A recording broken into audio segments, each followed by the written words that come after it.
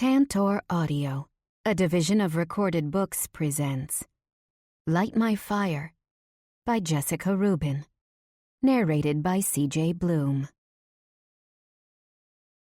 Prologue. Kosovo, 1998. Jakob sits with his legs crossed, cigar smoke leaking from his pencil-thin lips as he howls, "We cannot fold! The KLA will win this war in the end. It has to." His voice reverberates through the home like thunder. My hands clutch themselves together like magnets. The top of my wooden staircase has a direct view of the living room. Hiding behind a large green plant Mother recently brought inside, I watch the conversation unfold. My father leans forward in his chair. "Serb police need to all be gunned down, once and for all. Over 30 of our children were killed this week, in the streets. They're animals, Jakob. We need independence. We need freedom. These atrocities cannot stand."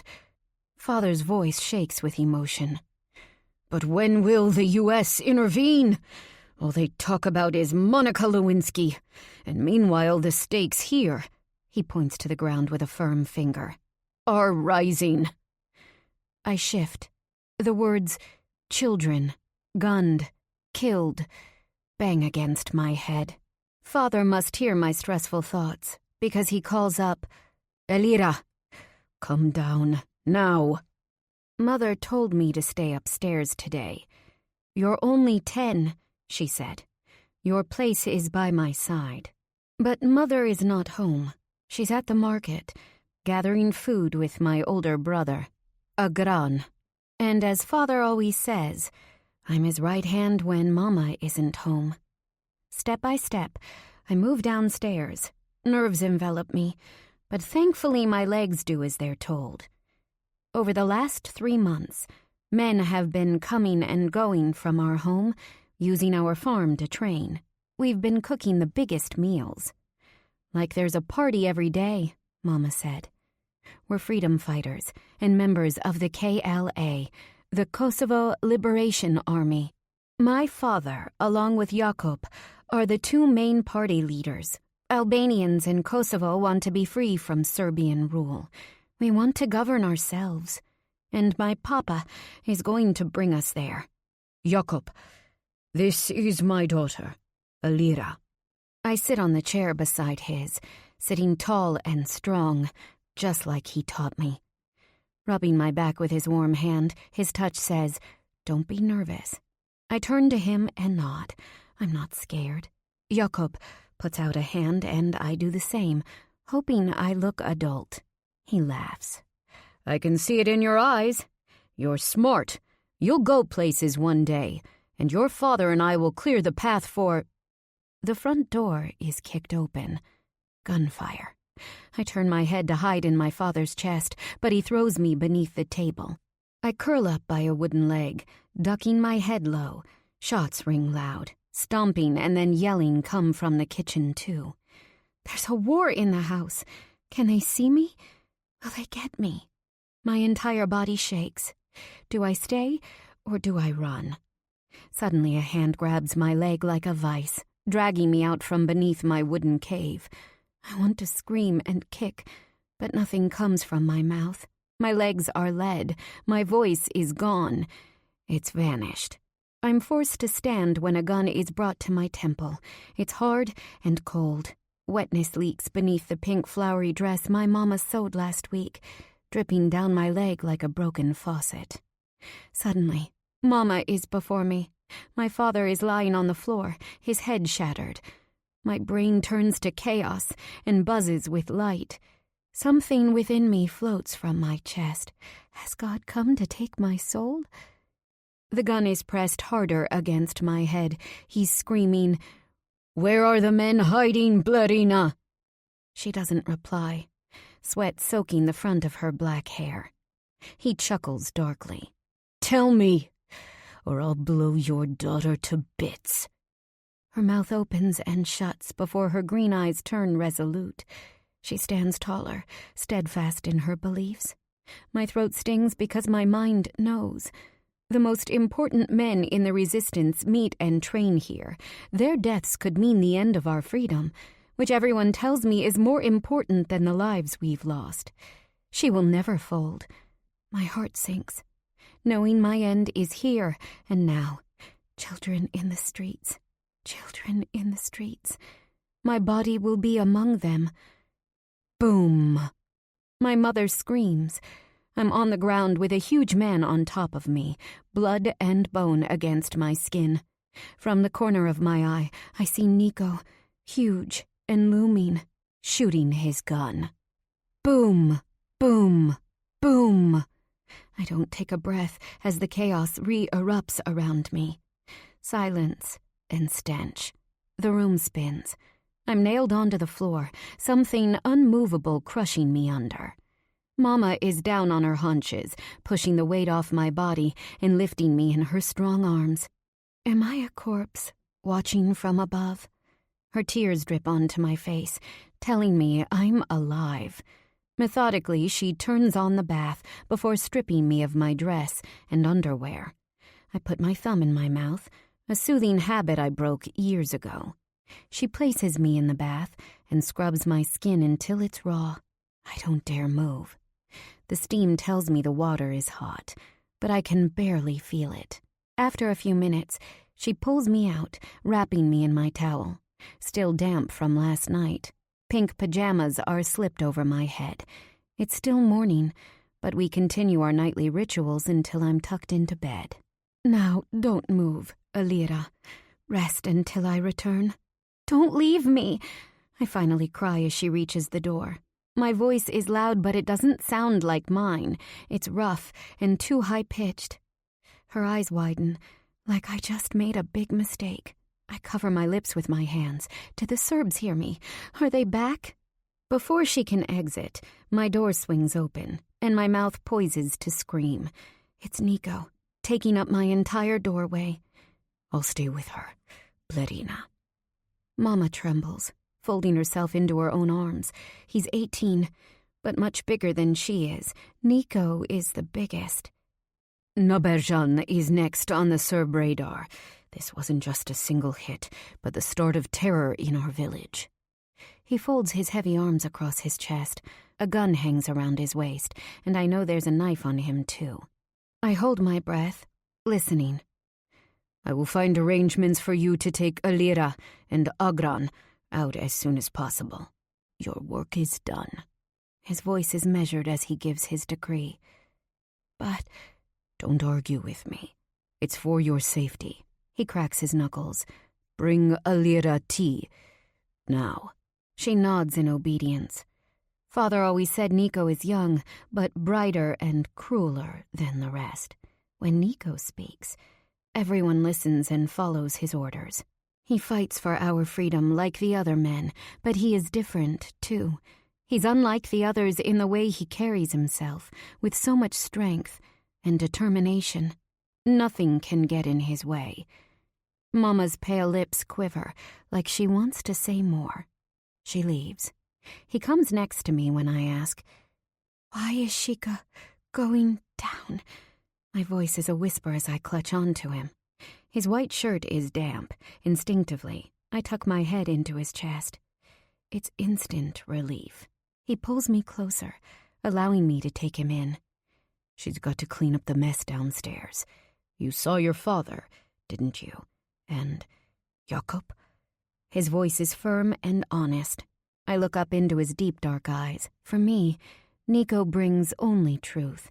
He holds my shoulder, like I'm a friend he's trying to comfort. From his touch, my heartbeat slows. They're dead now, but don't worry. I will find and kill the Serbs who got away. You have my word. He pauses, eyes narrowing into slits. I'll never let them get away with this. His voice is harder than I've ever heard it. A knock at the door. I freeze. But it's only my mother entering with a cup in her hands. Mint leaves float at the top, sugar already melted. She leaves it on my bedside table, and Nico gestures for her to leave. I should say I want my mama, but I don't. He's all I need. He stands, and I whisper beg, Don't leave me. The cup looks like a toy in his hands. I will not leave your side. Not yet. I sit up, my legs still beneath the covers. Gazing at him, not breathing, I watch as he gently blows the steam. He lifts the cup to my lips, and I slowly drink. It's hot and sweet. When it's finished, he leaves the bed to place it on the small table by my window. How can the sun be shining when my father is dead? I move inside my covers, feeling physically comatose from my internal pain. My feelings and thoughts are scattered like dead bodies in the streets. Life's leftovers for anyone to poach. He sets himself next to me, the sheet a division between us. We're separate, but I can feel his body heat. He hugs me to his broad chest. I nestle my head beneath his chin as his hands move around my body like a vice. I like when he holds me like this. There's no way I can move, but why would I want to? He's hard, but nothing can hurt me when I'm in here. Slowly, I feel myself settling into safety. The warm tea has coated my stomach, softening the pain. I try to calm my body, remembering yesterday. Nico chased me around the house and threw me over his shoulder and tickled me until tears dripped down my face. Before dinner, he told me about democracy. We reviewed my English words: bed, chair, pajamas, slippers, toothbrush. Nico is sort of like my father, but not. He's kind of like a brother or a teacher, but not that either. He's the man I love. Some girls know their favorite color. I know the man I will marry one day. Still, he's always out of reach, too old, too handsome, too powerful. But one day I won't be a child anymore, and I'll show him I'm worthy to be by his side as his queen. Mother tells me, when I was born, he came with his father to bring some fruit to celebrate my birth. I had been crying, seemingly inconsolable, and he asked to hold me. The moment I went into his arms, I calmed. She likes you, his father said. After his family was killed by Serb forces, he came around to help my father with the KLA. He whispers, "You were so brave, Elira." He kisses the top of my hair, still damp. It reaches down my back in black waves. Sometimes it gets knotted at the bottom, but I normally keep it in one long braid. Mother forgot to fix it after my bath. Anxiety returns to my chest. I lift my face so I can see Nico's eyes. They're darker than night. My hair, I start. It's always braided when I rest. Mama forgot. Sit up. I used to do this for Elsa when she was small. He separates my hair into 3 sections and begins to braid. When he's done, I lie back down, feeling better. His skin is tanned from spending days in the hot sun. My white hands are pale compared to his. I trace the planes and angles of his face, memorizing his hard-looking, prominent cheekbones and straight black hair. I should feel shy to touch him in this way, but I don't. He never gave me permission to, but I have it. If I didn't, he would stop me. Nico isn't a man who ever lets things happen without his permission. Just last week, Zamir didn't follow Nico's protocol when finding a Serb officer on the street. Nico had him beaten, threatening to never let him near the KLA again. Some people were scared, saying Nico shouldn't hurt one of our own. Others said Nico did right. He can't have a team who doesn't listen to their commander. Plus, Zamir's actions could have resulted in many people's deaths. He shuts his eyes, a smirk filling his lips as I draw. Women always giggle and smile around Nico, even when he doesn't try to make them laugh. Especially Barda. Her huge breasts are always pulling against her shirt, and she tries to stay outside to get bronze on her face, even though she should be helping in the kitchen. She talks about Nico, how big he is and how good he is in bed. But I don't see why that's special.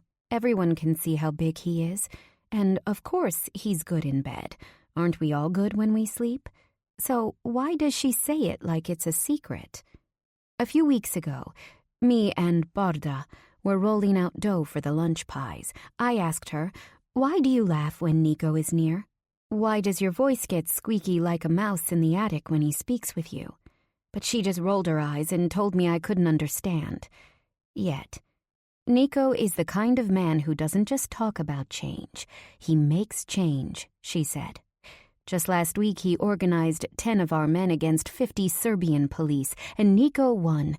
He leads like no one else. He's going to be the one to win our independence. I can feel it. Is he nice to you?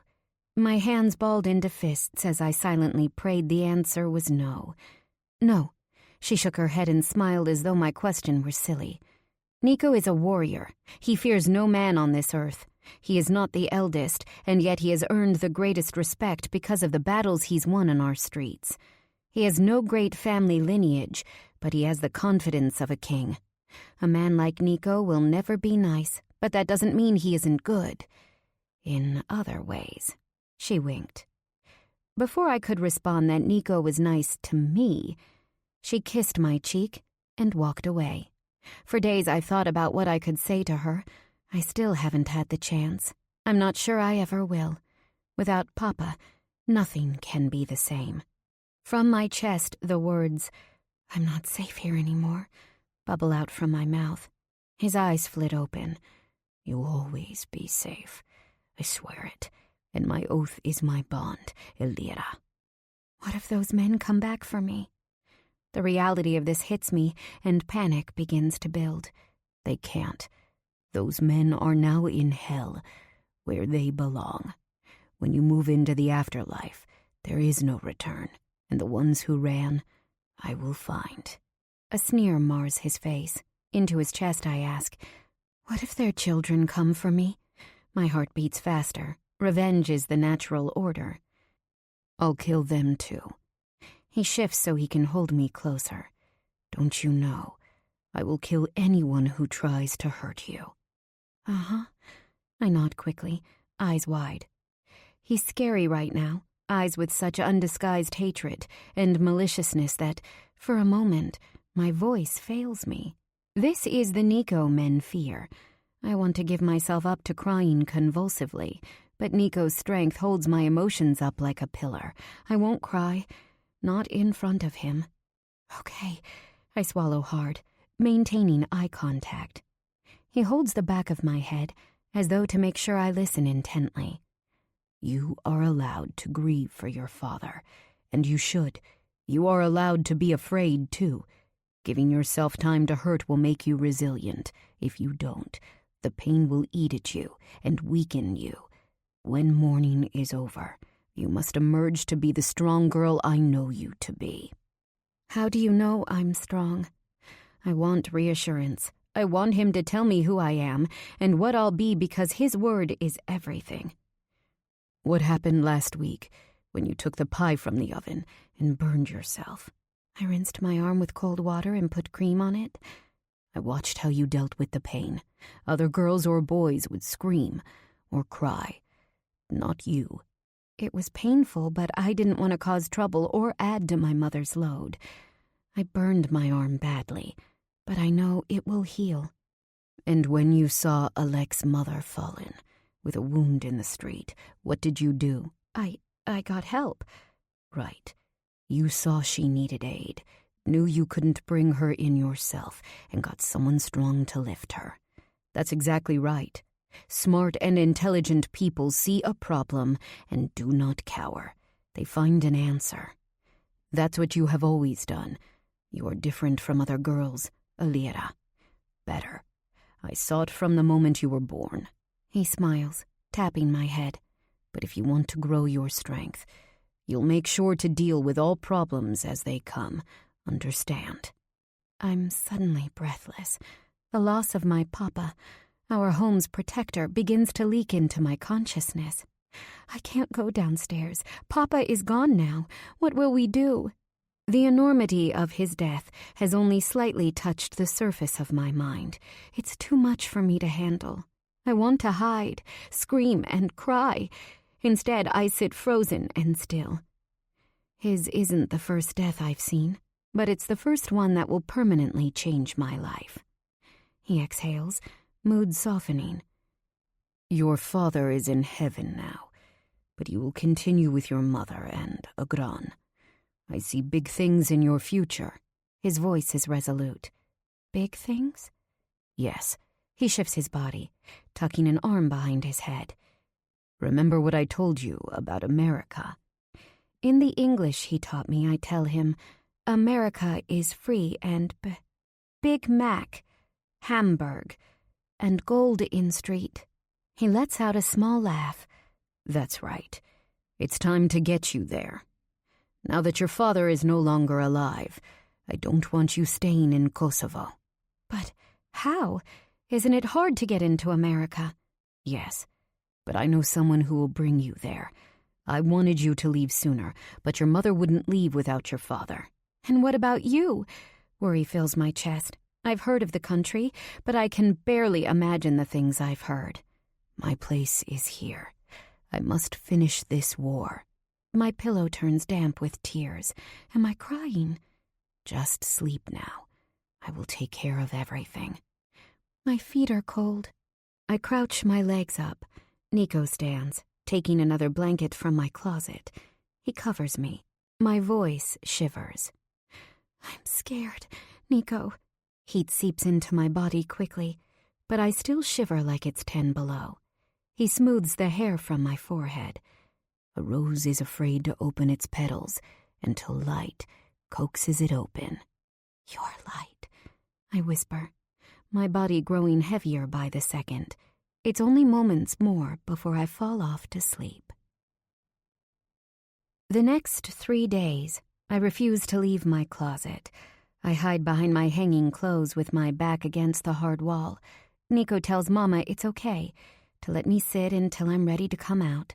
But she is worried. Doesn't she understand I cannot be seen? Those men know where we live. They will come back.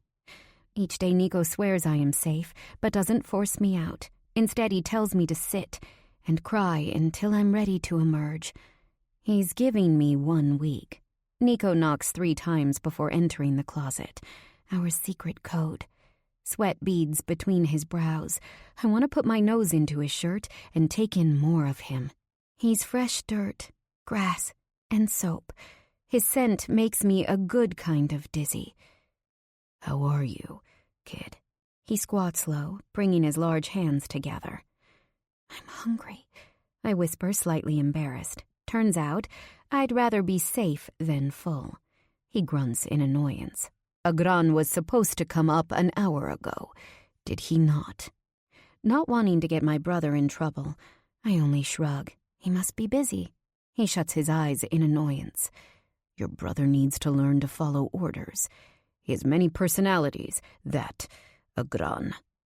You never know who you'll get. Standing wordlessly, he leaves. I try not to cry at his hasty departure. Nico returns, knocking again before opening the door. I'm sure it annoys him, but he does it anyway. My eyes widen in surprise as he steps in with a plate full of food.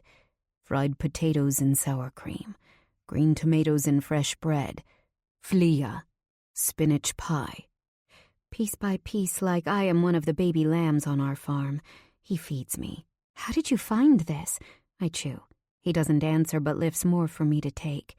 Is this yours? I swallow, but the food sits like a lump in my throat. Agran forgot to save me food, and Nico gave me his to eat. My eyes fill with tears. No, you need this. I don't. Shh. When you're full, I'm satisfied. Are you going to marry me when I'm older? It's my secret wish, not so secret anymore. He laughs and pats my head. We'll see, kid. We have a long time before thoughts of that. I flush, embarrassed.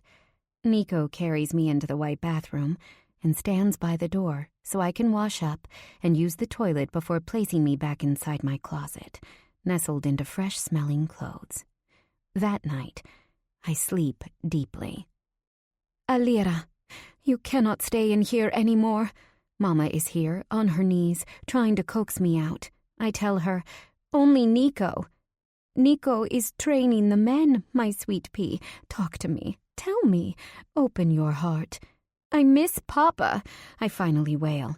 The moment I say it, it's as though a dam is broken. I cry harder than I thought possible, shaking in her arms.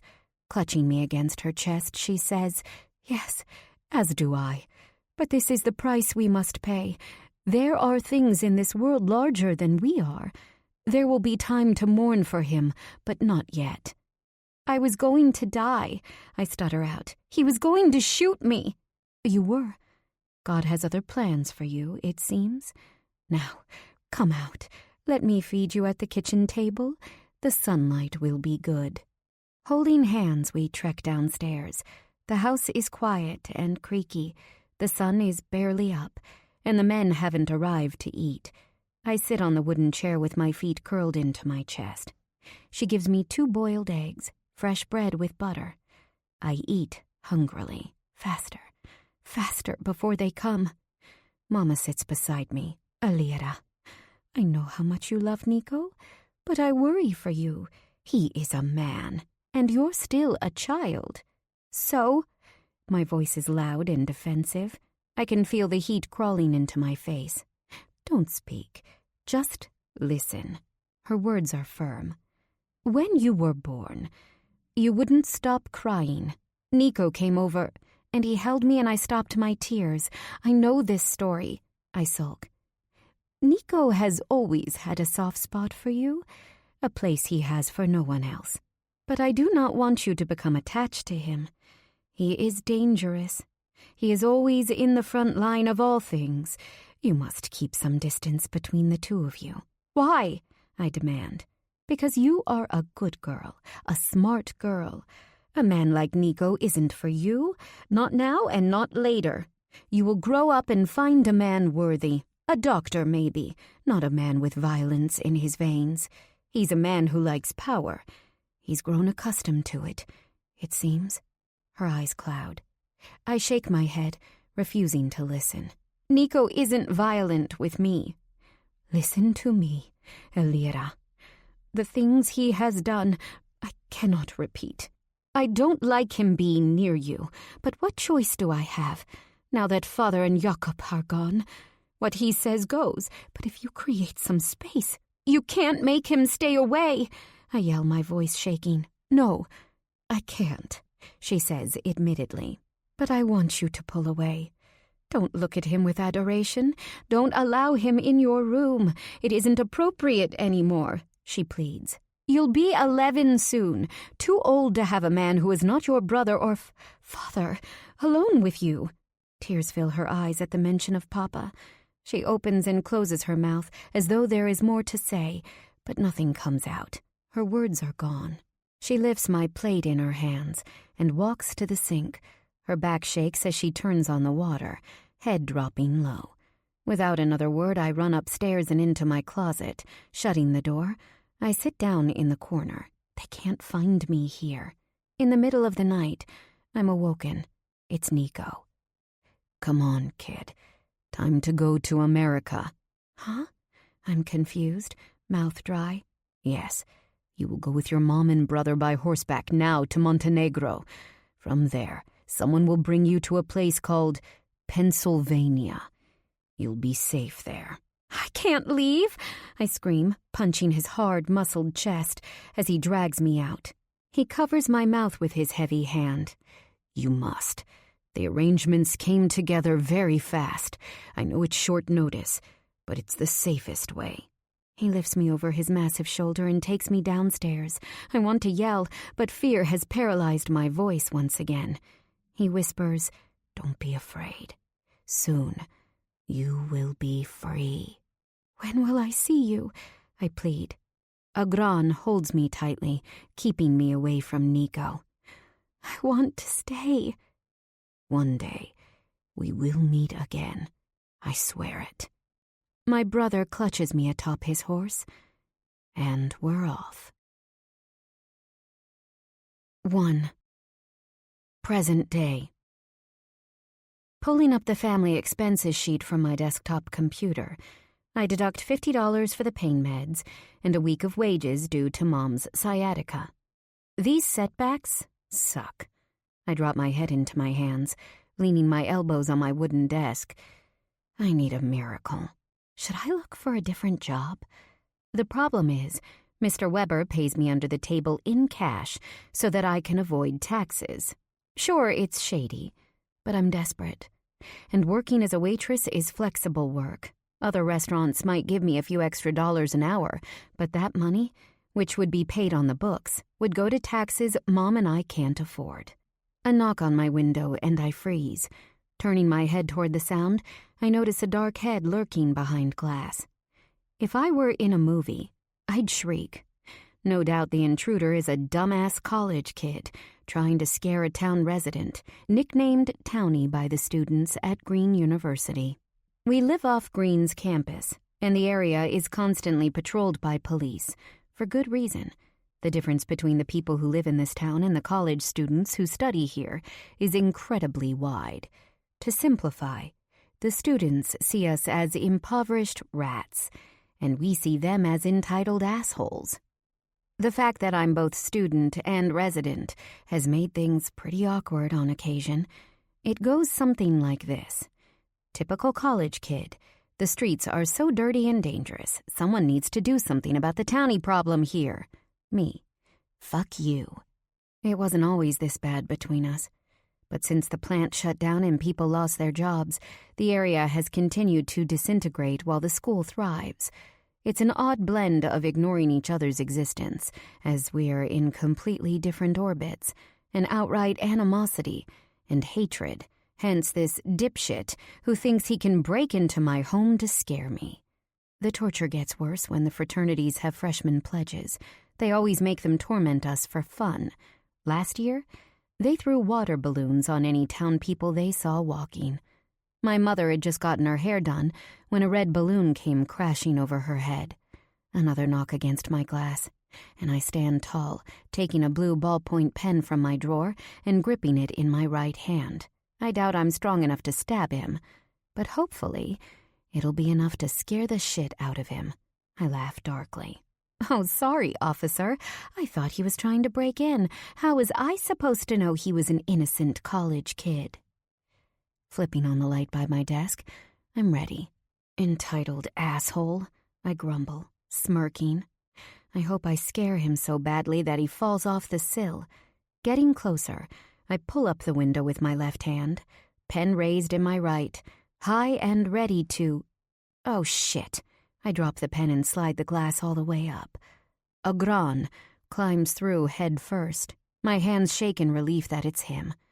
I haven't seen my brother in 3 months, his whereabouts essentially unknown, despite hundreds of attempts to locate him. My mother and I begged him to stay home until he saved enough money to rent his own place, but he claimed he'd found a roommate and an apartment and a big new job. Bigger things are calling me, he said. His cheeks are flushed, and his brown hair is ratty and long. He's wearing a dark t-shirt in dirty denim, complete with holes. I try not to cringe from his scent. Unclean. I can't even say hello. All my words are stuck in the back of my throat, clogging all airways. I'm in shock at the state he's in. Big job? Bigger things? I don't think so. I swallow, my mouth desert dry.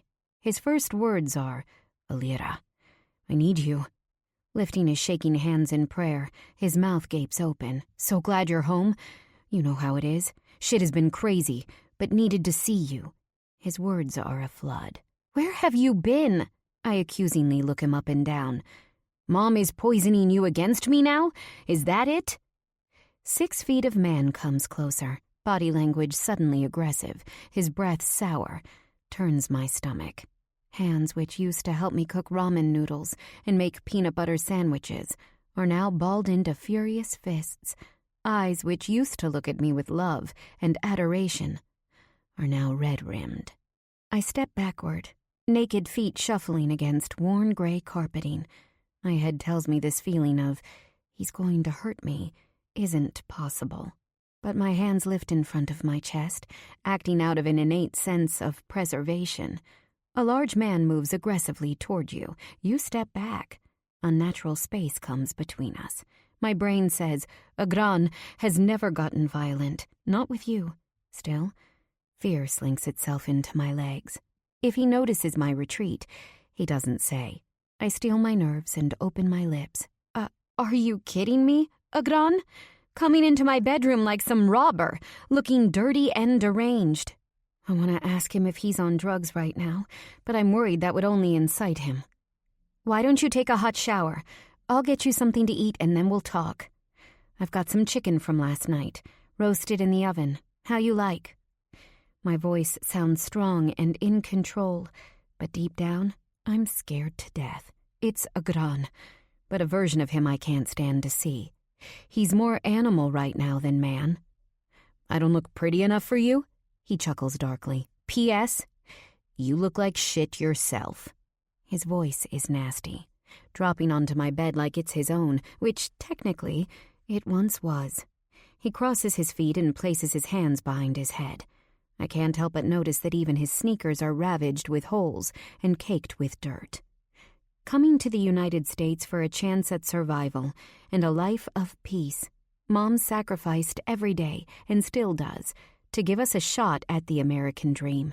She worked at the factory in 12-hour shifts, managing to cook and clean when she came home. Our clothes were always fresh, stomachs never empty, and our circumstances were stable.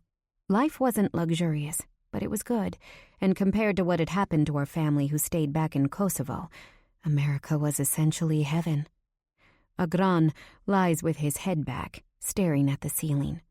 Dark circles rim his green eyes in a mean shade of purple. He's in a nasty and broody mood, and if Mom saw the state he's in, she'd be mortified. All her hard work to give him better, more. We spent the last few months in emotional agony, not knowing where he was, and then to find him, wasted. I move toward my bedroom door, locking it from the inside. Mom doesn't need to see him this way. He laughs after hearing the click. You don't think Mama wants to see me? Big, strong man I've turned out to be? He lifts a brow, his voice full of cynicism. We've always been able to read each other easily. Too easily. I let out a sarcastic laugh. You mean, see you looking so strong, clean, and healthy? She'd be thrilled. It only takes a second for my emotions to bend to anger. Agran made shitty choices, and he has to deal with the result. This is real life, not a fairy tale where boy goes out on his own only to become a millionaire through luck. And he has the audacity to come into this house and insult me? Put his dirty feet on the bed I clean and wash religiously twice a week? Screw him. Well, let's see. I tap my foot on the floor. Our mom breaks her back at her cleaning job. Instead of following in her footsteps, which would clearly help us in the short term, I'm at Green, praying that when I graduate, I can get a higher-paying job to get us out of this house we live in and pay off my college debt. School takes roughly 30 hours a week between classes I need to attend and studying, and the rest of my time is spent working as a waitress, serving peers who think that because they've got money to spend and I don't, I'm not worth much. So, excuse me for not getting my hair done for you in advance with all the extra cash and time I've got lying around. I grit my teeth. He sits up, square face dripping with guilt, before contorting to anger. Fuck that factory for closing and ruining all our lives. He stands up, placing his hands against my white wall and pushing against it. Look, he exclaims, spinning back toward me. I know how hard you guys work. He opens his large hands to me. I've got some big ideas. Once I get out of this predicament I'm in, I'm going to start a business. I've got the whole plan up here. He taps his temple. Then you'll never have to work again. Or Mom. He pauses and smirks, like he's about to give me a huge piece of information. Nico is here now. He left the UK and now lives in Manhattan, full-time. A full tremor racks my body. Last I heard, Nico was the boss of the Mafia Shiptora. Are you insane? Agran growls. Have some respect. Nico got us out of Kosovo, and he's a very, very powerful man. He's since grown out of Kosovo and Greater Albania." Agran's chest puffs up with pride. Nico not only survived the war, but he also now controls the underground in several countries. Do me a favor, and don't tell me more. The Mafia Shqiptore is dangerous as all hell. They make the Italian families look like child's play. That much I know is true. There's nothing else I need or want to know. I put my hands on my hips, finished with this conversation. Still, my heart pounds. Nico is here. Nico. His name ricochets off my insides, leaving an acidic burn in its wake. I always thought Nico would contact me. He was everything to me back in Kosovo, but after I left, he deleted me from his life. Not a visit, no phone calls, not even a measly letter after the hundreds I sent him. Through small bits of gossip through my mother and aunt in Albania, I understood that Nico left to Albania after Kosovo was freed. Using his connections from the Kosovo Liberation Army, he grew the Albanian Mafia, also known as the Mafia Shqiptore. While I was still in high school, I heard he was expanding the cocaine trade in the UK. I wanted so badly to ask my mom and aunt for more details, but I was nervous. What if my mother figured out how I felt about him after all these years? Would she shout? Tell me I'd no business even thinking of a man with that much dangerous power? The thought that my mother would somehow figure out my feelings for him was impossible. So, I did what any teenage girl does when nursing a crush that needed to be kept secret from her family. I never asked about his whereabouts while secretly dreaming of him at night. I dreamed of him so often that his face became hazy, like a photograph I touched too many times.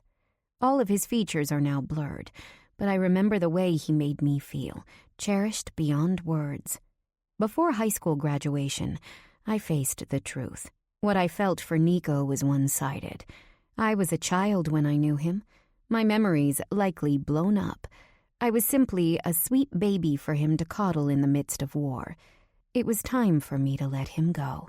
My brother leans against the window, a hand-rolled cigarette between his fingers. He lights up with a black Zippo, and his brows knit thoughtfully as he exhales into the night.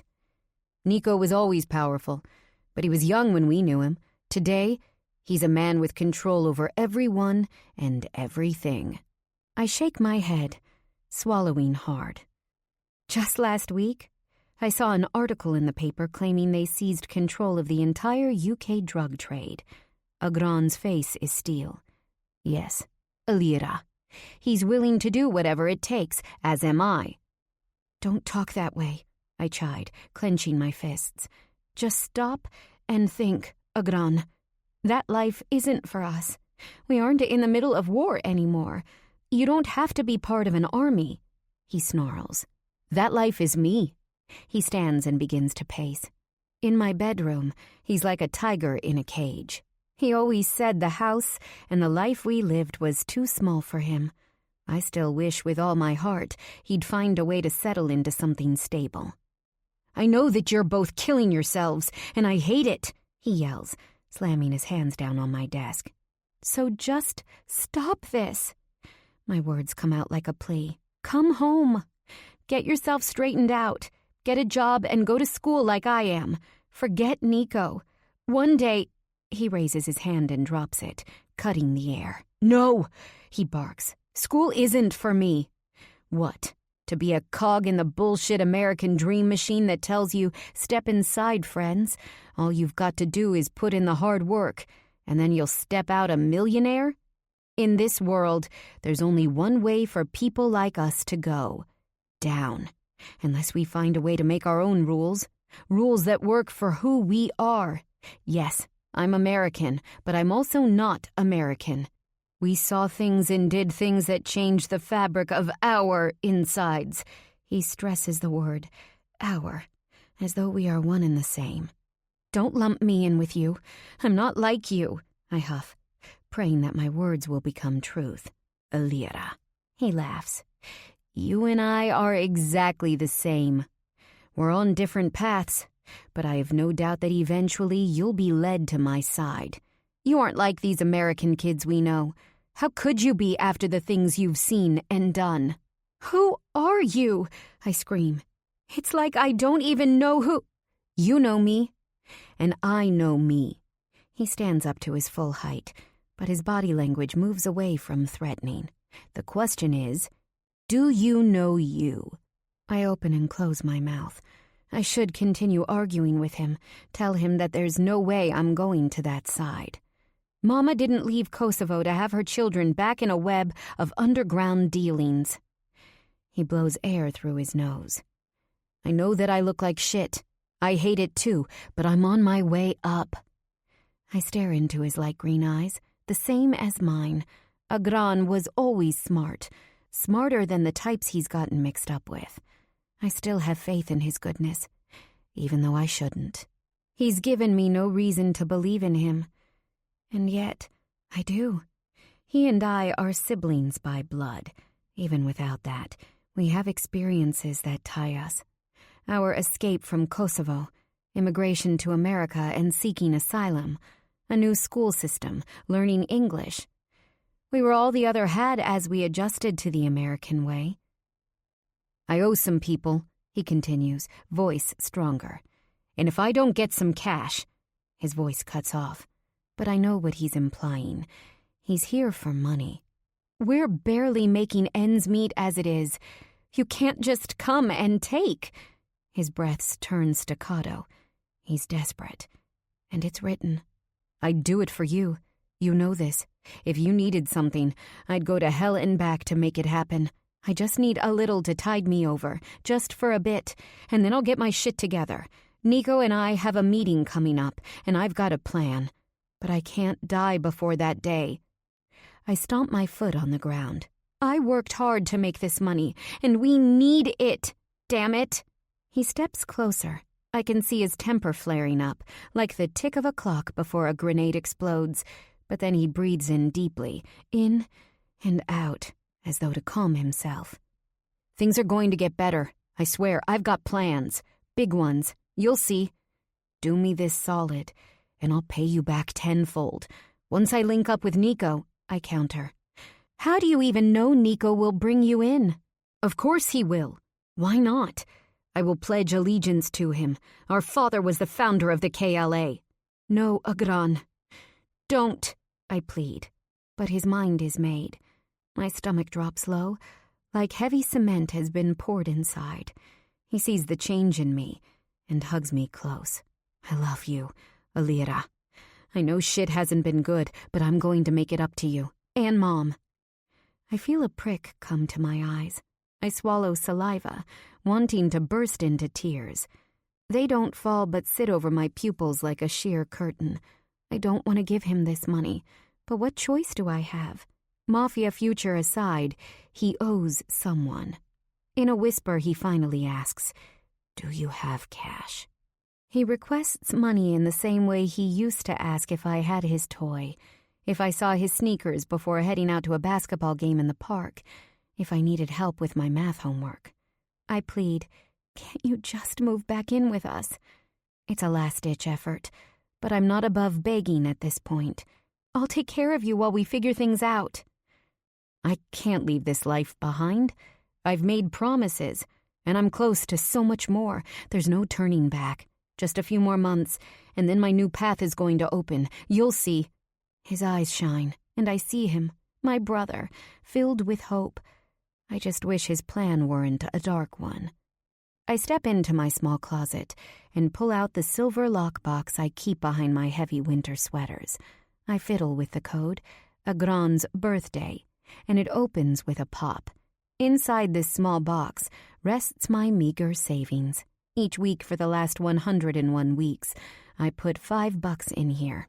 Everything else I make goes straight into household expenses, or textbooks, and gas. There's $505 in cash, saved for a rainy day. I swallow hard, fisting the money I worked for. Alira, he loudly whispers, hurrying me. The money feels soft in my hands. He moves behind me. Don't worry. I'll be paying you back. Hope blazes in the eyes we share, reminding me that Agran wouldn't lie. He'll pay me back. On an exhale, I give it to him. My hands shake as the bills disappear into the back pocket of his dirty jeans. Hurriedly, he says, "I promise. 10-fold." He lifts the window back up and leaves into the night. 2. 1 month later. Under the bright utility lights of the Express Yourself diner, I move my beige dish rag in circles, rubbing the linoleum in a semi-trance as Eddie Vedder croons on the sound system. "Earth to Alira," Natalia calls from across the counter. I lift my head. Her 36 double Ds pour out of the white uniform all of us waitresses are forced to wear. She's got the kind of body that turns even the most conservative outfit into something lascivious. Not that this uniform is conservative by any means. Actually, it's so thin and tight that it's essentially a cheap Halloween costume. Now that I've paused cleaning, a wave of self-pity so strong washes over me. My chest, tightening like bowstrings, has me unable to take a solid breath. I grip the rag so hard, my forearm shakes. Mom's sciatica is acting up again, and I know in my gut that it's become unmanageable. My savings is gone, and Agran hasn't been in touch to pay me back. And then Natalia is next to me, placing a soft hand over mine and stilling my movements. My gut wants to scream, "Don't touch me. If I stop moving, I'll have to think." I bite my tongue before exhaling slowly through my mouth, attempting to regain control. "What is it?" Her words are whispered, face angled down toward mine. Turning, I press my feet into the floor, doing my best not to drop into her arms and cry. "Leave me alone. Mind your own fucking business. Get out of my face." But then she blinks, her soul transparent through her eyes. She's sad for me, and I feel like an asshole for wanting to yell. Natalia is the silver lining in my life, the best friend it took me 19 years to meet. Like me, she's in her 4th year at Green University. She's working part-time through school to make some extra cash. From the first day I worked here, she was the one who took me under her wing. Her friendship might be only a few years old, but from the moment we met, we clicked. Our connection runs deep. Natalia is the last person on Earth I want to alienate. Agran came over last month and looked worse than I've ever seen him, asking for money. I pause, gathering my bearings. I gave it to him, of course, and my mom's back problems are getting worse. I have a feeling she'll need surgery. It's so bad that she can't work, and we've got no financial cushion. Seriously, if things don't start looking up, I might have to cut back on classroom hours so I can work more. She opens her mouth to speak, but I beat her to it. I know I swore I wouldn't help him after he initially left, but the reality is, I can't say no. He's my brother. I can't hide the pain in my voice. I know he's taking advantage of me, but I also feel like there are no other options. Familial duty is greater than anything else, even if it means me getting hurt. You shouldn't help him if it means hurting yourself. My brother is a part of me. I touch the center of my chest. Helping him is the same thing as helping myself. I know it's difficult to understand, but it's what it is. I lick my lips and go back to buffing the counter. Has your mom gotten a scan? Her voice is softer. She's refusing. I shrug. Keep saying she's okay and just needs a few more days to rest. Did you tell Agran? She bites her thin bottom lip. There wasn't time. He came through my window like a burglar, looking like shit and smelling worse. I gave him money, and he left. I continue to clean, sweat trickling between my breasts and beading around my hairline. I probably look like hell, mascara fallen below my eyes and mixing with my cheap drugstore foundation. Do you think it's drugs? Because Jim used to act that way with me too, and he had a terrible drug Can we not talk about this anymore? I switch my motion to counterclockwise, and a lock of hair frees itself from my pony, brushing against my eyes. I'd stop to fix it, but what difference does it make now? Again, her hand moves to mine, stilling my movements. Maybe it's bad timing to mention this, but we're going out tonight. I pause quickly enough to see her smile has turned mischievous. Out? I shake my head, immediately backing off. No way. I'm going to have to take on an extra shift from 6 to 9, and a new band, Heretic Pope, is playing at Alpha Sig. She interrupts, trying not to squeal in delight. As a dual major in music and journalism, Natalia always has her ear to the ground for new bands. They have a phenomenal sound. Listen to them on YouTube. They've already got over 1 million views for their song, Verona Sweat. She's giddy with excitement, practically bouncing on her toes. Only Natalia can fly between emotions this quickly. And Jack Gallagher has one of the most unique voices you'll ever hear. I've heard he's hot as all hell. I've never seen him, but I'm dying to, she claps. I know you're miserable, but what better way to let out steam than to hear someone new? Plus, it's our last year at school. We have to make each night count. I can feel the crease between my brows deepening. The only part of her diatribe that's echoing in my ears is that stupid frat. Alpha Sig? You know I hate those guys, and they hate me back. 2 months ago, a group of them came into the diner. Seeing me in my uniform gave Rome, the fraternity president, the idea that I was for sale. Unfortunately for him, I don't take too kindly to men thinking my ass is up for grabs. Maybe I shouldn't have spilled his leftover fries and ketchup onto the front of his khakis.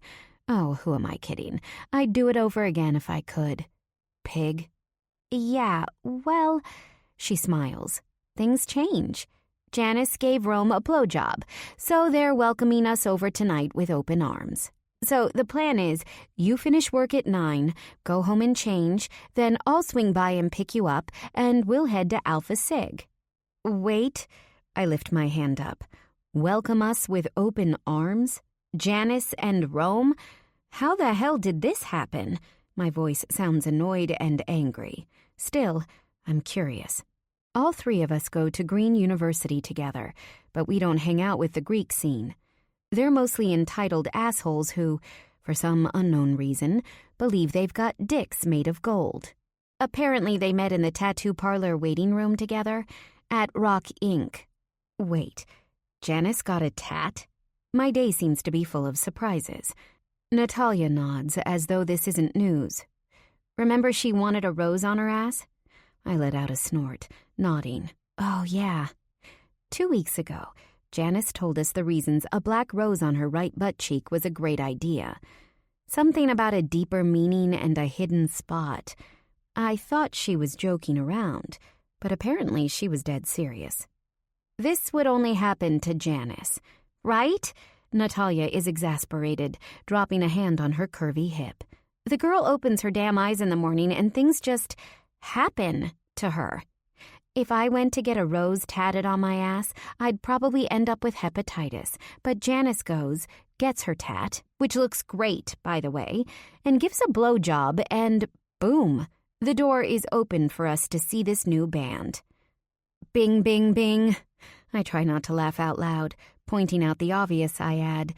And when those Alpha Sig guys see me, they're going to throw my ass out. You and your tiny ass will be totally protected because we're with Janice, and Janice is with the president. You'd think she'd just solved world hunger with the way she's nodding. What type of music? I'm hoping they play something loud and hard. I've got lots of pent-up anger I'd like to expel. They're a mix of metal and grunge, but they're sexier, deeper, and totally new. Maybe a little Dave Matthews meets Nirvana. Really? I exclaim, my excitement obvious. She's got that look of winning in her eyes. Wait, are you just saying that because you know I love those bands? Why can't you just be positive for once in your damn life? She laughs, bothering me about the fact that I'm not exactly Ms. Sunshine. I raise my brows, still not completely believing her. She puts a hand on her hip. Ugh! You'll see when you come tonight. It's that bone-deep, soulful lyrics, but then, boom, the crash. She claps her hands together, excitement thrumming. I don't think I've ever seen her this excited. I try not to show it, but I'm excited too. Sure, I'm underwater in more ways than one, but a night out won't change anything. I exhale and her smile grows. She won. Will the crowd be Greek life? I pray to God it won't be. The guys, yeah, because it's their house. but I can't imagine any Alpha Phi girls wanting to listen. Natalia typically prefers a dark crowd that's kinky and outlaw and all fuck you world, with ripped clothes and piercings and heavy tats. Her parents are fancy lawyers in New York City, and she despises them. She'd be lying if she denied the fact that one of the reasons she likes looking different is because it tortures their sensibilities. Still, she's gorgeous, no matter how much she tries to alter herself. Her style is part of her insistence that she's an individual who can do with her facade as she chooses. A ring through one eyebrow, one through her nose, countless piercings through her ears, and a beautiful tattoo of a black lace veil spread over her right shoulder are all meant to prove, my body is my own. No one controls me but me. I reorganize the sugar packets at the bar, letting myself focus on the band tonight. There is something undeniable in the air when music gets loud and hard. I'm freed from the bonds of life as I know it. Stress and anxiety and what about tomorrow is crushed beneath the heavy sound. It's liberating. The silver bell on top of the door chimes. A group of girls, sorority sisters if I could take a guess, enter. One glance at the blonde's shirt confirms it. Bold Greek letters in pink. Natalia nudges me. You want the table? She's trying to do me a solid. I can use every extra buck they throw my way. Natalia only works here for petty cash she's too proud to ask her parents for, whereas I need the money for living purposes. She doesn't have to throw extra work my way, but she does, and I love her for it. Before I can respond, Mr. Weber steps over to us, white buttons on his black shirt straining to burst, thin beige hair like oily wheat spread across his white scalp. "What is this? Coffee talk?" He spits out his words with an exaggerated smile, leaving me unsure if he's being friendly or just nasty. Natalia steps off quickly, not wanting to incite him. Just last week, he pinched her so hard in the arm, as a joke, and he left a bruise. We could quit, or we could stay and deal with his bullshit. So far, we've both stayed. The sorority girls settle in a booth in the back, laughing loudly before pulling out their phones. I take long strides into the kitchen, put down the dish rag, and grab my notepad and pen. Taking 6 menus from the counter, I put my big girl panties on and make my way toward them. Weber's eyes are glued to me as I walk. I do my best to ignore him. Placing the menus on the table, I smile. They look me up and down, judgment in their gazes. I stand up a little taller, daring blonde number 1 to keep looking at me like I stole her boyfriend before sucking him off in the back of his fancy BMW. This uniform really has a way of attracting the worst kind of attention. I'll be back in a moment, unless you know what you'd like. One of them clears her throat and spits out her order. Some people outside Tobejo have family farms or sprawling estates that have remained in their family for generations. I have 304 East Main Street, a 1,000-square-foot home with rickety floorboards, dingy walls, and bricks that are falling off the house's facade. Real fancy, I know. It's still better than living in one of the trailer parks on either end of the town. I twist the doorknob, and it immediately opens without any resistance. I'm annoyed at the fact that my mother didn't lock it, but still, a sense of relaxation comes with my exhale as I unzip my jacket and hang it on the coat rack behind the front door. Pulling off my short black boots, I neatly place them against the wall. My home is carpeted in a soft, hazy brown. The cream floral wallpaper is peeling and crusty with the smell of fried onion and spices embedded within from years of heavy cooking. My mom was insistent on giving Agran and me the freshest possible food. Homemade bread and jam was always a staple. Those memories are now set into the bones of the house. It's home. I find my mom in our 8x12 living room, lying on the black recliner in front of the television. Today is another day of skipped work, her sciatica wreaking havoc on her ability to move. Her skin, suddenly too loose for her face, hangs like a soft white curtain over thin bird-like bones. I bend down, kissing her forehead, saying, "Hey, Mom," before taking out a large blanket from the wicker basket beside the chair. I drape the cover over her, a soft red chenille I bought for Mother's Day 4 years ago. She sighs, comforted, and I smile. Mom, how many times do I have to tell you to keep the door locked? Mom is so strong. She hates being told what to do. But sometimes she needs to hear what she needs to hear, and I'm not going to tiptoe around it. It's dangerous to leave it open. This town isn't exactly Pleasantville, if you haven't noticed. Well, hello to you too. She shifts, grouchy, and immediately winces. If anyone wants to break in and kill me, I'll tell them, thanks for coming and putting me out of my misery. She laughs, pointing to the kitchen counter. They could use one of those knives we ordered from that catalog a few years back. None of that's funny, Mom. I step closer to her, fluffing her flat hair. It's always been cut in an 80s do, parted down the middle, with her bangs and short side layers curled back and typically frozen in place with hairspray. I used to beg her to change her haircut, but it's what she likes, and in some weird way, I've grown to love it. Well, I'm laughing. She tries to shrug, but the movement is difficult. Knowing the answer but asking anyway, I turn to my mom. How are you feeling today? Better? Taking 2 glasses from the wooden cabinet above the sink, I fill them with ice from the freezer and water from the tap. She grunts. Like hell. Don't sugarcoat anything for me, Mom, I say sarcastically, re-entering the living room. I bring the glass of cold water to her lips. Even moving her arms is a difficult task when her back is frozen. She takes one measly sip before turning her head away. I place it on the small table next to her hand, and she shuts her eyes. Did Mrs. Perez stop over to help you eat lunch? Yes. Her eyes are still closed. Can you look at me? I want to make sure you weren't hungry today. You know I can't eat when I'm like this. You can't starve yourself. I walk back to the door and open my bag, taking out a turkey sandwich and fries I brought from work. Come on, Mom. I'll help you. With a trembling body, she lets me feed her. When the food is gone, I give her some more pain medication with water to swallow it down. You're a good girl, Alira. I'm so proud. I'm me because of you, Mom. Now rest. She squeezes my hand and shuts her eyes again. I'm going to assume they haven't fired you yet? Thanks for the vote of confidence, she grumbles. Well, you've taken more days off than you're allowed.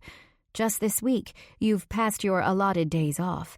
If they fire you, we'll get something else. But if that's coming, I want to plan... Alira, they haven't fired me. For whatever reason, it's like I'm untouchable in that place. I'm half convinced that if I stopped showing up to work entirely, they'd still hand me my paycheck. Hesitantly, I tell her, all right then. Now leave me alone, she says sourly but with love. I'm tired. Sliding into my bedroom, I strip off my clothes from work and get into the shower, scrubbing off the smells of cooked food from my body. The world has rules. Things have already been set in motion, but tonight, surrounded by music, I'll be free. When going to a show, I dress to get into my zone. Black bra with decent support, thin white t-shirt, cropped above my belly button. Black studded belt around low-slung jeans, loose and boyfriend style. Black combat boots with a sneaky platform no one can see. The lift is necessary when you're 5'3", but so is support when you are headbanging in a crowd. I don't want to be stepped on or hurt. I want to be free. Coal black liner is strategically placed around my large green eyes, and golden bronzer is brushed beneath the hollow of my cheekbones. It takes about 10 minutes to blow dry my long black hair. Natalia keeps telling me that her friend, Janelle, a hairstylist in New York City, could do some colorful and tasteful streaks if I wanted. Maybe some purple would look cool at the ends, but I've never been daring with my physical appearance. After brushing some shine oil through my strands, I sneak back into the living room, not wanting to make any noise if she's fallen asleep. Getting close to her, I see she has. I kiss her again, silently swearing to be safe before leaving home. For a moment, I feel guilty. What if she needs me? She isn't her strong, regular self when her back goes out, but I force myself out the door. Natalia is waiting, blowing smoke out her window. Get in! She calls out. I need this night, I tell myself on repeat. Mom will be okay. We're holding cups full of shitty beer from the keg, sweating. The frat house is a shithole, filled to the brim with drunk and smiling college kids. They really need to open up a window or spring for a new AC. Half these frat guys are loaded with money. They should ask their dads or whatever. Janice's skin is splotched red from the heat. Considering I'm just as pale, I can only imagine how I look right now. Eyes zeroed in at Janice's damp cleavage. Natalia drawls, "Looking hot, my friend." Janice slaps her in the arm in mock anger, laughing. "Anyone have a tissue or something?" I put my hand in my purse and pull out a Kleenex. She takes it, pressing it between her breasts. The neon Coors Light sign, likely stolen by some freshman pledges, shines above us as we continue to sip our beers, casting a weird green glow over Natalia. She looks like a sexy witch, with her skin tinged olive from the light and her long purple hair styled pin straight. She purses her full red lips, pencil made. Janice moans, "I hate these guys." Looking around the room, her eyes move through the crowd. I'm sick of random messy hookups with drunk frat boys. I need someone stable. She looks at my glass, close to empty. Speaking of needing things, we need refills before the keg empties. Janice twists her body, trying to find the best route, when a stack of pizza boxes lands on a table near where we're standing. Someone lifts a steaming, meat-greased slice straight from the box. My stomach rumbles as the smell wafts around us. God, I'm starving. I was supposed to eat that sandwich I gave to my mom. Janice adjusts her boobs within the black fishnet top she's wearing. We should head downstairs soon before it gets too full. A random body moves behind mine, pushing me closer to my friend. I wonder if Jack is hot. "Girl," Natalia starts, staring directly at me. "Did you not watch the YouTube video of them playing? I couldn't see him, but it's obvious he's hot as fuck." "You're crazy," Janice chimes. With his head bowed and long, dirty hair in his face, I could barely tell. "You're such an exaggerator. He must be a troll." She nods decidedly. "I mean, what frontman in a band would ever hide his face unless he's horrible? I'm going with acne scarring." That voice can't be attached to anything but perfection. Plus, Lorraine from my econ class says she's hung out with him before and that he's the hottest guy she's ever laid eyes on. Natalia drains her beer. Not that she's ever spoken to him. She's got a big mouth with the girls, but she can barely let out a peep in front of a guy. Janice moves a hand into her silky hair, twirling it into a bun to lift it from her neck. "Whatever. Hot, not hot. I'd do him. But seriously, who would have thought would be so difficult to find a good man in college?" Natalia chuckles when she says, "What about the president?" "Tiny dick," Janice shrugs. "But at least I got us in here. Oh," she pauses, taking a drink. "I think I should pierce my nipples. I saw this porn last night where—" "Please stop, for God's sake." I shake my head. Janice smirks. "Nipple piercings are sexy. Natalia, tell little Miss Goody Two-Shoes that nipple piercings are hot." She raises a brow to Natalia, and I wonder why she's looking at her all secretively. Natalia points to her nipples. "Pierced." "What?" I exclaim. How could I not know that? Strangely, I feel like I've been lied to. Shouldn't best friends know these things about each other? Surprised? Natalia's smile is downright dirty. It's always fun to see the shock on people's faces. That's half the fun. Like yours right now. Priceless. Just when you think you know someone, I playfully roll my eyes, trying not to look hurt. How does Janice know about this and I don't? Natalia shrugs her shoulders. I got them done when she did her nose piercing. You want to see? Her lips twist in a wry smile as she holds on to the bottom of her shirt. Nope, I reply calmly, smiling. If I get too excited, she's likely to flash the entire house. A speaker crackles, and we know the show is about to start. We push ourselves through the crowd to get into the basement where the band is set to play. A large wooden stage is set up, complete with a sound system. Heretic Pope consists of 4 guys, a drummer, lead singer, bassist, and guitarist. They're all in torn jeans and worn t-shirts with names of obscure bands I've never heard of. Jack's face is lowered and hidden behind a curtain of mid-length dishwater blonde hair. The drums begin to pound, and I can feel the heat start to pulse in my veins. I love this part. Not even an introduction, just distorted riffs and a mean, angry pace. It's an organized, instrumental pandemonium. His voice begins to growl over the chaos of bodies.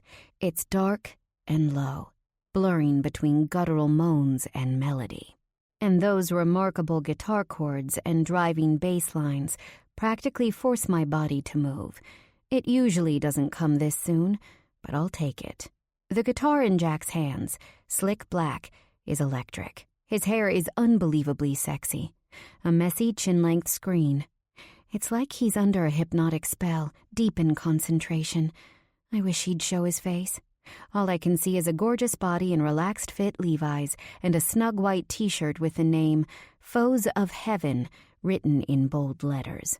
I make a mental note to look that up, assuming it's a band friend of theirs. Jack is skinny, but broad with defined pecs and a tapered waist. Tattoos peek from beneath his short sleeves, riotous stars in black. The music grows to a frenzy. Then, at once, his head tilts toward the ceiling, and I see him. It's like a collective gasp hits the entire space before girls start to scream. Because Jack is incredible. Dark blonde hair soaked with sweat, skin glistening, mouth parted as he sings and presses his body against the microphone. I lay down, feeling low. I stand up to get high, anything to keep this going. Rolling, the mirror shows my damage. Water to the face, nerves fry. But you wouldn't know who rolls. But you wouldn't know who rolls deep, who rolls deeper. I'm looking at her now, twisted in the bedroom sheets. In a haze, I drop to my knees. For her, I'd stay low. She's falling. She's falling mystified. But you wouldn't know who rolls. But you wouldn't know who rolls deep, who rolls deeper. Someone turned on some kind of light system because blue glides over his chiseled face. A smirk lines his full lips as he leans into the silver mic. Eyes screwed shut as he sings with his entire body. It only takes moments for my brain to realize that this man has what it takes. I turn to Natalia and Janice, who are jumping with the crowd as the music changes to anger. The drummer's got a mop of dark curls, and his eyes are wild, deranged. He's playing like a beast, slamming the set so hard that I'm surprised it hasn't cracked in two.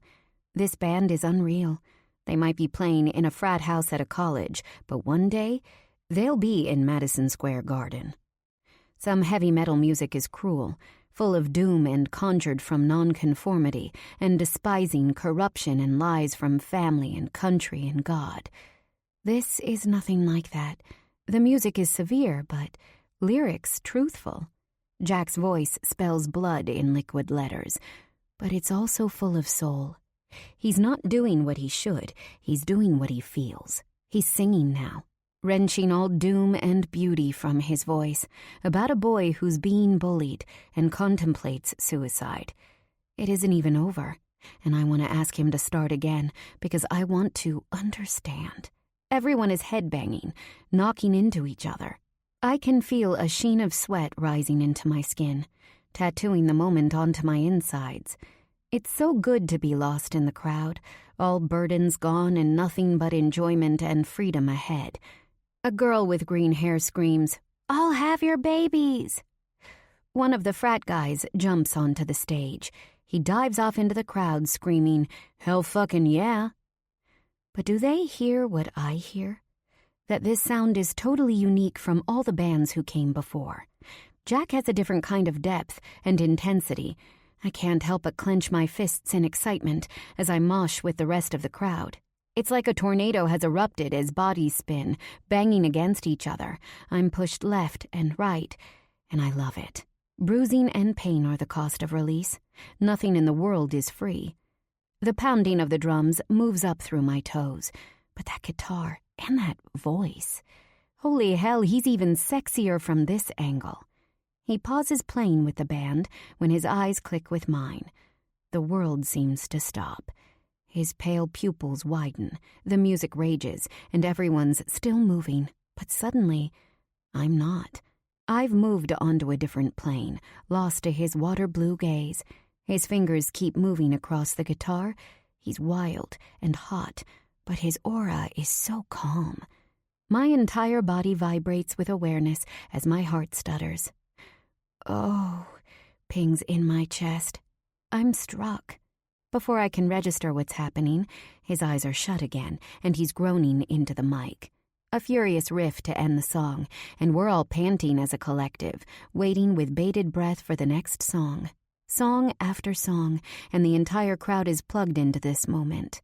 It's one of those shows where the entire room is flooded with the feeling of now, collective, jumping, thrashing heads. My dark mane is soaked in sweat. The good girl who lives for her family is gone. In her place is a woman who yearns to feel and escape. I'm so lost in the music and in my own world. His face fades until all I can do is hear and feel. Thrashing. Someone careens into me, and I'm down on the cement floor. My eyes widen, and I'm poised to scream. And then Natalia's hand is out, and she pulls me back up, laughing. Wrapping an arm around my shoulders, she jumps with me. We're stronger together. Jack plays a ballad, singing about sleeping and not wanting to wake up. Everyone listens in rapt attention. We're swaying, hearts still pounding. The next song is back to Danger. The high-low giving us musical whiplash. There are no words to soften the end. Music just turns off, and what the fuck fills the air as people scatter, squinting, lighting cigarettes, and beelining back upstairs to the beer. The band begins dismantling, and three of us girls nod to each other like, yeah, this is easily the best band I've ever seen live or heard, period. Never have I heard music that speaks as theirs does. It just digs deeper somehow. A calm sets over me post-storm. Everything in life is important and necessary, but, at the same time, out of my control. And maybe it's okay that I can't control much. Maybe things can just happen as they come, and I shouldn't fight it. Eventually, my mom will get better and go back to work. Agran will figure out his own path. I have to believe this. Until then, I'm going to continue working at the diner and studying. I'm no one if not my mother's daughter, and there's a greater purpose waiting for me. I settle back into myself, loving this feeling of understanding that always comes after a great show. Janice's laugh brings me back to the moment. She's chatting with the president, clearly ready and willing to hang out with him again. He's preppy looking with those perfect, all-American features. Straight nose and lips, light dusting of freckles under his eyes and over his nose. I remember dropping food onto his lap, the ketchup plopping onto his khakis, followed by his shock and outrage. I bite my cheek, trying not to laugh at the memory. With his back straightened out, he tells Janice, "We got the good liquor upstairs. Let's go." Turning his head, he sees me. Recognition passes through him. He glares. "Sorry, Rome," Janice says in a sing-song voice. "You'll have to play nice with Alira if you want us to stay." She wraps her arms around his neck and looks up at him. She's pouty and seductive. "And you do want me to stay, don't you?" The word stay is filled with sexual promises. He turns his face and looks at me. Hard. Steam lets loose from his nose. Finally, our stare-down is over, and he takes Janice's hand to leave the basement. Men are so predictable. People part as he walks forward, and we follow up 2 flights and walk down the corridor, finally entering a large bedroom. A queen-size bed sits nestled into a corner, frat boy complete, with shiny black sheets. A black pleather L-shaped couch faces the center of the room, with a glass coffee table in front of it. The room's walls are filled with posters of half-naked women on motorcycles and stolen street signs. Classy. I sit down on the couch, damp thighs sticking to the faux leather. Natalia practically drops into my lap when a gigantic bottle of Stoli vodka appears in front of us. A guy with a neat buzz cut lifts the bottle and pours shots into red Solo cups. With his posture, he looks like he could be a Marine. Handing one to me, he tries to make eyes, but I ignore him. The last thing I need in my life right now is a pain-in-the-ass frat boy. I take my drink from his hands and quickly shoot it back. The hiss from the burn feels so good. Marine guy tries to make small talk, asking if I like my classes. I try to be nice, but it's obvious I'm uninterested. I don't mean to be a bitch, but sometimes a girl has to be clear about her intentions. Checking my phone, I see a text from my brother. Natalia hands me another shot of vodka. I take it before stepping outside of the room and reading his message. Agron. Where are you? Alira. Where are you? I huff. How dare he ask me my whereabouts when he's been AWOL for a month? Agron. I left something for you at home. Alira. You went into the house? Did Mom see you? My heart pounds. If he looks the way I saw him last, she'd have a heart attack. Agron. Yes. Alira. And? Agron. A lot has changed since the last time you saw me. Don't worry, I've cleaned up. She saw me and cried happy tears. Alira. So you're back now? I hold the phone tightly in my hand. 3 dots appear, and I know he's typing. I bite my lip, waiting. Agron. Not sure. Got lots of things coming up. For reasons I don't want to examine, this news worries me. I drop my phone back into my bag. I need to go home. What the hell did Agron leave for me? I hope it's the money. But if it's the money, does that mean he connected with Nico? My heart beats a little faster. Turning around, I bump into what feels like a hard wall. Urgh! A muscular chest starts to shake, as though from laughter. It's him. Jack Gallagher. Sparkling blue eyes smile down at me. His blonde hair is sexy and mussed, like he's run his hands through it 1,000,000 times. With his strong jaw and cheekbones, he resembles a Viking warrior. I typically don't go for blonde men, but the bottom line is hot. My skin flushes fiercely. Heat rides from my stomach straight up over my neck and cheeks. He's even more beautiful up close. Hey. He sounds nicer than I would have guessed from the way he sings. His smile is appreciative and calm. Hi. I move my hair to the side, a nervous habit, and look back up at him. He leans against the white wall, long denim-clad legs crossed in front of him. You come to this house often? It's a cheesy line, but I don't mind. I deadpan, oh yeah, me and Alpha Sig are like this. I twist 2 fingers together, as though we were as thick as thieves. My sarcasm is obvious. I hate these assholes too, he smirks. But the band wanted to play here tonight. Went pretty well. Again that gorgeous smile. Straight white teeth and full pink lips. Oh, you're in the band? I open my eyes wide, all innocent-like. His face is momentarily stunned in a look that says, is this girl for real? I laugh. He totally thought I was serious. He points at me in disbelief. You're funny. He tries not to laugh but can't seem to help himself. The sound reverberates deep within my belly. I'm being a smartass, but I can't help it. Someone steps into the hallway, lighting up a cigarette. Jack looks up and nods with a, yo, to the smoker. The guy steps over. Hey, man. He exhales over his shoulder, conscious not to get it in my face. I cock my head to the side, trying to place him. Curly, dark hair, trimmed black beard, small but shining eyes. He's wearing an old band t-shirt, a group I've never heard of. That's when it hits me. He's the drummer. He smiles, and a dimple indents his right cheek.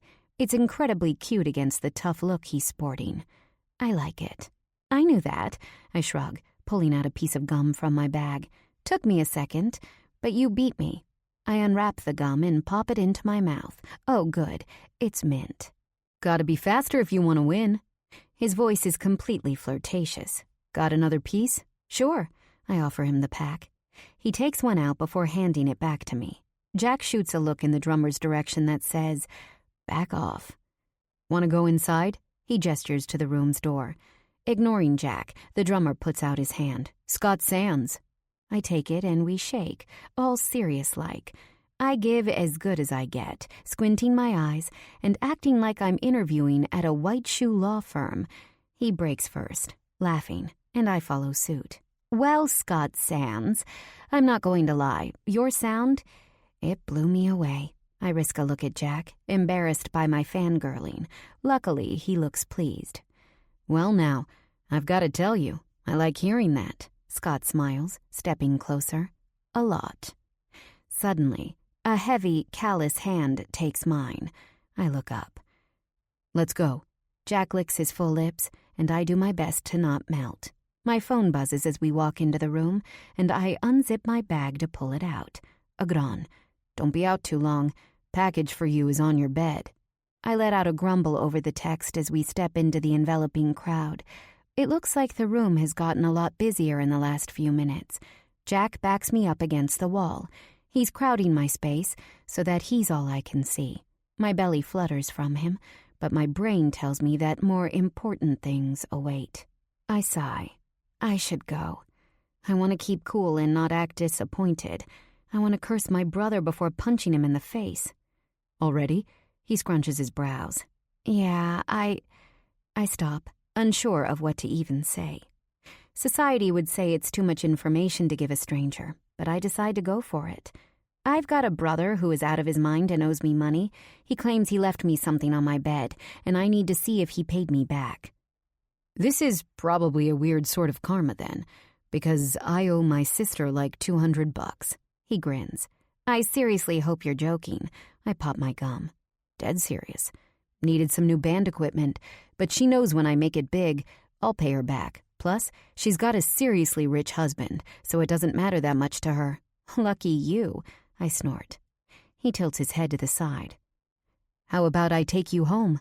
I look at him closely to evaluate the state he's in. I'm sober, he adds, answering my silent question. You're telling me you played tonight and you didn't take anything? I squint to get a better look into his eyes. Is he full of shit? I might not be a party animal, but I've been to enough shows to know that drugs are a huge part of the scene. Got a long history. Kicked that habit a few years back. That's good. I look elsewhere, trying not to show how badly I'm crushing on him. He's got all the sex appeal of a sweaty, badass rocker, minus the drugs. Yeah, he whispers. So I noticed you while we were playing.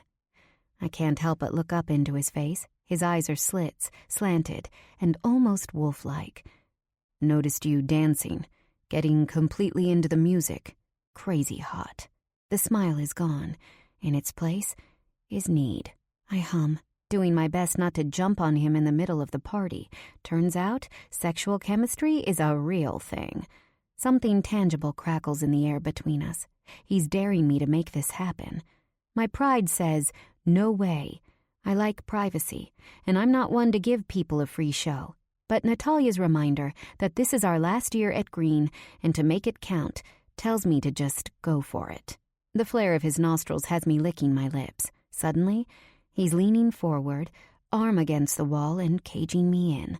I lift my face, wanting him to just take me over, mind and body. I nod, silently saying yes. Centimeters from my lips, he grumbles, You still sure you need to leave? His nose moves against my hair, taking a deep inhale. A shiver moves down my spine. I should take you out of here, he whispers. Get you alone. Callous hands frame my face, fingers tracing lines above my eyebrows and down my straight nose, lining my lips next.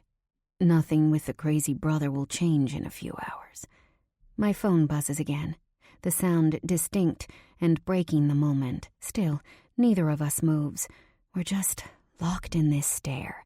Again, the phone buzzes. I blink, cursing as my shaking hand plunges into my deep purse. It could be my mom. Agron. Are you home yet? Motherfucker. I whisper under my breath, scowling. Jack laughs, as though my outburst was funny. I get it. Let's go. He takes my hand to leave the party. I stop. When his head turns back, I tell him, I need to tell my friends I'm leaving. He replies, Yeah. I let go of his hand and turn, immediately spotting Natalia on the other end of the room. She's pressed up against the wall, legs wrapped around Marine Guy. I move through clusters of people holding solo cups filled with beer and tap her shoulder, ignoring the fact that she's in the process of being dry-humped. Removing her red mouth from his, she smiles drunkenly at me. His lips immediately plaster themselves to the side of her pale neck. This man isn't one to be deterred. Natalia laughs from his enthusiasm. Gripping his shaved head in her hands, she's happy. I'm going to head home. I look back and spot Jack laughing with Scott. He's so hot. I should be enjoying myself with him right now. I press my lips together, wanting to strangle a gran. Suddenly, Natalia pushes the guy off her. One of the brothers can give you a ride. Don't walk at this hour. Friends to the end. I got someone. I smile. I'm cool. Love you. Text me when you're home. Will do. I'll message Janice, too. Don't bother. She and Tiny Dick are getting it on. She raises her brows before grabbing Marine Guy's shirt and forcibly bringing him to her mouth. I shake my head as I walk back to Jack. Together we leave the room and head downstairs. People tap Jack on the back, congratulating him for a great show. He's unfazed, but cool to anyone who pays him the compliment. He opens the front door for me, and I step out. The air feels crisp and cool, our pathway moonlit. So you mentioned something about the band and fucking incredible? There's a twinkle in his eye. He's flirting with me, and I love it. Pulling a set of keys out of his back pocket, he walks me to the passenger side of an old black Toyota Camry. Yes, it's true. You were unbelievable. He opens the door. Your chariot awaits. His voice is a flourish, complete with a British accent. I don't want to laugh, but I can't help myself. He's being silly, which is completely unexpected. Feeling brave, I rise onto my toes and wrap my arms around his neck. His mouth quickly descends on mine. My moan can't be stopped. His heavy hands press me closer to his lean body. We kiss just long enough to realize what I'm missing out on. Ready? He places small kisses over my neck. Yeah. No. Yeah. My voice is raspy. I can feel his chuckle against my skin. He stands tall, stretching out as I slide into the seat. Let's hit it. He shuts my door, and with shaking hands, I buckle up. With eyes glossed over, I look around his car. I like it. It's beat up and old with a Christmas tree scent dangling from the rearview mirror. It's authentic somehow. There's a vibe, like good shit has happened in here. Or maybe it's just the feeling Jack gives off. So, believe it or not, I didn't catch your name. He turns on his phone, finding a playlist. Audio Slave's Like a Stone plays as the engine rumbles. Alira Berisha. Wow. He smiles appreciatively. Exotic. I roll my eyes. I'm Albanian, from Kosovo. Jack blurts, You're gorgeous. He blinks, clearing his throat, like he's slightly embarrassed to have told me that. Off campus. On 5th? He's assuming I live with most of the upperclassmen who no longer live on campus. Nope, I'm actually at 304 East Main, on the corner of Broadway. His eyes widen, moving between me and the parking lot as he pulls out. Townie. I never would have guessed, but I gotta say, Alira, I like it. I laugh out loud. Why would you like it? I'm a townie who goes to college here. Nothing much to like or not like. Actually, scratch that. Definitely more to not like with the amount we steal from the rich kids, eh? I raise my brows, testing him. I know how much shit the students talk about townies because I hear it all the time with my own ears. They have no clue I'm from here, and so when they speak, they don't hold back. I'm not ashamed to admit I've got a serious chip on my shoulder. Okay, fine. More like a boulder. I've got an entire stash of computers I've stolen from the library under my bed. Now it's his turn to laugh. Can I get in on that business? Could use the cash. He winks like he knows I'm talking shit. After a few bleats, he blurts, You're different. Changing the subject, I ask, Where are you from? I pull a red lollipop out from my purse, attempting to act nonchalant. There is so much I want to know. The band, where he hangs out, how he started, and where he's going. Upstate New York? Cool. Is it a similar place to this? If by similar you mean poor and shitty, the answer is a great big yes. Your family worked in the factories, I'm guessing? I lick my lips, surprised at his question. Most of the students at Green are so isolated in the college bubble, they act as though they have no idea there is a world outside of college athletics and Greek life. My mom, yeah. When it closed, the entire town went to shit. I pull down my window, hoping the fresh air will clear the heaviness that's descended in the car. I swirl my tongue around the lollipop and stare outside. Loads of college kids are drunkenly walking up and down the street, moving from one party to another. Slowly, I risk a glance at Jack, wondering if the way he looked at me before will now change with my admission. Not that he's driving a Porsche or anything, but I know that Tobejo is definitely the lower end of low. He grips the steering wheel. It's crazy how bad Tobejo has gotten over the last few years. I've been here at Green for almost 4 years, and the town has declined. All those dead factories, full of squatters. Although there are great acoustics in the factories, we recorded in there. He smiles like he's just joking, but the truth is, those huge empty factories are scary and full of drug addicts. 15 years ago, Tobejo wasn't exactly thriving, but still, it was growing. People were employed. John Mahoney Steinert Company made jeans and suits in 3 giant plants, employing roughly 2,500. In 2000, the layoffs began until, finally, it closed its wash plant, distribution center, and cutting center. By 2003, the last people were laid off. In the years since, the town disintegrated. Where the bank used to be is now a broken-down building where the homeless crash.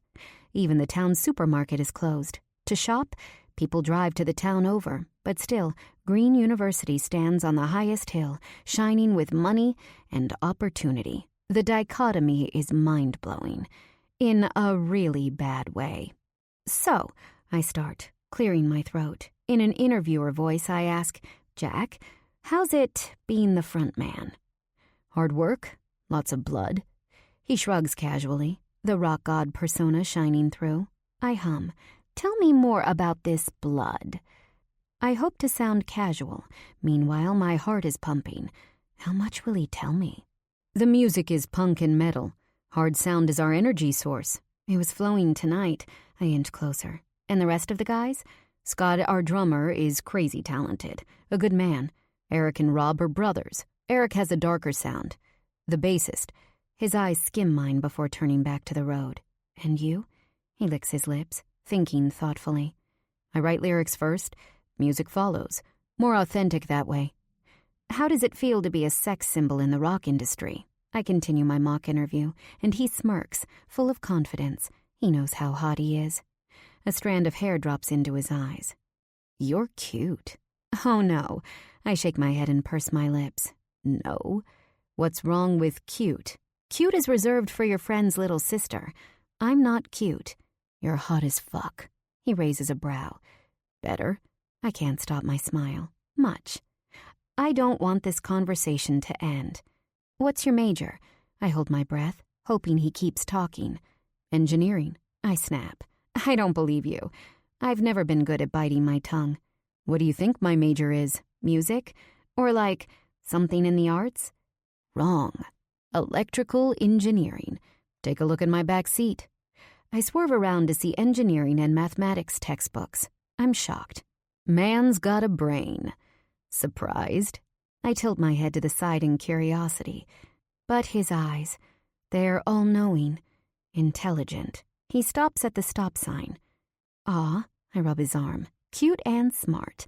A good combo. His laughter is loud. I'm cute, huh? I shrug, not wanting to tell him that he isn't even close to cute. He's ridiculously hot and sexy, and I have to cross my legs to keep myself in check. But I don't want to give in. I'm not afraid to admit that I fear rejection, especially from a man like Jack. He pulls onto my street. Which one's yours? Moving my purse back over my shoulder, I tell him. Third on the left. He drives forward, pulling up to my sidewalk and putting the car in park. I unclick my belt, turning toward him. Thanks for the ride. My voice comes out throaty. My pleasure. You live with family? Yeah, my mom. You guys close? Yes, very. You're lucky. You aren't close to your mom? I look down, noticing the floor of his car is super clean. Hell no. My parents split up when I was younger, so I ping-ponged between them. Both of them remarried people I hated. I was pretty angry for a while, but now I guess I should thank them. All the fucking up they did was good for the music. He gives me a sexy smirk, acting casual about something that's anything but. He pulls out a piece of gum from a pack on his dashboard. That seriously sucks. Yeah, he chuckles. But it is what it is. My hand moves to the door handle when I realize he didn't take my number. So, are you going to call me? A little forward, even for me. Nah, I'm more of a let's see if fate brings us back together type. I roll my eyes. I know a brush off when I see one. And now I'm extra glad I didn't tell him how hot I think he is. I open the door without another word when he says, "Hey." His big hand touches my back. Wait, I'm serious. I have a weird thing about letting things just happen naturally. His eyes soften, like he's trying to make me understand. Is this a fucking joke? Well, in that case, see you. Maybe. Stepping aside, I slam the door shut behind me. Walking through my overgrown grass, I get to my front door. With my hand on the doorknob, I turn back. Jack is intently watching me, lips slightly parted. Beautiful. I unlock my front door. I find my mom still awake on the living room recliner. Hey, I walk to where she's sitting, squeezing myself on her chair. She shifts to see me better, but I move myself so that she doesn't have to. Her voice is scratchy when she says, "Agron came." I heard. How was he? My voice is full of hope. I want to hear about a miracle, that he's cleaned up and doing better. I want to know that she didn't see him at rock bottom, like I had. You know your brother. Heart of gold, but always searching for more. He's never satisfied. He sees himself as the man of the house, and he desperately wants to provide for us. But I'm afraid of where that desperation has taken him. She holds my hand in hers. Alira, I know you have a very loyal and dutiful heart, but I'm asking you now to take a step back. I stay silent, waiting for her to continue. Agron has been getting himself into a web of trouble. Since he left home, he's been involved in lots of illegal things, including drugs, stealing from gangs in the area too. I open my mouth to argue, but she lifts a hand in the air. Don't try to convince me otherwise. I know what I know. I have friends, and the town isn't big. I drop my head. She tries again to shift her legs, and this time I help her to sit up. I fluff a pillow at her back and slightly bend her knees. Clearly her pain is extreme, but my mother has always been tough. He came here earlier and casually mentioned the Mafia Shiptora. She pauses for a moment, barely breathing. And we both know nothing is more dangerous than them. I have reason to believe Agron might have gotten into trouble with one of the smaller gangs around here. Maybe he needs the Shipa to help him. Her eyes move upward in thought. Albanians are a different breed, as we know. Much darker, much harder. Nico runs the Albanian Mafia. If Agron wants to work for him, you must swear to stay away. Stay away? But Mom, Agron is my brother. If he needs me, I don't want you to have anything to do with Nico. Her voice is firm. He's a menace, and he isn't for you. Why do you hate him this much? I don't understand. Do you remember when Papa slapped you across the face for talking back to him? He split your lip. My breathing slows as I remember that moment. I was filled with so much shame. Nico saw you the next day at the market, she continues. But what you don't know is that he came over that night after you were asleep. He put his hand around Papa's neck, threatened him, told him if he ever hurt you again, he would kill Papa with his own bare hands. And? I shake my head. He probably thought he was protecting me. What do you mean, and? She yells. Nico is a monster. You were a baby, and he thought you needed protection from your own father, the man who'd helped to give you life. Nico is a killer. Mom, don't! She shakes with emotion. There's more I can tell you, but I won't because it isn't necessary. You'll stay away from that man. You used to tell me, until you have a husband, your allegiance must be to Agran. You always showed us that nothing comes before family. If Agran works for the Shipa, Nico is where I draw the line. Her words are final, and frankly, I wouldn't dare speak up against her right now. I understand, Mama. I stand, gently fluffing her matted hair. Don't get yourself upset. As she settles down, her eyes soften. That's my daughter. She puts her hand on my leg, voice filled with emotion. Such a good girl. You were always the strong one, the smart one. In vain I ask, why did Agran have to do this? Just promise me, she stresses. No, Nico. I pause, unsure of what to do. I force my head to nod. She begins to shift, the pain from her back obviously causing distress. I help her settle back down in a position that's more comfortable before standing up and turning off the lights. I wish she could sleep in her own bed, but until her back settles a bit, this is the most comfortable spot for her to lie. Opening my bedroom door, I drop onto my single bed. A thick envelope sits on my pillow. I open it, counting each crisp bill. It's 10 times what I gave him. I clutch the cash in my hands, so relieved that I tremble. I'm glad to see his word is still his bond, even if the money obviously came from a shady place. I wonder how he got this, and who he now owes. I'm happy, but I'm not a moron. This is Agran. There's no way he got this money without screwing someone over. Regardless of where it came from, this cash will help. I lie on my bed, wanting to turn my thoughts to Jack. Instead, I keep imagining Nico. His face is hazy, but the warmth and comfort he made me feel is embedded in my bones. I get myself up and walk into my bathroom, turning on the sink. As the water warms, I undress. Nude, I use makeup remover pads to take the black liner off my eyes and makeup off my skin. When I'm finally scrubbed clean, I look at myself in the mirror. It's as though a costume has been removed. My face is pale white, eyes a light green, skin almost translucent. I'm only 21, but my eyes are old. A hollowness seeps into my chest. The things I've seen and done have chipped parts of my psyche.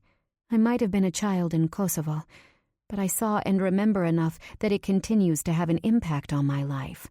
Losing my papa in front of my eyes? Barely a week goes by without something to remind me of that day. It's hard work, acting like I'm the same as all the regular college kids around me, and it takes a shitload of energy to smile and act carefree. It isn't until the evening when my energy expenditure comes to a stop, and all I want to do is collapse. It's exhausting. I do my best to fill the empty space with the American ideals I've been taught to want, and in many ways, I do want them. I want to work hard in school, so I can get a great job to earn money. I want to buy a big house with a backyard, a nice car. The problem is, I know that all of these things are just filler, and filler always dissolves. Particularly after the atrocities I saw back in Kosovo, there is no amount of stuff that could erase the past. But if that's the case, where can I go from here? I walk back to my room, sliding on an old pair of sweatpants from my bedside. They're riddled in holes and gray from overwash, but they're by far the coziest pajamas in the world. Just touching them evokes relaxation. After sliding them on, I jump back into my bed and lie in thoughtful silence. Agran. What will become of him? 3. The sky isn't clear. Shuffling down the quiet gray street, I look at the familiar shoddy landmarks. Along this stretch of Main Street, there are a few bars and a tattoo parlor. All other commercial buildings are vacant. Still, I know every crack in these concrete sidewalks. It's home. A few bums circle a tall silver trash can in front of Safety Net, a small-time pawn shop. A man in torn clothes slurs, "Some change?" He pulls out a hand-rolled cigarette from his ratty shirt pocket. A scar leaks down his face, homeless and full of grime. Janice would be grabbing her pepper spray right now. She'd be on high alert, but I'm not her. I stuff my hand into the front pocket of my book bag, finding some loose change at the bottom. "How are you, Jerome?" I hand him some coins, and he finally looks up at me, taking them with grace. The bums here aren't random drifters. They belong to Tobejo and worked in the factories alongside my mom and everyone else. After the layoffs and subsequent closures, some people were able to swim, bob along the water's surface and find other ways to work and make money. Others, like Jerome, sank. Can't blame them. He squints, a dirty hand raised above his eyes to create shade. He doesn't seem to notice there is no sun out today. "Ah, it's you, Alira?" He stands straighter. "Barely recognized ya. How's school going with those rich fucks?" He laughs, his throat scratchy from years of cigarettes. The early morning townies all know that I go to Green. It seems to be a source of pride for them, just focusing on my studies. "They don't need to teach you shit. You're the teacher," I laugh. "And your mom always was a looker, like you." His compliment has me smiling. Full of flattery, I start walking away, calling out, "Gotta get to class." He calls back, "That a girl? Go teach 'em all a little respect while you're up there." I turn my head, yelling, "You bet." I step onto campus for my first class of my last year at school. It's so beautiful here. Some people love to read the kind of books that bring them to another universe. I don't need books for that, because I actually live in what feels like two separate worlds. For all my complaining about the students, I feel extremely lucky to have the opportunity to study here at Green. With that being said, I need to get a good job upon graduation. I don't see myself as a townie in Tobejo forever. I love this place. But I know I need to get my mom and me out of here. In 9 to 10 months, I plan on moving to New York City with a kick-ass job as a financial analyst at a hedge fund. I have my sights set on Goldman Sachs or Fidelity. Interviews are coming up, and I will ace them. I pull up a tulip from beneath a tree, bringing it under my nose. The campus architecture is a blend of modern and medieval, which sounds crazy, but is actually really impressive. By far my favorite building at Green is the Raines Library. The rotunda has a swirling, iron-railed staircase topped by a stained glass skylight that gives the space an amber glow. It's a great spot to study and also to be alone. It's just got a feeling of anything is possible. My first class is in the business school where my major lives. I step into the aisle of the lecture hall and make my way into the back row. Only one other person is sitting in this area. A man slumped into his seat like he'd rather be anywhere else. Dark hat down low, with a wide brim that shields his face. Loose black sweatshirt and baggy sweatpants. Chewing the end of a pen in his mouth. What a scrub, I think. Sure, I like to go out and listen to bands and party as much as anyone else, but coming into class, I do my best to look clean and alert. It's a respect thing. I take a seat. "Alira?" Blue eyes widen, surprised. I'm utterly floored. Scrub boy is Jack. Leaning on my desk, I ask, "You're taking economics?" "It would seem that I am, and here we are, meeting again. By accident." He taps the pen on his desk. "You're really into this accidental thing, huh?" I roll my eyes. He stands up and moves into the seat next to me. "Yeah, I guess I am." His turquoise eyes are shining. The class settles in as the professor enters the room. I do my best to focus on the course, my eyes glued to the smartboard. Jack spreads his legs apart, leaning back into the chair, until his thigh is flush against mine. The fact that these parts of ours are touching has warmth rushing through my limbs. I'm not a very touchy type of person. I'm very sensitive, and I don't like to hug or get too close to people physically or emotionally. And now, the hottest guy on campus has his leg against mine. It's intimate, but I don't want to move away. The lecture is over. I pack up my bag, slowly putting each book inside. I'm hoping he'll finally ask for my number. "Do you have another class now?" His question has warmth oozing from my stomach. I casually reply, I'm free for about 40 minutes. As though I'm not dying of excitement inside, I add a shrug. We leave together, his hat still pulled low. I can only see the tip of his Roman nose and the slice of his chiseled jaw. We walk silently together, passing students entering and leaving other classrooms. I keep my hands wrapped around the straps of my backpack, needing to keep them tethered to something. I blindly follow him until we wind up at an on-campus coffee shop. The place is filled with college students, taking their first coffee of the day. What do you want? I'll order. He turns to me, a small smile filling his lips. Small black. I want to keep it simple. Why don't you grab a seat for us? Sure.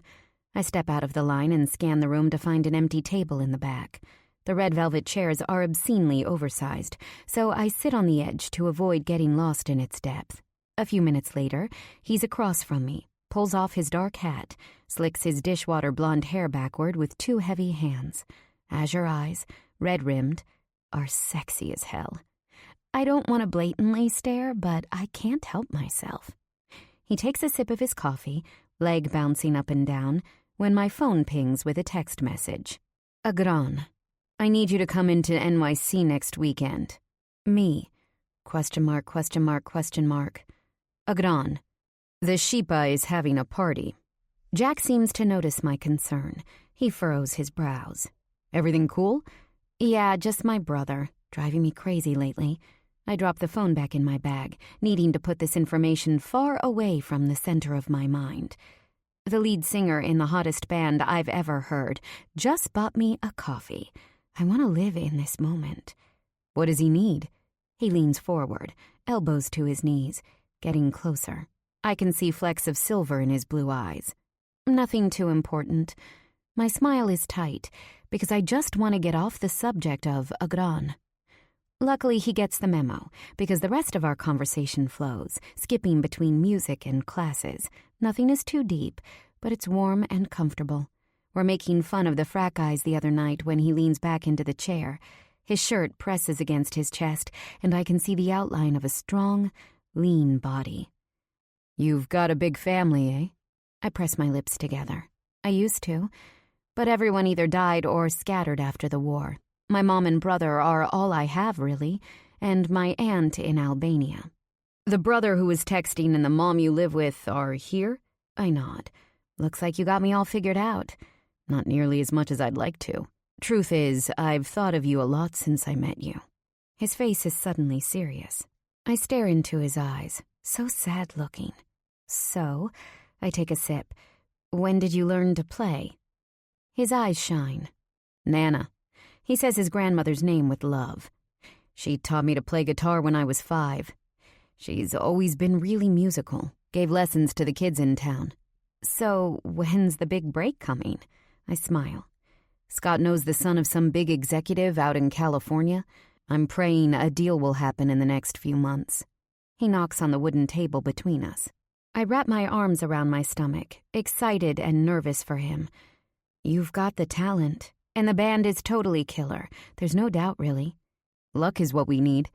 He leans forward in his chair, clasping his large hands together.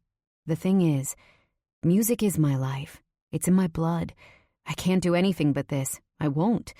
You won't have to. I speak the truth. Talent like his isn't ordinary. Someone important will notice, and then that will be that. His eyes search mine for something. He's looking for connection and understanding. I drop my eyes, not wanting to confirm his stare. I'm not sure why I feel that slight resistance, but I do. And you, Alira? He licks his lips before leaning back, and I take in a breath. What about me? Well, I know you're from Kosovo. Do you ever go to visit? I shake my head. My memories aren't positive. Really? Why? His eyes swim with confusion. Well, there was a war.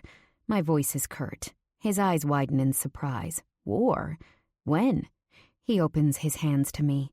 His ignorance has me cringing. It astounds me that I lived through a war that NATO ultimately had to intervene in, calling it a humanitarian crisis, and yet people in America are blissfully unaware. Maybe I'm expecting too much, but why shouldn't I? The Yugoslav forces had a campaign of terror against us.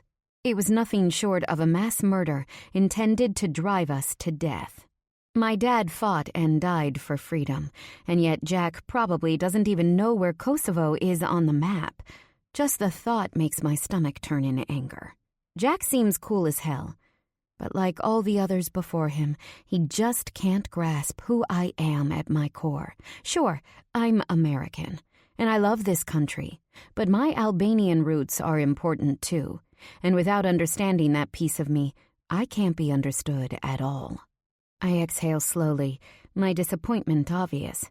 I don't want to be annoyed because it isn't his fault that he doesn't get it, but it's still aggravating. I sit up taller. There was a war over Kosovo. The president of Serbia at the time refused to recognize the rights of the majority in Kosovo, who were Albanians. He wanted to replace the Albanian language and culture with Serbian establishments. The Serbian government destroyed villages and massacred us. Women and children. Everyone was under attack, and most were killed. Ignorance is a major turnoff, and I'm frustrated. I see. He presses his lips together, nodding. But herein lies the problem. Any time I want to get close to a man, he just doesn't really get me, or where I come from. The best I can hope for is an appreciation for my background, or maybe even empathy, but never actual understanding. My mother and my father, God bless his soul, raised me differently than the way an American man like Jack was raised. There's a separate value system and even ethical differences between the cultures that separate me from native-born Americans. My mother works so hard to give me a good life. And one day, when she's old, I'll do the same for her. My job will be to care for her and to keep her comfortable. There are surface differences, too. The language we speak that Jack can't understand, the jokes, the foods we eat. It's the priorities that have been instilled in me since birth that aren't aligned with his. I rise, lifting my phone from my bag, checking the time. I want to get out of here. I've got class. My voice is brusque. Listen, he stands, blocking my path. I'm sorry that I'm uninformed. I'll read about it. He looks genuinely sorry, but my blood is still running too hot to care. I purse my lips. Keywords, Kosovar Albanians and ethnic cleansing. His eyes widen and he whispers, All right. I made him feel bad, but whatever. My eyes turn toward the window. I want to disappear from this conversation. The entire campus is so green. There are cherry tree blossoms and lilacs everywhere, and the smell, even from inside the coffee shop, is so fresh, it's time to go outside. Alira. I turn back to Jack. He's gorgeous and nice, but I just can't do this right now. I try to walk around him, but he follows behind asking, Let me have your number? His voice is anxious. I might not have known him long, but I can tell that he's not used to feeling this way. I give it to him, but without waiting for him to get out his phone. Walking out of the coffee shop, I keep my head high. I'm being a bitch, but the truth is, I'm not about being fake.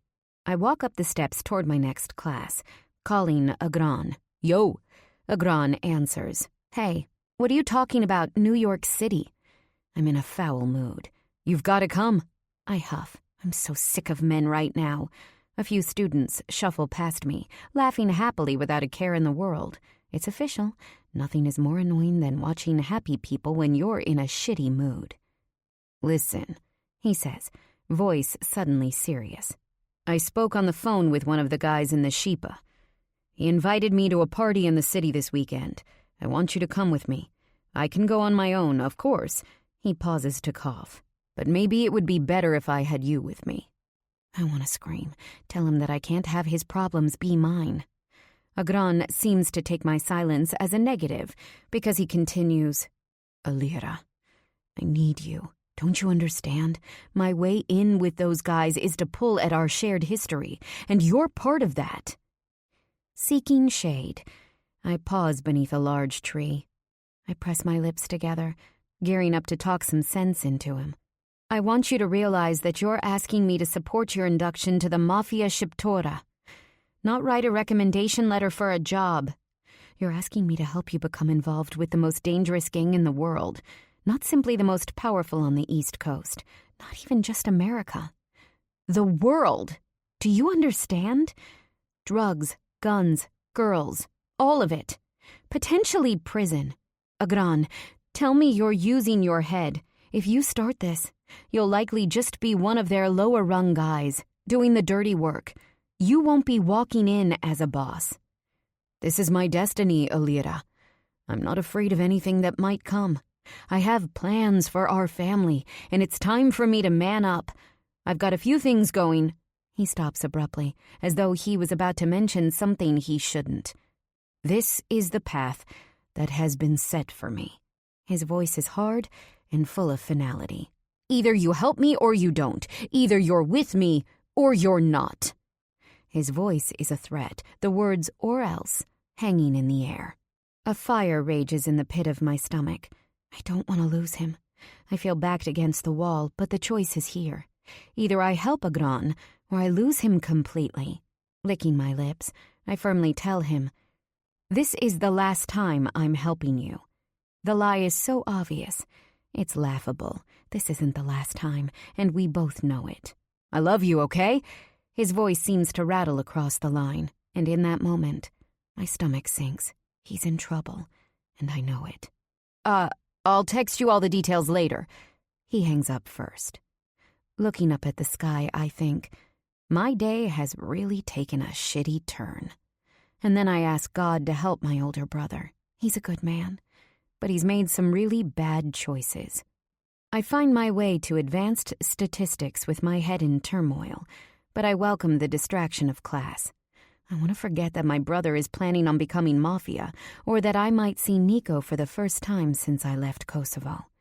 A memory assaults me as I walk into the mathematics building. I was washing dishes between meals. Our home was a center for the resistance, and the greenwoods in the back were where the men hid, trained, and gathered weapons to fight. The kitchen was where they'd eat.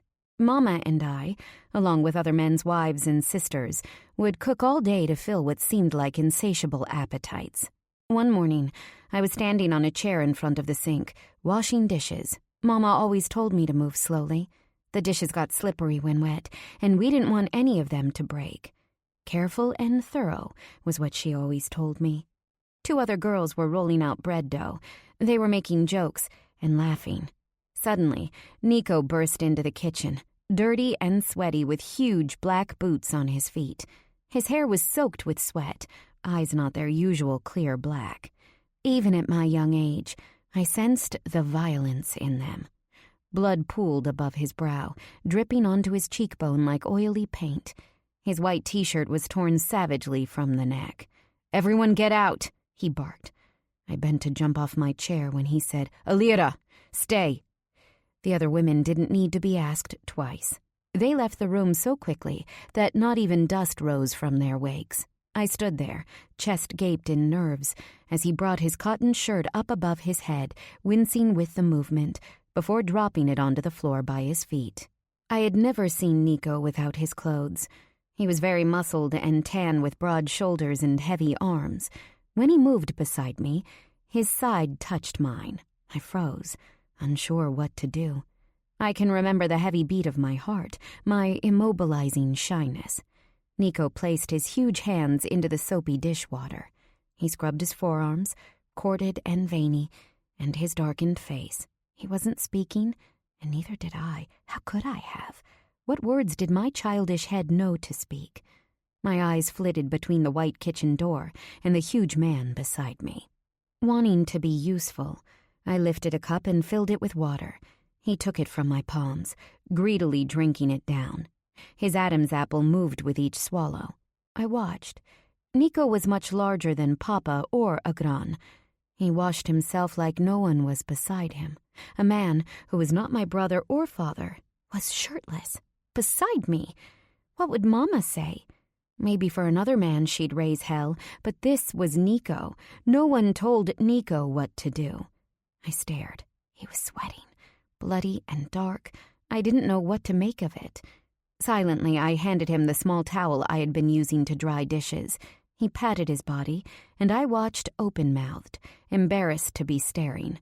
I moved my gaze into the sink. The water was red. I wanted to yell, but I didn't. Nico told me, "Thank you, Zemmer." His term of endearment warmed me from the inside out.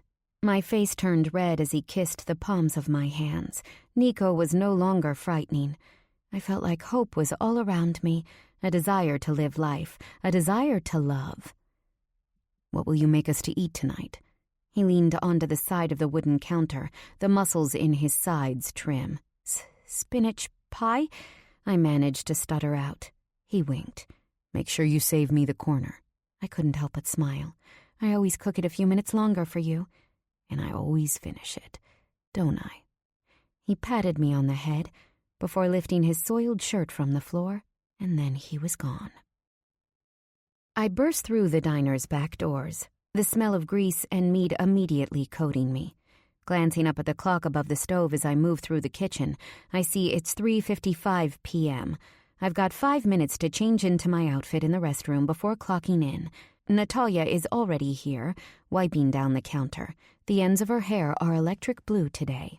I'm tying the white apron around my waist when she says, "I can't get over how hot he is," and nods to her right. Jack is sitting casually at the diner's counter, taking a bite of his burger. I try not to gasp. "He's here?" "Oh yeah," she sighs, and I'm totally offering him a slice of cake after his burger. She points to the desserts lining the counter and smiles. "We've got strawberry cream." She suggestively raises her brows up and down. I can't believe he came here, of all places, to eat. I pull the tie out of my hair and redo my low pony. I need to keep my hand steady. We had class together this morning, and then got some coffee before statistics, and now he's here. I'm not sure if I want to jump up and down with excitement because a super hot musician seems to be pursuing me, or scream for him to get out. Sure, the whole not knowing about the Kosovo conflict upset me, and the chances of us going anywhere after a short fling are slim to none, but he did feel bad about it, and he was nice. Natalia shakes her head, saying, "Lucky bitch, you have naturally bee-stung lips," and she gives me the stink eye. Now, the hottest guy on campus wants to fuck you, and to think you almost didn't come out on Friday. A hand moves to her hip, like she's waiting for a thank you. I doubt he wants to fuck me. Girl, don't be dense. Guys don't just take girls to coffee for their own health. Anyway, the drummer was hot too. Find a way to get us together and I'll call it even. Immediately I reply, "Done." I wonder how Jack is in bed, she whispers, moving closer to me and knocking her arm with mine.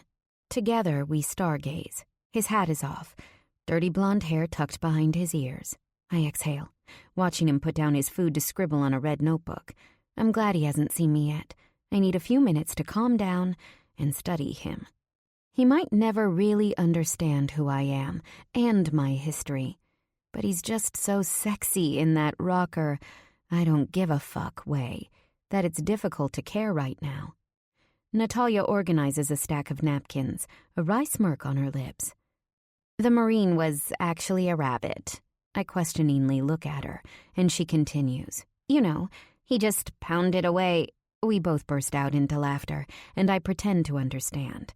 I always play it off that I'm a real freak behind closed doors, just stingy when it comes to the details of my own exploits. Luckily, neither of my friends has ever questioned me for any facts substantiating what I allude to. At least, not yet. Between Natalia and Janice, they fill in all the blanks themselves. It's not that I don't want to have sex. I fooled around with guys in high school and even lost my virginity my freshman year of college, but it was definitely not an experience I want to repeat. Pain aside, it was awkward to be with a guy I barely knew outside of class. The social pressure to lose it had definitely been weighing on me, and I just wanted the encounter behind me. What a mistake I made. Afterward, I told myself I didn't want to have sex again until I was ready. I'm choosy, and I want someone who can understand me completely. This includes my past and the woman I want to be. and I want him to love me, and I want to love him in return. It's my right as a woman to decide who I let or don't let into my body, regardless of social norms and expectations. Casual sex is just not for me. I don't want to publicize that, though, because I don't want to come off as judgmental toward a woman who chooses to be freer in her sexuality. Instead, I just stay mum. Do me a favor? Natalia interrupts, her voice suddenly serious. Close the deal with Jack before you lose your chance, and then let's have lunch so I can hear every dirty detail. She rubs her hands together, plotting. I roll my eyes. She accusingly points at me. Don't pull your quiet routine. Not this time, and not with this guy. She expectantly stares at me, like she can't understand my hesitance. Whatever. Nothing's even happened yet. By the way, I clear my throat, ready to change the subject. I'm going into the city next weekend. Can you cover me here? Agran invited me to his friend's party.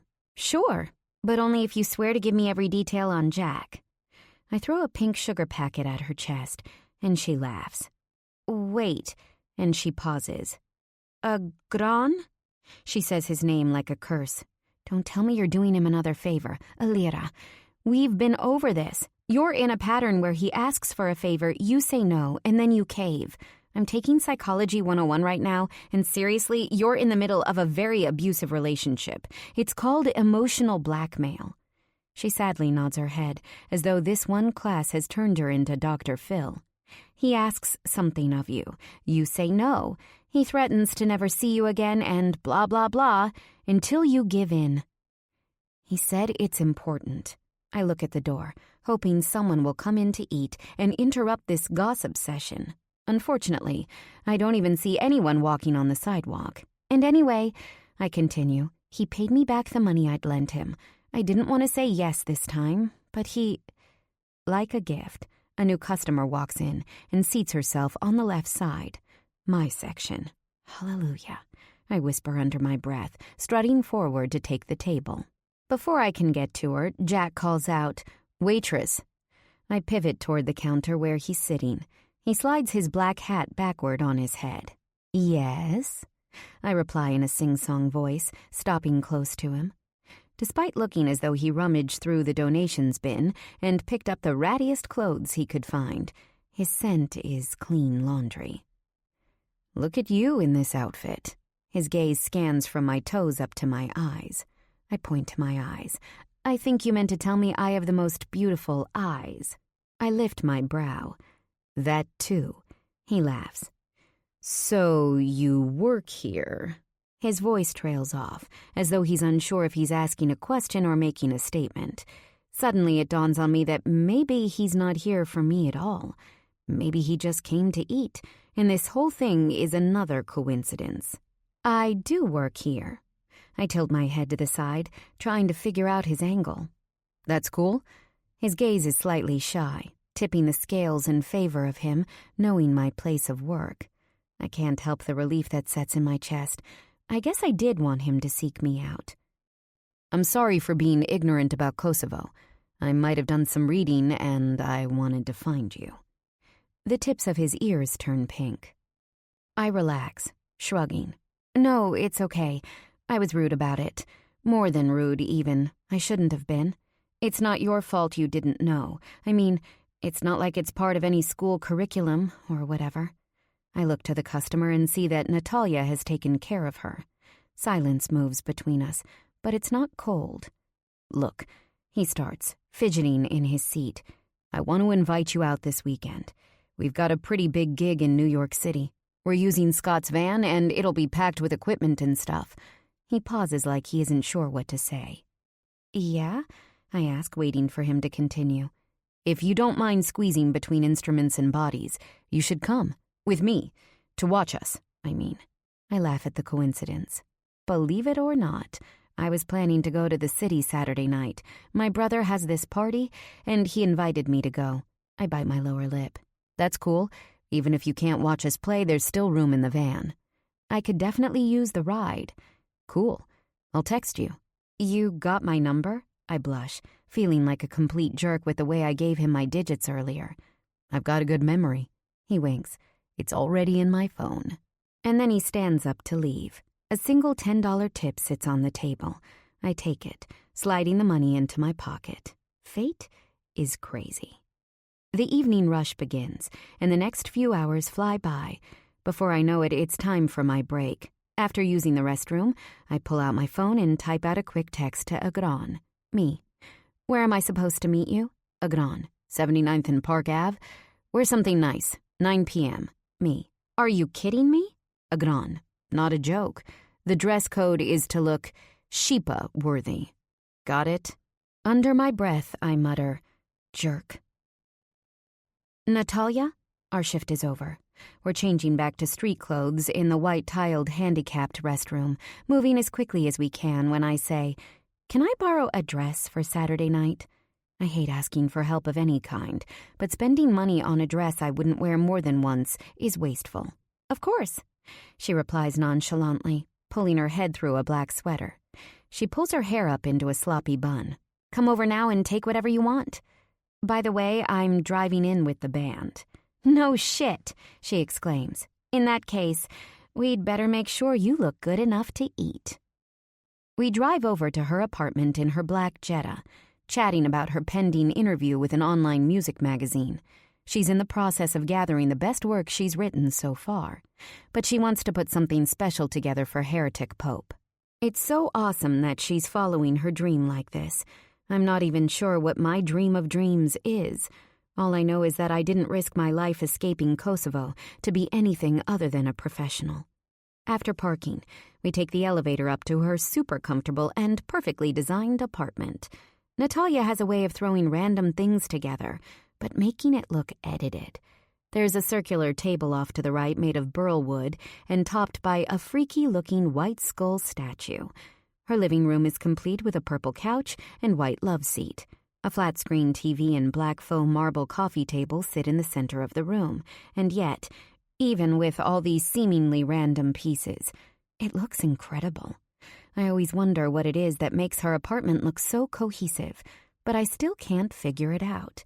Entering her white and blue cloud-like bedroom, we step to her closet and sift through a stack of dresses. I try on 4 and finally settle on a short black number that accentuates my boobs and legs. A little makeup and you'll be perfect. Job complete, Natalia lifts her phone, skimming through. Suddenly, anger replaces her calm demeanor. What are you looking at? Whatever it is, you look like you're ready to grab a knife. I shimmy out of the dress and put on my clothes before folding the dress neatly on her fluffy white bed. Seriously, social media is ruining my life, she grumbles, still scrolling. This girl, Daniela, who I went to high school with, her social media account has one purpose, to make her life look better than everyone else's. She and her boyfriend, Vincent, will make you want to gag with their perfection. He's the hottest guy I've ever seen in that rough, sexy way, and she's like this impeccably coiffed redhead and always with a Chanel bag. She takes a look at her chipped black nails before staring back at me. Fuck them. I shrug. I can't even deal with social media. Biggest time suck. And why would you even follow people you hate? Ew, she shrieks. I'd never follow her. I just stalk her. Occasionally. I pointedly look at her. It's obvious her stalking is nothing close to occasional. She purses her lips, not even trying to deny anything, before pulling off a set of black bracelets from her wrist and dropping them by her bedside. She sounds horrible, I add. I lived it. Daniela wasn't just horrible. She was hell. Where does she go to college? Girls like that always interest me. Maybe it's because we're so different, but I'm always curious about how life is for someone when money is literally no object. Is life easier and more comfortable, or is it just the same shit with better shoes? Columbia. Natalia rolls her eyes. She's smart, too. But, of course, she had to stay in New York City so she can live lavishly, right? God forbid she got stuck going to school near Townies. She winks as I grab a throw pillow, knocking her in the head. Her laughter can probably be heard down the hall. The van is gray and it has no windows. Driving into Manhattan, we probably look like the Beverly Hillbillies, complete with smoke pouring out of the back. But Jack is squeezed in next to me between a few pieces of the drum set, and it's dark, and he's talking to me between kisses, as though the rest of the band plus 2 other girls isn't even here. I don't know what is happening between us, but it's so thick and real that it's practically tangible. The most surprising thing I've learned is that Jack Gallagher is nice, genuine. Maybe he could really understand me. Maybe. Scott shouts, "Mudhoney played in this fucking spot, guys. Mudhoney." Cheers ensue, the boys whistling.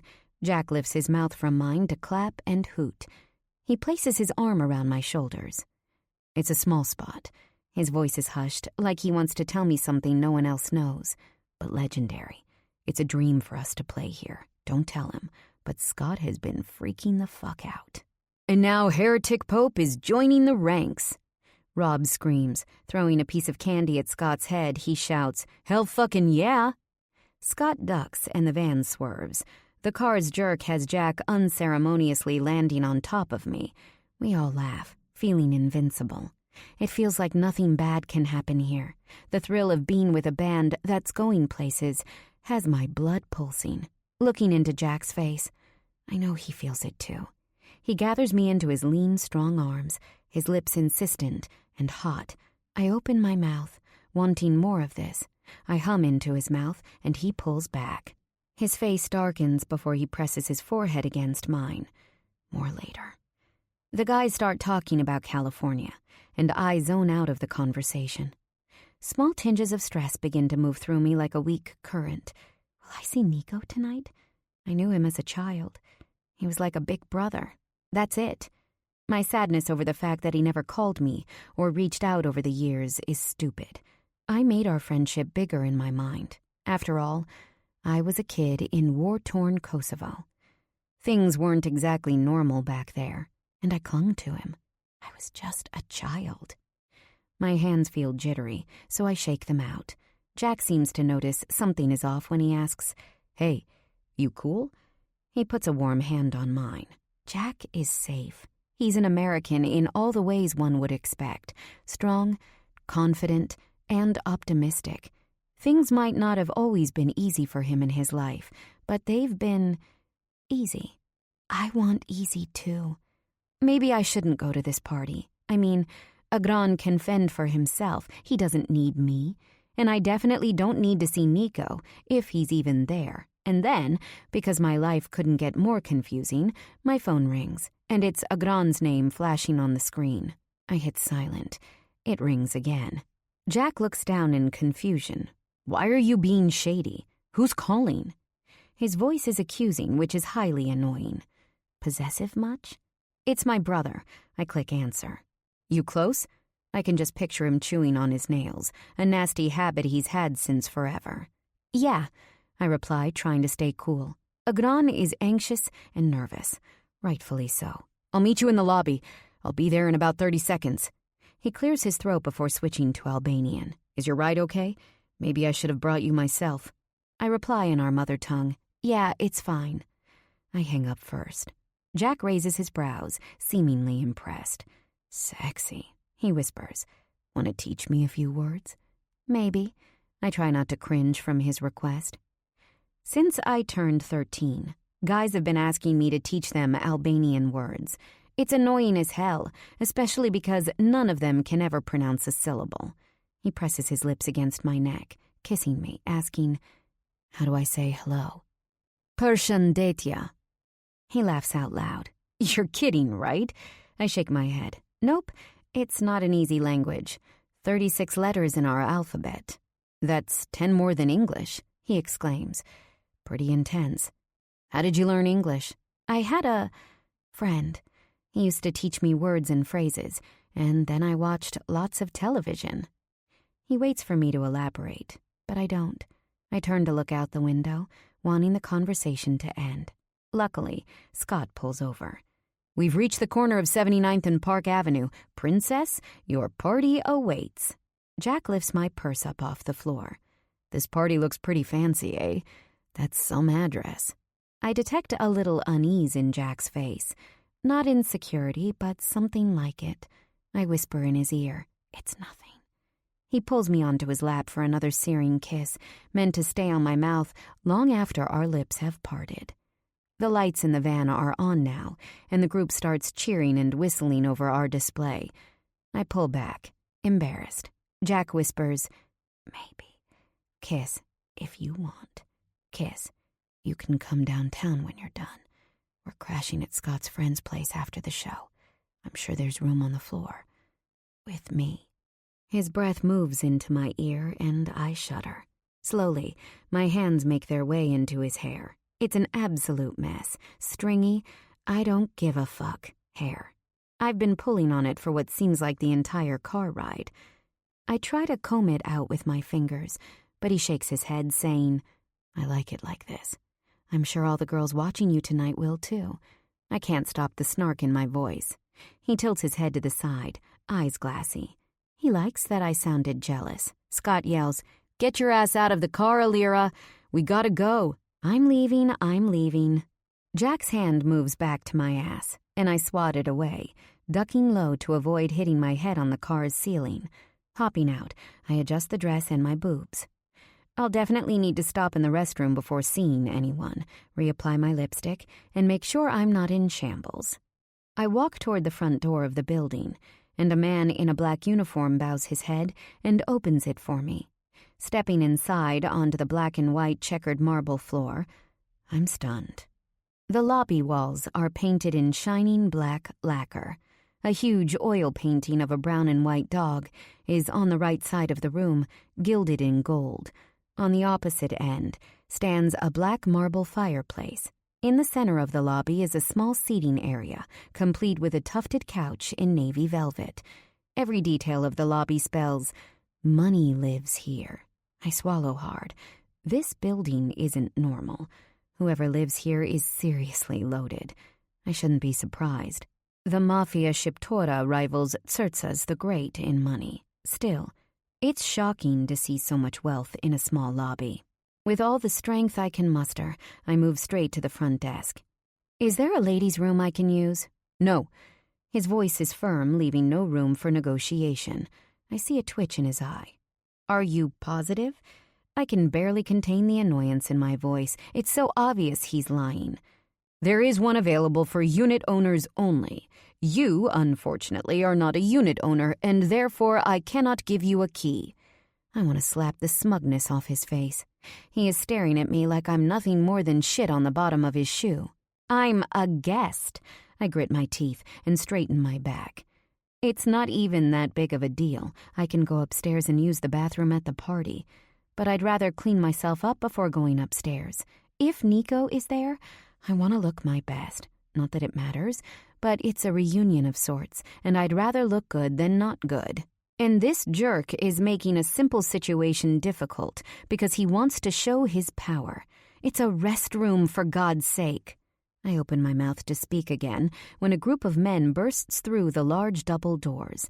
The concierge runs out from behind his large desk, fumbling with his cap and asking if any of the men need anything. They strut by, ignoring our presence. I want to see who they are, but I can see nothing other than a flurry of tall, dark suits moving directly into the elevator. After they're gone, the concierge is visibly sweating. I can use his nerves to my advantage. If he's afraid of them, I might be able to make him afraid enough of me to hand over the keys to the restroom. "I'm with them." "Them?" he repeats, eyes widening. "Yes," I reply deliberately. "I'm heading upstairs to those men, but before I go, I need that restroom key." I raise my brows before continuing. I'm sure they wouldn't be happy to hear their guest wasn't treated well. Ruffling through the desk drawer, he pulls out a silver key ring. He hands it to me with shaking fingers. "It's behind the pillar." Plucking the key out of his palm, I turn and strut across the marble floor, heels click-clacking as I walk. The lobby restroom is just as opulent as you'd expect. The walls are black and mirror-like in their shine, floor a black marble. I open my purse and set it on a small table, level to the sink. Looking up, I groan at my reflection. Jack seriously did a number on me. A smile fills my now makeupless face. I pull out my small compact and press the powder against my T-zone. Everything I use is a drugstore find, but after years of experimenting, I think I've finally figured out the best pieces of makeup from each cheap brand. I do wish for the expensive and beautiful pieces in shiny casing, but this works for me, until I get a high-paying job, that is. I reapply my Wet n Wild kohl eyeliner next, lining the inside and outside of my eyes. I know I've got a slightly gothic edge to my look. It's not that I'm aiming for it, but my features lend itself to that. I'm pale, and my hair is dyed black. Plus, my name is Alira, and people confuse that with Elvira, the vampy character in that 1980s sitcom, Elvira, Mistress of the Dark. Natalia thinks it's hilarious when people mix up my name. I just think it's annoying as hell. It doesn't hurt her case when autocorrect always switches Alira to Elvira. I feel like I should write a letter to Apple, letting them know that there is a name Elira, not Elvira. On a positive, my green eyes are really bright tonight. I turn on the faucet to warm. I dip my fingers into the water and then onto my hair, combing out the tangled strands. I still look a little flushed, but I think it's working for me. Lastly, I lift my black dress up around my waist, adjusting my underwear higher to avoid any visible panty lines. After pulling the dress back down, I stuff my hands into my neckline and lift my boobs within my black Victoria's Secret bra. They aren't big by any means, but they're good and perky, and the bra has a great underwire and light padding. With my last deep breath, I tell myself that everything will be just fine. Nico is an old friend. If I were to see him again, it would be nice. Sure, he runs the Sheepa, but he was plenty dangerous when I knew him, and I wasn't worried then. I'll be fine. I'll be there for my brother. That's what's important tonight. Stepping out of the restroom, I find Agran on the lobby couch. Leaning forward, he's bracing his elbows on his knees. With a creased brow, he seems to be in deep, unpleasant thought. Agran? I keep my voice quiet, trying not to startle him from his trance. He pops his head up with a huge smile, as though nothing were awry, which, of course, makes me nervous. I take a moment to do a once-over. He looks much better than the last time I saw him, although his pale green eyes are still bloodshot. He's handsome, a little thinner than he should be, considering his height, but there is some color in his cheeks, and his skin is no longer sallow. His black hair is clean-cut and short, but the suit he's wearing is probably the biggest surprise. I stare at his feet, and he's wearing what looks like a fresh pair of leather loafers. How? I had to splurge on this stuff. He points to himself before standing up. Otherwise, they'd never take me seriously. Gotta spend money to make money, right? He shifts his thin shoulders. Spend whose money? Exactly. I shake my head. I don't even know what to say to you right now. His eyes scan my body. What about your dress? I'm sure you spent a pretty penny. He sneers. Actually, no. I borrowed this dress from a friend. And you, Agran? I cross my arms in front of my chest. He blinks quickly a few times, one of Agran's nervous tics. I'm stressed, all right? Give me a break. I need tonight to go well. I open my mouth, ready to continue, when he says, Do me a favor, Alira. Just don't be your usual self. He puts his hands in his pockets, adjusting them. Excuse me? Don't play dumb, he snaps. It's a bad look on a girl as smart as you are. I'm talking about your usual sarcastic, cynical, smartass. Come on, I argue. I'm never rude. Sure you're not, he replies mockingly. How about, hey, Alira, you look gorgeous, ready to step into the party you came all the way from Pennsylvania to attend, for my sake? He huffs, pointing a finger at my forehead.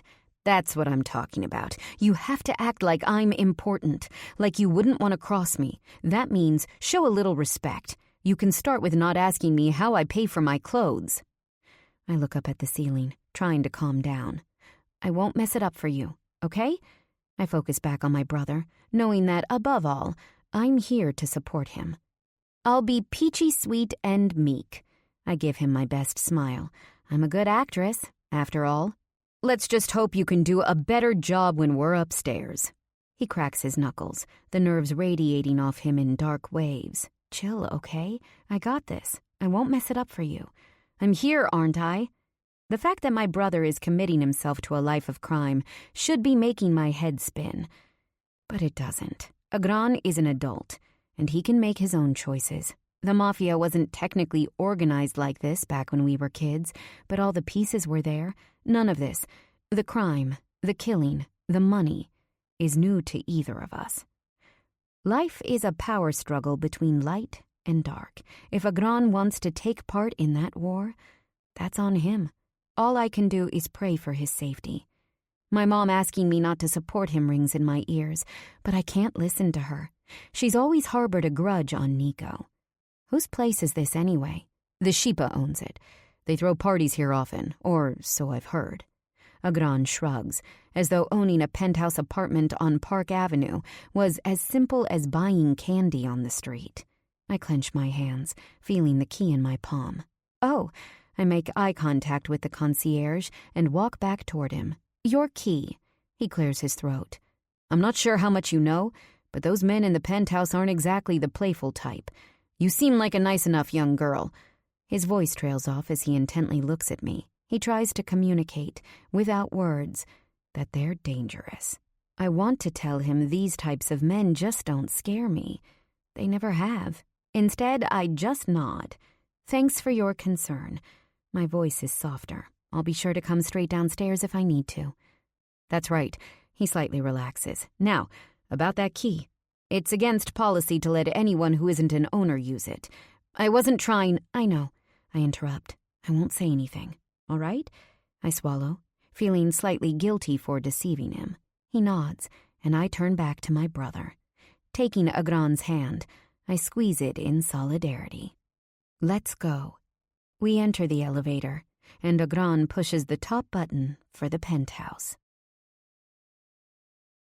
4. The apartment is extremely luxurious, and even that is an understatement. If I were another woman in my position, I might be afraid to break something. I might worry that I don't fit in with this rich crowd.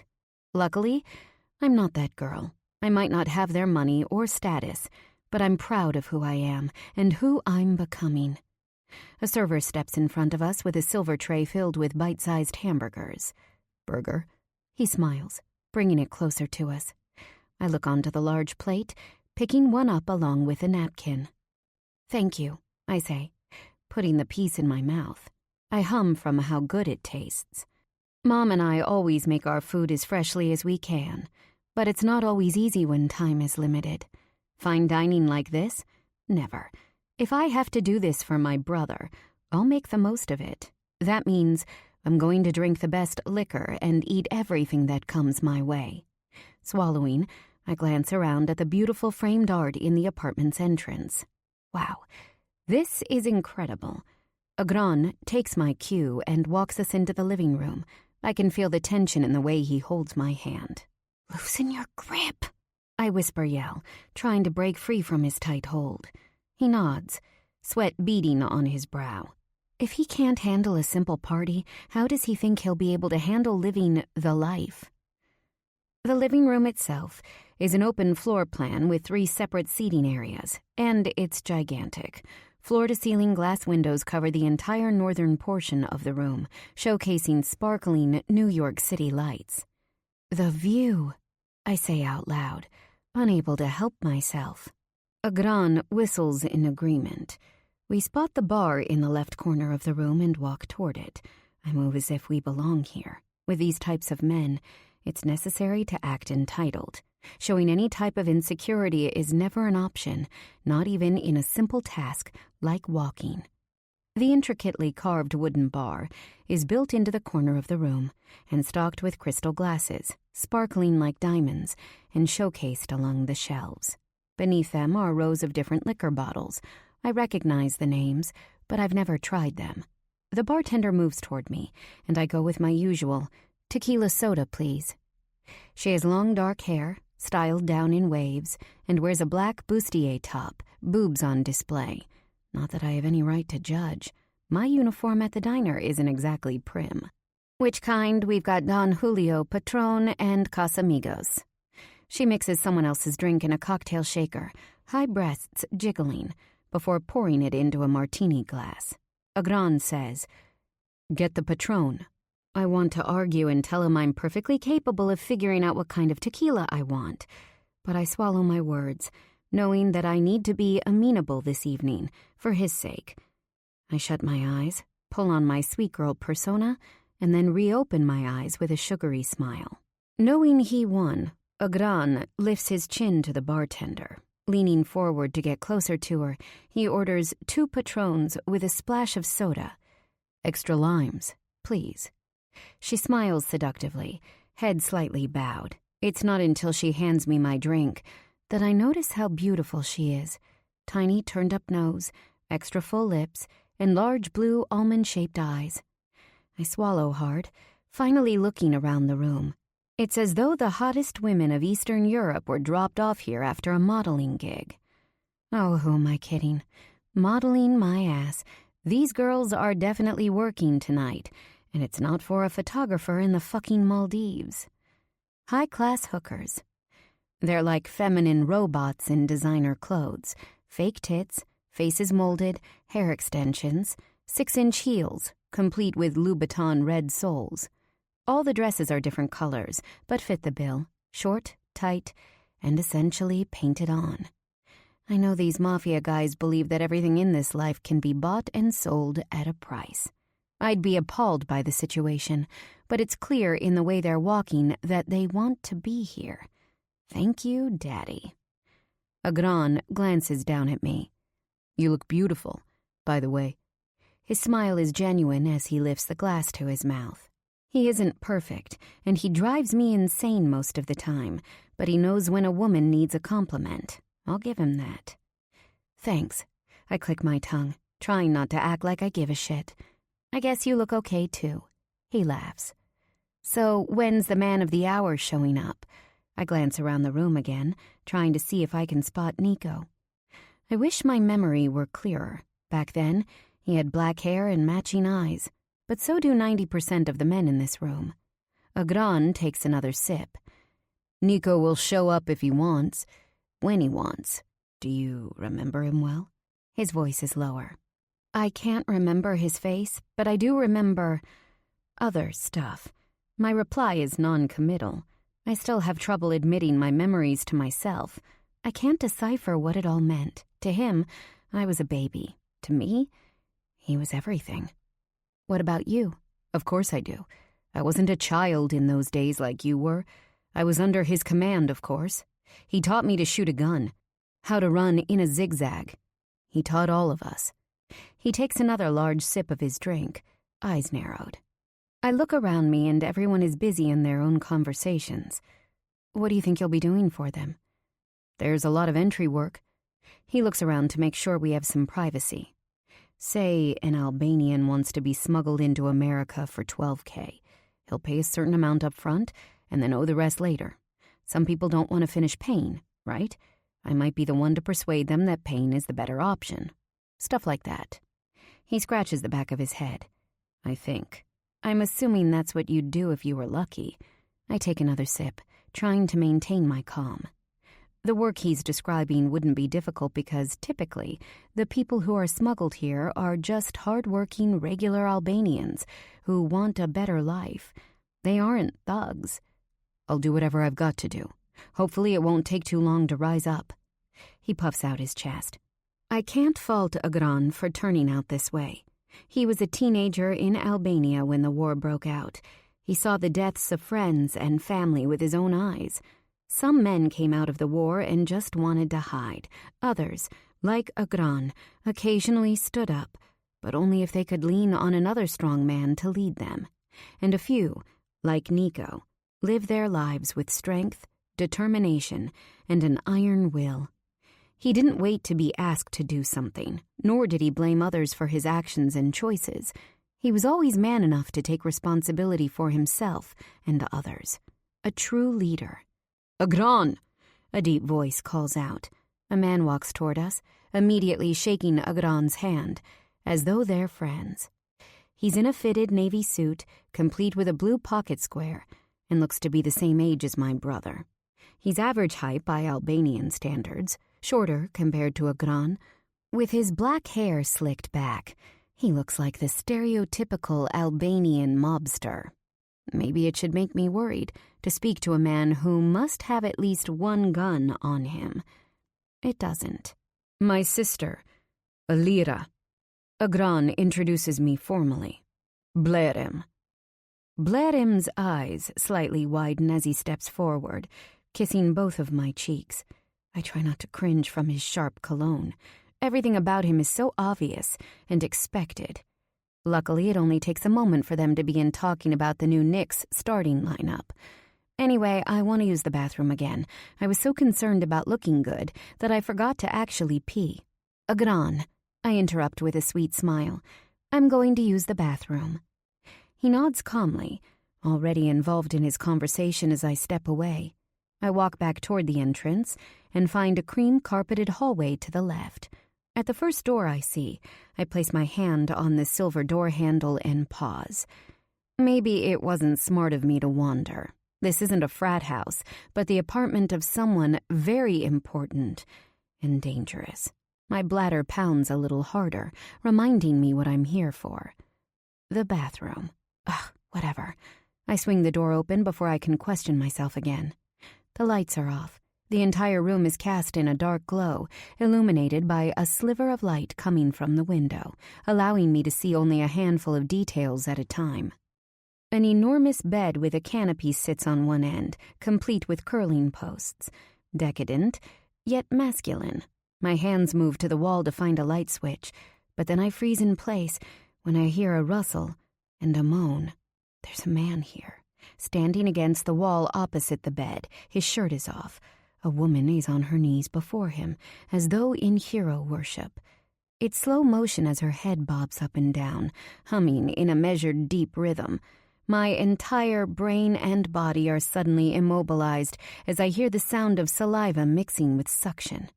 It smells like musk, mixed with a sharp vanilla, and something woodsy.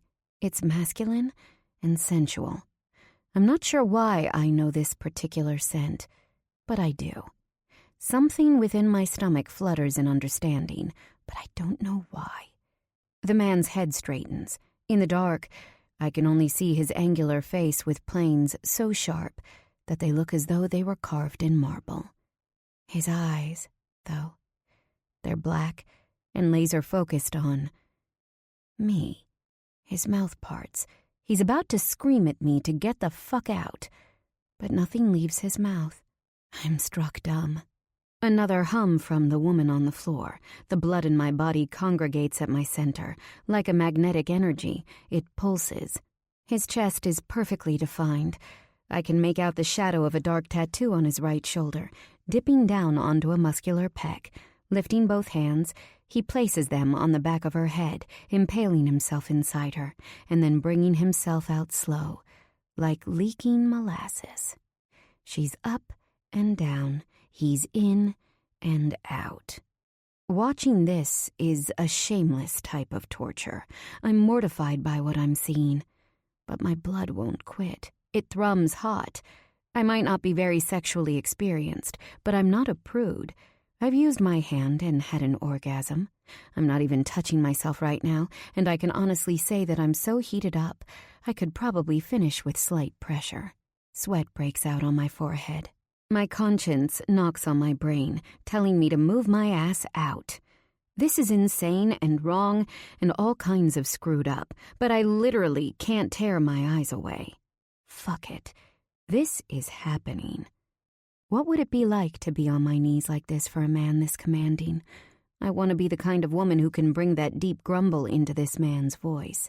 He grips her hair before swiveling his narrow hips and pushing forward, deeper. She moans, seemingly in delight. Jesus. Sweat drips between my breasts. My throat is so dry. He speaks. You like my cock? His face is still straight, seemingly locked on mine. I blink.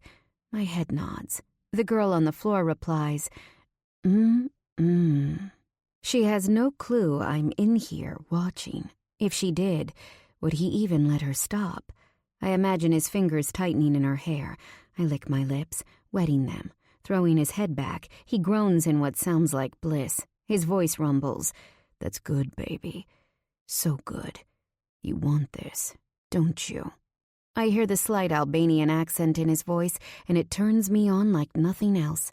My face flushes red. I want more. I silently beg. He seems to understand my thoughts because he starts to fuck her mouth faster. His breaths quicken, attention still nailed solely on my face.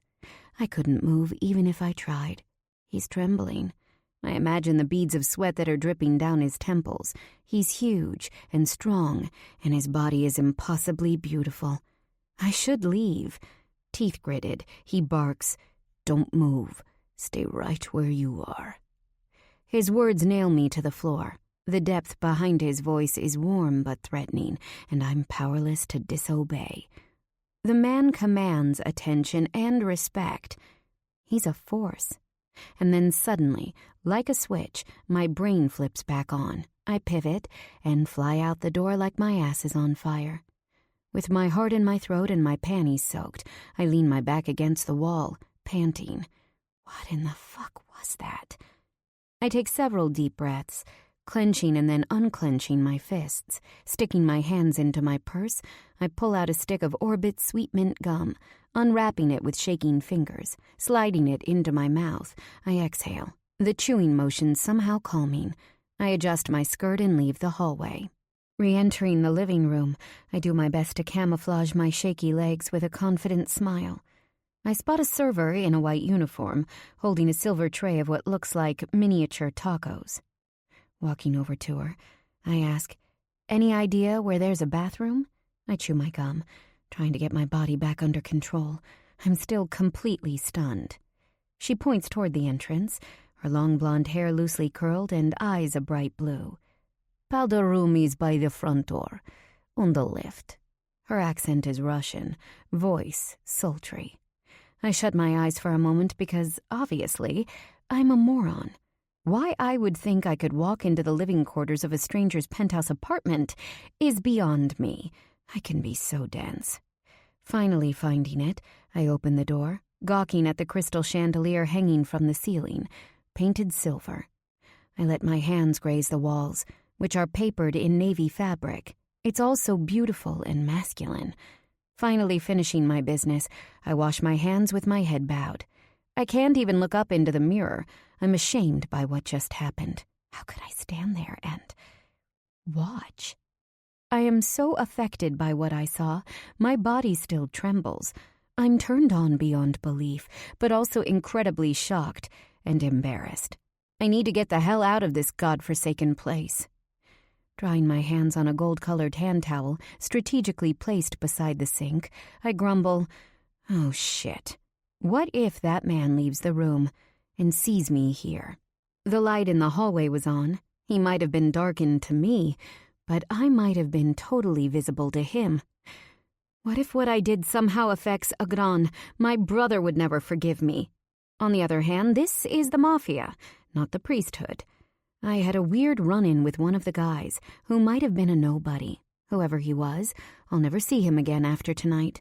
I might share a history with the Shipa by virtue of my being Albanian, but my future is on a different path. I step out of the bathroom and go back into the party to find my brother. I swore to support him during this party, and I will follow through. Immediately spotting Agran against the bar, I walk to his side. He's still in what looks like a casual conversation with Blerem. Agran smiles in relief as I move beside him. "Did you get lost in the toilet?" He speaks jokingly. But the lines around his eyes tell me he was worried about my whereabouts. I nod, silently communicating all is well. A little detour, but I found it. Blerem pulls a silver iPhone from his back pocket. Glancing at his screen, he reads something. Lifting his head, he nervously looks at me and stands up straighter, as though he's showing respect. I squint my eyes, confused, but then decide not to read into it. My emotions at the moment aren't reliable. My insides continue to quiver from what happened, and I'm hypersensitive. Agran expectantly turns toward the bar. I know he's waiting for Nico, or someone of importance to appear. As he impatiently taps his foot, I put a hand on his back to silently tell him to calm down. Looking tense isn't a good idea. Not here. Bledem pushes back his dark hair, telling Agran, "Come with me. There's an errand we can run together." He returns the phone to his back pocket before removing a pack of Marlboros from inside his jacket, pulling out his cigarette from the carton and dropping it into his mouth. He lights it up. "Errand?" Agran repeats, parrot-like. "The car will be in front of the building in a few minutes." His voice is hard. Agran opens and shuts his mouth a few times. It's obvious he wants to ask a question, but even I know that the conversation is over. It must be disappointing that he won't be meeting up with Nico. Maybe it's better this way. I squeeze Agran's arm. My brother is bright, but he has a bad habit of acting or speaking before thinking. If he wants to become inducted, he'll have to pay his dues, starting now. "Nice to meet you." I smile to Bledem, ready to leave, but he immediately drops his head and puts out his hand to mine for a shake, as though not to offend. I'm weirded out. Agran is so annoyed over the turn in events that he doesn't seem to notice this obvious shift. "Alira," Bledem says, blowing smoke upward. "You aren't leaving." What? The pit of my stomach feels suddenly empty and scared. "You will stay." Stay? It seems my brother and I have turned into parrots. I turn to Agran, confused. I open my mouth to speak, but Agran beats me. "Just chill and enjoy." He laughs condescendingly, as though I were nothing but his baby sister, needing to be coddled. "Have another drink and relax. They want you to stay, so stay." He kisses me on both cheeks and says goodbye. What the fuck? I stand in place for a moment, unsure. The women are here for the lifestyle, men to show off their exploits. The Albanian Mafia is nothing if not in-your-face money and glamour. Granted, this apartment is classy and not gaudy in the least, but the crowd is anything but. Why does someone need me to stay here? None of the possibilities feel decent. What if it's Nico? My mind asks. Well, if it's him, he should come out himself and tell me to stay. I'm not a whore who must obey the Sheepa's commands. My decision is made. There is no way in hell I'm going to sit and wait. I'm not a prisoner or a girl on call, and I'm not trying to get involved in this life either. This is my brother's battle, and he's no longer here. My work here? It's done. I make my way toward the front door, passing through a group of scantily clad women, giggling around a huge guy with a big smile. My heart pounds as I move, but I ignore it. I just want to get out of here. If Agran asks, I'll say no one came, and after 30 minutes, I left. The entire elevator ride down, I'm worried that someone is going to stop me. When I make it out onto the sidewalk, the relief I feel is huge. Freedom. I walk east, pulling out my phone so I can find the subway map. I want to go downtown and see the guys play, turn my night around. I head toward Lexington Avenue and then north to 77th Street. After figuring out which is the northwest corner of the downtown 6, I cross the street and take the concrete steps underground. After buying a one-way ticket from the kiosk, I see a group of maybe 10 people on the platform who look about my age. I've come into Manhattan with friends before, but I've never taken the subways at night. My sense of self-preservation tells me that I'll be safer with this bunch, especially being dressed as I am. I don't look obnoxious, but my outfit is definitely sexy. I slink closer to where they stand, hoping I can just blend in with them. Luckily, they don't seem to notice or care. The 6 train arrives, along with an explosion of air. My hair goes flying upward and into my face, sticking to my recently applied lip gloss. When the subway doors open, I exhale, following the group of friends inside. After combing my now crazy strands with my fingers, I hang on to the center pole and try to locate a map on the train's wall. Even though my phone gave me directions, I want to confirm where I'm going. As the train moves into an even speed, I walk my way to another pole and immediately spot a poster detailing the trains and their stops. I follow the green line for the 6 train and find Spring Street, just as I hoped. The streets should be dark at this hour. Between apartment building windows and commercial storefronts, the dark sky is lit. Nothing can compete with New York City lights. I walk up and down Forsyth Street, eyes flitting between the map on my phone and the numbers on the buildings. I mumble, "Where the hell is this place?" I stop at an unmarked door. It's brown wood, scraped up and full of graffiti sprays. It's almost as though someone were testing out the can before actually using it. Hesitantly, I put my hand on the knob and twist. Inside sits a huge bouncer on a small stool, a red curtain between him and whatever is inside. "Is this the bottom feeder?" I ask distrustfully. "ID?" He snaps his gum, eyes at half-mast. A large pink birthmark spans from the side of his nose to his ear. The wall behind him is littered with signed photographs of Kurt Cobain, Eddie Vedder, and Dave Grohl. Wow, I can't even believe how calm Jack was about this place. I open my purse, taking out my old black wallet. After showing him the card, I stuff it back into my bag and open the heavy red curtain, stepping into the bar. The first thing I take in is the smell of beer and old wooden walls, not unlike the bars near home. But knowing who played here in the past definitely elevates the place. Heretic Pope is on stage, red lights blaring above them. The bar isn't full, but the people who are here seem to be loving the sound.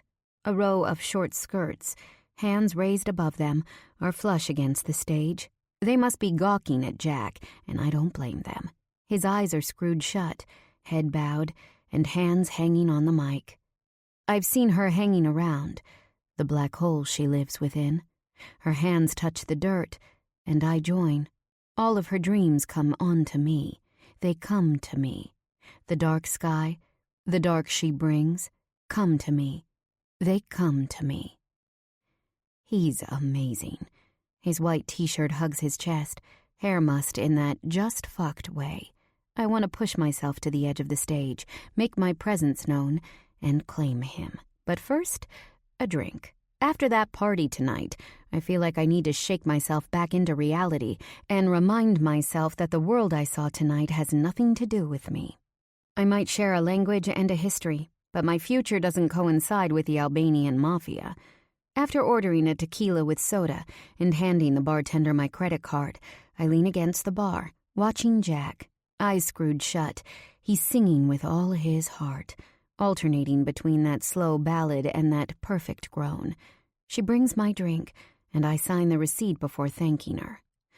With that first sip, guilt, like a dirty snake, slinks into my insides, making me feel ill. The truth is, it's not like Jack and I have discussed exclusivity, and it's not like I technically did anything wrong by watching that couple. But the entire scene was just totally fucked up. A normal person would see a guy getting a blowjob and run. That man, whoever he was, had a hold on me like nothing I've ever experienced in my adult life. And yet, suddenly the band stops playing. I hold on to my ice-cold glass, feeling insecure and nervous. I'm not ready for Jack to see me. Maybe I should have walked a bit more before coming inside. The guys leave their instruments on stage, stepping off with sweat glistening on their faces. Women immediately swarm them. Jack moves to the bar with his friends, a harem trying to get his attention. He's laughing with Scott as a girl whispers in his ear. His dishwater blonde hair hangs loose in his face. She pushes it away. Surprisingly, I'm not jealous in the least. I feel a sense of pride. Not that we've come so far together or anything like that, but they're so talented. They really deserve this break. I put my hand in my bag and feel for my emergency pack of Parliament lights. I grip the carton in my palm. I want to have a smoke and unwind before I see Jack again, face to face. I'm not ready for him. Not yet. Gripping my purse and keeping my head down, I stride back through the red curtain, letting the bouncer know I'll be back. Stepping back outside into the bright night, I walk around the block and pause in a dark corner. I kick a piece of lone trash as I lean against the alley wall, adjusting my dress and taking out a cigarette. My white lighter is where it should be, in the small zipper pocket. After this cigarette, I think, I'm going to get back to my life. That includes exploring whatever is happening with Jack, completing school, and acing my job interviews. But in the few minutes it takes to smoke this cigarette, I'll let myself stress about what happened tonight, and when I'm done, I'll be ready to move forward. Feeling confident in my plan, I flick on my lighter with my thumb and put it to the tip of my cigarette. It lights up amber.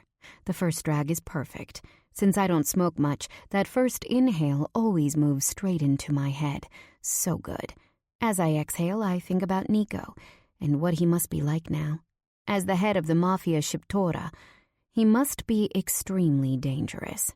Then again, wasn't he basically that same way back in Kosovo? A black Bentley pulls up in front of where I stand.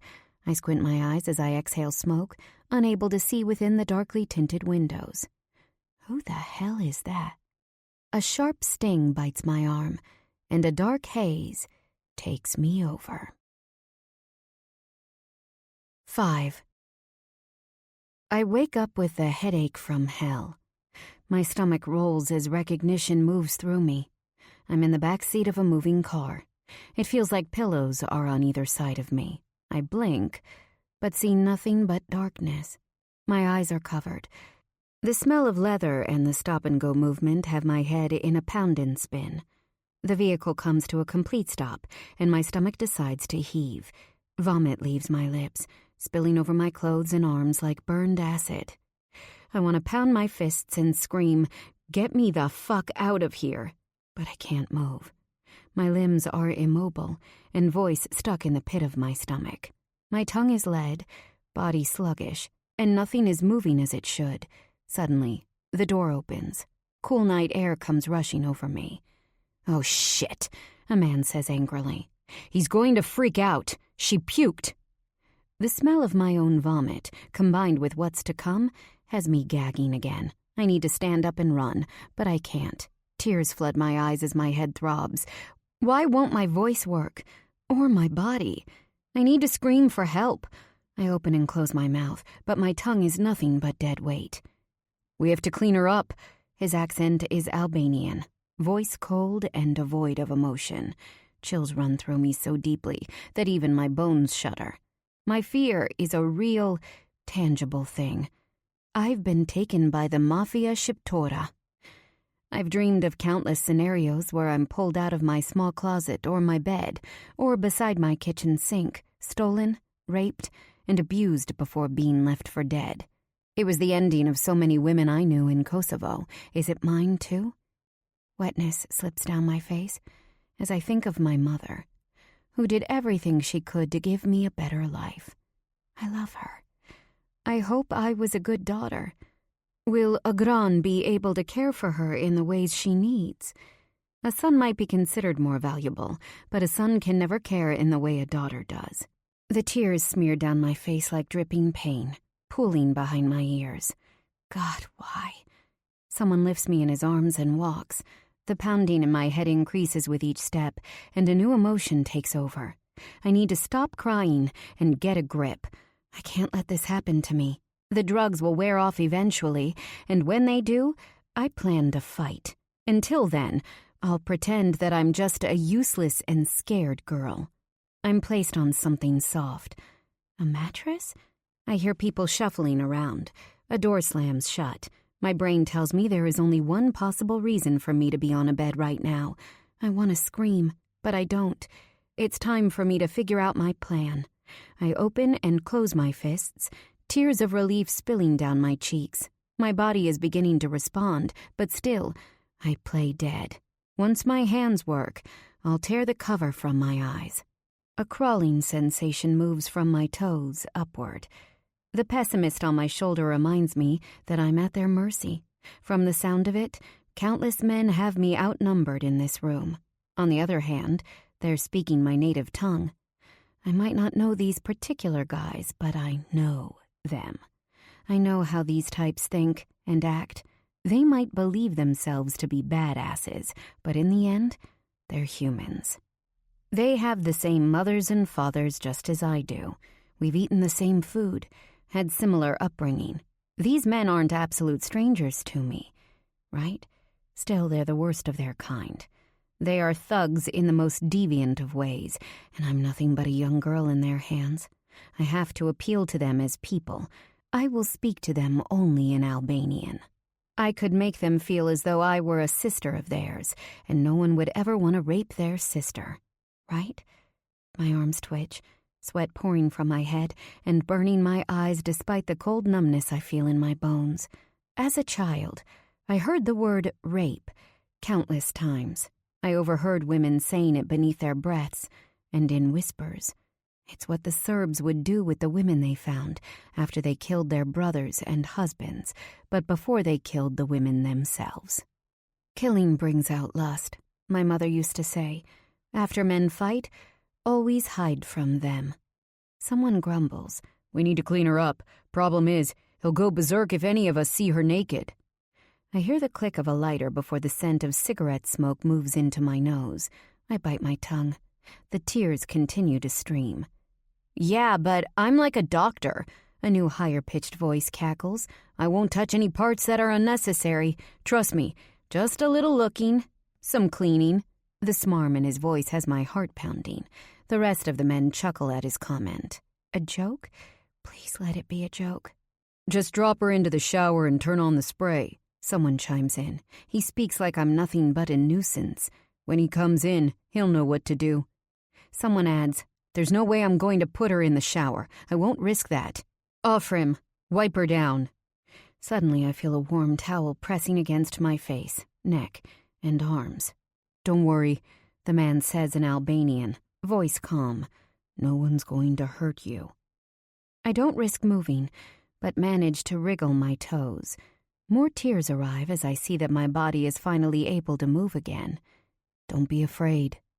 I tremble, lying on the bed, continuing to act virtually comatose as chatter ensues. I need a plan before I stand up and run. The element of surprise has to mean something.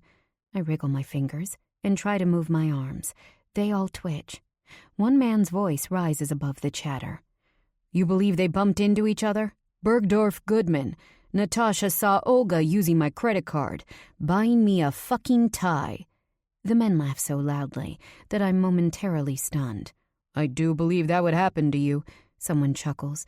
You gotta keep your wife separated from your girlfriend by at least a few zip codes. Everyone knows that.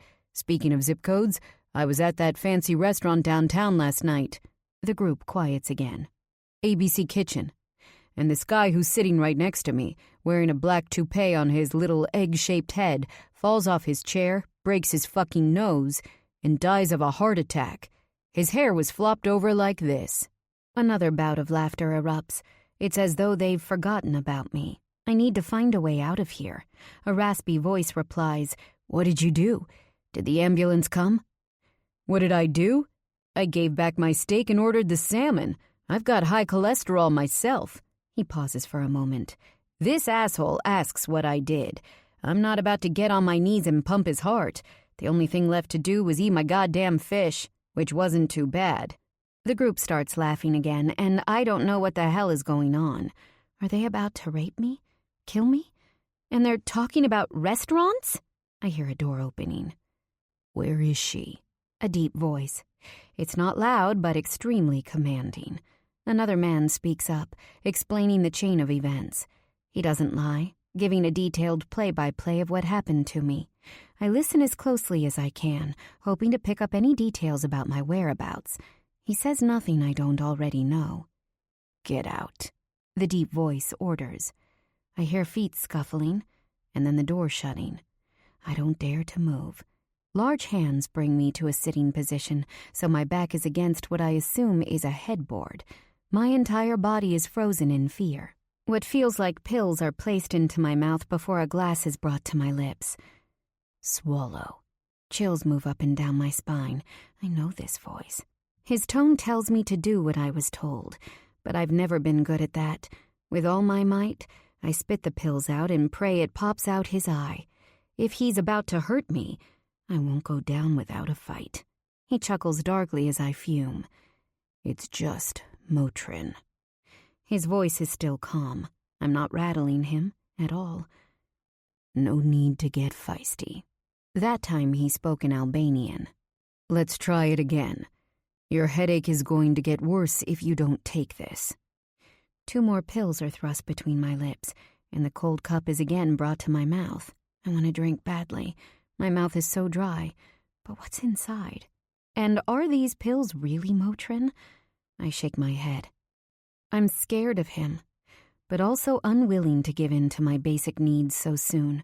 I'd rather starve or dehydrate than give in to this monster. Suddenly, strong arms move beneath my knees and around my back. I'm lifted up and brought into his chest as he moves. I scream and flail my limbs, trying to get free. The dead girl routine is done. His body is hard as granite. There's no getting out of his hold. He just laughs, as if my attempts at freedom are nothing to him. I'm placed on my ass on top of a hard, cold floor. Stop moving, he commands. You're on marble, and you don't need a concussion. My breaths are coming out heavily as he uncovers my eyes. The world is a blur, but I don't dare move. When my vision clears, I see I'm sitting in a shower, facing a white marble wall with streaks of gray. I still cannot see my captor, but know he's behind me.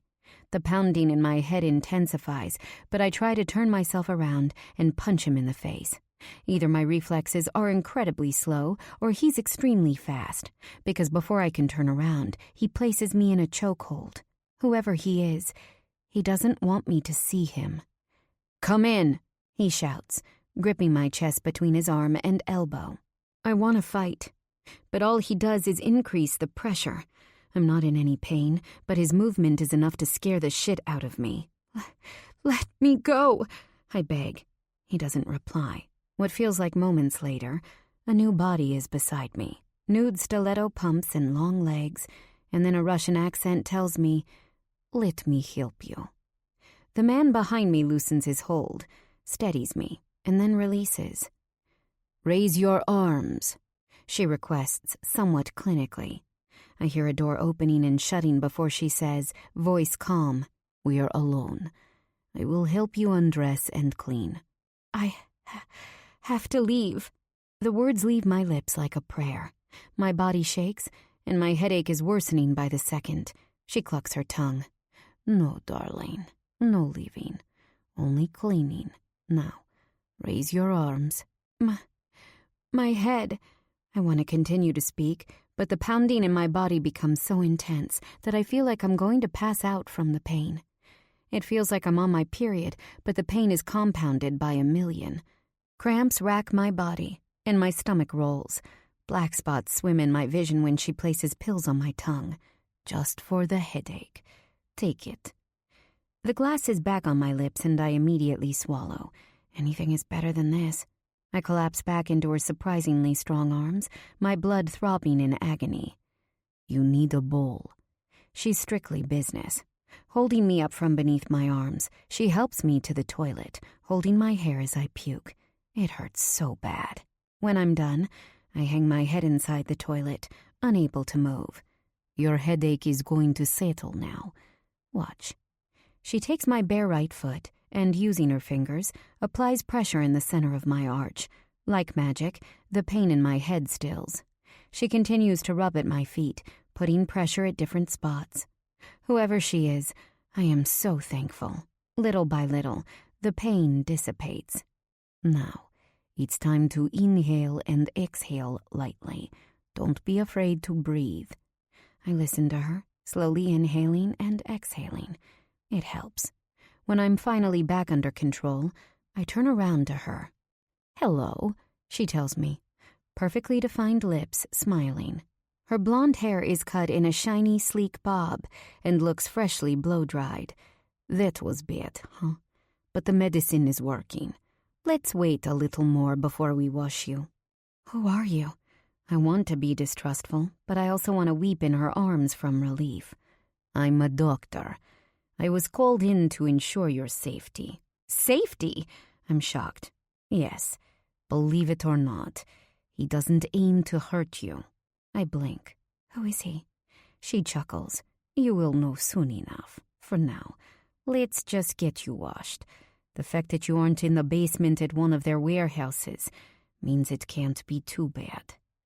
I pointedly look at her. Am I supposed to be happy right now? Who the fuck is this? And you're what? The doctor on call when people get roughed up? The attitude in my voice surprises me. She shrugs. Something like that? I'm sure you realize you're in the hands of the Mafia Shiptora. Yes? My husband is part of the family. Lucky you, I reply sarcastically. She laughs, helping me stand. I want to ask if she's Natasha or Olga, but decide to shut my mouth. The last thing I want to do is piss off the one person who could help me escape. I know you think you can shower yourself, but after what you were given, you could fall. I've been given orders to deliver you back onto that bed in one clean piece. I look to the door and she immediately notices. Why do you have to make this difficult? The sooner you get cleaned, the sooner you'll sort out whatever this issue is. If you try to escape, your punishment will only grow. Trust me. Her knowing eyes have me swallowing hard. She unzips the back of my dress, but I defiantly hold it up with my hands. There is no way I'm letting her watch me shower. The entire thing is glass and, therefore, see-through. Pretend we're at a gym. She shrugs. I'm not going to hurt you. I'll help you inside and turn on the spray. You'll sit on that bench and use the products inside. Don't stand up. The temperature will be hot, and that could be dangerous. When you're done, I'll bring you a towel and help you back into the bedroom. There are some clothes in there for you. Are we clear? I nod, feeling slightly better by her plan. She hands me a towel, and I use it to cover my body as my dress slides to the floor. If we know each other's names, maybe she'll see me as more of a person and less of a prisoner. I'm Alira, I tell her, trying to sweeten my voice. It seems my sweet girl routine goes nowhere because she snorts. I know who you are. And your name is? I ask with eyes wide, hoping to befriend her. Without wasting a beat, she replies, Elena. But my name won't get you anywhere. Her perfectly manicured hand takes mine and helps me step inside. Just as planned, she turns on the shower, adjusting the shower head to spray where I'm sitting. I take a seat. The marble is freezing, but instantly warms under the hot spray. After she turns her body around, I do as she said and clean myself up, telling myself that a shower is a good thing. It'll give me the strength I need to fight my way out of here. I lift a black shampoo bottle. It says Oribe. Weird name. I open it up and inhale. Oh my God, it smells heavenly. I scrub my hair and rinse, happy to see the matching conditioner is here. These products are better than anything I've ever used. After using the face wash to scrub my skin clean, I soap my entire body. It's odd to sit while showering, but I do feel pretty shaky. It's probably best this way. I'm finished, I call out. She opens the door and leans inside to turn off the water, producing a towel in her hands. She wraps me in the fluffiest and hottest white towel I've ever had the pleasure of using. Did they put it in the oven or something? God. I must say the Shipa treats prisoners pretty damn well. She laughs. You aren't exactly a typical prisoner, clearly. Walking me over to the bedroom door, I stop. No surprises yet, right? Just changing clothes? I bite the bottom of my lip. Yes, she nods. Once you're changed, he'll come in and speak with you. He? Who is he, damn it? I want to ask, but instead I say, can you stay here with me? Her full lips turn down. No, she shakes her head. I'm not going to lie to you and tell you I'll stay when I won't. I'll make sure you change into clothes, and then, like I said, he'll come in. That's all I know. I nod my head, appreciating her honesty. My brain reminds me that I have no plan, and I need to come up with one, stat. I step tentatively into the bedroom. If I needed confirmation that I was in an apartment of a member of the Mafia Shiptora, this bedroom is it. The ceiling is maybe 15 feet high. walls complete with intricate moldings. A fireplace faces the bed, decked out with a black and white marble mantel. Holy shit, I say out loud, scanning the room's details. Despite the old-world bones of the room, the furniture is all modern and sleek. The contrast is stunning. A bed low to the floor is tufted in black leather. Wooden side tables finished with shine. Even the floor lamps are really modern. They're chrome and look like oversized searchlights, kind of like you'd find in a lighthouse or something. Maybe they're antique. All I know for sure is, this is crazy expensive. The woman gestures to the bed and I step forward. The clothes set out for me on the comforter are nice. And by nice, I mean likely worth more than my entire wardrobe. My hands touch a pair of blue lace panties in a size small and matching bra in a 36B, both La Perla. Either whoever took me owns a clothing store or has been watching me for a while, because they are both exactly my size. I pull off the tags and look behind me. She's staring at her phone, so I drop the towel and quickly put the undergarments on. Next, I lift a pair of designer denim. A price tag of $325 hanging off the belt loop. Holy shit, I mumble under my breath, pulling off the tag. Victoria Beckham. One leg and then the other. I slide the pants up. They're soft and giving but straight leg. Not surprisingly, they fit perfectly. Next is a black crewneck sweater in the softest material I've ever felt. It must be cashmere. A pair of black leather ballet flats are here too, in a size 8. I slide them on. Walking to the window, I turn my head to find Elena, with her back turned to me. Hope fills my chest. I pull back the lush silver curtain and grip the bottom of the window to lift it. I can get out of here. I can escape. I just need to... It's locked. Bolted shut. Shit. Come. There's nowhere to run. I turn to her, my heart dropping. Don't look so sad. Trust me. If they wanted to hurt you, you wouldn't be here. Just take it easy, okay? She holds a brush and a hair tie in her hands, offering them to me. I walk around the beautiful white bed and take the items, brushing out my long black hair and securing it in a long braid. Do I want to cry? Yes, but I won't. Where are we? Who knows how long I was out in the back of that car? Is it possible it was days? What I can tell you is... She pauses, as though changing her mind. I wait for her to speak, but she simply presses her lips together before turning away. I'm under orders only to take care of you right now. My work is done. Good luck to you, Illyra.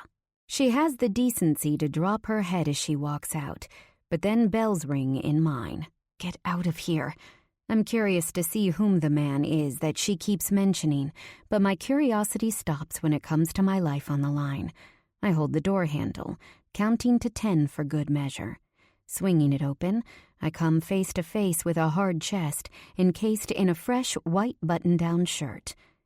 Hello, Illyra. The voice is dark and almost gravelly. It doesn't take my head or my heart even a millisecond to know exactly whose voice this belongs to. I immediately squeeze my eyes shut. It's him, my mind tells me. Tears fill inside my lids as my heart patters. I know I should look up, but I can't. If I don't see him, he can't see me. Every part of my body yells at me to run, and every part of my brain tells me, look up. I knew him so well once. I ball my damp hands into fists, willing myself to make a move. He smells just as I remember, and as a man should, like soap and clean sweat. He chuckles, that deep sound moving through me like a torrent. Don't tell me you're afraid. I thought you'd be tougher than that. He challenges. Oh, hell no. I flick my eyes open, refusing to show any kind of weakness, and defiantly raise my head. Enormous arms are holding either side of the doorframe, sleeves of his shirt rolled to his elbows. I raise my head higher. Oh, God. He's straight up massive. Well over 6 feet, for sure. I see his face, and my knees literally go weak. His eyes are pools of brown so dark, they're practically black. He has some dark stubble lining his strong, square jaw, as though he hasn't shaved in a few days. His neck is strong, thick, and powerful. I'm completely drawn to his physicality. He isn't beautiful or handsome. Nico is too rugged to be described with those words.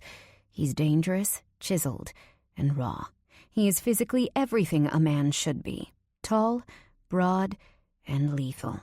He leans his huge body against the doorframe, and my stomach clenches. The way he's staring at me, swallowing all of my features at once with his eyes, it's enough to melt me.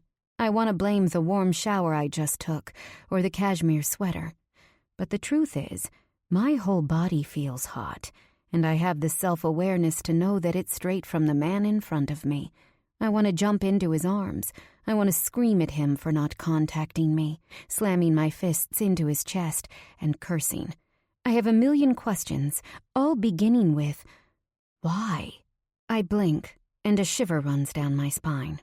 The rational part of my brain shouts, "You're fucking insane, Elira. How can you heat up over a man who stole you? This isn't a boy at a frat party. This is a man in all sense of the word. The boss of the Mafia Shiptora. And, oh shit, his black eyes narrow, straight white teeth clenching. A jitter moves through my body. You're not here to rekindle a friendship. You've been taken against your will. You were drugged, dragged, forced into this place. You've got to get the hell out of here. My eyes flit past him, but he immediately notices because his callous hand grips my wrist, knowing I've got plans to bolt. Terror should be choking me right now. Instead, the ballsy girl within my chest yells, "You stole me? Fuck you!" I try to yank my hand away, but his heavy grip only tightens. He isn't letting me go, but his refusal only fuels my determination. I try to fling my body side to side. I try to spit in his face. But his left hand pushes my head down, so my saliva winds up on the floor. Next, I lift a knee in an attempt to get him in the balls. He pulls his body backward, so I can't reach him. "Motherfucker!" I shout, sweating, my voice turning ragged. I scream again, my damp braid flying in every direction. This time he lets go of my wrist, but grips my shoulders, shaking me. "Stop it, Elira. Enough." Like a woman on a rampage, I lift a hand and slap him straight across the face. The sound is so loud, it's shocking. Never in my life have I actually hit someone before. My jaw drops. His eyes widen before he starts to chuckle, slow and deep. He's laughing at me. "You've got fire. Most women in your position would be crying in a corner. I can't say I'm surprised." The look in his eyes tells me he's giving me a compliment. I try not to cringe at the red mark splattered across his cheek. I grit my teeth and dig my feet into the floor. That's when he brings me straight into his broad chest. It's not a hug, but a movement to keep me frozen. He's hard. Everywhere. I can feel the outline of his dick against my leg, and I suck in a hard breath. "Oh, shit," he whispers into my ear. "Don't ever forget whose world you're in. Mine." His words are menacing, but his body is so hot and hard. "My world, my rules." He breathes a minty heat.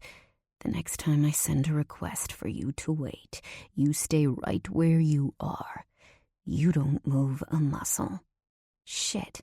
It was him who wanted to speak with me. Well, he could have come out himself and said hello, not tell one of his underlings to make me wait there, all alone. I open my mouth, ready to give him a comeback, but his phone vibrates. He lets me go and pulls a phone from the back of his pants pocket. Before answering, he lifts a finger to my face. "Don't fucking move."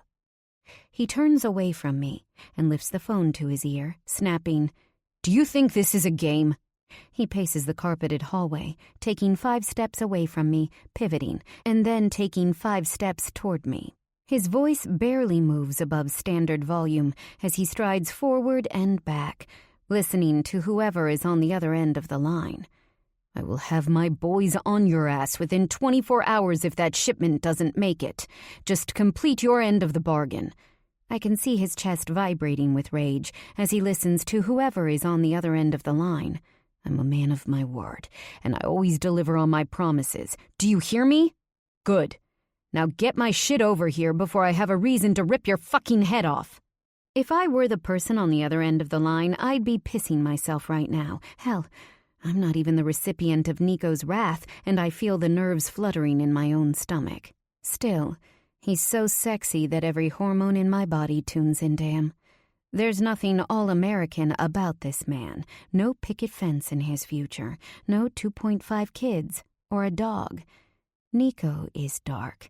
He's also written into my history. Changed the course of my life. I shiver. He slides the phone into his back pocket before cracking his knuckles. His vibe changes from maniac to gentleman in a nanosecond. I swallow hard and think, what the fuck? He stares at me. My eyes reply, why did you take me? Why didn't you just reach out to me? I would have come. With a different type of man, playing the scared, innocent girl might be the route, but not with this one. I always had the mouth I have, and Nico knew it better than anyone. I was a good girl, but I always had trouble with my temper. With the way Nico's looking at me now, I can tell he expects some bite. Hell, he seems to want it with the expectant gleam in his eyes. I do my best to stand taller, but inside, I feel like I'm shrinking. I'm scared, nervous, turned on. Let's go. He tips his head toward the hallway. I look behind me at the bedroom, and then in front of me, where all I can see is a dimly lit hallway. I've been kidnapped, I think. I'm in an unfamiliar space. Sure, he's gorgeous, and I used to know him well, but I don't know anything about him now. I hate to admit it, but I'm afraid to leave this room. Go where? I demand, my voice shaking. And what am I doing here? My voice comes out stronger than it has any right to be. I haven't seen you in years, and now you steal me, drug me, and drag me to your... whatever this place is. I'm opening my big mouth to this utterly powerful man who could have me killed and buried with a snap of his fingers. Am I insane? He looks amused. We'll sit in my kitchen, eat something, and I'll tell you what will happen. There is no room for negotiation, but I refuse to let that stand. Listen, I have to get out of here. My voice comes out between a beg and a cry. Every fantasy I've ever harbored for this man makes me feel like an utter idiot. I need to go home. Tears threaten to escape. No. He raises his dark brows, stepping into the doorway and blocking my path.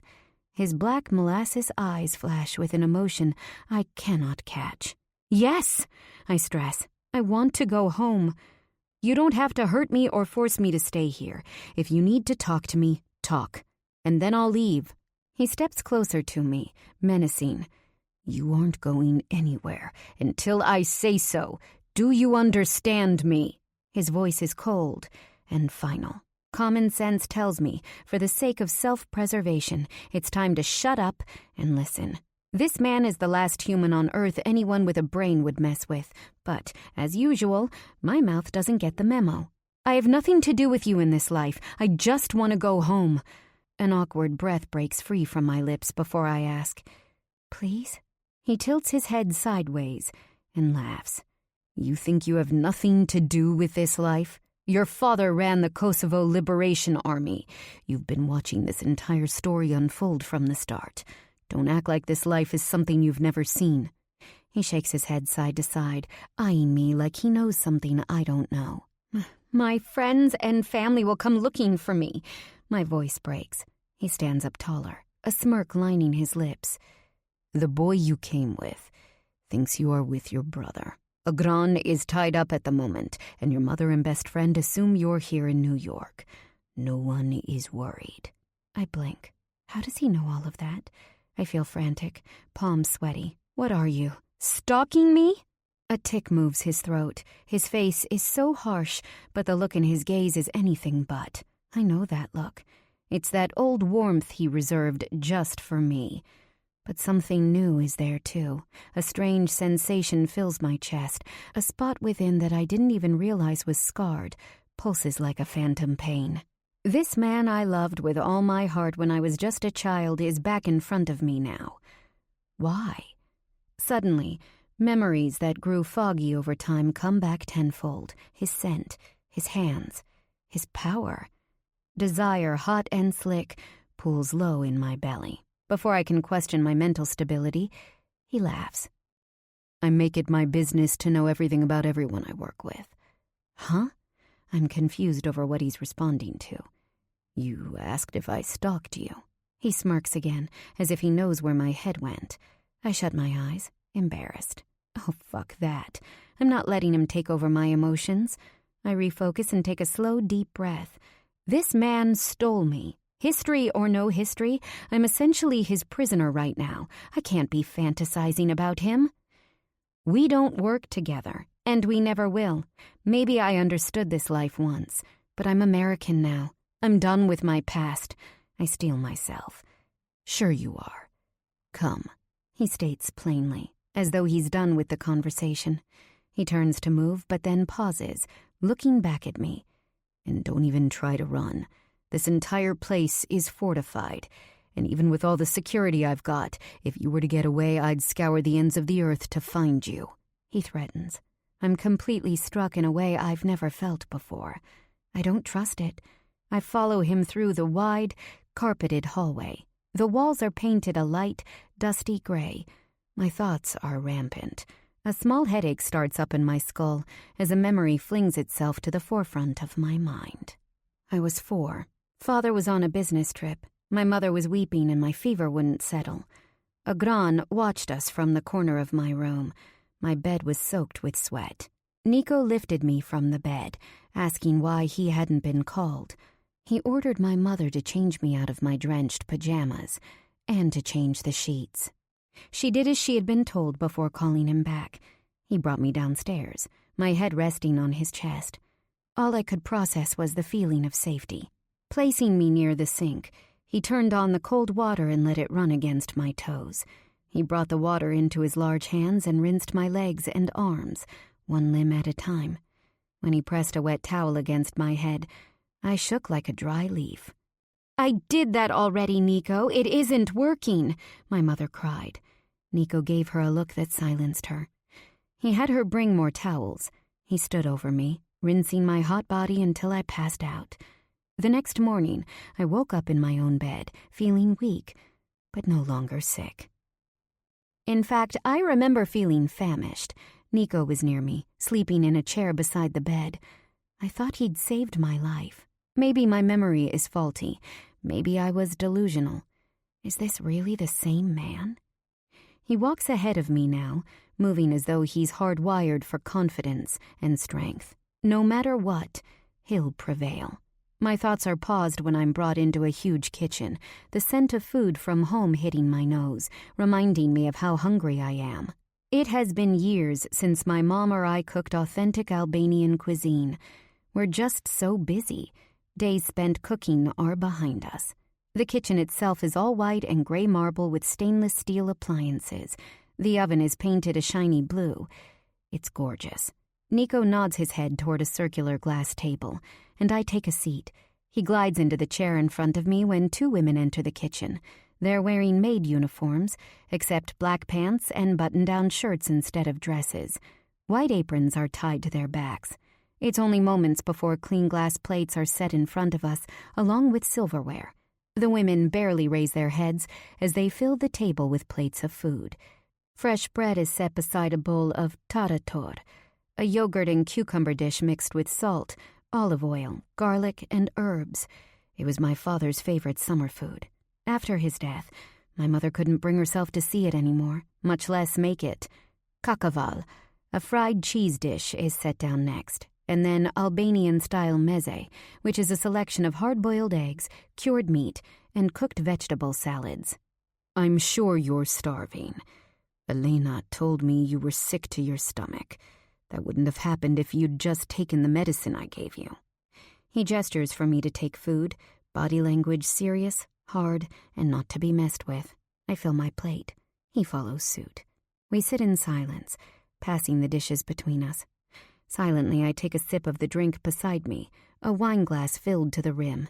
It's a delicious white. I've never had wine from anything but a box, and yet my palate knows this shit is good.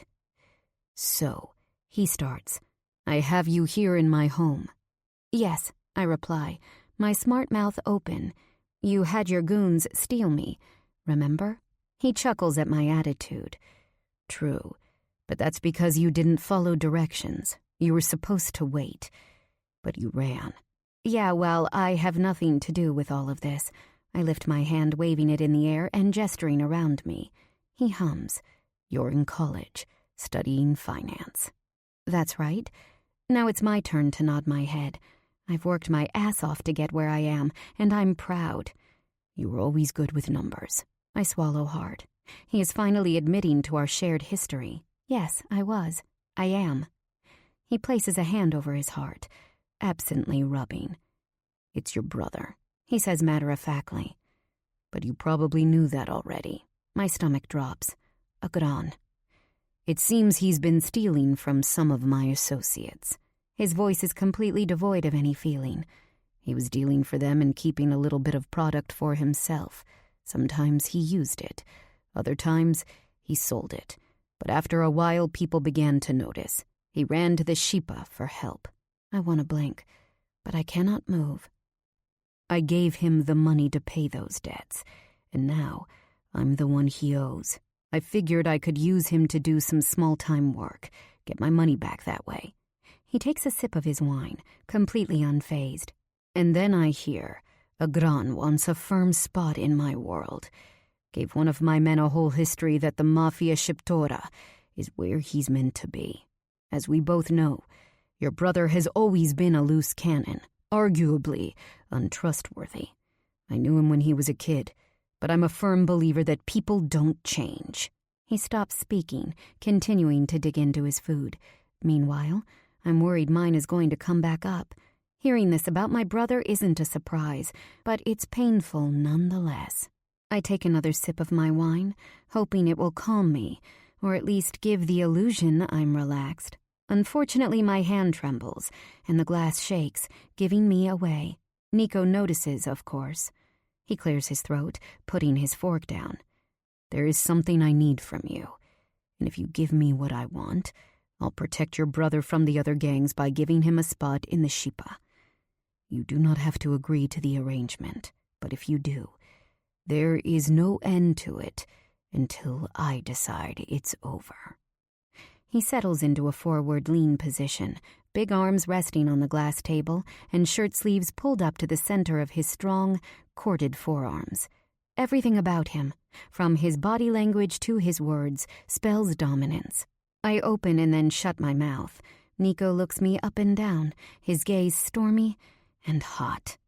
Is Nico going to ask me for sex? It wouldn't be unheard of in these crazy circles, but I have a limit, and whoring myself out for the sake of my brother is a no-go. No, impossible. Never.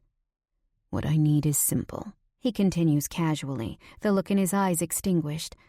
There is a new family I'm aiming to do business with. They're the type who like to work with men who are settled down. I know how loyal you are to your word. We share a language and customs. You will act as my wife when I request it. I have school. I lick my lips. I can't let go of my future. Not for a gran and not for anyone. I won't. You can go back for your studies. He nods. Finish your degree. But when I call, you must come. This arrangement, I start, pointing between himself and me. It's just for public purposes, right? Nothing private you're expecting or illegal?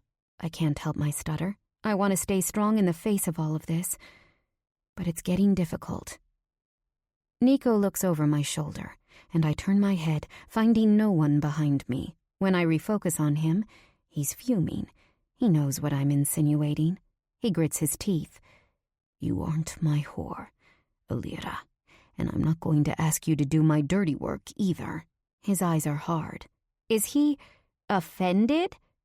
Take my proposal at face value. He finishes his drink. His huge hand places the delicate crystal glass on the table. There is no hidden agenda.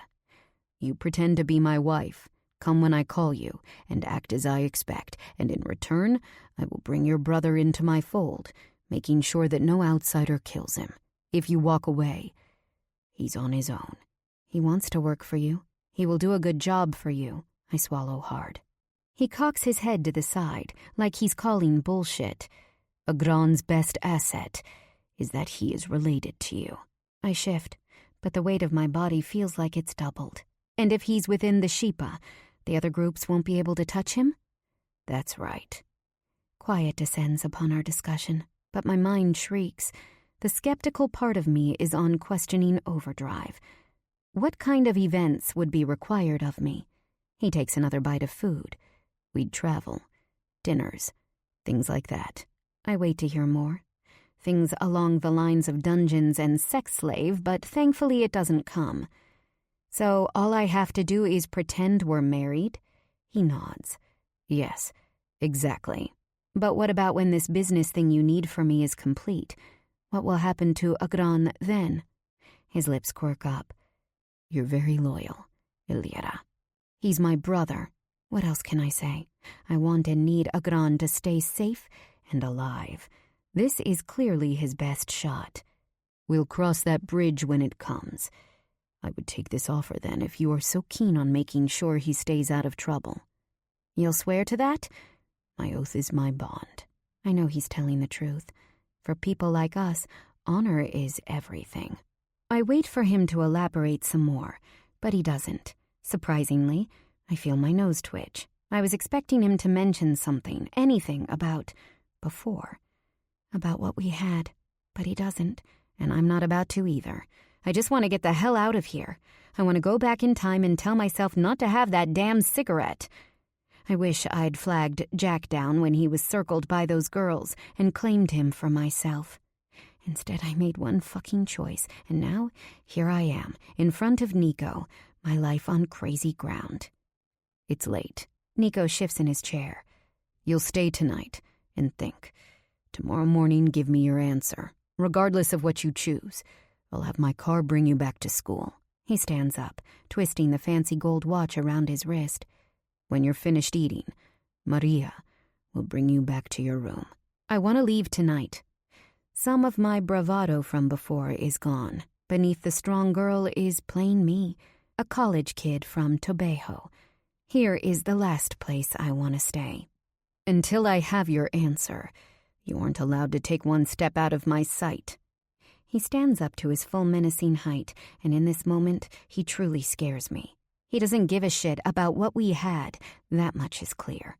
I force myself upright, refusing to cower. Seemingly satisfied, he walks away. What an asshole. I curse under my breath. He snaps. What did you call me? His stubborn jaw gives him a stony expression. My stomach drops to my knees. Something to remember. He saunters back to where I sit. I will not be seen with a woman who doesn't look polished or well-raised. I know who you are and where you come from. Act like the woman you ought to be, or forget the deal. And with those final cutting words, he's gone. I gasp. What a dick! He exits, and I inhale the rest of the food. So good. The truth is, I can't even remember the last time I ate this well. That, plus the stress I'm under, has me ravenous. Natalia is one of those blessed I'm too nervous to eat types. Unfortunately, I'm more of a where the hell is that cookie dough type. So long as I'm chewing, I can delay my thoughts. When there isn't even a morsel left on the plate, I see an older lady waiting for me. I assume she's Maria. I'm finished, I tell her politely, squeezing my hands together. Follow me, she says brusquely. She is wearing black pants and white shirt. Dark hair in a tight bun, slicked back with gel. I'd say she is around my mother's age. While she isn't friendly in the least, I wouldn't be me if I didn't at least try to get some information from her. So, Maria, how long have you worked here? I slow down my pace, wanting to be with her as long as possible. 6 years, she replies easily. My ears perk up. She's willing to speak. Is Nico a good boss? It's a very forward question, but I don't have more than another handful of steps left to go before I'm back in jail, also known as the bedroom. He is very fair. She continues to walk at a slow pace. The way I grew up in Mexico, this life is not new to me. Nico is... I lean in, waiting for more. Nico has high expectations. If you meet them, he is content. If you don't, well, that's a different story. She shrugs her shoulders, as if to say, it is what it is. And does he have a girlfriend? The question leaves my mouth before I have time to think. I want to backtrack. Not that it matters, of course. She smiles knowingly. Nico has many women, but no woman. I stop walking down the hallway. I know once I'm back in that room, there will be no way out. I want to know where I am. Are we in the Bronx?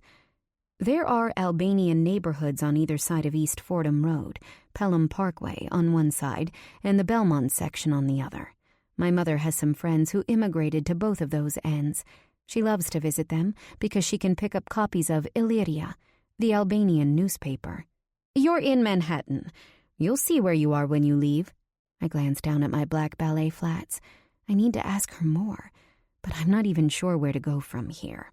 She puts a hand on my shoulder. Nico is not a nice man.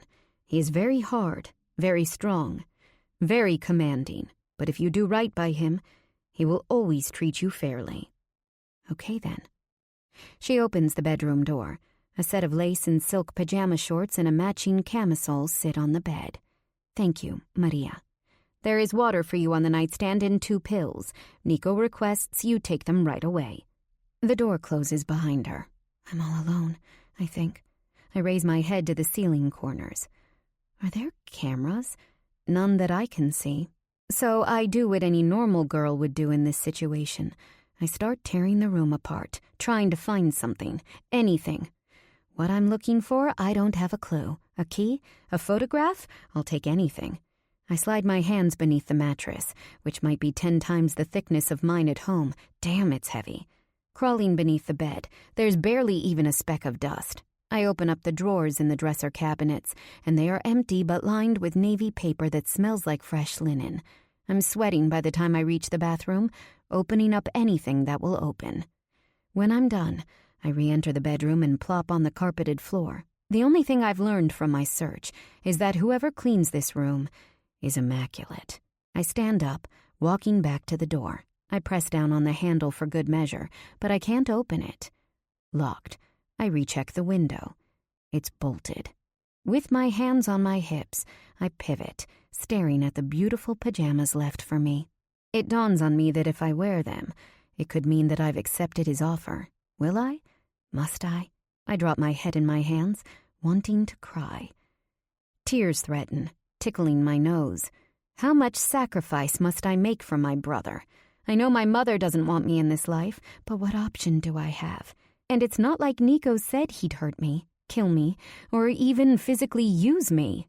I'm angry, furious. I don't need or want this shit right now. I want to be a normal American college kid. I want to do well in school and go out with Natalia and date Jack. I don't want to be wrapped up in the fucking Albanian Mafia. The tears fall, and I don't even bother to stop them. Nico isn't a stranger. I knew him once, and not just his face or his name.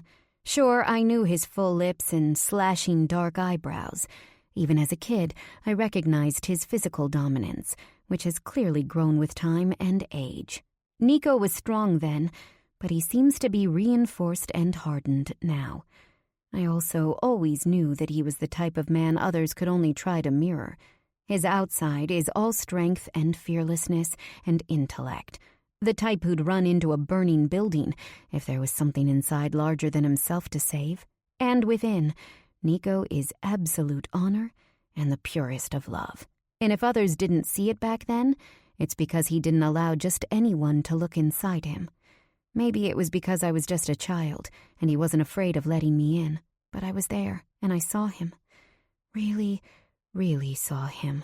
I know who he is, or at least I used to know. Is he the same man now? For years, I dreamed of him coming into my bedroom and taking me away. Not that my life was horrible or painful, but life with Nico? I thought it was my destiny. He'd lift me into those arms of his, apologizing for not coming sooner. I had the whole scenario planned out in my head with 10 years' worth of dreams to support its validity. Instead, he drugged and stole me. Gave me an ultimatum, of all things, to pretend to be his wife. To pretend to be the one thing I used to dream of. Life makes no sense anymore. Sadness, like a torrent, swirls in my head. I don't know how this choice will affect my future. The tension within myself coils. I have to put my feelings aside. This is a business arrangement where I'd spend time with him, and in exchange, he'd protect my brother. It'd be nothing more. Maybe I shouldn't think about it any deeper than that. I would go to dinners with him, call him honey, maybe, take a vacation. I've barely ever gone anywhere before. Maybe it would be nice to go away. Maybe it doesn't have to be complicated. Eventually, he wouldn't need me to be his wife anymore. And by then, Agran would be firmly embedded within the Shipa. He'd have proven himself and be a full-fledged member. It'd be okay. I touch the beautiful, silky sleepwear, noticing my nails are short and undone. I'm sure he'd expect me to be presentable in the way an Albanian man likes.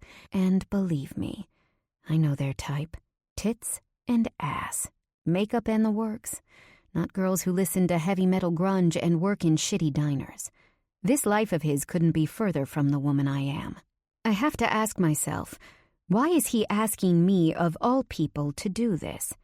The silk is so delicate. It's something I'd never wear. I lift up the camisole, chucking it into the corner. I'd rather sleep nude than sit in clothes bought for me by a thug. I laugh, loving how throwing his shit gives me some control. So I do just that. I strip myself, balling each expensive piece and strewing it around the room. Nude, I decide to take the medicine because I don't want another headache. I might want to kill Nico right now, but I'm not willing to hurt myself. Finally, I climb into the God only knows how many million thread count sheets, curling atop the most comfortable mattress I've ever lain on. It only takes a few minutes for me to fall blissfully under, but not before I curse out my brother and Nico. Fuck them, I grumble into the pillow. 6. I wake up with a start thinking, where the hell am I? Shit, I groan, throwing an arm over my eyes. When I finally sit up, I pause and scan the room. Unfortunately, none of it was a dream. I have to give him my answer this morning, but first, I'm going to enjoy that shower again, and this time, without an audience. I look beneath the covers, and am reminded that I'm completely nude. I stand up, bring the sheets with me, not that anyone is here for me to hide from, but if there is a camera somewhere, I'd rather not give a free show. The shower is hot and perfect. When I'm finished, I remove a towel from a drawer below the sink. It's perfectly warm, hot even. How is this possible? After wrapping myself, I squat down to take a closer look. That's when I notice the temperature field to the left. Holy shit. It's a towel warming drawer. Seriously, whoever made that thing up is genius. Next, I remove the blow dryer and brush. Since I pulled the room apart last night, I know where everything is. When I'm done, I put the jeans and sweater back on. I make a mental note to ask where my dress went. It isn't mine, and I'll need to get it dry cleaned before I give it back. I can only pray it's salvageable. Moving to the bedroom door, I'm pleasantly surprised to see it isn't locked. I'm about to step out when a huge guy steps in front of me. I let out a yelp. "Don't worry," he says in Albanian. "I'll just bring you to the kitchen." In English, I tell him, "I can make my own way. It's down one hall to get to the kitchen. I don't need an escort." Nico must really think I would bolt. It makes me feel good to know that he recognizes I'm not some docile woman. "Boss's orders," he replies again in Albanian, shrugging casually. He isn't being aggressive. I want to argue, but then again, what's the point? I roll my eyes but follow him down. When I get to the kitchen, I find the table filled with all kinds of fresh breakfast items. It's a buffet fit for a king. Waffles, pancakes, fruits, yogurts, and fresh cheeses. My eyes widen while my mouth starts watering. "Coffee?" I raise my head and there he is, sitting at the marble counter with a newspaper in his hands. He's so ridiculously hot, it stops my breath. He's casual in a pair of dark jeans and a black t-shirt. His hair is wet and spiky, like he just got out of the shower. I knew he was gorgeous last night, but now in the light of day, I'm floored. The strange thing is, I know it's not just his looks causing this reaction in me. He's everything I know in my heart he still is, despite the fact that I haven't seen him in years. I had a million questions last night about the man he is today, but my gut knows him. Nico raises his brows, waiting for an answer. He lifts the mug, shaking it side to side. Yes, my voice comes out scratchy. Yes, I repeat clearer. I shuffle my feet, wishing I'd had access to my makeup this morning before seeing him. He looks freaking amazing, and I look exhausted, as though I was stolen and drugged. Oh yeah, I was actually stolen and drugged. This whole situation is just too fucked up. He pours a mug full from a silver carafe. It steams. He slides it across the counter to where I stand. Either he knows I take my coffee plain and black, or he doesn't want to be bothered to ask. Regardless, this is good. I'll say no to a lot of things, but never coffee. I help myself to the seat next to him when he points to the kitchen table behind us. Scrambled eggs and cucumber tomato salad. Take. He doesn't have to ask me twice. If this is prisoner fare, I wouldn't mind being jailed from time to time. My mom and I always eat well enough, and now that I work at the diner, it's not like I ever go hungry. But this isn't just food, it's gourmet. I happily fill up my plate, not caring about how it might look. I'm a woman. I eat. Surprise! I sit back down and take my first sip of coffee when he clears his throat. As much as I hate to interrupt your breakfast, his eyes move from my full plate to my eyes. I'm waiting for your answer. He pulls a cigarette from his pack of Marlboros, lighting up. I hate how sexy he looks, smoking, licking his lips and relaxing. I clear my throat. What will I need to know about you? Husband? Details of how we met, maybe? I take a bite of a warm butter croissant and try to focus on that instead of him. He inhales his smoke deeply and exhales slowly, looking like Marlon Brando in one of those 1950s films. The way he holds the cigarette with his thumb and forefinger. I try to focus on my food to keep myself from gawking. Nothing, he replies, licking his lips. I'll answer any questions that have to do with us, but if you're in a situation where you must say something, tell the truth. We met back in Kosovo. I knew your family, and then we reunited here years later. Now it's my turn to quirk a brow. Oh, we knew each other, did we? How interesting. And here I was, thinking you had amnesia. He laughs, shaking his head. I remember. You were a cute kid back then. Not sure what happened since. My jaw drops from his insult, but then he grins. A playful, full-on, sexy-as-hell smile. He looks so much younger right now. He shifts his body and takes another sip of his coffee. There's one more thing.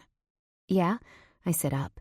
Is this where the ball drops? Sex slaves, dungeons, and... There can be no other man in your life. In the world I'm in, loyalty is everything. If you're going to act as my wife, there cannot be an implication that you are stepping out of our marriage. Well, I pause, my mouth opening and closing like a fish. Jack's face flashes before my eyes. I exhale. This sucks. This really, really sucks. Sure, we didn't get that far, but maybe I would have liked to explore that. I swallow hard as he says, if you can't agree, you have my word. My family comes first, and Agran's safety is my priority. He nods before standing up. I'll reach out to you. I'm unsure if he's going to shake my hand or what. He steps so close to me until there are only centimeters between us. I can smell his soapy scent. Nico kisses one of my cheeks, and then the other. It's whisper soft and slow. He smells so warm. Maria will meet you here and give you details on how you're returning home. And then he's gone. I finish my plate and coffee when Maria comes back into the kitchen. The car is waiting for you out front. I hop off the chair. Do you know where my clothes are? The ones I came in? She hands me a large silver-gray bag that looks like a soft leather shopping tote. It's all been dry cleaned. I clutch it to my chest in relief. Thank you so much. I peek inside and everything is here, from my shoes and Natalia's dress to my purse. I rummage around to find my wallet and phone, safely intact beneath the clothes, and think, thank God. Do you want the bag back? I can put everything in a plastic bag. She chuckles. No, sweetheart. It's yours now. I take a look at the tag inside. Goyard. I've never heard of it. The car ride back to campus is uneventful, but extremely comfortable. When I'm a huge banker in New York City, making $1 million a year, I'll have to buy myself a Mercedes like this one. As far as this situation with Nico goes, I plan on living my normal life, and when he calls me, it will be nothing more than a small detour in my otherwise straight-as-an-arrow life. I can handle this. What about my mother, though? Should I tell her? I already know what her answer will be, and telling her would only add to her stress. Plus, her back pain is already triggered by stressful events. A few months ago, when Agran left the house, her back went out. When the plant shut down and she wasn't sure what she would do for work, her back went out then too. The last thing she needs to know about is my involvement with Nico and the Mafia Shiptora. I get home to find my mother drinking tea in the kitchen. For a moment, I question whether I should withhold this information. I hate lying, especially to my mother.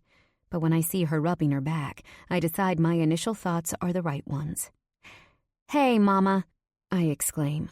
She moves her hands to the table, forcing a smile.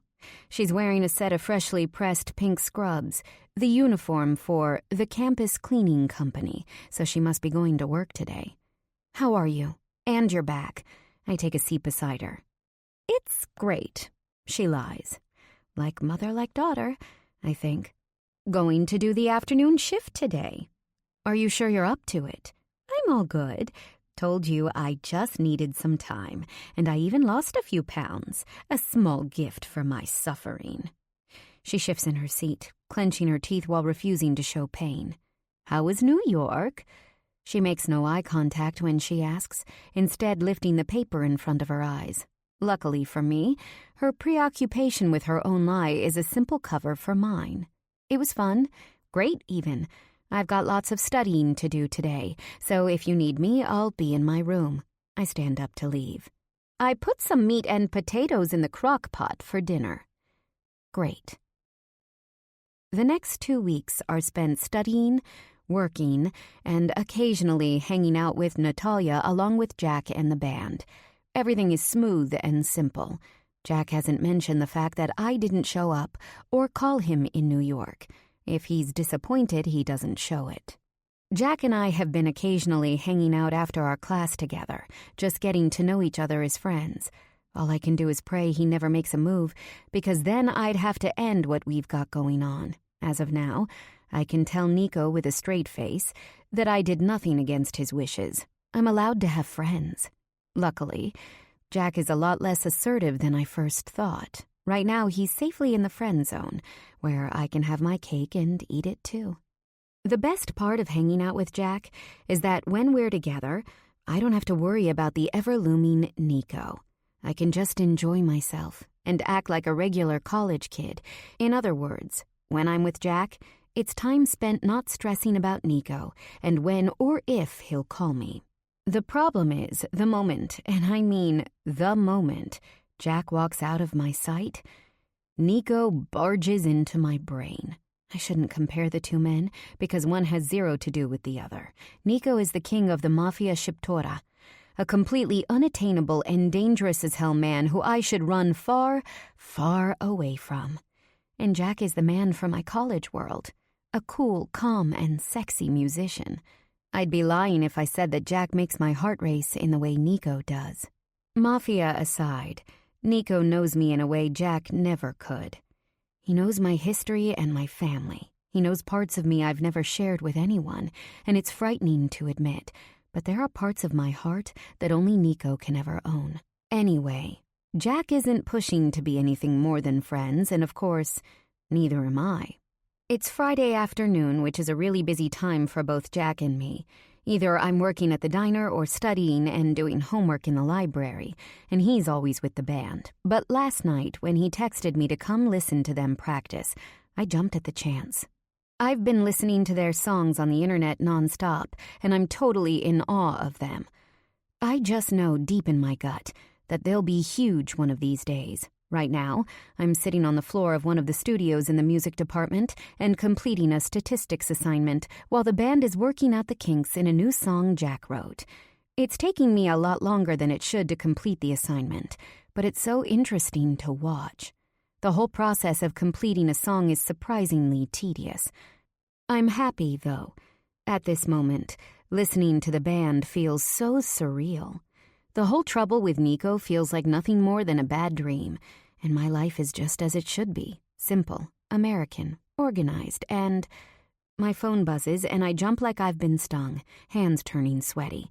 Is it him? Oh, shit. I shuffle through my gigantic new bag, cursing the fact that I can't find the phone. Where is the fucking phone? Where the hell is it? I push through countless receipts from Target, my Kindle, an empty water bottle, my wallet, a tube of glossy lip oil, and finally find the phone. I glance at the screen and see Agran. Fuck, I curse, hanging my head. It's not Nico. When I look up, the guys are all staring at me in silence. What has you so spooked? Shit, you'd think you were waiting for a call from the President of the United States. Level 10 anxiety. Scott shakes his head, laughing, his dark curls falling into his face. Spooked? I chuckle as though his comment is funny while trying to settle my breathing. Just, your brother. Jack pops the gum in his mouth. He's annoyed. Hell, I'm annoyed too. Anytime Jack and I are together, we can expect at least one call or text from Agran. But only because Agran is freaking out about my situation, losing his mind over my role as Nico's fake wife. I haven't given Jack any details about Nico, of course, because, frankly, it's none of his business. He isn't my boyfriend. I clear my throat, and the guys expectantly stare at me. Yeah, I scratch the back of my neck. I need a few minutes. I stand up from the corner I was sitting in, wiping the back of my jeans, and leave their practice room without a backward glance. I've got a parallel life happening right now that can't be ignored, and while I've done a good job of keeping thoughts of Nico at bay, every dream and moment that isn't spent actively ignoring him, he's in my thoughts. I should be thrilled that he hasn't contacted me yet. Instead, I'm just waiting with bated breath for him to just tell me what and where and when he needs me. I can't remember a time when my nerves were more frayed. My stomach is so twisted in anxiety that it's become a black hole for food. Nothing I eat fills me up. I look down, expecting to see a bowling ball for a stomach. Luckily, it's still my same flat abdomen. I lift my phone and dial Agran. Did he call you yet? He asks in a rush. You're seriously crazy. Stop calling me. I'll let you know when he reaches out. I fucking hate how he has you under his thumb right now. Makes me sick. If he tries to touch you, he hasn't even called. I huff, wishing I'd never told Agran about the deal. I couldn't not tell him, though. What if there were a party and both Agran and I were there, him as a member and me as Nico's wife? Motherfucker thinks he can threaten my sister and use me as bait? Makes me sick, he shouts into the phone. I'm doing it for you. To keep you safe, I don't need you to do this, Alira. I can take care of myself. I can prove myself without my sister helping. Oh, is that right? You owe people, Agran. There's no other choice right now, he curses. The second he calls you, I need to know. I whisper-yell. He could have hurt me when he took me, but he didn't, right? I look left and right to make sure I'm alone. The last thing I need is for one of the guys in the band to overhear this conversation. The only thing keeping me sane right now is the fact that I know you're strong. If he ever touches you, though, I'll shoot him in the face. Fuck the Sheepa. I can hear his heavy breaths over the line. I'll get him back for this, Alira. For the love of God, Agran, calm yourself and never say those words. Do you have a death wish? I look up at the ceiling, trying to stay calm. Don't you realize I'm doing this for you? Keep yourself straight with your eye on the prize. You wanted to join them, right? Forget how you got in the door. Focus on the fact that you got your wish. Do right by the Sheepa. Eventually, I'll be out of this, and you'll be part of the family. Win-win. My heart palpitates. Quietly, he says, I just need to know you'll let me know when he calls you. His voice is eerily calm. Without replying, I hang up the phone and lean my head against the wall. I used to see loyalty as a virtue. Now I see that the kind I have for my brother is more like handcuffs and chains. A Gran can never see past his own feet. I hear the band laughing. That's where I should be right now. I haven't had a smoke in a few weeks, but I'm pissed off and shaky, and I feel like having one. I step out of the building and into a small pathway behind the music center. I pull out a cigarette from my emergency pack and light up. When I'm done, I drop it onto the floor, stepping on it with my sneaker. I'm sufficiently calm. Well, sort of calm. I go back into the practice room and gather my things. I just want to go to my place and take a shower. After saying my awkward goodbye to Jack, I make my way back home. My phone buzzes again. This time it's Natalia texting me, asking where I am. I tell her, and within a few minutes, she's next to me on the steps leading off campus. "Where the hell have you been?" she asks accusingly. We've been on different work schedules lately, which has sucked. Work is our time to catch up. I rub my face. I have so much to tell you, you seriously can't imagine. I wasn't sure at first if I wanted to spill, but now that I see her, I can't possibly stay mum. I need my best friend right now. Badly. Wait, she stops walking and I do too. What is this bag? Is it Goyard? Oh, yeah. I look down at it. I think that's what the tag said. A lira? She huffs. That is, like, over $1,000. Are you kidding me? It looks like a skinny leather shopping bag. I pull it off me, examining how something this simple could be so expensive. Shit, she laughs out loud. It's true, my friend. How did you get it? It's a long story. I grumble. I'm ready when you are, she states accusingly. As we walk, I tell her every single detail from Nico being the love of my life as a child to how he smuggled me out of Albania, then how he disappeared on me once I got to America, a Gran's connection to the Mafia Shqiptore, the party, being stolen in New York City, and the eventual business offer that followed. For once in her life, Natalia seems completely speechless. Unfortunately, her quiet only lasts a few seconds. So, you get to be the pretend wife of one of the most powerful men in the world? Yes. She jumps up and down. We need to celebrate! This is incredible! Holy shit! I wonder where he'll take you. You'd better bring me along. And can we go to the bar for drinks? I feel like a celebration is in order, she sings. I stop walking. Wow, I think you need to slow down. Did you not hear what I told you? Oh, I heard you all right, and the situation feels pretty clear to me. He loved you when you were a kid, as a kid, but now you're an adult, and he's an adult. You are his solace, and always were. It's so fucking romantic. I shake my head. This isn't a soap opera or one of those romance novels you're obsessed with, where the dangerous bad boy falls in love. It's life. Life, schmife, she rhymes. We get to McGrady's, a bar off campus. Natalia and I prefer this spot because it's old and shitty, and we can get completely drunk off our asses for under $10. The waitresses here are also really cool, always sliding free drinks our way. But we hook them up when they come to the diner, so I don't feel bad about taking. The Sheepa isn't some make-believe group, I admonish. Do you understand what they do? Natalia is awesome and all about the living and loving free, but she was raised in upper-class Manhattan with two parents who each have prestigious jobs. They went to college and graduate school and make sure the maintenance and mortgage and taxes are always paid on time. She herself went to the best private schools in New York City. She grew up firm and confident. Normally, I'm in awe of her strength, but right now I can feel the disconnect between us. To her, the Mafia is a fictional group on a hot Netflix show. To me, it's a real, tangible entity. When I open up the bar's wooden door, the smell of stale beer assaults me. Drake sings God's Plan over the speakers. How fitting. I internally roll my eyes. She counters. Sure, I know what the Mafia does. She takes a seat at one of the wooden booths in the back, and I slide in across from her. They kill people and deal drugs and all that. Sell organs, maybe? A kidney or whatever.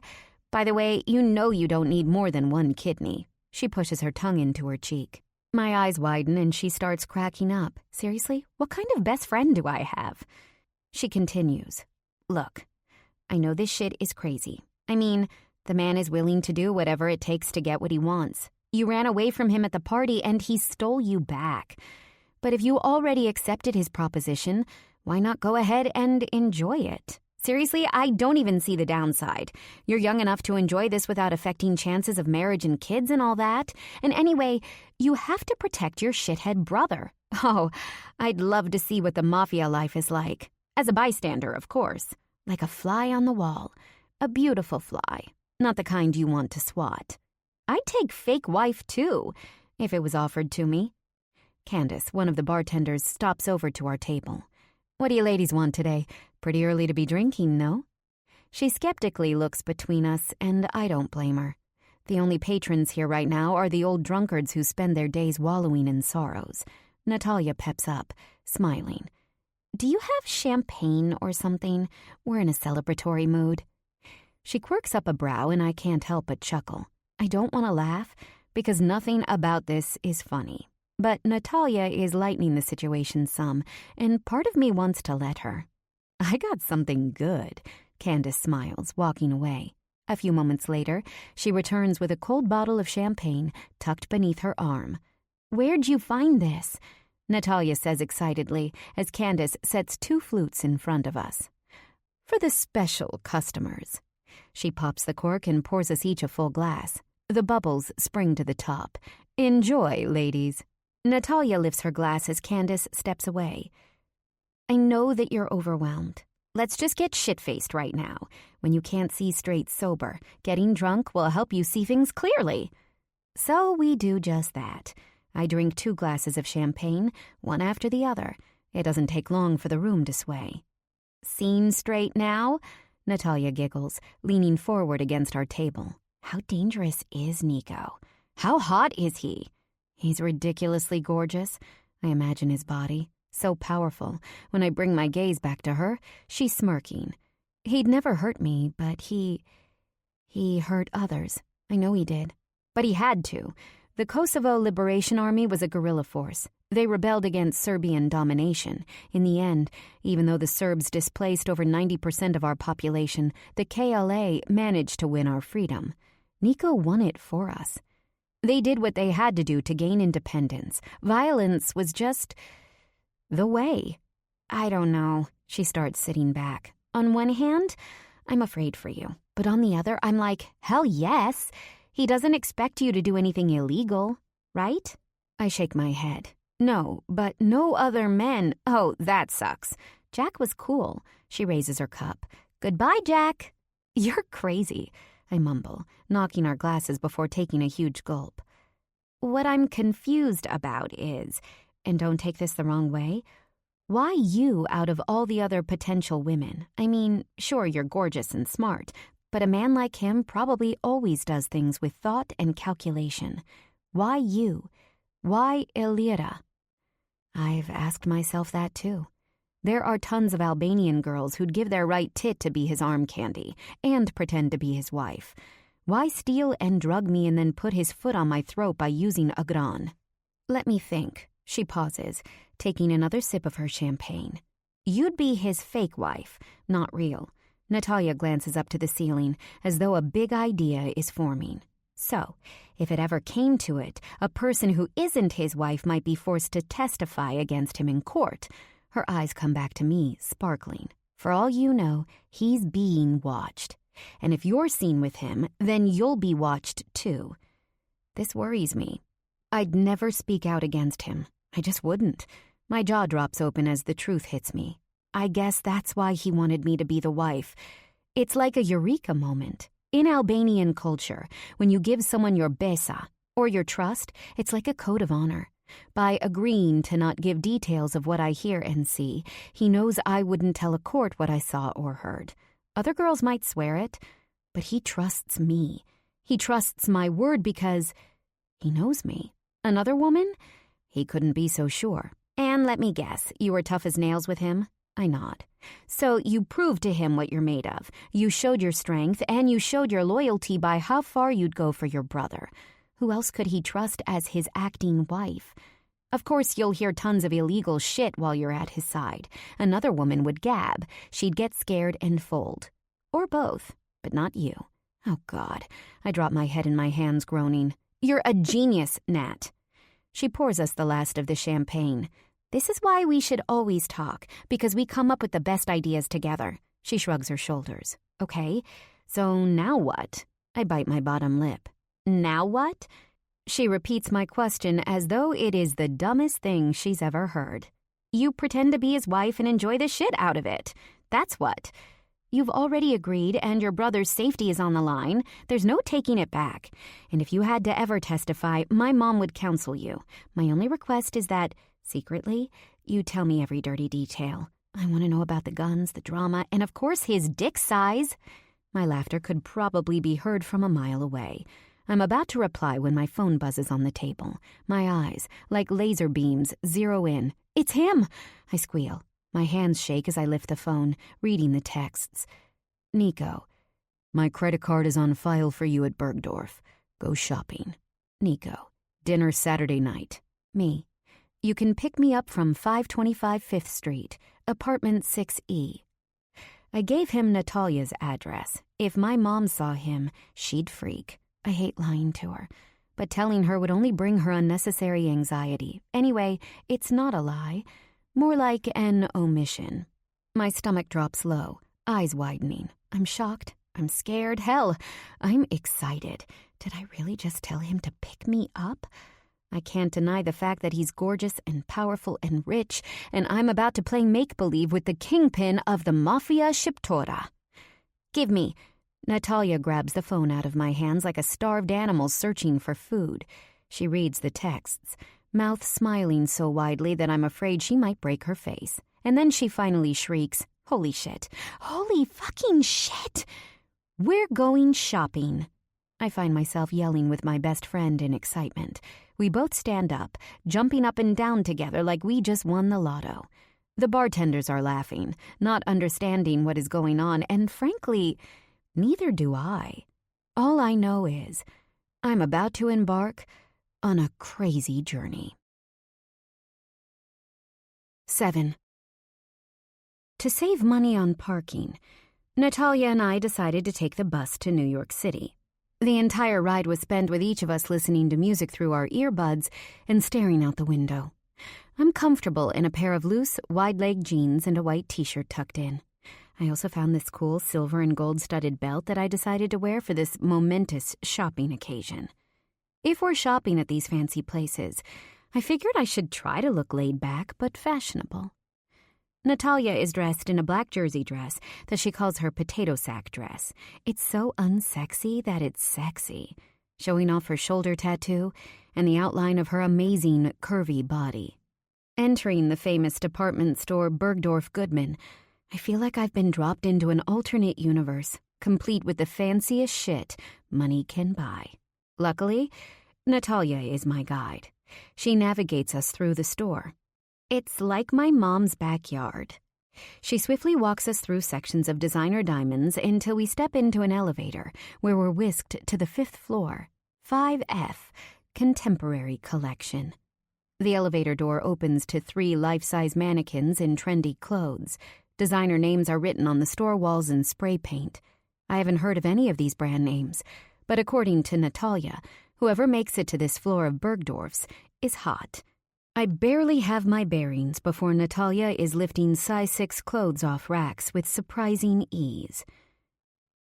I used to hate wearing this shit, but man, it's going to look incredible on you. She pinches my butt, and I yelp. A salesgirl wearing black pants, a white shirt, and diamond studs in her ears as large as her earlobes finds us and immediately takes the clothes from Natalia's hands. "I'll start a room for you," she says with a tight smile and nose in the air, as though she's doing us the biggest favor on earth by doing her job. Great. Natalia looks at her name tag. Sarah. We're going to finish the floor, and then we'll meet you. By the way, this is my friend Aliera. Her boyfriend put his credit card on file for her. Nico Shihu, I add, trying to be somewhat helpful. Natalia nods. He told her to buy anything, and I mean anything. You work on commission, right? Sarah's eyes widened. Oh, of course. Yes, no problem. I'll just put these down and wait for you. Or would you rather I come back to pick up the rest of the clothes you're trying? Come back, Natalia orders before Sarah scurries away. What a bitch. Natalia whispers louder than I would have. Anyway, find more options. Natalia continues browsing, and I finally get myself in the game. I pull out a few cute-looking cocktail dresses, unsure of how they'll look. Do you think it's a dress type of place? Anything goes in New York. I'd go with sexy, comfortable, and classy. You don't know who you're meeting, so you want an outfit that's flexible. Right, flexible. When we're done, we walk over to the dressing room area. Sarah greets us and opens the door with her key. It's fully carpeted, mirrored, and gigantic. And by gigantic, I mean it could fit a twin-size bed and a desk. I drop my purse into the corner of the room and shimmy out of my clothes. I put on the first outfit, relieved when the skirt easily zips up. Standing on my tippy toes and staring at myself in the mirror, I try to imagine how the outfit would look with heels. Let me grab you a pair, Natalia says. Lo and behold, she pulls out 3 pairs of strappy stilettos that were hiding beneath the beautiful chair in the corner. How did you know those were there? She laughs. Tricks of the trade, my friend. She lifts them up, checking the soles. Size 8. She hands them over. Amazing. I gush, sliding my feet in. This is the one. Natalia nods her head in approval. And the shoes are perfect. We'll go down to the shoe floor and get something similar. I turn left and right, straightening my back and imagining how another person would see me. The brown, black, and cream leopard print skirt is ruched chiffon and hits my ankles but has a super high slit up to my thigh. I tuck the black lacy camisole into the skirt. I feel classy and sexy at once. Hell, I love it. I'm afraid to look at the price tags. Ignore those pesky little things. She stands up. Take it off. We're buying it. Seriously? You don't think I should try on anything else? Hell no. You look super hot, and best of all, you look like a classier, more refined version of who you already are. You want to have fun with the man, not change who you are for him. You're the best. You know that? We leave the room to find Sarah standing by the door. She takes my soon-to-be clothes to the register. Natalia throws an arm over my shoulders as we walk. Best part is, you can use all of this stuff after the dinner, too. The skirt would look great in the daytime with a black cotton tank, and the camisole would look beautiful under a suit one day when you're on Wall Street. I freaking love you. I lean my head on her shoulder. I know how hard it is to find a true friend, and I'm so grateful to have found one. I've gone through so many friends in my 21 years of life, and somehow they've always turned into nightmares. It took me time to realize that the problem was my expectations. The way I treated my friends with love, loyalty, and respect was never reciprocated. The result was a constant feeling of being let down. I knew I had 2 choices: lower what I would like out of a friendship and deal with backstabbing and surface-only relationships, or just hold out for something real, even if that meant some loneliness in the short term. I chose to wait it out, and then I met Natalia. She is loving and honorable in the way that I am, and our friendship is something I'd never take for granted. She stops in her tracks. You'll need a bag. I have a bag, I shrug, lifting my new purse off my shoulder. Aliera, listen. She spins me around and holds me by the shoulders. This man is loaded. His credit card is on file. You need to look the part. You might as well get some good shit out of it. I mean, you're not getting paid in dollars, so get paid in shoes and bags and clothes. I don't want to act like an escort, for God's sake. He said sex isn't on the menu, but it's still your time, and your time is valuable, is it not? You could be working at the diner, making money for your rent or for clothes you'd need for interviews. Instead, you're on his arm. Shouldn't you be compensated? I guess. My voice trails off. I hate to say it, but she's making sense. I'm right. So, he said to get an outfit, and that includes shoes and a bag. Hell, that also includes a fresh bra and underwear. Let's do that, too. You think he'll check the bill and get mad? And what if he does? She cocks her head to the side. I guess nothing. He'd just tell me to cool it off next time. I can't imagine him telling me to return it. I'm still hesitant. Think of this like a work expense account. You need shit for your job as his pretend wife. So, what would his wife wear, huh? Not a Guess purse from 5 years ago, and not Gap underwear. Hey, don't diss the underwear, I say, half joking, but find myself somewhat convinced. I can't imagine Nico being cheap. It's just not easy for me to take from him. I like to make my own way in life. Babe, I checked out the Albanians on social media. She smirks like she knows a secret. You did what? I stop in my tracks. Yeah, she nods excitedly. They even have a hashtag, Hellbanians. I think they're mostly the dealers in the Mafia, but they're all about the cars and the cash and the bling. They've got all these pics with hot girls, Kim Kardashian look-alike types. Jesus. I exhale slowly as we reach the elevator. We'll buy something classic and gorgeous that will last you.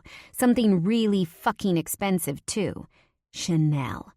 I despise it for myself, but it's what you'll want in this city when you work here. Let's just buy these clothes on this floor, and then we'll head over to the Chanel boutique. It's on the first floor. When would I need a Chanel bag? When you go out on a Saturday night. That's when. It's the style. It's the expectation. You aren't going to be a Tobejo girl forever. One day you'll be an executive at Goldman. Trust me, I know these things. I swallow hard, looking around at the other women shopping here. I'm shocked to see most of them have Chanel purses, or other bags that look equally as expensive. Fine, I exhale, feeling defeated. Call me convinced. I like this flexible side to you, she exclaims, happily surprised. I thought it would take hours of persuasion. Show me that stupid hashtag and don't get used to me being amenable, I sass. You know my true colors. Black and gray with a side of thunder, just how I love you. She wraps her arm over my shoulders and I smile. Saturday night is here. Today was spent primping. Natalia helped re-dye my naturally mousy brown hair to black and iron it flat. It's shiny and pin straight. The outfit looks amazing too. My makeup looks effortless, but the truth is, it was painstaking. Black liner lifted on the ends like a cat, lots of bronzer to chisel out my cheekbones and to turn my pasty white skin into something that looks alive. Unfortunately, there aren't enough cigarettes on earth to calm my nerves. Natalia forbid me from smoking once I showered and did my hair because she said it isn't classy to smell like cigarettes. She walks over to her dresser and pulls out her favorite pair of diamond studs. My mom bought them for me when I graduated the 8th grade. I never wear them, obviously, but tonight feels like a good time to wear them. Oh, no. I shake my head. Oh, yes, she replies, smiling. I put them in my ears, and she looks at me approvingly. So, we never discussed Jack. She plops back onto her bed and scrolls through her phone.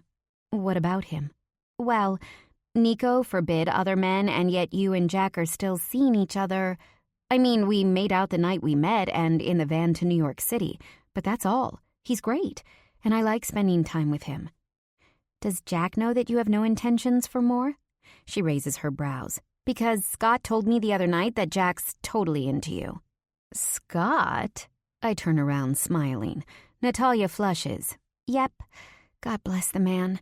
He's the best sex I've ever had, and cool, too. We're never going anywhere serious, but it's fun. I shrug. I don't know what Jack knows or what he thinks, but a few coffees and listening to him practice. Oh, shit. It does sound more serious when I say it out loud. You should just tell him. She lies back on her bed, adding a few pillows behind her to prop herself up. What should I say? Just that you are seeing someone else? An old friend? Come on. I'm just saying. Jack is a decent guy, and he's definitely going places in life. If you want something with him for real one day, after all this Nico shit is over, you're going to have to come up with some kind of story to put him off until then. Otherwise, You'll end up lying constantly about where you are and where you're going. I'll figure something out. Can't I just friend-zone him for the time being?" Natalia wants to say more, but the doorbell rings. My heart pauses. What the fuck am I doing? I can't go through with this. Natalia excitedly points to the door. "I'll get it." "Wait, no!" I whisper-yell, but she ignores me. I hear her say hello, followed by a deep voice reply. Should I go outside to the living room? Make him wait a minute? Oh, who am I kidding? I can't leave Nico alone with her. I exhale and open the bedroom door. At once, Nico and Natalia turn toward me. He's so insanely handsome. My brain and heart both skip. Dark gray suit, white shirt, eyes that melt me in a million ways. I should say hello and step forward. Instead, I can do nothing more than take shallow breaths. Natalia clears her throat, breaking the ice. "Nico's here," she says, in a sing-song voice, holding back a smile. "Natalia was kind enough to let me in." She nods, turning to me before looking back at him. "Yes, I am kind enough, since you're, you know, all dangerous, probably carrying a gun. Not that it's a bad thing. I mean, guns can be okay, when you need it, which you clearly do in your line of work. Well, anyway," Nico meets my stare, nailing me in place. "You ready?" Turning to the front door, he opens it. In silence, we take the elevator down. My hands are shaking, so I keep them clasped together. The moment we step onto the sidewalk, a huge black Mercedes-Benz pulls up. The driver's door opens, and a man steps out. He's big, bald, and muscular, wearing a black suit. He opens the door to the back seat. Definitely better to step into a car with my bearings, as opposed to being drugged. I sit inside and move toward the window. "That's true," Nico says, the door shutting behind him. "But you should know, Illyara. If there's something I want or need, I do what I need to do to get it as quickly as possible." "Is there a reason you went from being nice and decent to being a complete ass in a matter of 3 seconds? "I'm not being an ass, but I'll always tell you the truth. Remember?" He raises his dark brows. "It's the man I always was, and it's the man I still am." I swallow hard. "So," I clear my throat, "is there any particular way I need to act?" "Be just as you are, a college student. You take your classes and then return home. To me." His voice is so possessive that chills break out on my arms. I check my watch. We've already been in the car for an hour. The sky is dark, moon full. "So where are we going for dinner?" "Staten Island." I look at him like he's crazy. "Are you joking? If that's the case, I should have hit up a tanning bed." I snort. "The only thing I know about Staten Island is that the people are all about fake tanning and hair, and they're more Italian than actual Italians. My mom was obsessed with that reality show about Staten Island mob wives, and I watched a few episodes with her, under protest, of course. The Gambino family, one of the biggest Italian mafia families in the country, also lives there. Just a few months ago, the boss was fatally shot in front of his home. It was in all the papers. I wonder if this dinner is somehow connected to that." "Oh, shit." He shakes his head at me, laughing at my facial expression. "There's a restaurant. It's owned by a man I'd like to do business with. His wife is as old as your mother. I'm sure she'll fall in love with you." "And if she hates me, does that mean we'd get divorced?" I make quotation marks with my fingers. "I won't get rid of you too easily, but I do believe in some forms of punishment." He smirks. I tilt my head to the side. "And what if she invites me, as your wife, to a party in 3 years? What if, by then, you have an actual real wife?" The comment has my heart strangely squeezing. "I'll tell her I got sick of you and traded you in for a better, newer version." My jaw drops and he starts to laugh. He's playing with me. His huge body turns toward mine. I can see the muscles in his thighs pressing against the cloth of his pants. I undo the straps of my shoes and kick them off, curling my feet beneath my legs on the soft leather seat. I never understood when people made the comment, "leather as soft as butter," but I do now. He sees me getting comfortable and he does the same. Surprise of all surprises, he removes his fancy loafers too. It makes me feel like I can speak to him openly and honestly. So I do. Why didn't you reach out to me earlier? We were friends. You were a child. It wouldn't have been appropriate. He moves an errant hair from my face, not saying anything more. I shut my eyes as he touches me, unable to see his eyes while feeling his hand. It's too much. I picture Nico at 18, his heart already hardened, yet soft for me. I open my eyes, coming back to the present moment. His gaze skims my body. I like what you're wearing. I wasn't sure if... I want you to make sure you have every single item you need. Understand? The rest of the ride goes smoothly. We talk about basic things, like the courses I'm taking in my major. He listens intently to what I have to say, chiming in at all the right moments. It's comfortable. Easy. The car pulls into a big parking lot. The place looks like a diner with the short roof and neon lights. This is it? I don't mean to sound snotty, but I was expecting something a little more. Yes, the food is phenomenal. Don't make eye contact with anyone who isn't at our table. Don't be the one to bring up any topics of conversation either. Almost all the patrons here are highly connected.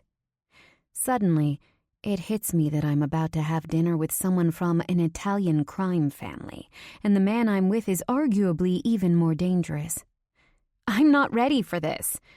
The door swings open, and Nico steps out, saying something about the mild weather, but I hesitate, looking between the window and the open car door. I should say no. It's not like me to be wishy-washy, but this is scary as hell. You coming out? He asks. I'm suddenly so terrified that I can't reply. Nico slides back in next to me. Alira. He says my name so gently. It's just dinner. All they want to see is a loving, happy couple. A man who's settled with a good Albanian woman by his side. That's all. You won't have to lie outright. We've known each other since we were children. That's all there is to know. He takes my hand, rubbing his finger in circles between my thumb and forefinger. Okay, I whisper. And what about newer topics, like where we live? My home is where you were, 79th and Park Avenue. You had me in your apartment? I try not to gawk. Of course. Where else would I take you? He squints at me in confusion. I don't know. A private dungeon? I was your prisoner. I spit. Why do you sound angry that I put you in my house? Was the bed not comfortable? Would you have rather been sleeping on a concrete floor? It would have made things less confusing, I practically shout. And then I think about what I just said and start to laugh. Okay, fine. He mutters something to himself, looking up at the roof. And we should be loving and affectionate. Yes, you aren't a girlfriend. We're having dinner with my friends who are now by default yours too, Sal and Gina. You should feel little worry when you're with your husband. Which reminds me. He pulls out a black box from his pocket. Opening it slowly, he takes my hand and slides the biggest round diamond I've ever seen onto the ring finger of my left hand. It's set on a thin gold band. No small diamonds. Nothing on the side. Just one huge "fuck you" rock. I open and shut my mouth, speechless. It suits you. He licks his lips, our eyes locking. The moment feels so right, but it's also wrong. This isn't how it's supposed to go. I couldn't. You must. But this? I look down at the diamond that shimmers, even in the dark car. How big is it? I turn my hand left and right, watching the play of light. Even though it's gigantic, it's surprisingly classy.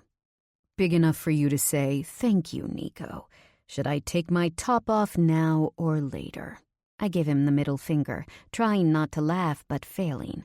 I know firsthand, life could be worse than wearing a huge diamond for a dinner. Okay. Ready? He steps out again, holding out his hand. This time, I take it. The restaurant looks like an old-school Italian hangout. It's all wooden and dim with red tablecloths. Surprisingly, there's a singer in the corner, crooning in Italian. I hold one of Nico's hands with both of mine, keeping my back straightened. I try not to come off like a scared kid. The reality is, though, I'm hanging on to him like a lifeline. My father wasn't with us in America, but I remember how my parents were when they thought no one was watching, loving and affectionate. I lean into Nico, taking advantage of the story he's written for us. I'm not very touchy-feely, but I'm letting myself be that girl right now. It's both strange and wonderful to let a man be my anchor. He turns me toward him and bends down his head, eyes flickering somewhere behind me. I'm going to kiss you now. I blink. Is this for real? Or has the show started? My body buzzes in confusion, thoughts from all parts of the spectrum hitting me at once. Don't overthink, he whispers in my ear. And then his lips are on mine, warm and delicious. I melt, my knees buckling. Thankfully, his arms are around me, holding me steady. I want to kiss him back, give as well as I take, but Nico is in complete control. He tastes so good. He smells like heaven. Suddenly, he pulls back, eyes sparkling. Laughing at me? "Look at you two," a man says behind me.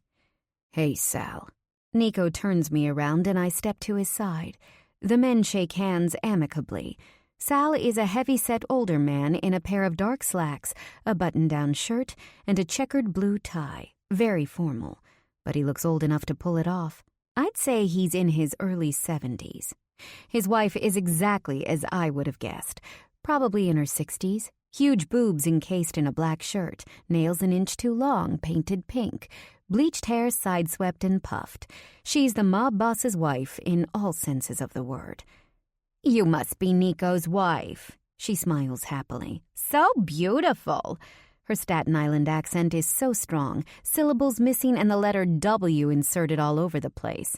We're escorted to a table on the right side of the restaurant. I sit down next to Nico and across from Gina, placing the napkin over my legs. I might not be rich, but I've got class. "The food here is amazing," she gushes. "Sal already ordered everything for us." She says the word already like already. "We know the owners," she says jokingly. Clearly, this is her restaurant. She shifts in her seat. "Do you drink wine?" I turn to Nico and he pulls me into his arm. "Yes, we'll drink wine tonight." Within a matter of seconds of being seated, plates of antipasta are brought out. "Two kinds of mozzarella," the waiter says, pointing at two separate plates. "The burrata with eggplant and tomatoes, and the buffalo with ham." Two more plates are dropped down. "The eggplant rollatini and the beef carpaccio." Nico nods to the waiter, fully confident and composed. I don't dare touch my food until he does first. Suddenly, Nico lifts my plate into his hands and starts filling it. When he's done, he sets it back in front of me. "Does he always take care of you like this?" Gina whispers under her breath, eyes locking on Nico. He's incredibly handsome. Jesus, where did you find him? "In Kosovo." My voice comes out more emotional than intended, but it's the truth. She seems to sense that, because she smiles thoughtfully. "I met mine in church," she nudges Sal. "I was only 16 and he was 28, but he saw me and wanted me. And what men like them want, men like them get." "No shit," I mutter under my breath. Her eyes widen, like she heard me. Oh no, I need to backtrack.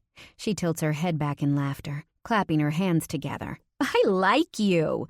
The relief I feel is enormous. Nico squeezes my thigh, like I'm doing well. Sal does most of the talking while Nico listens. I follow his lead, doing the same with Gina. Luckily, the food is incredible. I practically lick my plate clean as I listen to her, nodding and replying when appropriate. "Enjoy food while you're still young," she chides. "Eventually you won't be able to eat that way." I'm sure you're right. I imagine my mother's friends, who all claim to have been a size 2 once and are now pushing size 18. I've had a tummy tuck, butt lift, breast implants, and I'm doing my face next week. She speaks under her breath, as though it were a big secret. "Really?" I reply, seemingly surprised. "You look amazing." "We have 4 kids. By the end, my tits were down to my belly button, and my ass sagged to the back of my knees." She starts guffawing, and I can't help but laugh myself. "God bless 'em, though. Aunt is getting married next month. Great girl. Italian and Catholic, of course. Know her family from church. She's not as beautiful as you are, but with a little makeup and a nose job, I think I can fix her up." I have no words, so I only nod and take another drink from my wine, which is incredibly good. It feels like I've been drinking so much, but every time I look down, the glass is refilled again. Being rich means never having to pour yourself a drink. It seems that I'm not the only one who has gotten drunk, because the laughter between the 4 of us grows, and the jokes keep getting dirtier. Just as Nico said, this dinner seems to be for social purposes. I don't hear anything discussed that's illegal, and that helps to keep me calm. Sal tells us a story about the old days in Italy and getting caught by the police with his pants down around his ankles. He's charming. Nico sits back, his arm around my chair. I turn toward him, the liquor giving me courage to look longer than I'd normally feel comfortable. His chiseled jaw with some scruff around the edges, straight Roman nose, those lips. He whispers in my ear, "You're staring." Gina and Sal, along with the other patrons, begin to sing. It seems like a song they're all familiar with. Gina tells me, "The restaurant singer is from Italy. He's unbelievable. He sings all the music we grew up with." The room is swaying, singing with all their emotion. The entire restaurant is obviously Italian. I get closer to Nico, and he puts a heavy arm around my shoulders. I'm acting.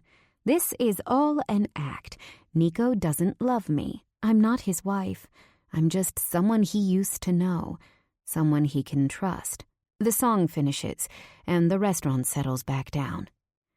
"Does the music break out like this often?" I ask, drinking more wine. The glass is still full. Figures. "Oh, yes. Fun. No?" She lifts a glass of ice water and takes a huge gulp. I should have some, too. I search to the left and right of my plate, but only find a cup in front of Nico. Husbands and wives can share, right? I drink from his glass, and he squeezes my thigh. 4 huge white dessert plates are set on our table. I have no room in my stomach for more food, but pick at everything anyhow. Berries with fresh cream, cookies. Nico mentions a restaurant in Venice that this place reminds him of. I listen to every word out of his mouth with bated breath. I want to know all about his time and life after he left Kosovo. In some ways, I know everything about this man. In others, I know nothing. The lights of the restaurant flicker on, and I squint my eyes. Huh? Looking around, I notice we're the only patrons still here. Nico rises out of his chair as Sal puts a cream suede jacket on Gina's shoulders. They're whispering to each other when Nico tells me, "You should have brought a coat." "Okay," I reply in earnest, making sure the other couple aren't listening. "The thing is," I whisper, "I don't really like to shop, and plus, it's hard to come into New York with school and work." His dark eyes bore into mine. "I'll take care of it." He gently kisses my forehead. Like a brother? Like a father? I can't keep up. Are we still acting? When I turn around, Sal and Gina have that look on their faces like, "Aw, how sweet." I blush while my stomach sinks. They have no idea. Together, we leave. Our Mercedes pulls up to the sidewalk in front of the restaurant. Gina hugs me as the men shake hands. "Let's talk Monday morning," Sal tells Nico. "I think we've got something good between us." With perfect timing, Nico's driver steps out of the black Mercedes, opening the car door. With one last goodbye, we step inside. I slide into the seat to the end of the bench. Nico sits beside me, legs crossed casually in front of him, as he reads something on his phone. "Is that all there is?" He clears his throat. "You did good tonight." "Thank God for the little things in life," I reply sarcastically, looking out the window as though I couldn't care less. Act is done, right? Without moving my head, my eyes dart to Nico. A smirk lines his face. He thinks I'm funny. He sits up with his back straight and erect, legs placed apart. Tell me how it was for you, coming to America. Really? I tangle my hands together. This is one of the annoying questions guys ask me, trying to act like they care. But this question out of Nico's mouth is different. Yes. He shifts in his seat. I want to know everything about what happened, from the moment you left home. He moves next to me, invading my territory. I want to jerk back, draw a line between us, but there is no place to go. And face me when you speak, he orders. He isn't cruel or loud, but he is demanding. A dozen times I try to speak, but my voice only holds short, disconnected whispers. Finally, he places a heavy hand over my lips. Stop thinking. Just tell me. You don't have to cover your truth with me. He lets go and waits. I drop my head, my own version of assent. He lifts my chin up and nods. The story comes out like a rush. So many things I've held inside for so many years. But who to tell? My mother and brother have their own stories and pain. I've never felt like I could bring it up with them, lest they're reminded of what they themselves endured. But with Nico, I'm not afraid. He's so strong, I know he can handle everything. I begin with the logistics of how I got to the U.S. The horse ride to Montenegro was agonizing. I sat in front of a gran who took care of me so well. Tears dripped down my face. My brother gave me his food, kept a gun on his chest to protect us. He was hungry, but I was the one who ate. So many people were running to catch up with us. Nico sits patiently, waiting for me to continue. A gran is many things, good and bad. But I owe him my life during that trip. I swallow before continuing. When we got to Montenegro, we connected with my mother's family and stayed at her uncle's house. I tried running back to you. I was worried for you. I chuckle sadly. There was a forest behind his house with so many trees. Each morning I would venture out deeper, trying to see if I could come up with a way to come home. But then, things got more dangerous. Village people began using the forest to hide. I'd bump into them during the day. Ultimately, Mama and a gran came with me, and we hid there with the others. Keep going, he whispers, gently urging me on. Remember my cousin, Valimir? He left the woods one day to tell his mother about dinner. The Serbs saw him and shot him. We kept hearing stories about the Serbs burning people alive. In the woods, we'd hear shots and bombs. My entire body begins to shake. I have never repeated these memories. They've been sitting in my heart for so many years. Nico curls me into his chest, shushing me gently. Within 10 days, a man came for us. He smuggled us into a crate in the back of a plane and took us to the U.S. My voice trembles. You set it up, right? I lift my face to his. You arranged to get us out? Yes, he whispers. Who paid the smuggler the rest of the money once we got to Tobejo? Typically, an illegal immigrant would pay a portion up front and the rest upon landing. I know from my mother that when we left, we had nothing. I was doing some small-time money laundering at the time. There was a man who owed me. He paid me back by paying your fee. Tears fill my eyes. But why did we end up in Tobejo? Is there a reason? It's a question I've always wondered. I did ask my mother once, but she told me it wasn't my concern. There is food on the table. I have a job that pays, and you have a roof over your head. No more questions, she said. He nods thoughtfully. The factory work was good in Tobejo. Your mother didn't speak any English at that time. I figured Tobejo was also a good location, equal distance between two big cities, New York City and Philadelphia. His hand brushes against my collarbone. I shiver. And was it hard to get your papers? No, we were refugees seeking asylum, and America had finally decided to intervene in Kosovo. The whole process went more smoothly than I would have thought. Good. You did good for us, I tell him. Thank you, Nico. For you, he reminds me. I look out the window, but he grabs my chin, forcing me to look into his eyes. Say it. I did it for you. You did it for me, I repeat. I was like your little sister. You cared for me. The way he's staring at me now with complete focus has my heart leaping from my chest. It's desire and lust and something else I can feel, but my head refuses to name. His fingers slide over my shoulders, thumbs lightly grazing my nipples. I shut my eyes, the sensation causing a ripple through my blood. My back arches up to him of its own accord. An offering not from me, but from something greater than I am. He continues to move his hands, rubbing against my breasts and arms. I'm quivering, literally shaking. His touch is whisper soft, but I can feel him over every crevice. In my ear, he asks, "Are you still my little sister?" Suddenly, I'm pulled beneath him.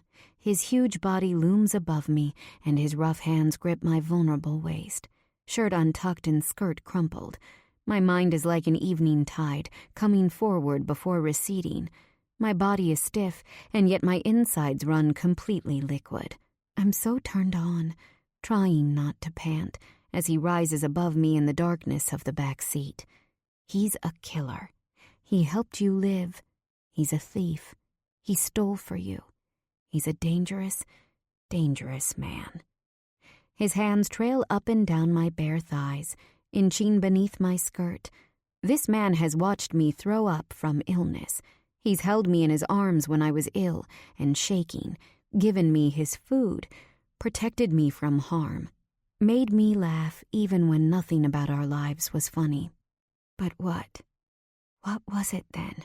What is this now? I want him so badly, but I can't combine all of my feelings into a single coherent thought. I'm here and at his mercy. There's so much to tell you, he says, voice thick.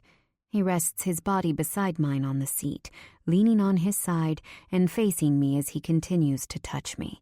His warm breath is black honey at my neck, filled with so many promises and words unsaid. You must be tired. He stills, exhaling. Rest. I dream of wide-open doors, the fields of my youth, a gran chasing me between high trees in the forest, Nico holding a rifle at the kitchen table, laughing at something my father said. Suddenly, I feel suspended in the air, cradled into something warm. I'm being carried forward. I open my eyes just enough to see what's happening. I croak, Nico? Tucking my head into his neck. I smell the man I know. You're home. I can hear a door shut as I'm placed on what feels like my comforter. You need to lock the fucking door, he says angrily. I want to pull him down to me, tell him to stay, but he's completely unmovable, as though his body is turned to stone. My eyes pop open. I'm going to have your locks fixed. New keys sent over. He locks my bedroom door and then shakes it. It takes only a few seconds for him to pop off the handle. Holy shit. What the hell is going on? I sit up, confused and scratching the back of my head. I need water, and I'm exhausted, but he seems to be operating as though he's already had his morning coffee and a bath. Did you just break my door? I hate how you live here. It's unsafe. He strides from wall to wall of my bedroom. I like my home. I know it's not fancy, but the mortgage is paid up, and my mother and I are comfortable. Oh, yeah? He says, menacingly, stepping back toward my bed. Well, get used to the idea of leaving, because there's no way in hell I'm allowing this shithole to be your place of residence, even a moment longer. I always knew it was bad, but the inside is worse than I imagined. Is that right? How dare he insult the place my mother and I have worked so hard to keep? You want to stay here, in this town that's weakening by the day? Let me buy you a new home. You're graduating anyway, thank God. No, I say through my teeth. You aren't forcing me to move, and you aren't buying us a new house. I'm not your whore. He moves so quickly to my side that I'm shocked frozen. His hand moves around my neck. He doesn't choke me, but I can feel his strength. It's obscene. If you were my whore, He chuckles darkly, fingers caressing my throat. My blood turns to blackstrap molasses as my breaths shorten. "If you were my whore," he repeats, unbuttoning his crisp white shirt with his free hand. "I'd have you down on your knees right now, sucking my cock. But you've seen that once already, haven't you? I think you liked it." My world pauses in shock. It was Nico. He smiles darkly, shirt hanging open as his muscles flex. I swear, my eyes pop out of their sockets. "If you were my whore, I would have had your legs spread open that night in my house when I had you taken from that alley, smoking a cigarette." His skin looks damp, eyes wild. He unbuckles his heavy belt, and his pants drop to the floor. The smell of Nico aroused and wanting is something I have never experienced or even thought to experience. It's heady and dark as rum. My mouth waters. He pulls my neck into his chest, locking me against his body.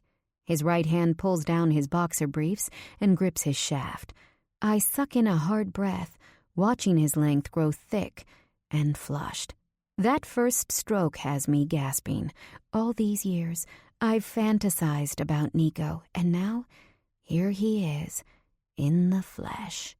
"Don't move," he demands, pushing my head down toward his hip so that my head is pressed against his stomach. I'm close enough to see every perfect detail, but he holds me firmly, keeping me just out of reach. His hand moves up and down his own hard length, alternating between slow, deep strokes and rougher ones. For a moment, fear plunges into my bloodstream. Is he going to force me? My panties are soaked. I want this man so badly, and yet my terror increases. His thighs are so strong and powerful, his cock, perfection. My entire being flushes crimson, quaking. "I know you so well," he hisses down low in his throat. "You have always liked to watch me. As a child, you watched my every move, and now as an adult." In this moment, Nico is the deadly Mafia boss who people fear. But he doesn't do anything more than keep me tethered to him. I could shut my eyes, but I won't, because I can't. I imagined the woman the other night, on her knees before him. Did it end after she gave him head, or did he take her roughly against the wall to finish? Were her tits huge or small, or were they medium-sized, like mine? What does he like more? His grip tightens around his thick shaft and he groans. "Lyra." It's my name on his lips. My blood courses like choppy, wild tides. It's me here with him now, no one else. The other woman flees my brain. I'd say his name, but I can't speak. I can only hear heavy breaths surrounding us. Are they mine? Ours? Yes, we're panting. I want to scream as his groans grow harsher. All the blood drains down my body and centers at my core. The pulse is painful, the ache completely crazy. I'm restrained in his complete control. His hand continues to jerk himself, the pace slow, hard, and lazy.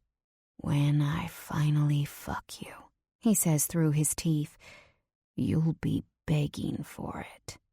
The snarky part of my brain is on complete shutdown. The only thing my body does is breathe and liquefy. I'm up on my knees, throat clasped to his chiseled stomach as his dick pulses in his heavy hand. "Fuck," he growls, long and slow. I could try to move, but I don't. I wonder what his cock must feel like. Is it as velvety as it looks? So thick. It's flushed and hot. I've dreamed of this so many nights. His body trembles, but still, he doesn't let me go. Not an inch of slack. I want to take over, touch him, but his control is not to be undone. I'm a voyeur in this scene. "Who do you belong to?" he asks. "You," I whisper, a beg trailing behind my voice. I want to discover all of the things I've only allowed myself to imagine. I want to taste his hard cock and feel it against my own palm. What would it be like to have him above me, inside me, behind me? I'm melting, sweating, I can see the wet beads trail down his abdomen, cut like marble. Soon, he grumbles, I'm going to lick every inch of your gorgeous body. I'm going to drink you in. I manage to look up. His eyes are shut tight. I want to shift my body, try to relieve the ache, but his eyes flit open. Don't you fucking move without my permission. God help me. I bet your pussy is drenched. Slide one finger inside for me. Don't touch your clit until I say so. My breath freezes within my lungs. Please, I beg, my hand moving beneath my skirt. No. Fuck, Alira. I can smell you from here. So fucking good. Made for me. Finally, he begins to unravel, breathing wild. My inner thighs are soaked. My finger moves in and out of my heat. The skirt is too tight. I want to rip it off. Without his strong body holding me up, I'd collapse from pleasure. Now, he groans. I touch my clit, and my entire world erupts in a melted shimmer. He moans his release, finishing all over me. I'm whimpering as he steps away, long strides into my bathroom. I hear the water turn on and then off. He returns, rummaging through my drawers like they're his own, and handing me my pajamas. They're the old gray ones, full of holes. He stares at them unhappily before handing them over. Use the bathroom to clean up and change. Give me your clothes when you're done. In a daze, I stand and do as he said. When I return, he takes the skirt and top from my hands, and then he's gone. Holy shit. 8. 2 weeks pass and I hear nothing from Nico. I'm not sure whether to be relieved as hell or if I feel utterly let down. We had an incredible dinner with the Italians, and I had more fun than maybe I'd ever had. But the ending to our night was insane, and there is no other way to explain it. It was emotionally taxing, opening up to him the way I did, and then the physical component just took the entire experience into fucked up, crazy territory. After he left, I fell asleep almost immediately, and then I woke up with the huge diamond, which I nicknamed the Rock, still on my hand. The Rock is now hidden in a lockbox in the back of my closet. A few times a day, I go to make sure she's still there. According to Google, it's 5 carats. I spent a good amount of time putting the size next to the pictured size. I don't know anything about the quality, but being as big as it is, I'm guessing it's at least a few $100,000. A normal girl would call him, let him know that he needs to pick up his ring. But I don't. I'm ashamed over what happened between us. And my I don't give a fuck if you call or not attitude is my defense. Plus, a twisted part of me wants him to call me, even if it's just to get the ring back. It's my leverage to see him again. Yes, I'm crazy, and my emotions are all over the map. I've been in love with Nico all my life, but now I'm not a kid, and neither is he, and I'm on path A, which I'll call the straight arrow line, and he's on path Z, which I'll call the Mafia badassery illegal line. A and Z don't intersect. They can't. Still, Nico is forcing a connection between us right now. It's shaky and untrustworthy. I'll call the connector line a gran. My brother is literally the link between us. God. I'm cleaning the counter at the diner, my head awash in theories, when Natalia comes next to me. You'll have to speak with Jack. You shouldn't just freeze him out, Elira. That's immature. Your date with Nico was better than expected. Focus on him and just drop Jack. Otherwise, you're going to get yourself into trouble, my friend. I press my lips together, trying to focus on staying calm. Coming from someone else, I'd say the comment was judgmental. But I know Natalia just wants me to do the right thing. And anyway, she's right. I focus back on her. I just don't even know what to say to Jack. There's nothing concrete between us. He hasn't called me since I walked out of his practice session, and I haven't contacted him either. Maybe I can just ignore him until he goes away? Not my most mature moment, but definitely the path of least resistance. Natalia knows that Nico and I fooled around after an amazing night, but nothing more. That's a bad idea. We both know it. She adjusts the gold chain around her neck. Speak of the devil, she laughs, pointing to the door. Jack walks in with his bandmates, and I groan. And look at that. They're sitting at one of your tables. Good luck, you little wimp, she says in a sing-song voice.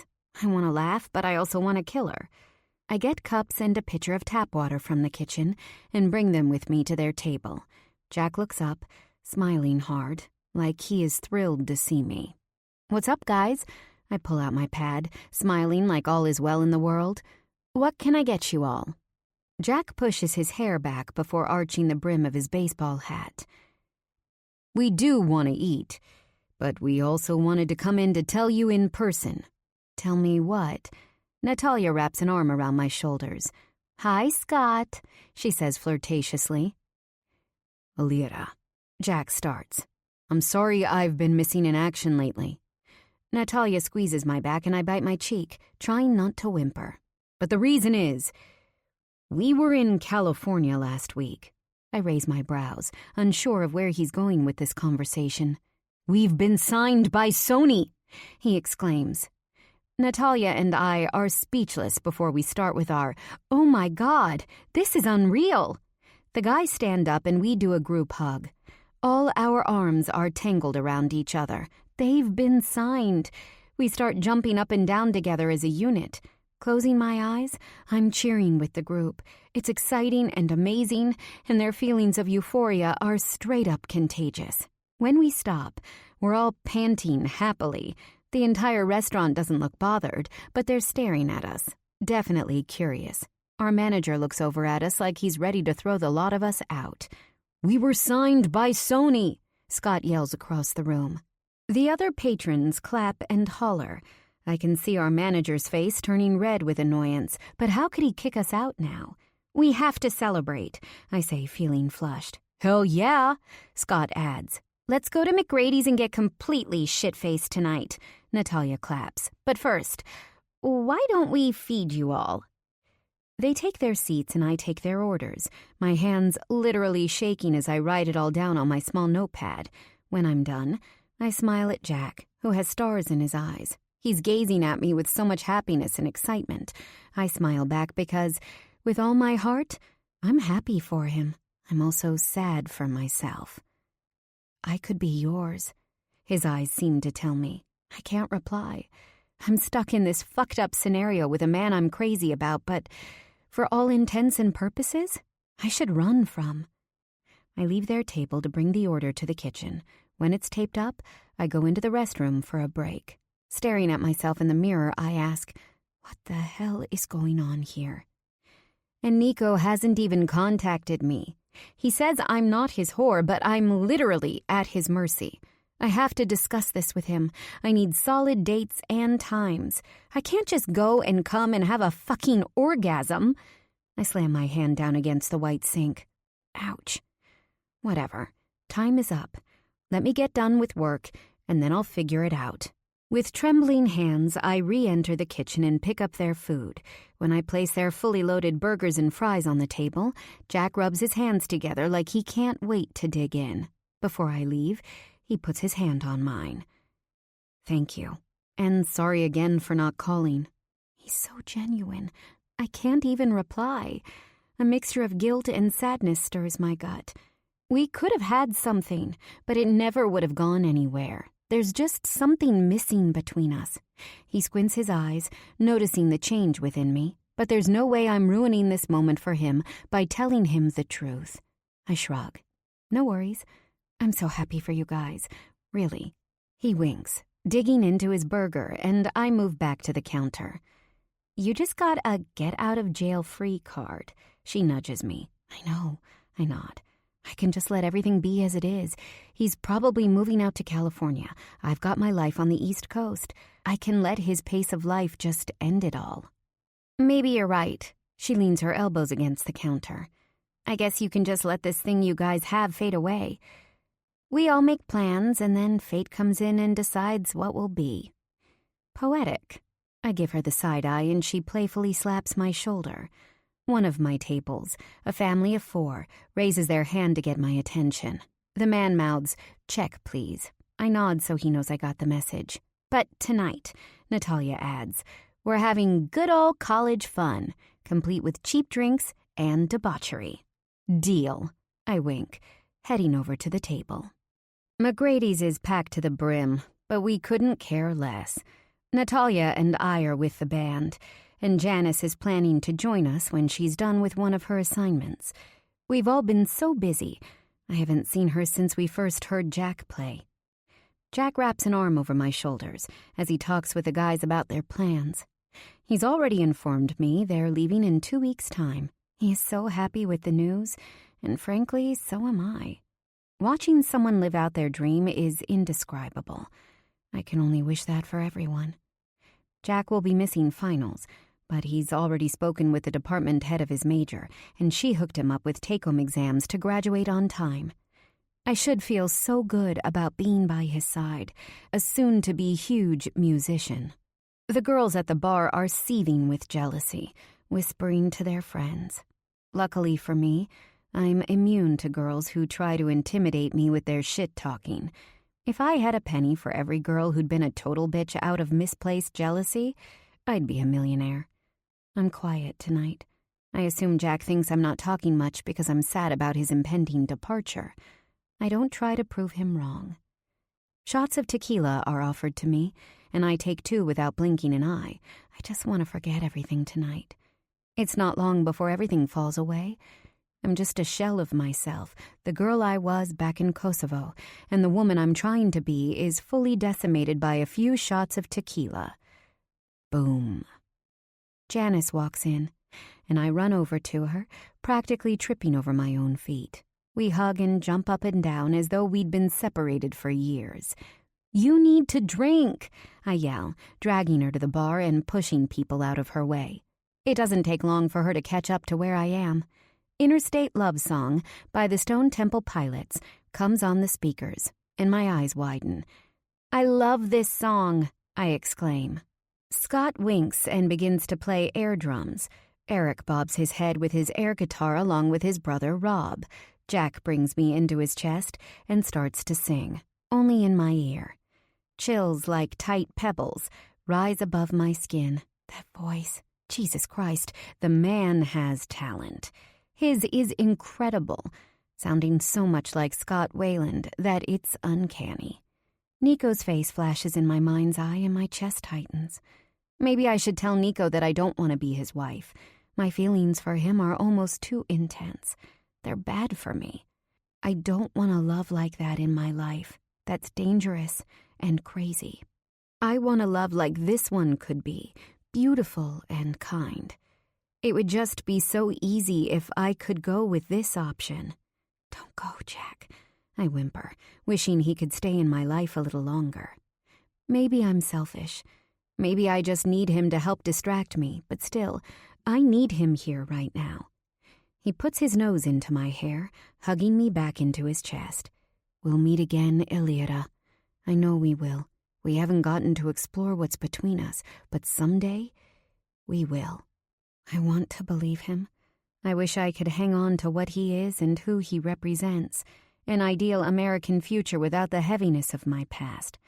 Can I ignore who I used to be and still be happy? Our group begins to shout, "Shots! Shots! Shots!" Jack throws his arm around my shoulders again, keeping me close. It's so easy here. The rest of the night is a haze of fun. I find myself in my own bed, my ripped, tight black jeans still buttoned and suffocating my midsection. I shuffle out of bed and throw open the bathroom door. After dropping onto my knees and puking into the toilet, I look down at my body in confusion. How the hell did I end up back home? A million gold bangles glint against my wrist. When my body stops heaving and I have nothing but my lungs left to puke, I move to the sink next to the toilet and wash my face. I look like death, complete with black rings around my violently red eyes. I brush my teeth, trying not to gag. Finally, I run over my face with makeup remover wipes. My eyes sting so badly. Rummaging through my medicine cabinet, I find an oily makeup remover pad and use that for my eyes instead. Definitely softer. I groan. Even my teeth are killing me. When the makeup has been cleared off, I check myself out. Roadkill. I re-enter the bedroom and let out a silent gasp that hurts my lungs. A shirtless Jack is sprawled over my bedspread. What? My bedside clock says 7:02 a.m. Mom should be gone already for work. Should I just run out and hope he gets the point? Or wake him? God, this is awkward. Before I can decide my plan, Jack speaks. Hey. His voice is ragged. Give me a few minutes to wash up. Mind if I use your shower? No problem at all. He drags himself out of my bed. He's pale with sinewy, lean muscle. His shoulders are broad. But he doesn't have much meat, unlike Nico, who personifies strength. I lean my head against the wall and shut my eyes. What the hell happened last night? When he's in the bathroom, I take the few minutes of privacy to go through my phone. Natalia. Holy fuck, where are you? Natalia. Answer me. Natalia. Are you fucking Jack right now? What if Nico finds out? End this. I shut my eyes, wishing I could disappear. Instead, my night comes back like a tornado. Shots. Jack stumbling home with me, making nachos in my kitchen, trying to be quiet while stuffing our faces with Tostitos and queso. We were cracking up about something, loud as elephants. Thank God my mom sleeps like the dead. We got to my room. He kissed my neck. I thought of Nico. Nico's hands. I told Jack no, and he stopped. I opened my eyes, wondering what the fuck I'm doing right now. Guilt wraps around my neck like a snake. I need to do something about this situation with Jack and cut the cord. Delaying the inevitable is just making it all the more awkward and harder for me. I know that what I have with Nico is technically not real, but at the same time it's the most real thing I've ever had. Having another man in the picture is wrong. I shuffle out of the bedroom and go into the kitchen to put on some coffee. That'll make things better. After pouring the water and scooping the grinds into the filter, I flip the switch to on. I turn around and trip, almost landing face first onto my floor. Looking down, I see one of my platform Steve Madden boots that I wore last night. It was all innocent and fun between us. What if Nico finds out? My mind whispers. Whatever, I didn't do anything wrong. Nico gave you the most incredible orgasm of your life. He's the one you've been dreaming of all your life. I brought another man home. A friend. I did nothing wrong. Jack walks in, looking freshly showered and dressed in last night's clothes, which aren't different from what he usually wears. White t-shirt with some obscure band on the front, and jeans that look 1,000,000 years old, hot and grungy. You made coffee? He looks hopeful. Shit. Of course he looks hopeful. He slept in your bed. I clear my throat, interrupting my brain. Yeah, just, my voice trails off. What the hell should I say? Tell him the truth. Well, most of it.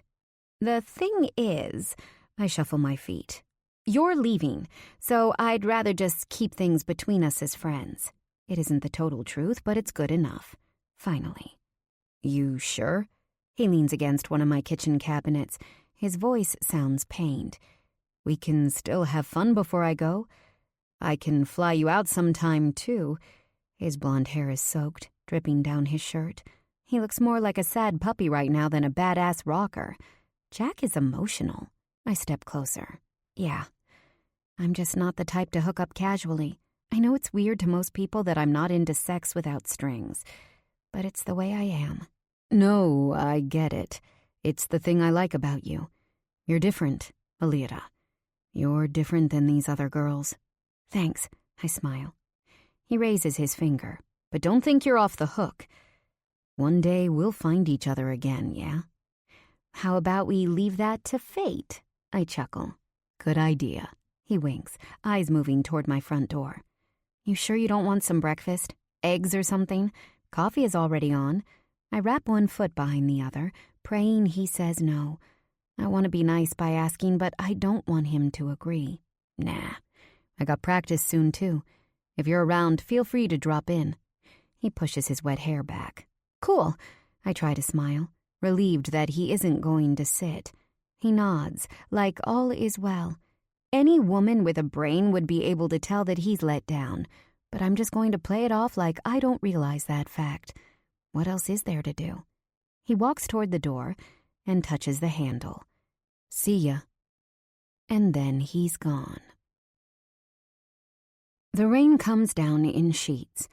I spend the entire day studying in my bedroom for economics and try to put together the best possible resume. Interviewers are coming to campus in a few months, and I have to make sure everything is in order. When the downpour is over, moonlight, faint and blue, streams through my window. I stand up and lean against the frame, my mind a complete whirl as I try to imagine what Nico is doing right now. I want to find a way to separate my dreams and fantasies from what is real. When I see him or think of him, it's difficult to separate the man I knew from the man I know. The more I try to make sense of what's happening, the wilder it all gets. I also feel so much guilt for sleeping next to Jack. I know that nothing happened, but still, it was wrong. Should I mention anything about it to Nico? Truth is, I'm sure he already knows. Hell, it's likely. He already has my clothing sizes. That couldn't have happened by accident. It dawns on me that I'm probably being followed. Well, when I said I'd pretend to be his wife, I didn't give him the authority to have me stalked. And anyway, I did nothing wrong and therefore have nothing to fear. I hold my head high because I did nothing wrong. And yet, I cry. Suddenly, I see a car pull up in front of my house. It shuts off its lights. That's odd. I leave my bedroom to find my mom lounging on our couch watching reality TV. To her back, I say, "Hey, Mom, are you expecting anyone?" I wipe my face with the back of my hand, gathering myself. "Nope." She flips the channel, oblivious. I saw a car pull up. I want to check. Re-entering my bedroom, I take out a pair of knockoff Ugg slippers and a soft, long-sleeved white cotton shirt, pulling it up over my head. Leaving the house, I see the shiny, huge car glinting in the evening light. Is it Nico? It must be. If not him, someone from his world. No reason to delay the inevitable. I strut to the car and the window pulls down. It's his driver, the big bald suit. His face is handsome, although there's a hardness in his eyes. "Looks like the last night was fun, eh?" He smirks, and I want to slap him across the face and stomp my foot on the ground like an angry kid. Nico knows, damn it. I straighten my face. Actually, it was a fun night. I purse my lips and lift my back. I don't have to answer to this guy. Who the hell is he to me? No one. "I'm sure." He chuckles. "Saw you stumbling in around 2 a.m. Nice catch you brought home. Looked like he sleeps on the streets. I'm sure he was glad to have a warm bed to sleep in and food to eat, although I'm sure he could have used a steak instead of Tostitos." My jaw drops. What in the fuck? Not that it's your business, but he's a musician. Oh, even better. Nico has you following me, is that right? I put a hand on my hip, glaring. What, you climbed up my goddamn window? Something like that? It's called binoculars, college girl. Oh, shit. What did he see? There was nothing going on, but maybe it looked bad. Fuck, shit, fuck. Call Nico right now, I tell him in my most commanding voice. I need to speak with him.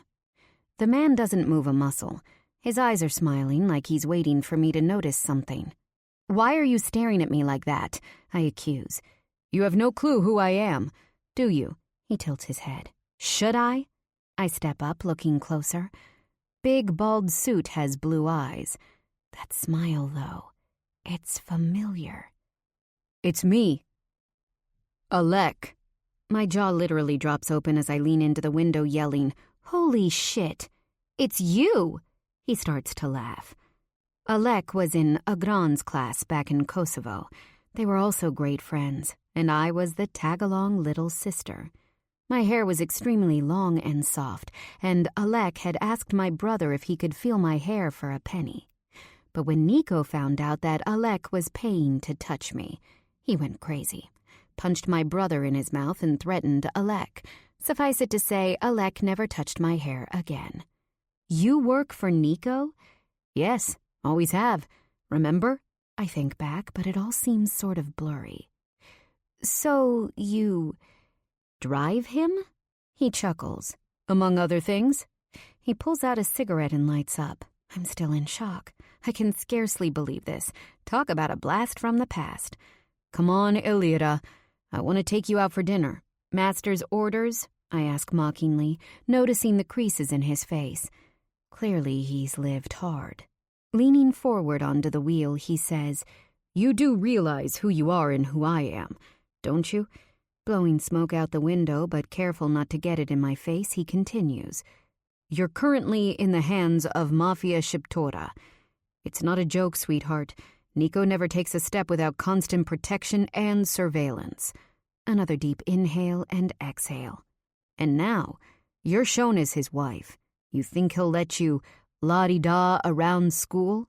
The man has a point. A good point. Shit. I look down at my feet. I'm in slippers.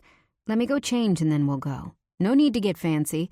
I heard there's a hibachi restaurant close by. Yeah, we go there for birthdays and stuff. It's casual. Just give me a few minutes. I run back up into my house and change into a pair of jeans and a black t-shirt. Before I leave, my mom asks where I'm headed. Just out, I reply. Love you. I walk around the car and drop in the seat next to Alec. So fancy. I touch the beautiful wooden console.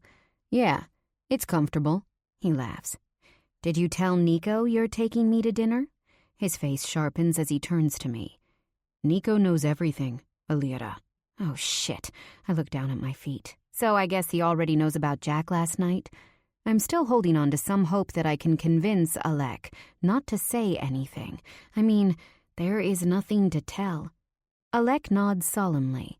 I tell Nico everything. No matter how much I like you, my allegiance is always to him. You'd be smart to remember that. I screw my eyes shut. I'm so fucked. He starts to drive, and I stare out the window, watching fellow college kids with backpacks and large coffees walking around without a care. You're the one he chose to follow me around? That's right. Lucky you. I look back at the boy I used to know. His smile is teasing. We pull into the parking lot of the restaurant. When we enter, the smell of fried shrimp wafts through the air. Each rectangular family-style table is flanked by a chef clothed in white, who will cook fish, chicken, meat, or vegetables at the customer's request. They stand in front of tables, doing tricks with the chopped food. Pieces of shrimp are thrown into their hats and in the pockets of their shirts, while the patrons cheer. It's tacky but fun. I used to come here for birthdays with my mom and Agran when we were little. Most recently, I came with Natalia and Janice for Janice's birthday. We got wasted on sake. Janice decided she'd make a great sous chef and took the chef's hat, trying to flip some shrimp inside the top. We laughed for hours. Alec grumbles. This food gives me the worst stomachache, but I love it. I'll need to stop for some Tums when we're through. The hostess seats us at a table with only 2 seats left. I order vegetables with chicken, and Alec orders the steak, chicken, and shrimp. Go figure. So, tell me everything. I smile sweetly, hoping he'll talk about Nico. Cut to the chase, eh? He snorts, sipping the complimentary ice water on the table. Well, I stayed with Nico in Kosovo. My parents both died and he became who I lived for. Not for nothing, though. I was a kid then. He clothed and protected me, armed me, too. When the war was over and the Serbs fled, the Kosovar people were looking for revenge. They wanted their rights wronged. People looked to Nico, but he said his time there was done. He left to the UK and I followed him. After a few months, he pulled on his connections with the Kosovo Liberation Army and began opening businesses. I guess I was helpful in my own way. Eventually, you became a man, though. That's right. And now? Now Nico's got more going on than you can imagine. You know the pizza chain Table Manners? Sure, I nod. There's one in the town next over. I used to go during high school. That's Nico's. No shit, I exclaim. Wow. He puts his plate forward, and the chef fills it with meat and vegetables straight off the grill. So is he much tougher now than he was back in Kosovo? Alek laughs out loud. Nico has always been tough. Yeah, but always, Alira. Not with you, but to the rest of us, no one is worse to cross. You fuck with Nico? He'll bring down the storm from hell. He broke my jaw for touching your hair, for God's sake. Oh, right. My voice is small, but he pointedly glares at me. Oh, God, I haven't even begun to rekindle my friendship with Nico, and I might have already fucked it up because of this Jack thing. My heart pounds. Alek seems to notice my distress because he throws a heavy arm around my shoulders. Don't worry about a thing. He still wants you watched. He still wanted me to take you out and make you comfortable. I look down at my plate of food, unsure if I want to stuff my face from the stress or if eating will just have me retching. Just the thought of not seeing Nico again is enough to make me want to cry. And I'm not a crier.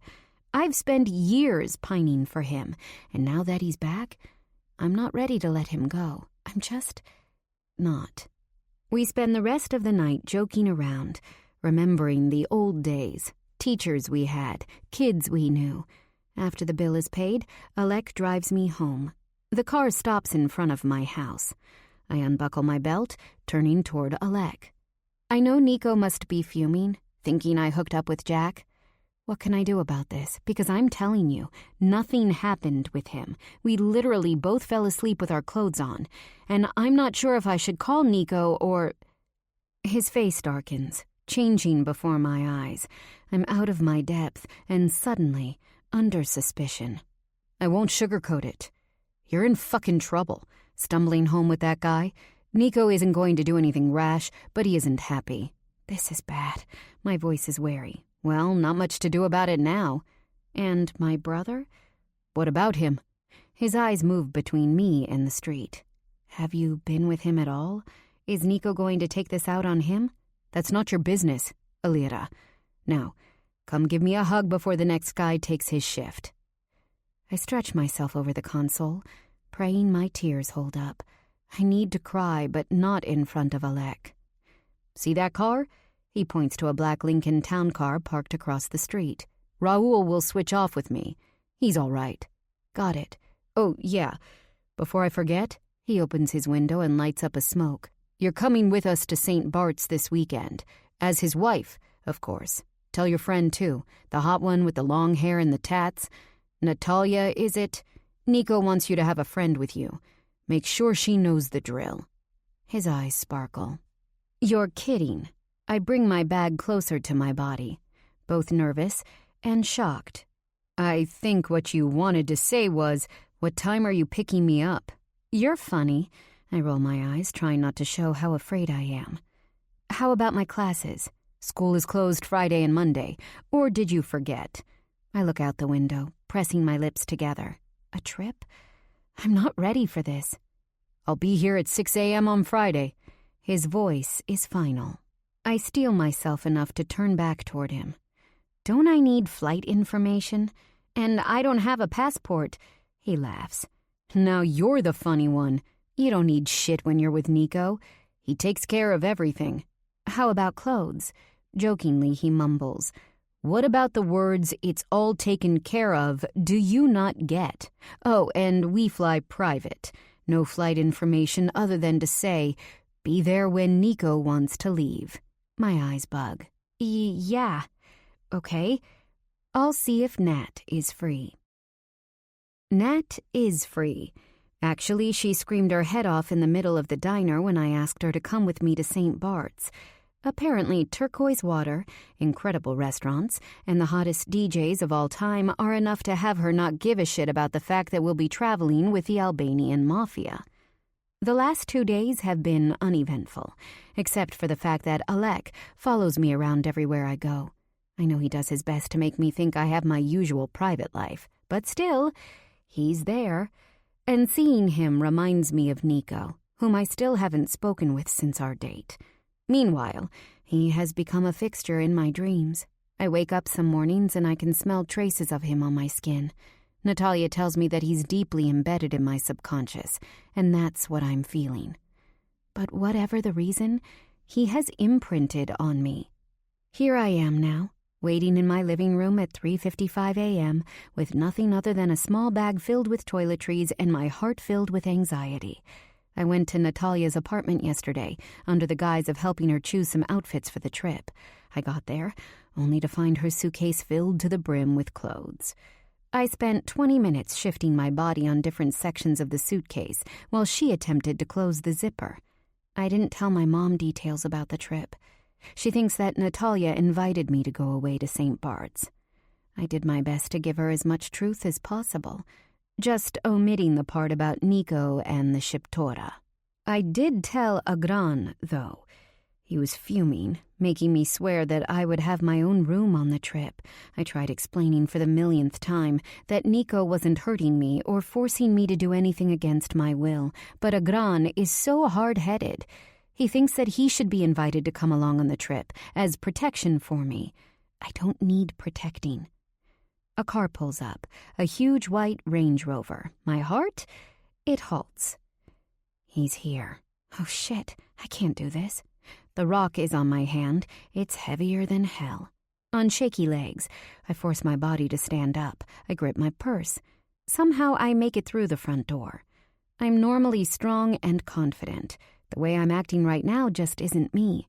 That's when Natalia comes barreling into my arms. We're together. Don't be scared, babe. She wraps a skinny arm around my shoulders, walking me toward the car.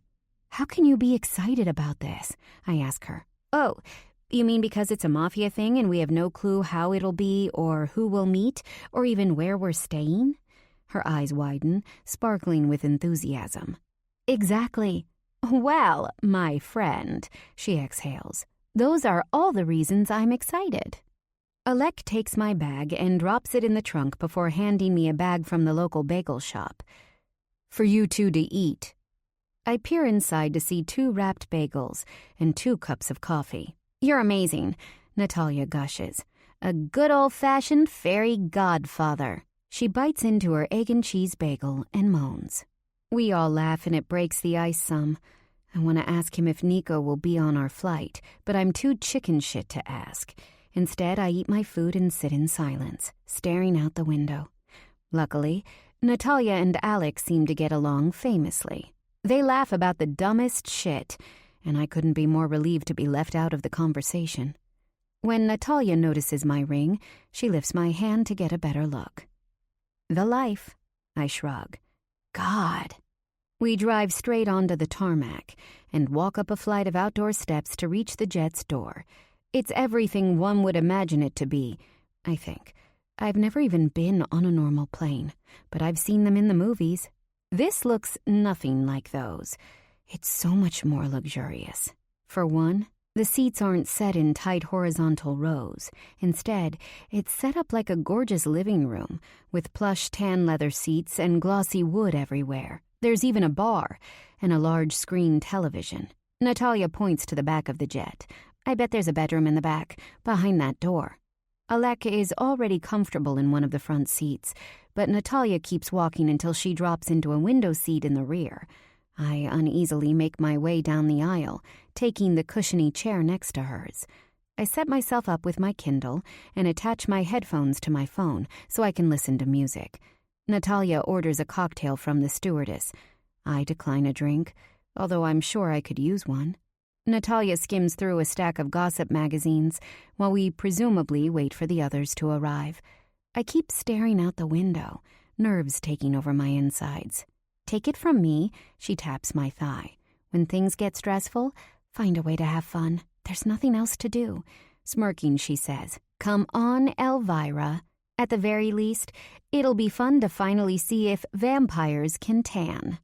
I can't help but laugh out loud. Thanks a lot. You're welcome, she winks. A chill moves through me. It's so cliché, but I swear, I feel him before I see him. When I lift my head, Nico is rolling a small black suitcase and walking onto the flight with an entire entourage of 7 men behind him. He's wearing a white linen shirt and khakis, along with a black baseball hat, pulled down low. I can see the stubble across his defined jaw.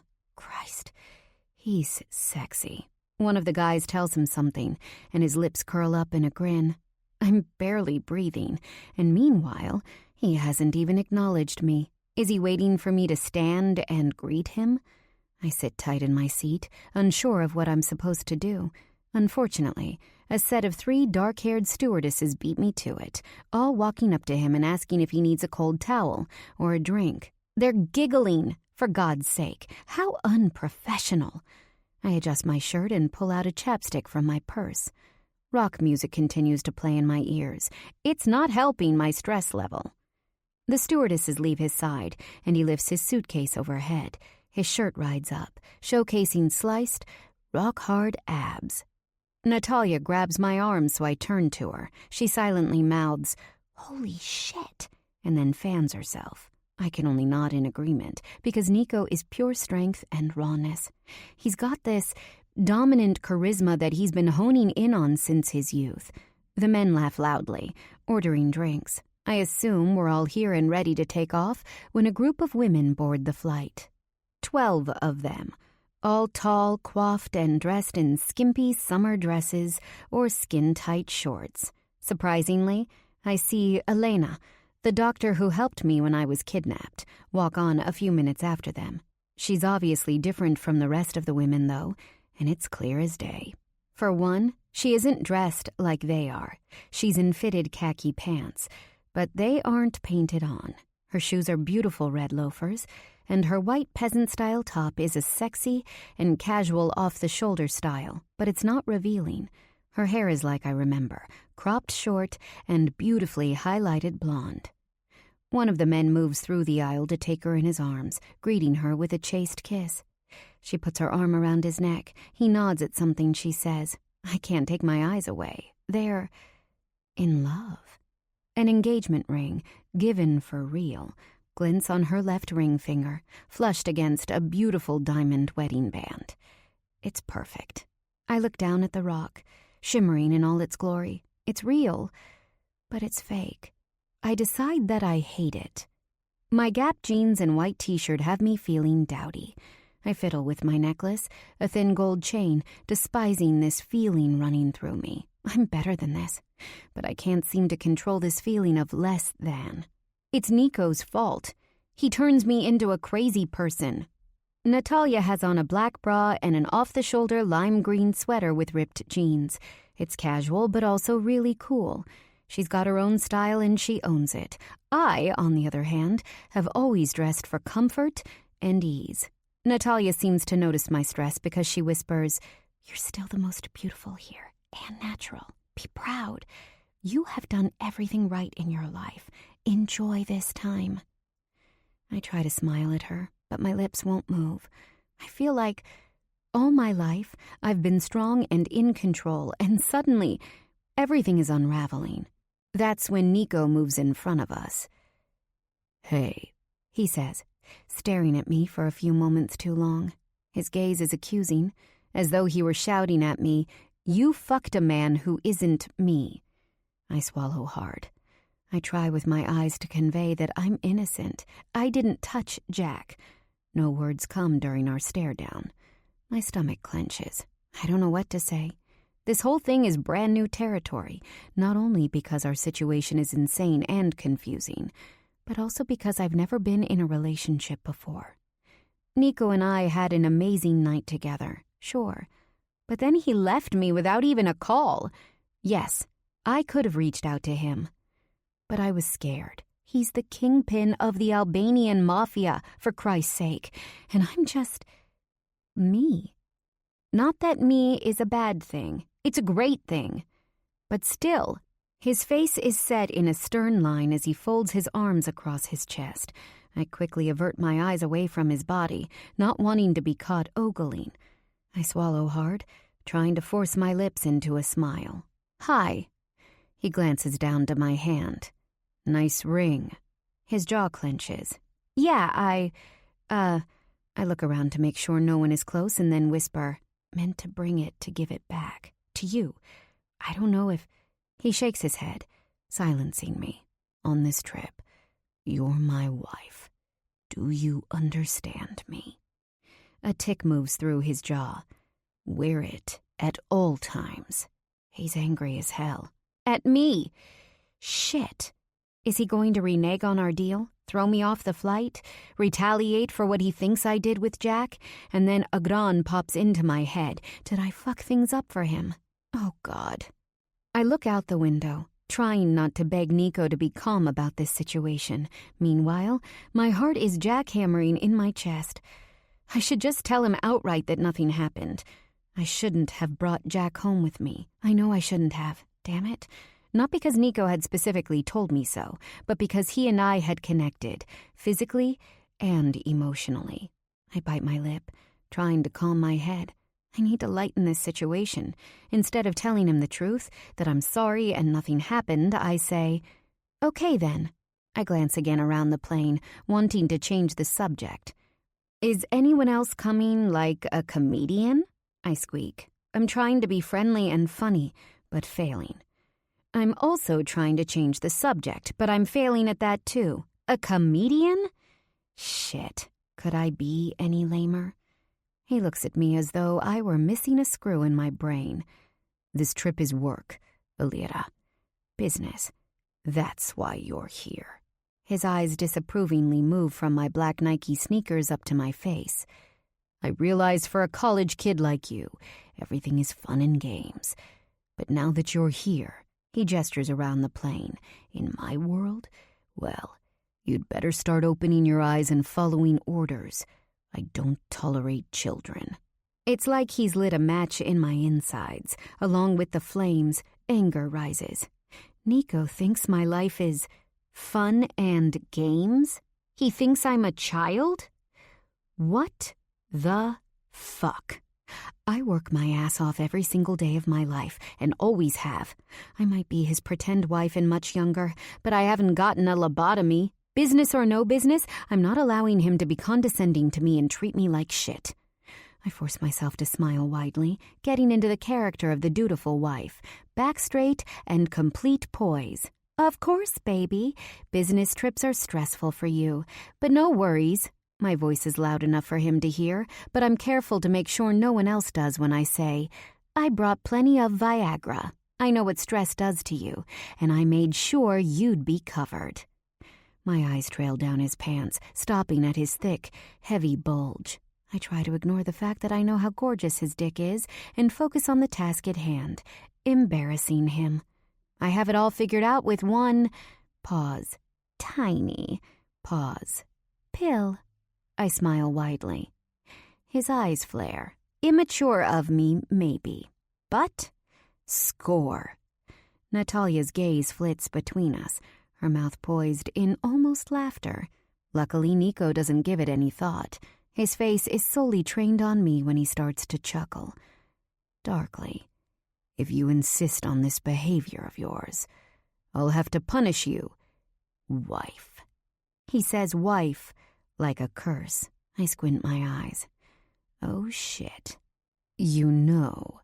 He moves closer, bending his huge body lower.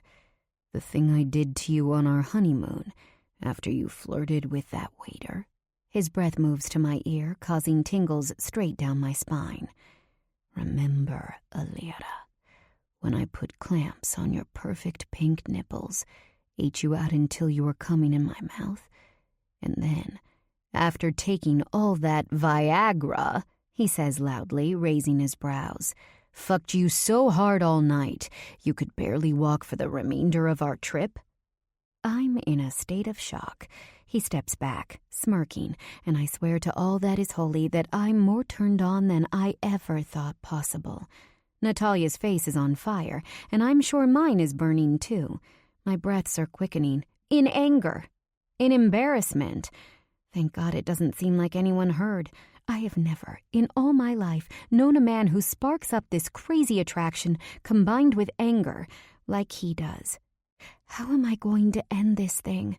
He smiles, waiting patiently for me to respond. But I can't. What am I supposed to say to that?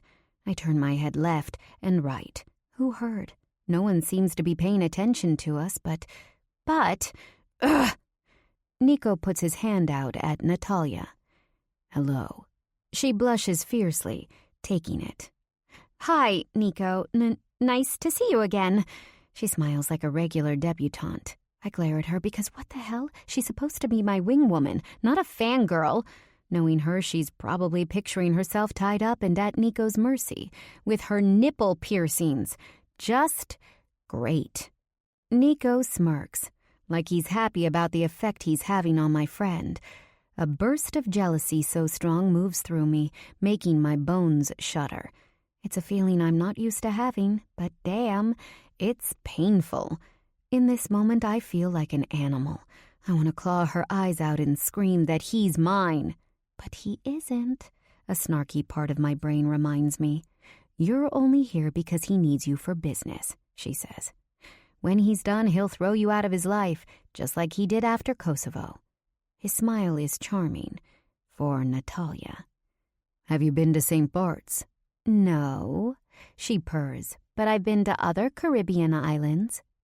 I can feel the blood in my veins pulsing. She's my friend. How could she? Well, he continues, leaning an arm against the wooden overhead bin.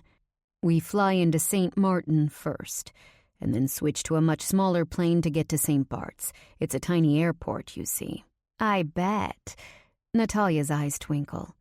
Enjoy the flight. He looks between us, slightly amused. Turning around, he sits in his seat before pulling out his silver Mac laptop. I turn to Natalia, glaring at her. And she has the audacity to laugh, whispering, You're insane, friend. You two are electric. Jesus. Electric. He wanted to kill me. Oh, no. She shakes her head. He wants to fuck you. Trust me on this.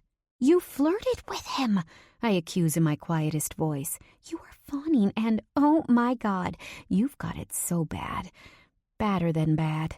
She shakes her head before glancing up, making sure he isn't hearing us. I do not, I mouth, clutching my purse like a lifeline. I'm lying through my teeth, and it's so obvious. I might need to pierce your nips. Stat, she laughs, and I slap her shoulder, holding back my own laughter. She pulls out a pen from her gigantic purse and writes on the back of her gossip magazine. He's ridiculously hot. Holy shit. And all yours if you want him. I take the pen from her, writing beneath it. Oh, stop. I don't want him. He doesn't want me. This is for Agran. She pulls the pen back and takes out a second one for me from her purse. Then she writes, Stop the lies. Tell him how you feel. Are you nuts? Hook up with him this weekend, for my sake. Use the clamps. I give her a stink eye. I can't hook up with him. He wants you. He's Mafia. Mafia schmafia. Just focus on him, not what he does. But, flipping the book to another page, she writes, No buts. Enjoy this trip, wifey. And if he 50 shades you, I need every fucking detail. Don't flirt with him, Nat. Ah, so you do want him. Otherwise, I'm interested. I glare at her and she laughs. Don't fucking touch him. Love you. Love you too. I spend the rest of my flight listening to music and reading the newest book by Lee Ford.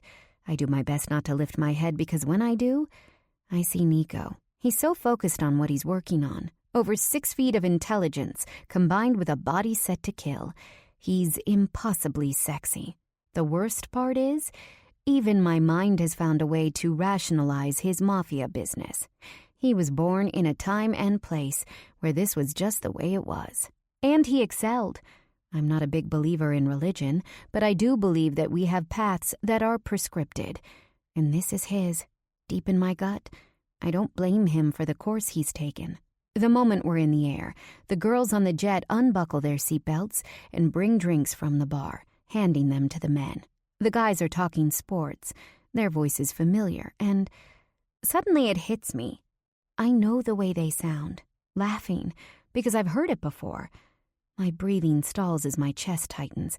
I'm surprised at the feelings bubbling up in my chest, but they're unstoppable. Nat puts her hand over mine. You okay? She squints. Let me get you a drink. Before she can move out from her seat, Nico is on his haunches in front of me. His hat is off, Black hair straight and smooth, lips so full. I want to jump into his arms, but I can't. I'm just business to him. What's wrong? I was just kidding about the clamps. He jokes, but I can't move. His face turns truly concerned. I want to reply, but I can't. I didn't think I was this affected or traumatized, but it turns out delayed reaction is a real thing. He unbuckles my belt and takes my hand, walking me into the room in the back of the plane. It's a bedroom. Under normal circumstances, I'd look around, but I'm trying not to puke. My head spins as he places me on the soft comforter. Are you afraid of being in the air? Again, he drops down to his knees, so we're face to face. A pang of déjà vu moves through me. No, He nods, urging me on. When my words still won't come, he steps out and brings me a can of ginger ale with a cup full of ice. He opens and pours before bringing it to my mouth. I sip, the cold, bubbly drink soothing my frayed insides. No mint tea here, he whispers with his lips turned down. And that's when I burst into tears. He wraps me in his arms and my body curls into his chest, yearning for warmth and comfort. Into his shirt I tell him, I heard your guys talking, and I thought about being taken. I couldn't move my limbs, Nico. I thought I was going to die. What did they give me? My body trembles, like the aftershocks of an earthquake. He pulls me closer. The fact that I'm seeking solace within the man who ordered all of this done is fucked up. But I can't seem to help myself. He rubs my back. I understand. I'll keep them away from you this trip. Under my protection, you should never worry. They wouldn't have touched a hair on your head. If they said otherwise, it was because some of them are sick fucks who wanted to scare you. And I'll make them pay for that. Trust me. Holding me into his broad chest, he kisses my hair. It's not fatherly or brotherly. It's more. I let him soothe me in the way only he ever could. His deep voice, the way he shushes me, his warm, thick hands against my back. My entire body heats from his proximity because it knows this man. Unstoppable words spill from my lips. I didn't touch Jack. I swear. We were drunk and fell asleep. I wouldn't have done it. I was confused over what was going on between us, and Jack seemed so simple and easy. I continue to cry, my emotions flinging back and forth between Nico, the boss of the Mafia Shiptora, and Nico, my childhood friend. I never would have... Calm down, he whispers, his thumb brushing against my forehead, before wiping my tears away. But I need you to hear me. I wouldn't have. I was drunk, but when push came to shove, I couldn't. Didn't. I blink, lost in his stare. His dark eyes zero in on me like he found something he'd been missing, a mixture of relief and thankfulness. My head has no idea what to make of this. Alec let me know you'd slept with your clothes on. You didn't have sex with him. His jaw slightly clenches. You knew? He nods. Are you... mad? My eyes widen in worry. His jaw clenches. I'm not a child who needs to yell and scream for your attention. And, Alira, for your information, he bends his head lower. When I'm with a woman, there can be no man other than me in her life. I don't share. You walk around telling people you're my wife. I expect decency from you. Maybe I didn't make myself clear enough before, but I demand it. His eyes flash. Decency? I don't even know what's happening between... You know what's happening. He swallows hard, and my head turns to clouds. Nico, I whisper, trying to backtrack. I've respected you as a man for as long as I can remember. You were my life when I was a child. You became my savior when you got us out of Kosovo. I owe you for the friendship you showed me and for saving us from what surely would have been death. Forget the other guy. Just forget him. It was nothing. He was nothing. Right now, I'm yours, okay? I gave you my word, and I meant it. He gives me a small nod.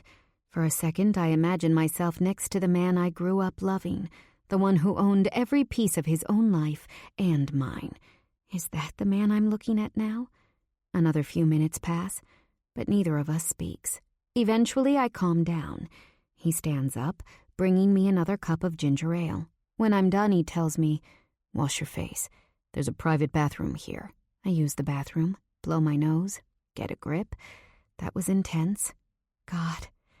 When I leave the bathroom, Nico is lying down on the large bed with his legs crossed in front of him, a laptop on his lap. "Come," he tells me, looking at the empty spot next to him. Slowly, I make my way there. My stuff is here, too. I touch my earbuds, and he asks, "What are you listening to? Rage Against the Machine?" I love it. But you know that already from your super stalker skills. My voice is all sass. He nods. "Yes, I do know that. I prefer alternative rock. The hard shit gives me a headache." "Old man," I taunt. "Who do you listen to?" "I love Dave Matthews, Coldplay. U2. That's cool." "Jack plays..." I stop. Oh shit, I didn't mean that. I seriously didn't mean to drop his name. A million apologies are on my lips when his face hardens, radiating anger. He moves his laptop to a table beside the bed. If I run, where would I go? Should I scream? In a flash, he's above me, hovering. My breaths shorten. For a moment, he shuts his eyes, but then they're open again and gleaming. In a swift move, my wrists are held above my head. A dark menace. He can hurt me, and yet I still want him. As I struggle against his hands, he tells me, "Just slow down. Stop trying to win a battle you can't win." I imagine him from a few weeks ago, naked and sweating, gripping me to his huge, muscular chest. I wanted to touch him, but he didn't allow it. And now he's got me back within his control. I shudder, a moan boiling from my mouth as I imagine him doing all the things he's never done, kissing my lips and down my neck, licking me between my thighs. "I want you to let me go." Lie. Is that right? He cocks his gorgeous head to the side, calling bullshit with his smirk. Yes. I'm shaking. His proximity has me mindless. With all the strength I can muster, I tell him, "Get off me." Lie. "I can smell you from here. How badly you want me. You think you can hide your feelings with your attitude. You think I can't see straight through that smart mouth of yours? You're soaked. You're panting. And it's for me. Am I panting? I'm panting. Shame fills me. But it's undeniable that my whole body is on fire, just as he said. I want to defy him because anger is better than this. I said, "Get off!" I whisper yell through my teeth. He shakes his head. "When the time is right, you'll see what comes of this between us." He lowers his face, inhaling the scent from my neck. Oh, God. No other men, Alira. None. You were a child when I knew you, but you're a woman now. Men like me don't play silly games. What I want, I take. What I hate, I kill. And what's mine, I protect. With his free hand, he moves the hair out of my face. You asked if I was angry. The answer is yes. I'm still fuming. With me in your life, there is no room for anyone else. Don't drag other men in my line of sight, thinking it'll bring me closer to you. It won't ever work. Do you understand? Yes, Nico, For this trip, you're mine. 24/7. Don't fucking forget who you're dealing with. I'm not some college idiot trailing behind you like a lovesick puppy. Your brother is on the hook here. You'd do well to remember that. But this conversation is over now. And then he's off me. Off me? What in the fuck? And then he leaves the room. I'm left soaked, wanting, and angry as hell. When I get back to my seat with my bags in hand, Natalia is concerned. I shake my head, letting her know not to ask me now. She gets the point and puts her earplugs back in. The girls on the flight are all still giggling, enjoying themselves. Meanwhile, my panties are soaked and my hands are clammy. This is bullshit. Am I mad over what he did to me? Yes, I'm fucking mad. A card game is happening alongside a game of backgammon. I hear ambient sounds of different conversations flowing around the plane. One of the women is dying to get an appointment at Millennial Plastic Surgery. Someone mentions a gas leak in their garage and a wife who can't stop spending money. A male voice mentions he needs a blowjob. It might be a trip for business, but clearly pleasure is on the menu. For them, not for me. Nico, however, is completely unaffected. It's almost as though he has a fence around him, topped with barbed wire. No one comes near unless he calls for them. I want to cut that fence with a chainsaw before punching him in the face. The fact that he's not distressed like I am, or suffering from a case of blue balls, is infuriating. I reach for my travel bag and root around for my Kindle. I put earbuds in my ears, trying to calm down. Limp Bizkit's Break Stuff is the first song that comes on, telling me how it's one of those days when you don't want to wake up because everything is fucked and everybody sucks. I huff, letting Fred Durst's anger fuel mine. Before I know it, I'm clenching my fists. If I were in a cartoon, steam would be billowing out from my ears. I turn off the music, stuffing it back into my bag. This is hitting too close to home. In my defense, I didn't mean to mention Jack. It was a stupid mistake. I drop my head, pissed off. What can I do? At some point during the flight, Elena comes to say hello. I would have gone to her first, but I wasn't sure what to say. Something tells me that starting a conversation with, "Thanks for taking care of me while I was drugged and kidnapped," wouldn't have been a good icebreaker. Regardless, she comes, says hi, meets Natalia, and is totally cool. She's a dermatologist and married to one of Nico's guys, Matt. They both live in Brooklyn and fell in love during high school regardless of the fact that his Albanian family was mortified when he introduced his beautiful blonde girlfriend to them. Splitting up so that she could go off to school to study medicine, he began working for the family. When she moved back to New York for her residency, they rekindled their romance. She also confirms that, other than the three of us, the rest of the girls are here for fun. And by fun, she means to party, screw, and do whatever else. For money. Not that I'm judging. I mean, these girls are living their best life. They're on a private jet, for free, ready to party in St. Bart's, keeping company with rich and powerful men who aren't exactly hard on the eyes. And they get paid, in cash, for it. I'm not blind. I see how good they look and how happy they are, all of them in Chanel bags. The fact that I have one of my own now, courtesy of the boss himself, isn't lost on me. All of them are in beautiful clothes and jewelry. I'm sure some of them even have mortgage-free apartments in Manhattan. Is this what Nico is expecting from me? No. It can't be. We haven't even had sex, and our two sexual exchanges, if you could call them that, were more like erotic experiences than anything else. I don't think watching the man you love getting his dick sucked or having him touch himself while you touched yourself counts. God, I'm screwed. When Elena goes back to her seat, Nico nods at me as though he approves of our conversation. I can't hold his eyes. Not because he was right, but because somehow he reads me too well. With Nico, there's no hiding. And still, I wish he'd come near me or talk to me. For all my bravado, I feel completely shaken inside. The walls I've worked so hard to build feel unstable. I want him to be the Nico I know, not the Mafia kingpin. I also just want to apologize. Tell him I'm sorry about Jack. I have never in my life wanted to apologize to a man before. But Nico brings that out of me because he demands it. I hate him for making me feel this way. The captain goes on the loudspeaker and tells everyone to sit down as the flight is about to land. Natalia does a little shimmy in her seat. I don't want to smile and laugh, but I do. 9. The last leg of our trip happens faster than I thought possible. After getting off the flight, 4 tiny planes, seating 8 each, are ready for us. I get on and buckle up before I realize that this jet is smaller than small. It's a bird, and I don't mean that in a good way. I find myself praying for my life when Nico puts his large hand on my thigh, as if to say he's got me. I'm scared. I whisper, "Don't worry. It's noisy and shaky, but quick." After landing, we're whisked to huge black SUVs, lined up and waiting for us on the tarmac.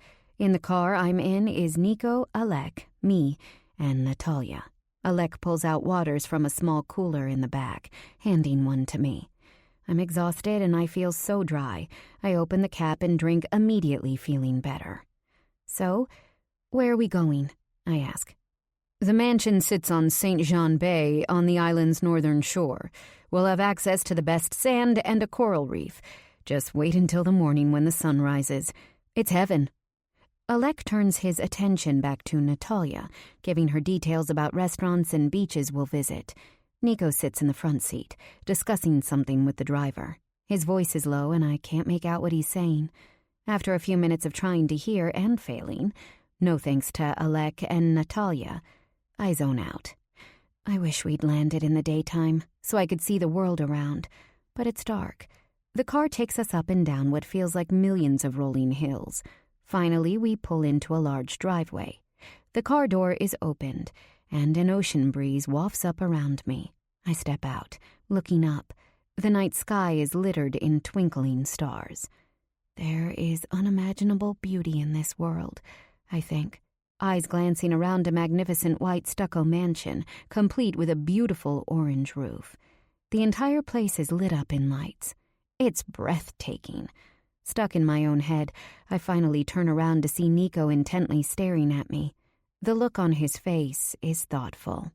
I let out a small smile. Thank you for bringing us. It's so beautiful, I tell him honestly. Just wait till morning. There's nothing like it. He puts his hands into the back of his pants pockets.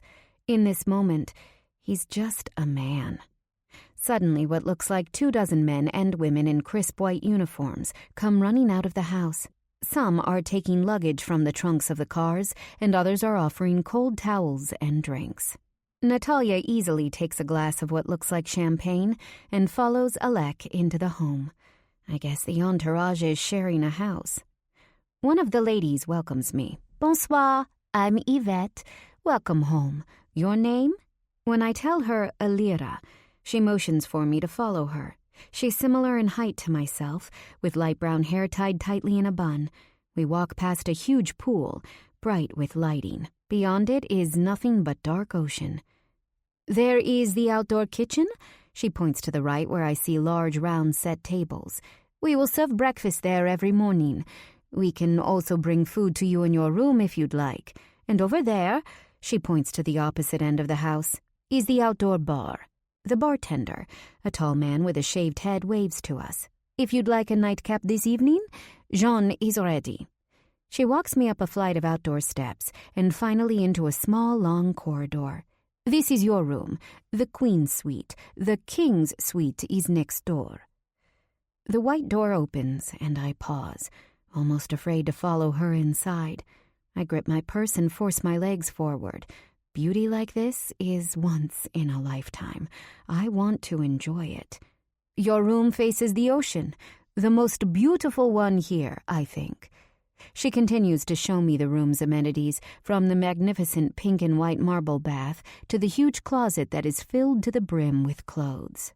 I even have a huge white 4-poster bed with crisp white sheets and a fluffy pink comforter.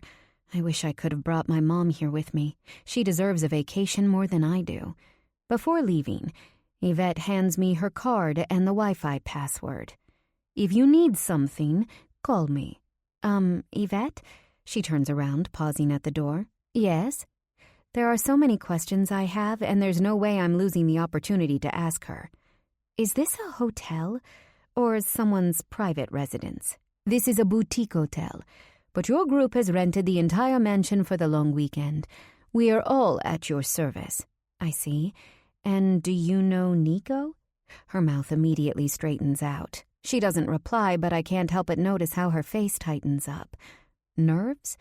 I wait another second or two, but she doesn't reply. I guess I've hit a dead end on that one. I need to try another route. Has this group been here before? Oh, yes. She seems relieved. Every year they come. And who usually takes this room? Seriously, if finance doesn't work out, I need to be a lawyer. I have been working here for 3 years. This room has always stayed empty. Until now. I tilt my head to the side, confused. Maybe there was an issue with the plumbing or something. Thank you, I tell her, not unkindly, and with a final small nod of her head, she's gone.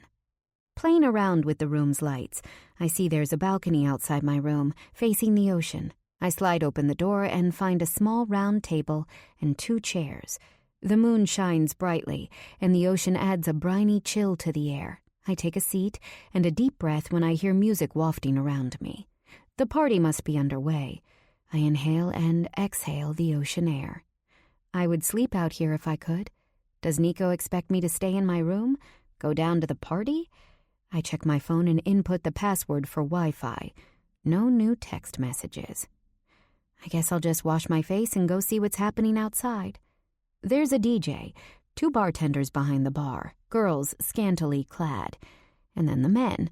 Everyone is washed up, changed, and ready to party. The weather is incredible, too. Meanwhile, I'm still in my travel clothes. How was I supposed to know this was going to be all fancy? I turn around to go back to my room to change when Elena calls out, "Alira!" "Hi." She hugs me like we're old friends, smelling like fresh soap and expensive perfume. Her happiness radiates. Her husband, Matt, steps over to us at the same time Natalia comes over. We talk as a group, his hands always on one part of Elena's body. We chat about Green, and they tell us about their new apartment in the West Village. What they have together looks pretty amazing.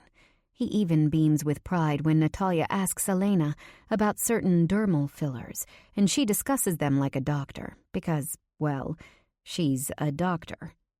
The fact that she's a full-fledged physician and married to this man is both surprising and not. Nico is offering me a taste of this life that Elena seems to be okay with, more than okay. How does she do it? A strong arm wraps around my waist. Hey. His eyes are warm. I can feel a number of looks move to our direction. Suddenly, I don't feel like a stranger in the party. I'm with him. My stomach flutters. I want to say that I'm sorry about the flight. I don't want games. I don't like drama. I know he said the conversation was over, but I still feel guilty. He looks back at me, reading the remorse in my features. He nods his acceptance, and I want to sag with relief. Moments later, drinks are pushed our way. Nico hands me a glass. Tequila soda with lime. Under my breath I say, what a stalker. I can't help the smile on my face. In my ear he whispers, you know it. He takes a sip. Having fun? It's beautiful. I look around, remembering that I'm still icky from the flight. I should go back to the room to change. Stay. He takes another long sip of his drink. I look around, noticing Natalia, Matt, and Elena are suddenly no longer near us. I lick my lips. There's something I want to mention. He quirks an eyebrow. I heard what you said about other men, and I want to know if it applies to you. No men for me either. I stand straighter, wanting him to know that I'm serious. I can't feel comfortable if you're fucking other women, Nico. I know that the power here is yours, but I'm asking you. What does it matter to you if I fuck other women? He challenges. It matters to me. You talked about respect. Well, I want it back. I'm doing you a favor. Sure, you're promising to protect my brother, but I could have said no, and then you'd be stuck with one of them. I nod my head toward one of the girls. The truth is, there is nothing at all wrong with these women. They seem perfectly nice and beautiful and ready to have fun. Not exactly wife material, I point out, hoping I don't sound as jealous as I feel. You want respect, too. The look on his face is satisfied, like I asked for something he had been waiting to hear. That's right, I reply defiantly. If I'm committing myself, you should too. He wraps his free arm around my waist, bringing me flush against him. Only you, Alira. He whispers in my ear. I wouldn't dare touch another woman. He's so earnest that it takes my breath. My flow of relief is palpable. Knowing that Nico and I are exclusive for this time makes me feel so much more secure. We spend the rest of the night talking, and once I relax, I'm laughing, reminiscing about people we used to know and the crazy shit we thought was normal back in Kosovo, but realize now that it just wasn't. Not in a bad way, more in a we just didn't know better way. When I remind him of Barda, he actually laughs out loud. Believe it or not, she runs one of my stores. You're kidding, I exclaim. She once told me you were good in bed, and I thought, who isn't good when they're sleeping? I wheeze with laughter. I look at my drink, now empty, and wonder just how much tequila was poured into the cup. I love this place. Those boobs, though, gigantic, he laughs. Seriously, they used to scare the shit out of me. Don't think about her anymore. I squeal, unable to stop laughing. Why not? He licks his full lips, and I stop laughing. Stop thinking, all of my attention focused on his perfect mouth. Before I can think it through, I tell him, because I loved you then. It hurt me to know she had any part of you. The alcohol has clearly severed any thought before speech. I'm sorry, he whispers in sincerity. You were a baby, and I was a man. Or did you forget? He's smiling sadly. I didn't even understand what I wanted from you. I roll my eyes as a waiter walks over and takes my empty glass before handing me another full cup. I murmur, thank you. Oh, you understood. You didn't know the names for what you felt, but you wanted me for yourself. Oh, come on. You are a man whore. Every single woman was dying to get into your pants. He leans forward, body language serious. My parents were dead.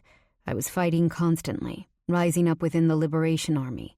Women were falling at my feet, begging for it. I'd go out to the bar and they all knew who I was and wanted a piece. I gave in. I was angry with God for taking my family, spilling blood of the enemy in retaliation, and woman after woman would come and go. It was fucking in its most desperate form. But then I'd come see you, a little girl, the sweetest. You loved me for reasons no one else did. I was addicted to it, needed that love like I needed my next breath.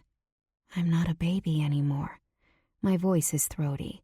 I'm in his arms now. He smells so fucking good. I could sleep here for eternity. I sway, but he keeps me on my feet. No, you're not. He walks me to a small outdoor seating area. People are there at first, but upon seeing Nico, they stand and disperse. He sits on the couch and I drop myself down, putting my head in his lap, giggling, drunk, so fucking happy that I could die right now and it would be cool with me. The topic changes. He tells me about the places he's been since Kosovo and the friends he's made, about the men running the Colombian cartels and how he managed to befriend them. Those guys? Yes. You see. He brushes my hair to the side. My business model is simple but managed to change the existing order. Before there were cocaine importers, and then there were Dutch wholesalers. I cut out the Dutch middlemen and began negotiating directly with the Colombian cartels. I've always thought brokers were useless. Without them taking a cut, we were able to charge less money for our product. Margins. You got better ones. And how could rival gangs compete when you have cheaper product? That's right. They couldn't. His hand strokes up and down my back. So smart. You're telling me about your business. The realization is a revelation. He's letting me in. Yes. You trust me? I manage to sit up. He's smiling. I jump onto his lap, straddling him so our chests are facing each other, and drop my head on his massive shoulder. I can feel the outline of his dick. I try not to moan. It's a combination of lust and pleasure and, frankly, comfort. I want him to fuck me right here and now, and then I want to fall asleep, just like this.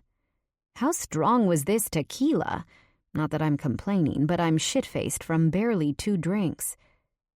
I trust you. His voice is gravelly. I grumble like a petulant child as he lifts me off his lap and places me beside him. He laughs at me. No drinking without me anymore. I see what it does to you. Time for bed. Bed? What? No. Why? He lifts me in his arms. Could I walk? Maybe. But I like being carried. I wrap my arms around his neck and legs around his waist. "Where is everyone?" I croak. He moves swiftly up the stairs and down the corridor. Fucking. Or sleeping. It's close to 3 a.m. After bringing me into my room, he places me down on the bed. "I'll see you in the morning. Stay?" "Not tonight." He kisses my forehead, and in usual Nico fashion, he walks out the door. 10. I check the bedside clock. It's 8:30 a.m. I step out of bed, stretching my arms up and feeling pretty darn good, considering the night I had. I wash myself up before putting on one of the new bikinis hanging in the closet. It's sexy, but nothing too revealing. It's a beautiful tan color with painted red flowers. The cover-up goes on next, a cream-netted sarong. There's even a beautiful wide-brimmed white hat and a woven beach bag. It's all classy and beautiful. Whoever does my shopping needs to win an award. I'm still sort of uncomfortable with taking these clothes. Then again, I'm not keeping them. It's just to borrow for this trip.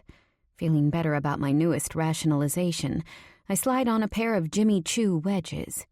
I can't imagine they're waterproof, but there are no plain flip-flops, so I'm going to assume these are the ones for the beach and pool. Throwing sunscreen, my Kindle, phone, and wallet into the bag, I make my way out of the room. Pausing for a moment, I check my phone. A text. "Agran. He'd better not touch you." My brother is seriously losing it. I look around. Nothing but silence and sunshine greets me. Boy, I could get used to this. I walk back down the beautiful white corridor and down the steps to the pool, bar, and breakfast area. The house is even more incredible in the daylight. The outdoor kitchen table is devoid of any people other than Nico. He's having a smoke and reading a newspaper, his seat facing the ocean. Seeing Nico, the boss of the Sheepa and the man I used to love, relaxing and acting normal is just too much.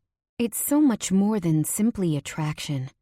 I've been attracted to men before, and I've gotten the butterflies and I've swooned and all that from an amazing kiss. But seeing Nico here has me frozen. He drops his paper and calls out, "Get over here, Alira. I see you." I grumble but walk over to him. "Sit. Coffee and bread are on the table. Someone will come out to take your order now." He puts out his cigarette in a small green ashtray but continues to read intently. "So," I start, picking up a slice of the crusty baguette. It's sweet, crispy, and freaking amazing. "What's the plan?" He pushes a second newspaper my way. "Read a bit, and let's eat. Then we'll figure it out." I lift the paper and begin skimming headlines until I find an article of interest. I normally read every morning over breakfast, so this is a welcome surprise. A few minutes later, he says, "You look very serious. What has your eye?" "Hamas. So desperate to win world sympathy, they use Palestinian kids as shields, hiding weapons and mortars behind United Nations schools and firing rockets from there. I swear, it turns my stomach to shreds reading this. We're not the only ones who've suffered. Helps put things in perspective." He presses his lips together firmly. "I was in Israel a few years ago. Incredible country. They're similar to us Albanians. Strong work ethic, love of family. Never back down from a fight. They're forced to live in constant war with neighbors who refuse to recognize their existence. Something else we know about, eh?" I guess everyone suffers to an extent, some more and some less. Makes it annoying, though, when I'm in school, learning with these entitled assholes. They just don't get it. They have this naivete. Hard to look at when I've seen so much. "There's a difference between us and them. But why fight it? Why not just appreciate the fact that you're not the same as them, and that's okay?" We stare at each other then. Moments pass. I can't help but notice little details about Nico I must have missed. A small scar on his chin, a black rope bracelet on his left wrist. I look up into his face, losing myself in his dark, soulful eyes. "Get a grip," my head reminds me, and then I say, "I heard the beaches are beautiful here." My voice comes out in a whisper. The most beautiful. The way he's staring at me, it's as though he isn't talking about the beaches at all. I watch his throat as he swallows. I want to tell you. He moves closer to where I sit. I know you like your sarcasm, and you don't like it when other people tell you what to do, but you've got to trust me. His thumb slides across my hand. It's warm, dry, and rough. Awareness bursts through my veins. While it's soothing, the look on his face is anything but. Trust that I'd never let anyone hurt you.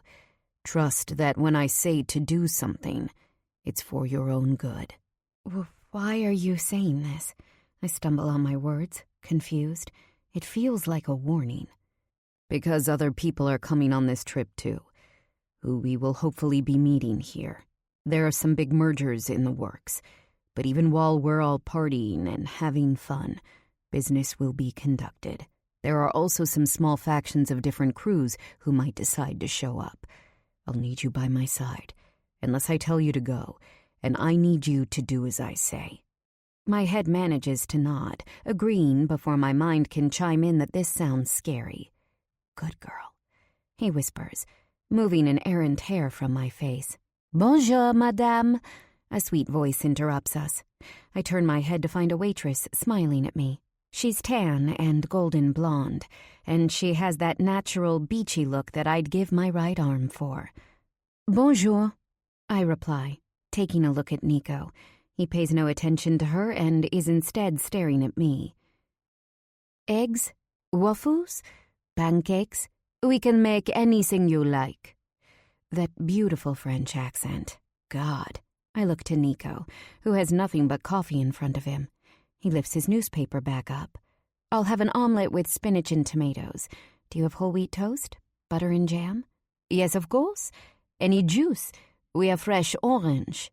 Sure, I'd love that. After she walks away, I rummage through my purse and find my Kindle. Sometimes current events are just too depressing to read about. Just as I'm about to power it up, Nico clears his throat. No one will be waking up for a while. After you eat, let's go to the beach.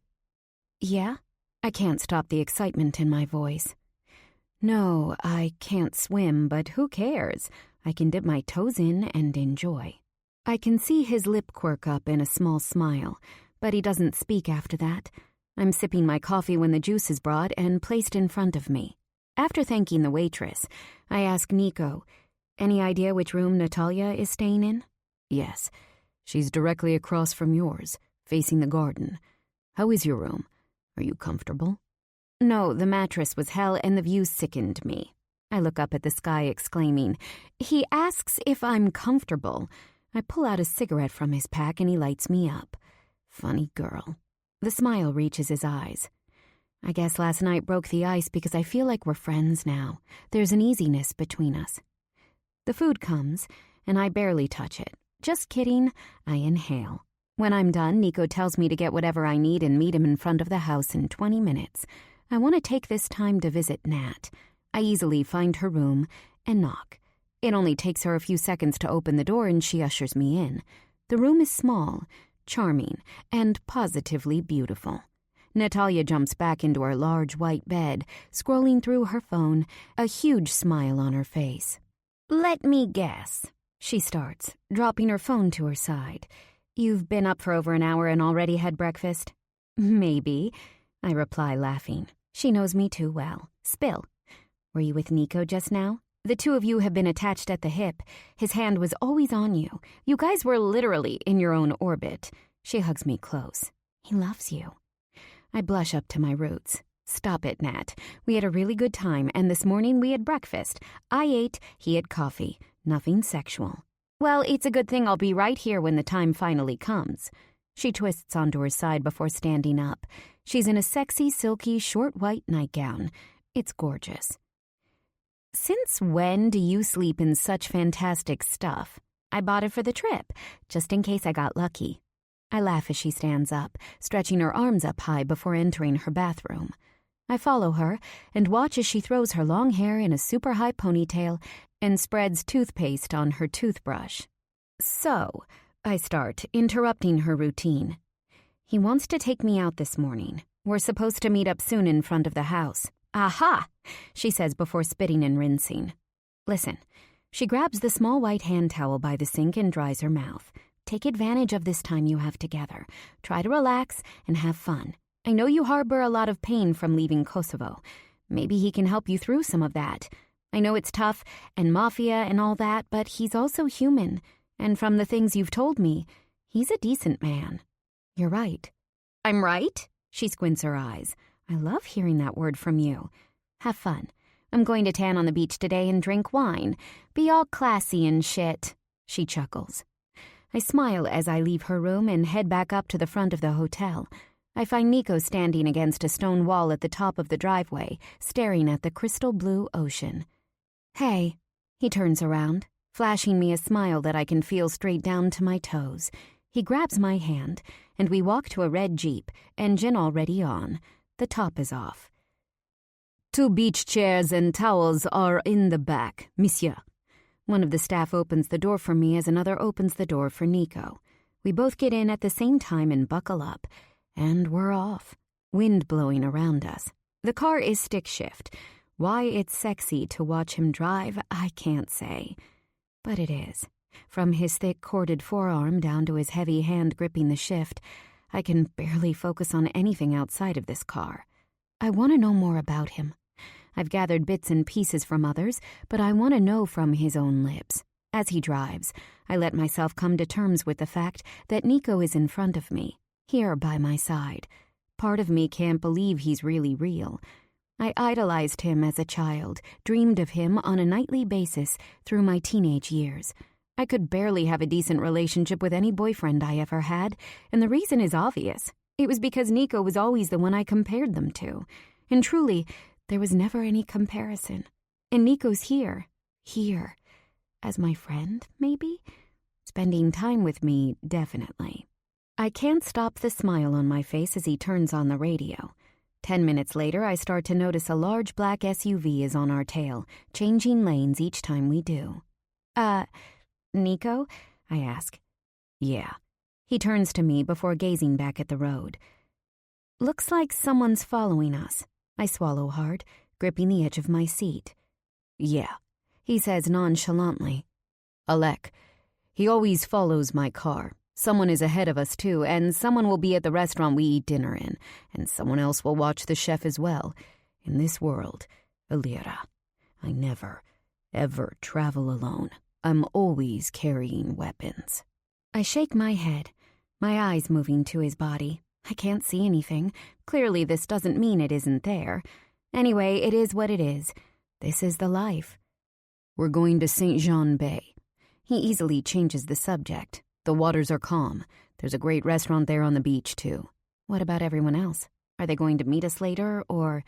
They'll meet us for lunch, and we'll party at the restaurant through the night. Oh, okay. Nico parks the car in a small sandy parking lot, and I adjust my hat. Stepping out, he lifts both beach chairs from the trunk into his arms.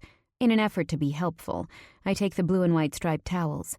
It seems that while St. Bart's is really upscale, it's also very laid back. All of the cars here are Jeeps, like ours. Standing on the beach, I feel unstable in my wedge heels. I pull them off as I follow Nico, and the white sand feels amazing beneath my bare feet. Pausing at the beauty before me, I can't believe these stunning waters. I've been out to Jones Beach on Long Island, New York before, but it doesn't even hold a candle to this. Other people are here, but everyone seems to be scattered about so as to give each other privacy. Nico sets us up close to the ocean before pulling off his shirt. Holy hell. I swallow the saliva in my mouth and try not to gawk at the huge Albanian eagle tattoo on his shoulder and pec, along with the small scars scattered around his back. My stupid poor heart thumps as I force myself to turn around and remove my sarong. Let's go see if my boat is ready. Sure, I say a little too excitedly, my traitorous voice squeaking. Suddenly, his eyes move to my pale, slightly freckled chest. And that's where they stop. His face is serious, intense. I worriedly look down at myself. Is something wrong? Nothing seems to be out of place. My boobs are nicely tucked into the bikini top. When I look back up, his jaw is tight, eyes on the ocean. Self-consciousness overwhelms me. I'm sure he's seen the hottest girls on the planet naked. And me? I don't even go to the gym. My stomach is flat but soft, not rock hard. My thighs are on the fuller side. This is me, though. I'm not some girl who subscribes to the idea that ultra-thin and rock-hard muscles are synonymous with health and happiness. Sometimes I need to eat more. Other times, less. And what is wrong with that? For a few years in high school, I went through phases of yo-yo dieting. I wanted a waist as small as this model or that actress. The result was, the thinner and more enviable I was to others, the more miserable I felt inside. Well, screw that shit. I'm not letting myself feel insecure right now. I stand taller, telling my inner confidence to stop hiding. My boobs are real. This is what I've been given, and I'm proud. White, pasty skin and all. I lift my bag and he stops me. No need to bring anything. Are you sure? It's my phone, sunscreen, and a Kindle. Leave it all. We've got people here, watching our stuff. I look left and right, trying to see whom he's talking about. Before I can spot them, he takes my hand and we walk off to the end of the beach, where there's a section full of water sports. As we stroll along the beautiful shoreline, he begins to talk about the different beaches on the island and how he has made it a yearly excursion for himself and his closest crew to come down here. I listen and nod, enjoying the cadence of his voice. It turns out that Alec has become a right-hand man for him. When I ask about the few guys who frankly scared the shit out of me, he laughs, saying that that's exactly what they're meant for. Each person has a place in this family. For example, if you were trying to create the best baseball team, would you want it to be comprised entirely of pitchers? I shake my head, the warm sun heating me from the inside out. You need a well-rounded group, including pitchers and first basemen and catchers. Think of the Sheepa like a sports team. I need different men for different positions. Otherwise, it wouldn't run smoothly. I wouldn't have what I needed. As for their similarities, I ask curiously, the blue ocean sparkling wildly beside us. There are many. I can feel him beside me, his heavy steps, his perfectly measured breaths. A deep reliance on honor, loyalty, and family. The old Italian families and even Russians have lost those qualities, but not us. We find ourselves in a small spot at the end of the beach, facing a dock. There are 5 small boats and then a yacht at the end. It's enormous with what looks like 3 levels. Ours is at the end. I'm driving today. Before I know it, he's holding my hand to step on. I'm shaking inside. Just relax. I got you. I finally walk on, following him up an unbelievably narrow staircase to the top of the boat. He sits behind the wheel, and I take a seat beside him. With expert ease, he drives us off into the ocean. The wind is blowing my hair wild, but I'm loving it. When we're sufficiently far enough at sea, he pauses. The breeze, the man, everything about this moment is heavenly. In the ocean, away from all the drama and headaches, I feel free. I pull my knees up to my chest while his are lying out before him, crossed at the ankles. I guess we're stopping here for a while. It's been a long time, Nico. I missed you. I exhale, surprised at my honesty, but hey, why not? When I first got to London, I tried to bury myself within the crowds, walked around aimlessly for hours. I had this shitty apartment over a pizza shop, he chuckles, with nothing in it, except a mattress on a floor and a crappy wooden table with 2 chairs left from the tenant before me. There was even one of those hanging lights, a bulb dangling from the ceiling. His eyes glaze over as he thinks back on his time. I wouldn't dare speak or ask a question, lest I interrupt his flow. He's finally opening up, and I want to hear every single word. I had a veil over my eyes, blurring everything around me. Everyone knew I was dead or gone. Alec came too. He was a kid himself, but he had no one and nothing in Kosovo. He followed me like a shadow, slept in a corner of my shitty room with the roaches. I was 20 years old. His feet slide up in a slow motion as he pulls out a pack of cigarettes, along with a fancy-looking silver lighter from his pocket. Sliding one out, He lights himself up. I wait patiently for him to continue. I'm barely breathing because I don't want him to stop. I would drink myself into a stupor most nights. He lets out a long exhale. Got as fucked up as I could get in the pubs. During the day, though, I had a job at the pizza shop below my apartment, washing dishes. Honest work, you know? He turns to me, taking another deep inhale. You remember Jakob, right? I see his eyes squint before smoke moves around us like a cloud. The sun is getting hotter, and I can feel perspiration beating between my breasts and on my forehead. His chest looks impossibly tan and damp. I turn my head toward the water. Eye contact with Nico is somehow too intense. I'm also worried that if he sees anything in my eyes that he doesn't want to see, he'll stop talking. I reply to the waves. Of course I remember him. Jakob and my father originally led the Kosovo Liberation Army. The ocean rolls back and forth, a steady beat. They died together. He waits in silence for what feels like an eternity before continuing. Behar was Jakob's brother. He was the one who got me to London and hooked me up with work. It was his pizza shop and his building, too, that I lived in. He saw I was falling into a fog. Fucked up from all the shit I'd seen and done. I guess he heard a lot about me from Jakob, because he knew what I was made of regardless of the fact that I was fucked in the head at the time. Started having me do some small-time stuff for cash. He licks his full lips, ashing his cigarette into a small tray by the wheel. One night, I drank myself into oblivion, came in and out of consciousness in the doorway of my apartment building. At one point, I woke up and saw a man in uniform. He takes a long, hard drag, the tip flaring red. I got angry, thinking he was someone he wasn't, a Serb. He blows out a cloud of smoke, someone who'd hurt my family, maybe. I grabbed his throat, slit it with a knife I kept in my boot. I blink, unable to take my eyes off his face. His features perfectly match the rest of him. Dangerous. This is the man who has killed hundreds of men with his hands. This is the man who runs the entire Mafia with the absolute threat of violence. As fate would have it, he drops his butt into the water. Behar went to check on the pizza shop late that night. He found me in an alley with blood like tar all over my hands, and a man slumped in front of me. Dead. It didn't take long for him to hide the body. See, he was already heavy with the underground and knew the owners of a garbage disposal company. Convenient, right? He took care of the problem before cleaning me up, and then he brought me into his fold.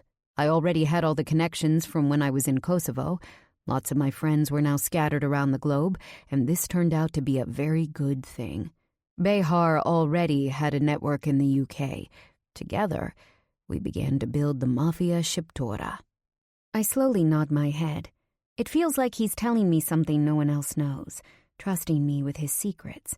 It makes me want to open up too, but the truth is, I'm still sore over the fact that he never reached out to me. I know I was a kid, but eventually I grew up. And didn't I deserve something? My emotions start to run, and so I go with my usual MO when I'm insecure. Sarcasm. I was just a kid in the States, wearing pink chucks on my feet, and there you were, growing a massive empire. No wonder you cast me aside so easily. My words come out angrier than I intended them to. His mouth sets in a grim line. You were safe and sound in America. You were learning in school with a good mother by your side and a brother who loved you. I had been through a lot, Alira. So had you. You deserve to start fresh. I challenge. How did you know I was safe and sound? For all you knew, I was suffering. There is no such thing as a fresh start in this life. We all carry our past with us, wherever we go. He looks up at the sky, exasperated, before bringing his gaze back down to mine. You weren't suffering, Alira. You were a regular kid, dealing with typical American problems, which is exactly what you should have been doing. He speaks like he knows. And sure, maybe I wasn't exactly having a rough go, but how would he know how I fared? I opened my mouth to ask, but he speaks first. I knew you were all right, because you wrote letters to me, remember? sent them to my home in Albania. A neighbor who checked my mail forwarded them to London. My stomach dips down to my toes. What? I turn my head sideways toward the ocean, avoiding his face. I thought he never got them, and right now, I'm wishing he hadn't. For the first year or two after coming to America, everything I wrote was innocent. I was just praying for him to reply and to contact me. After a few years, I heard my mom on the phone mentioning to someone that Nico no longer lived in Albania. Still, I continued writing. I poured my heart out on the page, to Nico. I gave him everything about my life. I told him how much I missed him. Weekly, I wrote to him all the intimate details of my life. It was a strange and cathartic habit, a form of therapy for me. Good news, bad news, boyfriends, friend drama, agron, virginity lost, college applications, my mother, her back problems for God's sake. I told Nico, always Nico. Well, until I began college, when I decided it was time to move on from that fantasy. It wasn't easy to stop, but I knew that if I ever wanted to really move on, I would have to stop harboring hope. It's been 3 years since I wrote him. He whispers, "You loved me for a very long time." He doesn't ask. He knows. My lips part. "You read all of them?" My voice is strangled. He nods his head, and I feel the urge to jump off this boat and swim back to shore. No, I can't swim, but anything is better than this, even drowning. I gulp, my mouth desert dry. From my periphery, I can see his solemn nod. All of them. I mean, yes, the letters were technically sent to him, but he had to have realized at a certain point. Allow yourself a moment of stillness, where time slows and the world feels gentle for just a breath.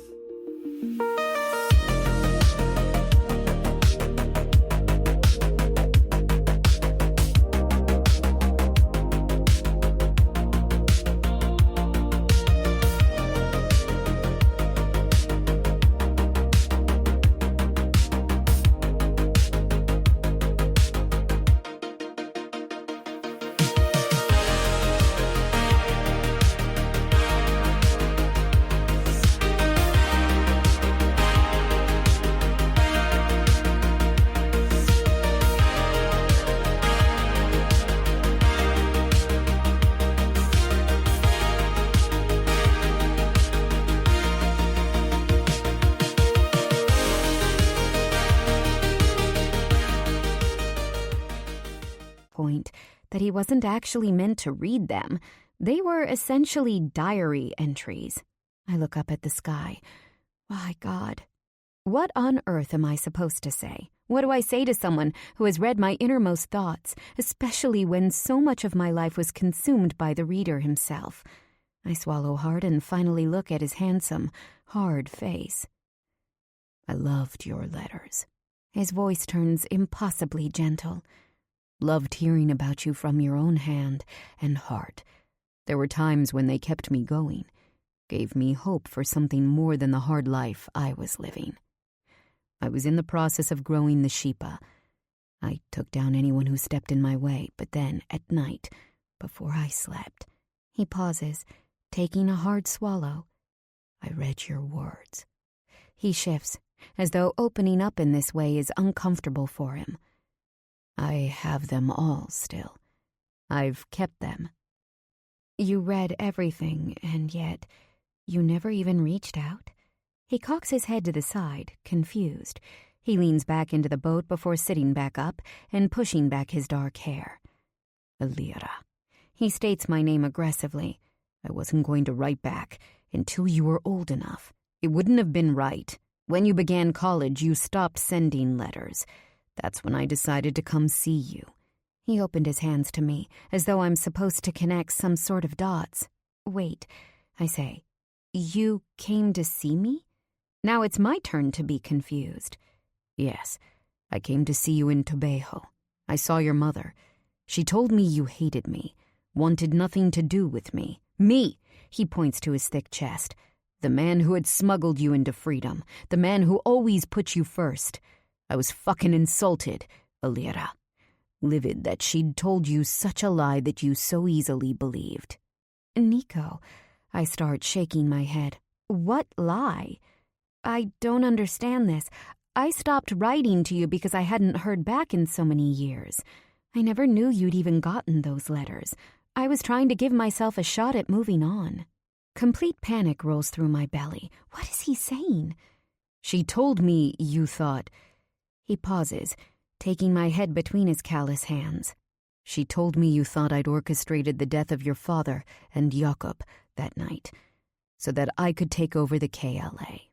Devastation has my head feeling light. She thinks you aligned with the Serbs? I repeat, I think I'm in shock. To kill my father? Yes, and she told me that you thought so as well. Why would she say that? I have no idea. I've asked myself 1,000,000 times, why? But the truth is, she always hated me. Never thought I was good enough to be where I was. That's ridiculous.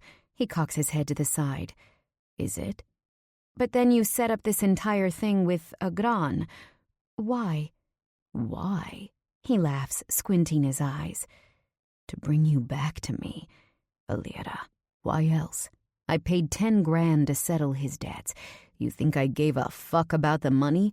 Or even cared if he paid me back? That amount means almost nothing to me. It was just the way to get you through my door. After all those years and letters you wrote to me, I wanted to find a way to tell you the truth. I hated thinking you thought so low of me, that I'd killed your father. I couldn't give a fuck what anyone else thought of me. Never have. But you? I couldn't let you believe that lie. Never in 1,000,000 years would I have had your father killed. Never. If only because he was yours. I didn't think you'd hear me unless I locked you in. If I wasn't sitting, I'd collapse. My mom thinks you killed him. I look back out to the water. Thinking out loud, I say, that's why she was always trying to pull you away from me. She never told me that, just always, stay away from Nico. My breaths quicken. There must be some sort of explanation. I'll call her. I'll find out why. There has to be some mistake. It's fixable. I'm sure of it. My voice trembles. How could she have kept this theory to herself? How could she possibly think this about the man who helped us to escape? I'm not sure if I should scream or cry. He shakes his head, jaw clenching. I thought, if that's what you were told and that's the reason you stopped writing to me. He exhales. Then nothing short of kidnapping you would bring you back to me.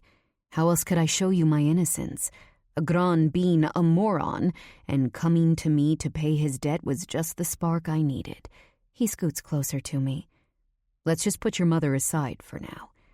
You believe me, don't you? That I never killed your father. I look at him. I trust Nico. I always have. Slowly, I nod. When I close my eyes, a tear leaks through. No more forcing. That ring? He lifts up my left hand, the enormous diamond glittering in the sunlight. I hate seeing it on you because it's essentially a handcuff. I never want you to be with me under force, and I hate feeling like you are. If you stay with me now, it must be of your true free will. You know the truth. No more lies. If you stay, I don't want it to be because you're afraid for your brother's life. I'll protect him within the Sheepa. Stay here with me because you want me. I shiver, still unable to turn my head. Look at me, Alira. I can't read what you're feeling if you don't let me see your face. The ugly cry wells from my toes up into my sinuses. My lip quivers and my eyes fill. Why wouldn't she have shared this theory with me? With all my strength, I open my eyes, let him in. For the first time in all my life, I allow myself to be open for another. His eyes flash with emotion. There you are. He lifts me up, bringing me down between his legs and holding me tightly to his body. I put my head in the crook of his neck, in his arms. I feel precious, but I can't shake the fact that since we've reconnected, it's been mentally exhausting. He hasn't been consistent. Can I trust that now that he will be? The first time I saw you again after all these years was when you stole me, and then you were cold, but then hot, and then cold. Is all of that back and forth done? I press my lips together, wanting to hear that, yes, it is. I wasn't cold, Alira. I was careful. Last night and today, I've been speaking about my past with you. Do you think I do that normally? His voice is measured, like he wants to make sure I catch each word. And what would you have done had I told you my intentions from the first time we saw each other? Intentions? I thought you believed I'd killed your father. You despised me. I needed to be able to change your mind because... He exhales. You're meant to be mine, Elira. It has always been so. From your birth I held you, and it was written for us. Beyond that, you have always been the most loyal, honest, and loving girl. Did you think I didn't see it then, even when you were a baby, looking at me with love in your eyes? It was all there for me to see. You had been born for me, made for me. I didn't know how to bring you back into my life after the lies you were told. I tried to shake you off, but your letters were still in my closet, burning a hole into my psyche. I had to drag you back to me. Could I have done it another way? I had to have you. Something like worry flashes in his face. Does he think I'll walk away? My heart pounds. I'm with Nico, the man I looked up to and loved for so long. And he's telling me these things that I've dreamed of. My mom is clearly misinformed. When I get back to the room, I'm going to call her. Tears drip down my face. But he doesn't pull me into his chest and hug me. He doesn't kiss me passionately either. He continues to sit so close to me, his body so large and strong. My head spins. You've dated other men, like Jack, that musician. I try to find anger in his face, but surprisingly, there is none. I swallow hard. He was a nice guy, but there was always something missing with him. You thought maybe it was because he wasn't Albanian, but that's not the whole truth. It's because he wasn't me. I should explain better. I don't want him thinking that Jack means anything more to me than a friend. Yes, he is a nice guy, but the men just don't compare, at least, not for me. My heart could never belong to anyone else, and that's the truth. Nico, It is the same for me.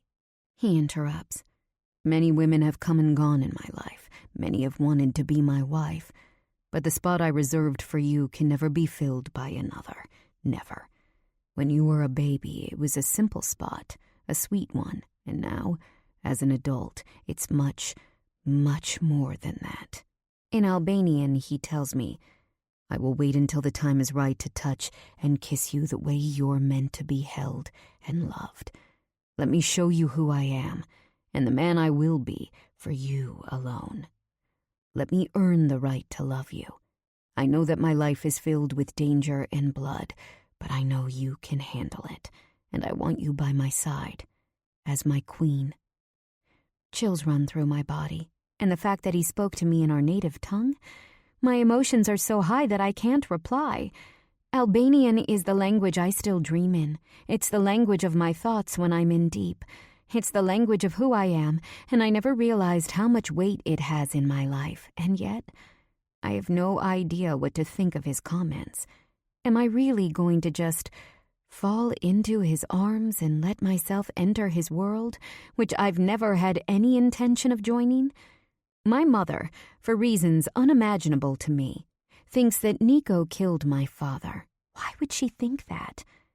I'm on a shade-free path right now, a regular college girl with dreams of a big career in a big city. Coming together with Nico would mean I'd be setting myself up within a world of violence and crime. He puts the boat back in drive as waves ripple heavily around us, regardless of the torrent in my heart. Nothing has ever felt more natural. 11. After parking at the dock, Nico takes my hand and helps me off his yacht. Ready for lunch? It seems our conversation is put on hold, and I couldn't be happier about that. He said a lot of things, and it'll take time for me to process. Yeah, I tell him, my feet sinking into sand and cool ocean water.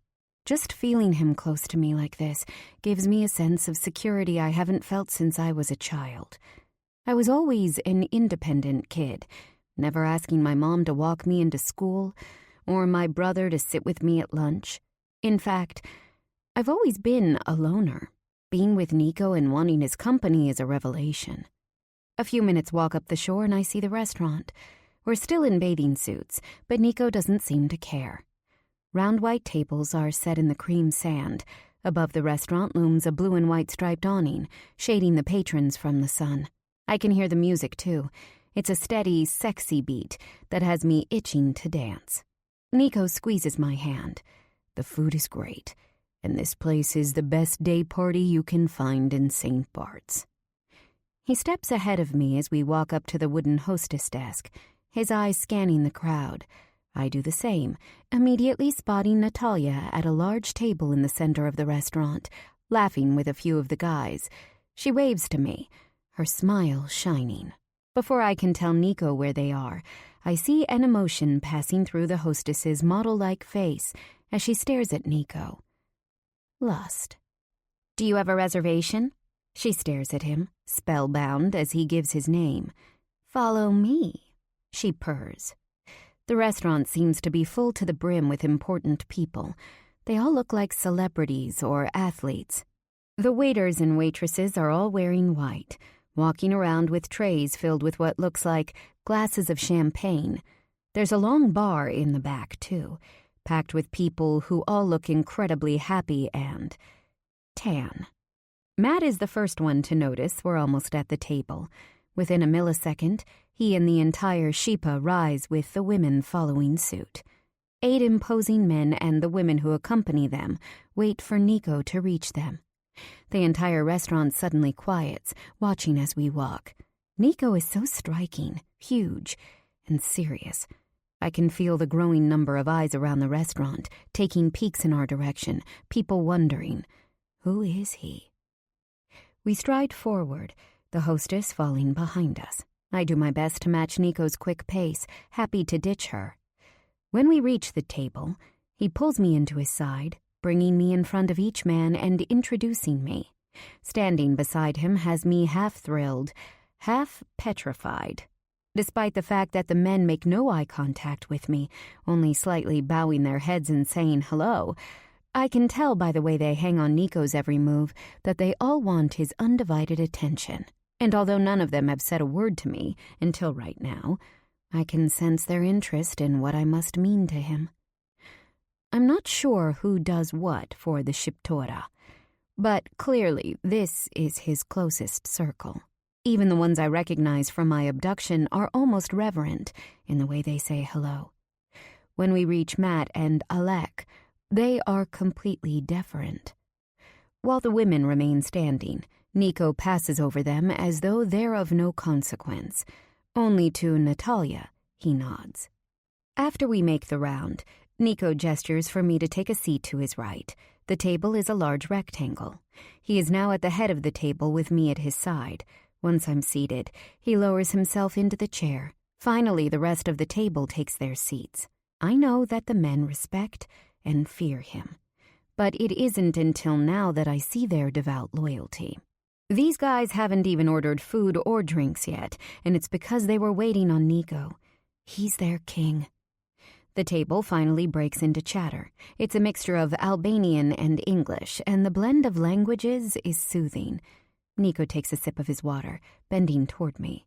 Just so we're clear, each one of these men knows what you mean to me. They'd kill for you and die for you. I let my gaze move around the table. Seeing as this crew abducted me, it's hard to imagine ever feeling safe or secure. He lifts my left hand and turns it around, kissing the center of my palm. His eyes flash with an emotion I can't place, but it makes my heart pound. This is real. It's happening. A waiter interrupts us, asking if I'd like wine or champagne. When I look up to reply, his eyes noticeably flare. I awkwardly turn away to find Nico, his demeanor turned to granite. Oh, shit. Apologize. He cracks his knuckles, his voice so quiet. The waiter's face turns red as Nico continues.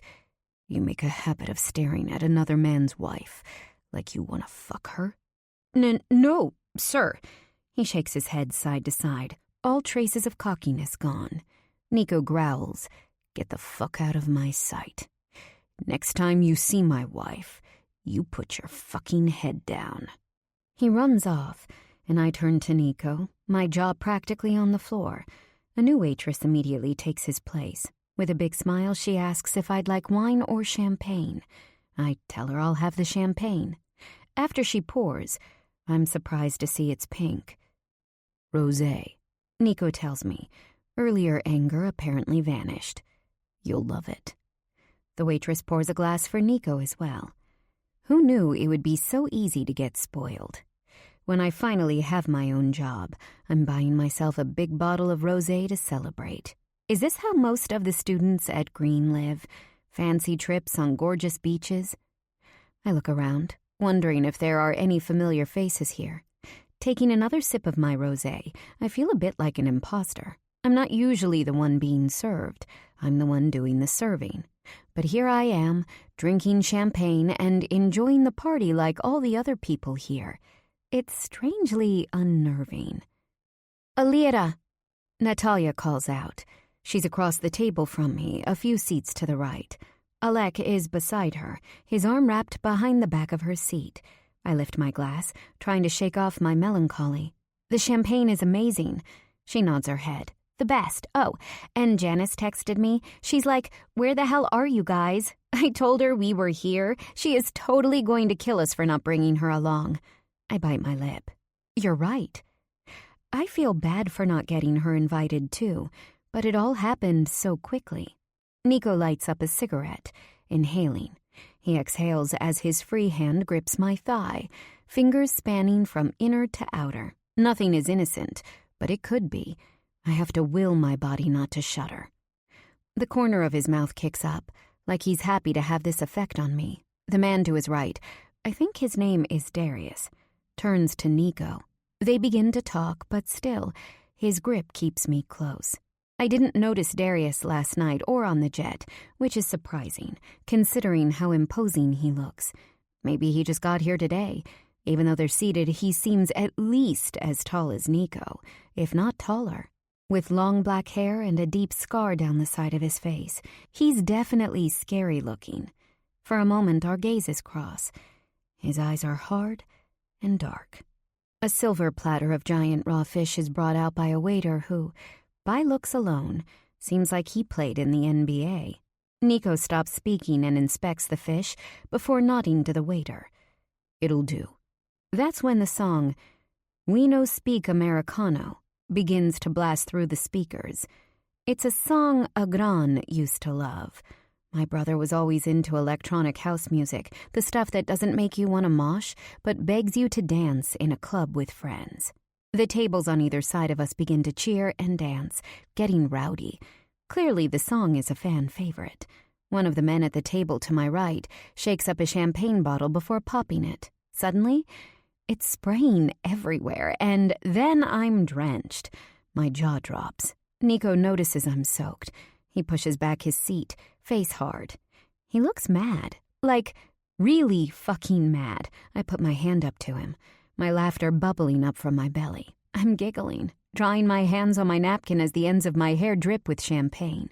It's fine, I tell him, my smile unstoppable. I can get them thrown out if you'd like. No, they're having fun. Look. I point to the couples who are laughing and dancing, also soaked. Want to do it back to them? He lifts a brow. Oh no. I shake my head. What a waste. How could you buy an expensive bottle and just empty it like it was tap water? He licks his lips. Let's do it. I grip his muscular forearm. What? No. As if my hand could ever physically stop him. Yes. It's fun. I'll show you. He signals to the waitress who stops taking a table's order and runs over to where we sit. 12 bottles of Veuve Clicquot, please. Yes, sir. She nods before scurrying away. 12? My eyes widen. Yes. We live hard, so we should party hard, too. Right? It's a short trip. Let's live a little. Moments later, she's back with the bottles on ice. Nico hands one to me before taking one for himself. You shake it up like this. He smirks, standing. I can't take my eyes off him. I follow his lead, rising out of my chair and shaking the champagne. I know I should try to act calm and cool, but I can't. Because who actually does something like this? Rappers and rich people, not me. But then, here I am. Life is crazy. He pops the cork, and it sprays in all directions, soaking our table and me. The group erupts in laughter and cheers, shouting. Some of the other guys take bottles, too, and spray them at everyone. I see Natalia from the corner of my eye, soaked and giggling. The waitress brings over a platter of shots. Tequila, she tells me. Nico takes one and so do I. Together, we drink. It turns out the family isn't just for protection and illegal business. They have a shitload of fun, too. 3 drinks later, my arms are wrapped around Nico's neck. My body sways as I close any distance between us. The sun sets, and the party continues. He turns me around so that my back falls into his chest. I grind into him, dancing, as his hands splay across my stomach. He bites down on my shoulder, and I shudder in his possession. He's hard, and I'm dying for it. Curiosity gnaws at me. How would it be with Nico? A man who I'm crazy attracted to in mind and body. A man who cares for me. My brain asks me if this is something I'm going to regret. I want him, but am I really ready to make this real? I'm terrified of the prospect, but so turned on that I can barely see straight. I push back against him again, moaning at the feel of his cock against my ass. In my ear, he whispers, "Fuck, Alira, you're making this difficult." His voice is a low, deep rumble. I turn to him, feeling powerful. I stroke his heavily muscled shoulders, wanting his lips on mine. This man, he just does it for me like no one else ever could. The music blasts around us, but we stop moving, completely in tune to each other. His head dips low. I can feel his breaths against my damp neck, sweet from wine and smoke. The temperature is cooling off, but my insides burn. He stares down at me, deep into my eyes. Love me, I think. As if in slow motion, his lips lower to meet mine, and then he kisses me. It's deep. I moan into his mouth as my hands tug on his shirt. Oh, he pulls away, leaning his forehead against mine. What to do? I remember his earlier comments. He wants to earn this. And as badly as I want him, I need him to prove himself too. I need to know who he is now. You know who he is, my mind chides. But do I? This man wants me. He told me so. The magnitude of what he shared on the boat slowly seeps into my insides. I hug him tightly. I want this. My heart pounds. He holds me, one hand behind my head and the other around my waist, as though I'm something precious. Don't let go. He loosens his hold on me, stepping back, lifting his drink off the table. He takes a nice swallow. I take a moment to look around. The women we're with are dancing on our table. No striptease because, out in public, these men expect a modicum of class. But they're dancing in G-string bikini bottoms and tops that barely cover their nipples, drinking champagne and living their best life. Even Natalia is up there, shaking her ass. The party settles, and we finally eat, salads and fish and plates of fruit all at once. And then we're all back to dancing again. By the time we return to the mansion, it's close to 2 a.m. I can't believe how long we were there for. I stretch my arms over my head, entering my room. You coming in? I'm not even sure what I'm asking for. We're no longer drunk, so any excuse I could have had is gone. I don't want to let him go, though. Let me wash up. I'll come back. He pushes his hair back. It's wind-blown and wavy. He's so big. Utterly gorgeous. Okay, I whisper, trying not to melt. Entering my room, I go straight into the shower. I shave, scrub, and pluck every errant hair I can find. I'm so tired, but if there's a chance we're hooking up, I want to be as clean as possible. When I'm done, I wrap a white towel around me and pull out a set of beautiful pajamas from the closet. They're pink satin shorts and a matching lace cami. After I'm changed, I look in the mirror. My white skin is lightly bronzed, some new freckles peppering my chest. I can't believe I'm here. Oh, who am I kidding? I can't believe I tanned. I should take a picture for Natalia. Before I can get my phone, my room door opens and shuts.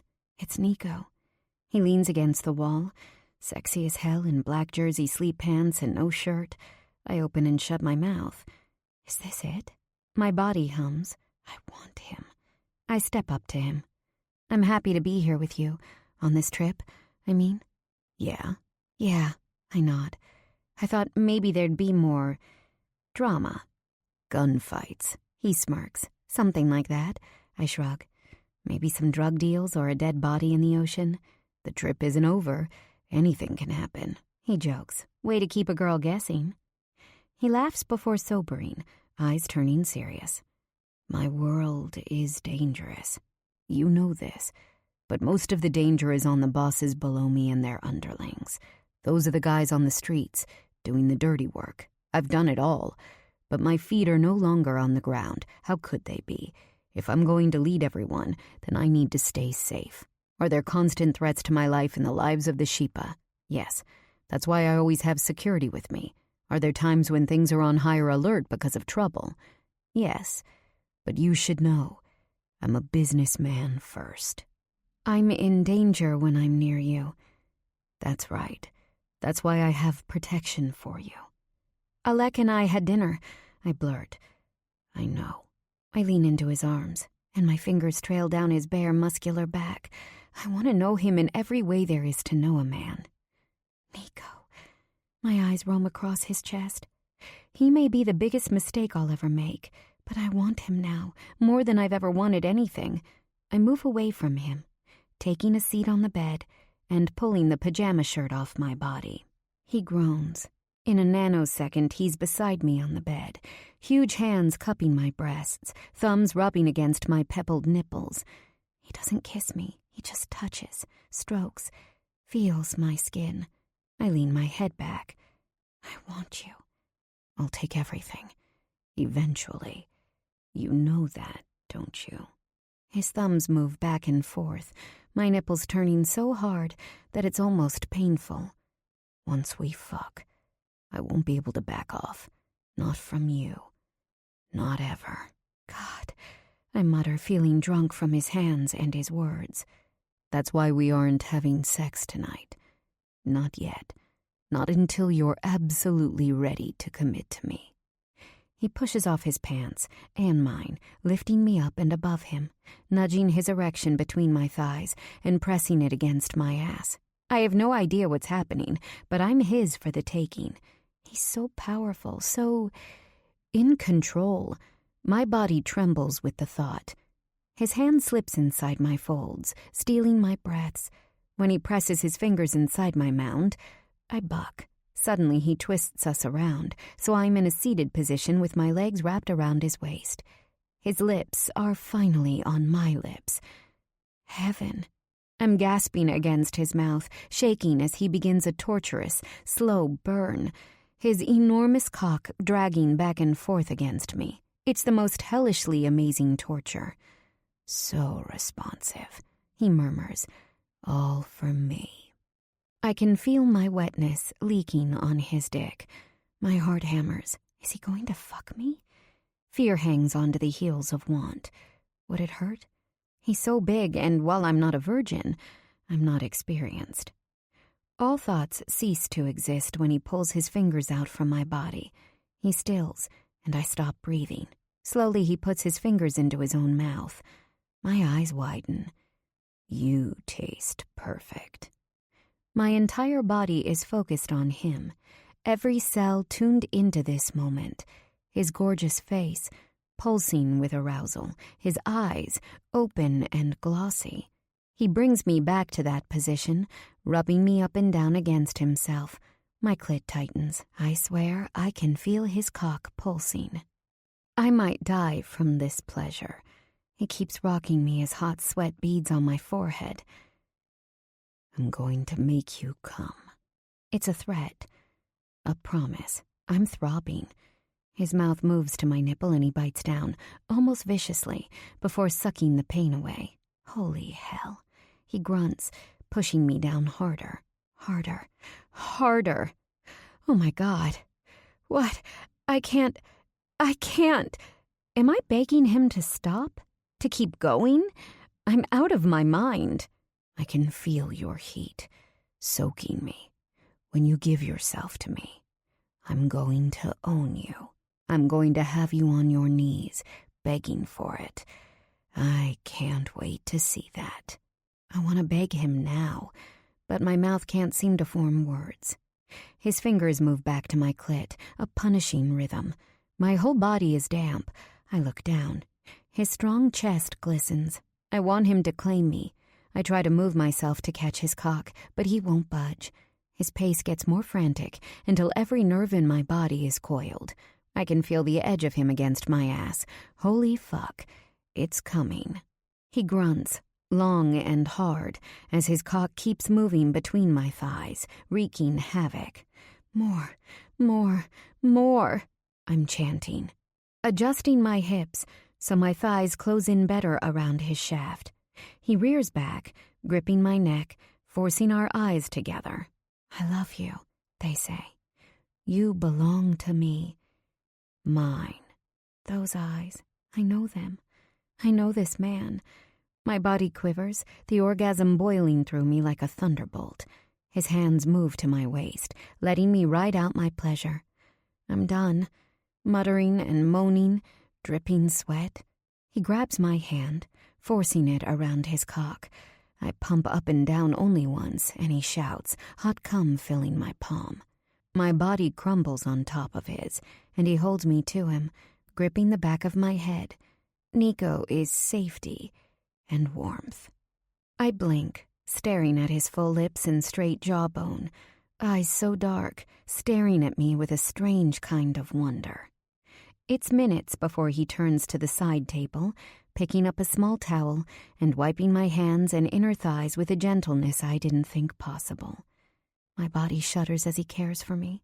When he's finished, I move to stand, body swaying. I use the bathroom. I return to find Nico lying on his back, beneath the white sheet, a strong arm behind his head. Moving next to him, I lie on my stomach, tracing the Albanian eagle tattoo on his shoulder. I love this. My voice is hoarse.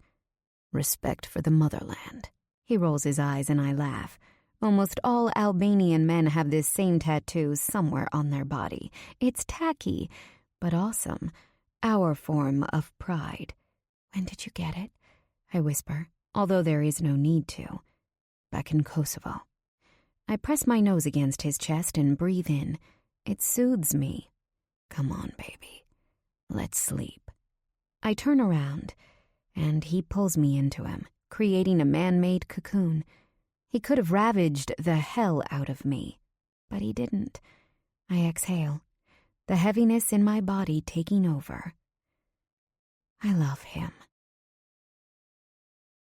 12. I wake up and check the time, staring at the bedside clock. I rub my eyes. No, it couldn't be. I look again. It's almost noon. I pop up, confused and exhausted. I haven't slept that late since, well, ever. The bed is also empty. Where's Nico? He must be outside already. I brush my teeth before stepping into the shower, which is still amazing. After stepping out and wrapping myself in a towel, I go to the closet. I slide on a beautiful black triangle string bikini. It's sexy, not trashy, with just the perfect amount of coverage. I tie a gauzy black sarong around my waist and put on a pair of silver wedges on my feet. On the right side of the closet, purses stand. I spot a silver netted bag. It looks like it'll work for the day. I take it off the shelf and remove the paper stuffing. Inside goes my wallet, phone, Kindle, and sunscreen. Perfect. I wonder if there are sunglasses in here. I open the drawers, and in the third one, I find 4 pairs. Chloe, Gucci, Oliver Peoples, Saint Laurent. I open each one and go with the round black Gucci frames. They're gorgeous. Very Audrey Hepburn. Before leaving, I look at myself in the floor-length mirror. I'm glad to say that I'm still me, even with all the designer duds. Have I been feeling better or more confident in these fancy things? I guess they look pretty good on me. And it does feel nice, getting the extra attention for looking so good. Exciting, even. Like I'm acting in a movie where I get to be the girl everyone wants to be. On the other hand, it's annoying. I didn't earn the right to wear these things. Well, whatever. One day I will. And I know when that day comes, I'll feel like $1,000,000 wearing clothes I earned. I'll see this as a little test run. Regardless, I'm still me with or without these things. Still the girl from Tobejo, studying at Green. I catch movement from the corner of my eye. Nico comes walking through the balcony door, looking so gorgeous that it's almost too much. Dark aviator sunglasses, blue bathing suit, and a navy shirt. "There you are," he tells me with a soft kiss to my lips. "What were you doing out there?" I gesture to the balcony. "Reading the paper, smoking, drinking coffee, and waiting for you to finish up." "You could have told me you were waiting." "No," he shakes his head. "You don't need to rush on vacation. Do you want to eat here or upstairs?" "Here's good." I smile. He picks up the room phone and tells whoever is on the line to bring breakfast right away. 20 minutes later, a feast is brought to the balcony. Nico and I eat together and talk. I listen as he tells me about upgrades he's considering for his pizza shops. From what I'm gathering, it seems like Nico does a blend of illegal and legal businesses. He gives so much thought to everything he does. He asks me about my life too, but I know it's only for my benefit because he knows everything there is to tell. I'm glad he's letting me talk, though. When I mention my upcoming interviews, his eyes light up. "You'll get whatever job you want. Always so bright and hard-working." His compliment fills me up to the brim. The fact that he's supportive of my dreams intensifies the way I already feel about him. I think about Elena and Matt, and how accepting he is of her vocation. Is that how it could be with me and Nico? When we're done chatting, he drags me back into the bed, ruining me with his mouth. Both of us are naked. I can hear the ocean waves crashing. His head moves into my lap, and my fingers rake through his thick hair. I'm happy to see he likes this, being taken care of by me. "It's amazing here." He makes an agreeable sound, like he's too tired to speak. I smile, kissing his forehead. "What is it going to be like when we leave?" In what feels like a ninja move, he switches our positions, so I'm pinned beneath him, his strong tanned chest looming above me. "When we leave here." He brings himself down like a push-up, kissing my neck. "We're going to keep going just like this, until you're done with school, until we're together the way we should be." "School is annoying," I whisper, wishing I could fast-forward time. "Next semester. Make sure you have no classes on Mondays or Fridays. Spend Thursday night through Monday night with me." "Tell me more about London. I've never been." He shifts himself, so my head is nestled on his shoulder. "London is pretty incredible. When you've got money. I made a lot of close friends there.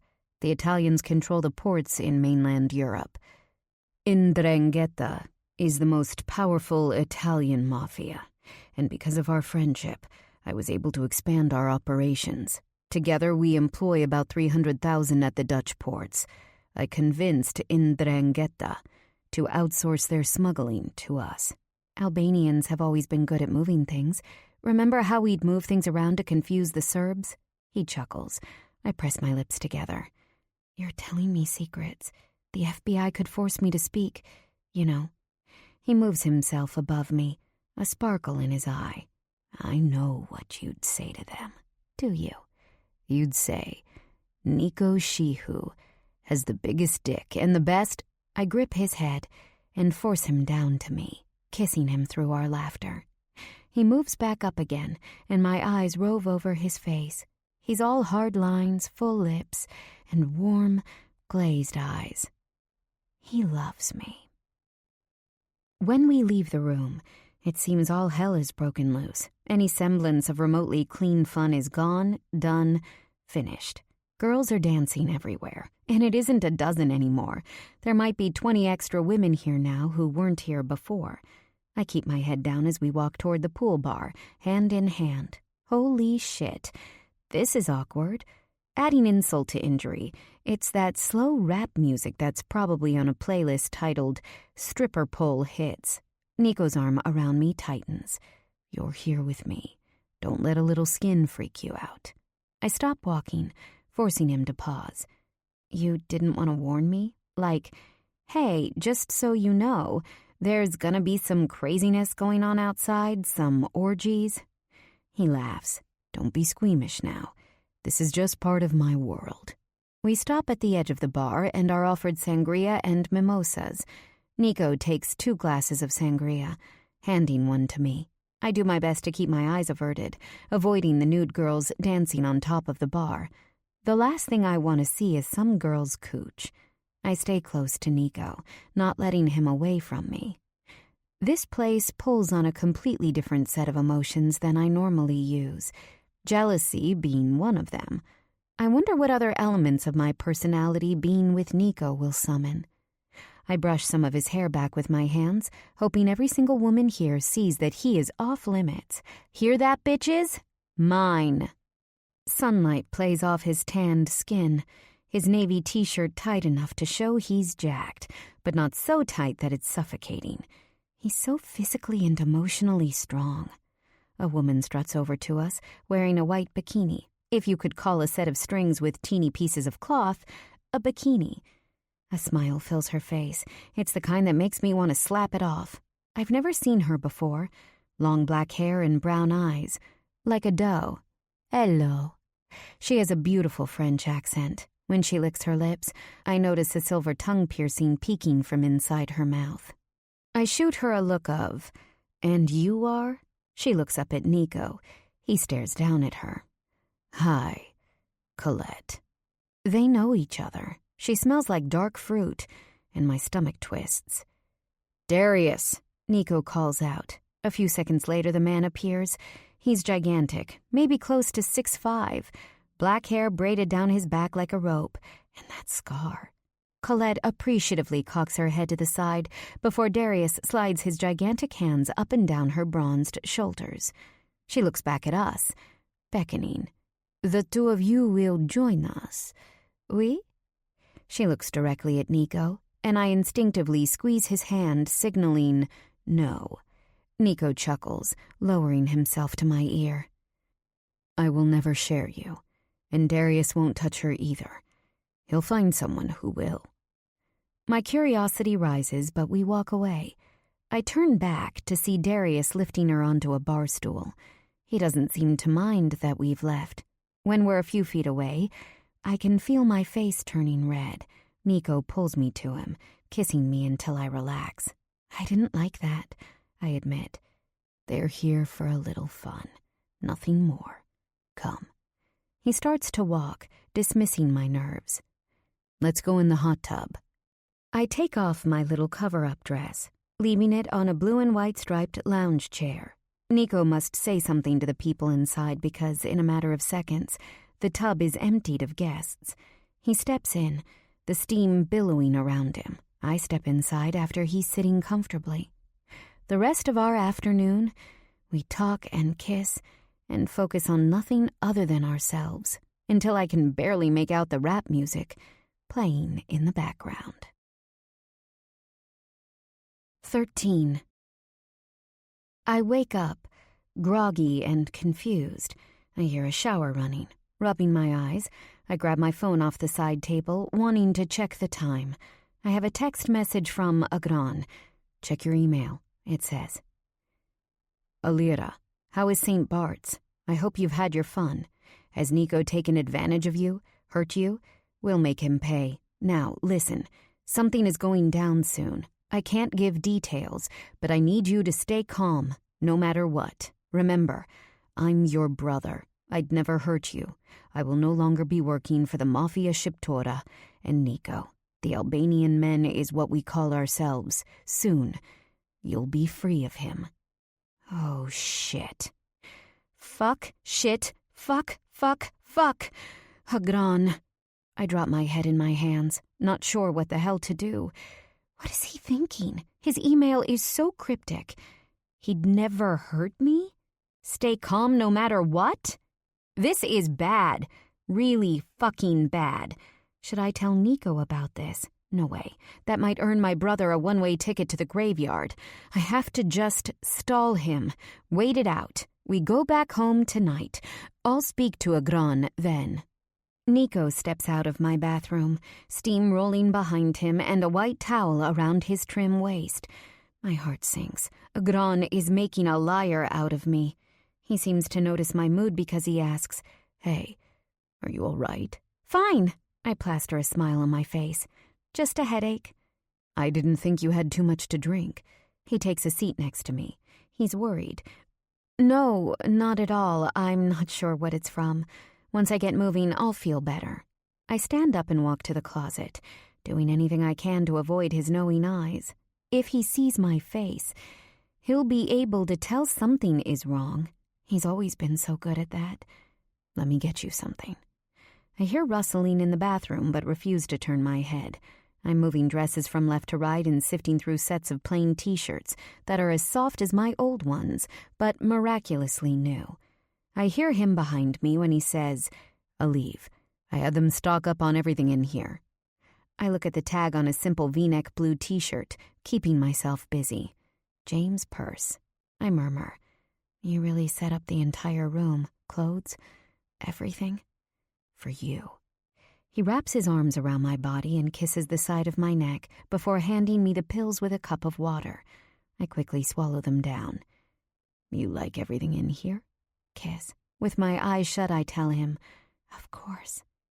My brother's face flashes in front of my mind's eye. What will become of him? "Nico," I ask, my back still pressed against his chest, "you'll always be honest, right?" He hums his assent, lips against my bare shoulder. "Why did you choose me to be your pretend wife?" "I told you already." His lips tease kisses in a line down my shoulder, voice so gentle. I shut my eyes, leaning my head back. Despite my inner turmoil, I love the feel of him. "I wanted you back in my life."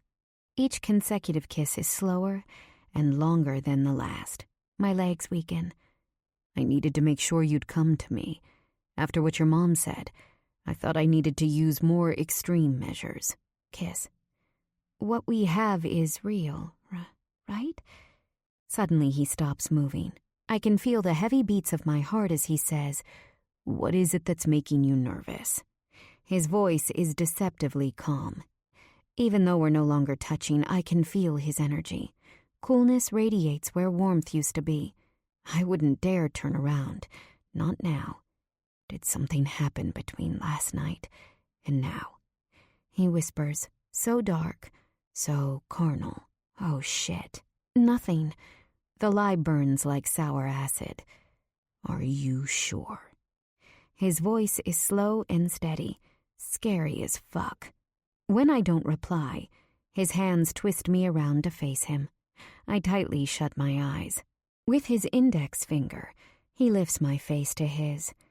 "Open," he commands. Slowly, he comes back into view. "I don't know what you're hiding, but you'd better figure out how to tell me whatever it is and come clean. I'm not a patient man. Alira."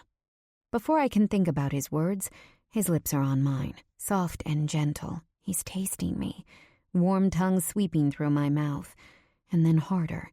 His hands grip my body like he owns it. I want his body warmth against mine, but I wouldn't dare move. "Please believe me," my kiss begs.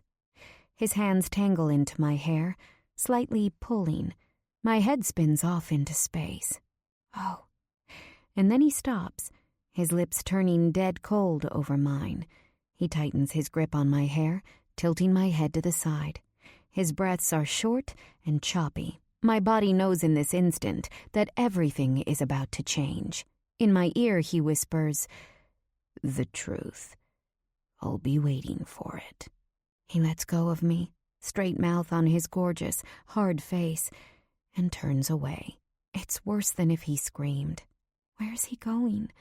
When he drops his towel to the floor, all I see is his perfectly hard and tight ass strutting into the bathroom. How badly did I just fuck up? I need to fix this. While he's in the other room, I pace. My brother on one side, Nico on the other. Agron. Why? He steps out of the bathroom in a white bathrobe, walking directly to the door. I swallow hard, waiting for him to speak. His hand touches the knob, opens it, and out he goes, taking all the warmth from the room with him. I reread the email from Agron before hitting reply. My hands shake almost uncontrollably. Agron, what are you doing? Are you insane? Nico is so good to me. He has treated me like a queen. I think you have the completely wrong idea. He isn't trying to steal my virtue or ruin me. I know I never wanted to be part of this life before, but it seems to have chosen me. And just as you said all those months ago, we aren't strangers to this. It isn't what I would have chosen necessarily, but Nico has always been my soulmate. I'll take him however he is. Agron, you cannot try to hurt the Sheepa or Nico. They are very powerful. Nico never travels alone. They won't hesitate to kill you. Whatever plan you have, stop. Alira. I go into the bathroom, washing my face and brushing my teeth. I'm trembling as I use the towel to dry my face. Back in the room, I check my phone. Another email from Agron. Alira. He's brainwashed you. The man is psychotic. I used to think he was amazing too because of what we knew from the old days, but we had it wrong. He is extremely dangerous and he's willing to do anything to get what he wants. I spoke to Mom. Did you know that Nico orchestrated the death of Jakob and Papa? He wanted to be in power and knew that they had to be taken down in order for him to rise. He worked with the Serbs. He's a traitor of the worst kind. Mom explained it all to me. I could never take orders from a man like him. Just stay calm, no matter what. Act as you normally would. Agron. I shut my phone. Shock initially putting my entire body on pause. No, I'm not going to sit here frozen. I gotta figure this out. I have to speak to my mother. I pick up the phone and with a shaking hand, I dial her number. She answers on the second ring. Mama? In a rush, she asks, Are you all right? I'm just about to leave for work. Why do you think Nico killed Papa? I cut directly to the chase. Alira. Her voice trails off. I need to know. This is important. Agron is trying to avenge Papa because he thinks that Nico orchestrated his death. You told him this. Tell me why. I can hear her breaths over the phone, a chair pulling out. I can imagine her taking a seat. Remember I told you how Nico threatened your father for slapping you? Yes, and he always had his evil eye on Papa after that. I think he was always jealous of him, jealous that he ran the KLA. Nico was also extremely possessive of you. He was my father, I frown, unable to understand where she's coming from. Yes, but Nico always wanted to be the only man in your life. He never touched you inappropriately, but he had this need for your utter allegiance to him. At the same time, he continued to grow within the Kosovo Liberation Army. Each month he grew stronger. The people? They were all flocking to him. They loved him. A week before he died, Papa told me he was worried Nico was getting too powerful. What's to stop him from getting rid of me and Jakob so he can run the KLA? He asked. Papa was nervous it would come to that. He and Jakob were running everything at the time. Nico was always on their heels, learning from them, taking their ideas and making them better. But maybe Papa was wrong. You're connecting things that aren't there. Just because Papa was worried about Nico's strength doesn't mean Nico killed him. So, it's just a coincidence that after Papa voices these concerns to me, Jakob and he were killed? And then Nico comes flying into the dining room at that exact moment and manages to save you? Why didn't you tell me this before? My entire body shakes like a leaf, doubt creeping around my insides like a shroud. Because I didn't think it mattered. Nico has nothing to do with your life, and you promised me that he never would. He does have nothing to do with your life, right? I blink, swallow hard. Agran wants to avenge Papa's death. Why did you tell him then? Because I wanted to stop him from trying to join the Mafia Shiptura. He admitted to me that he was joining. He had this idea that Nico would bring him under his wing. If Agran wants to avenge his own father, that's his right, as his firstborn son. Oh, God. I sit down on the bed, gripping the sheet. Mom, you're wrong. You have never been more wrong about something. I gotta go. Elvira, she snaps. Tell me you haven't connected with that monster. I'll talk to you later, Mom. I hang up the phone, my body trembling. What is going on in my life? I have to calm myself down and think about all of this rationally. I shrug the self-doubt off my shoulders, needing to clear my head so I can think. First off, why would Nico lie to me? I have nothing to offer other than myself.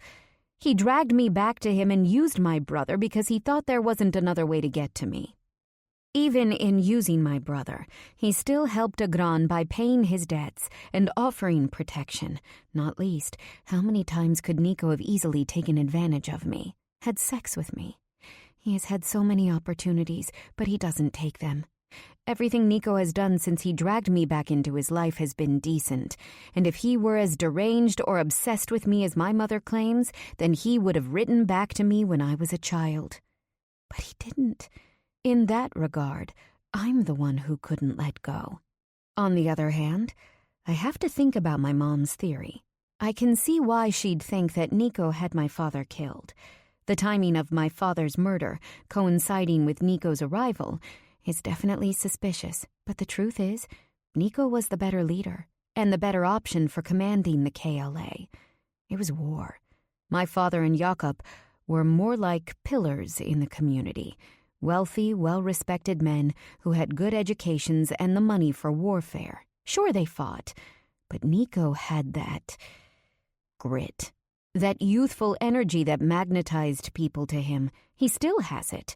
His rise up the ranks didn't have to be off my father's blood.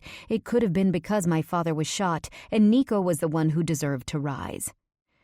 I look at the floor, picturing Nico all those years ago, giving me his food, carrying me in his arms, and then him as an adult, his absolute loyalty for the family he's built and the empire he's grown, his openness with me, despite the fact that he's a completely closed book to everyone else.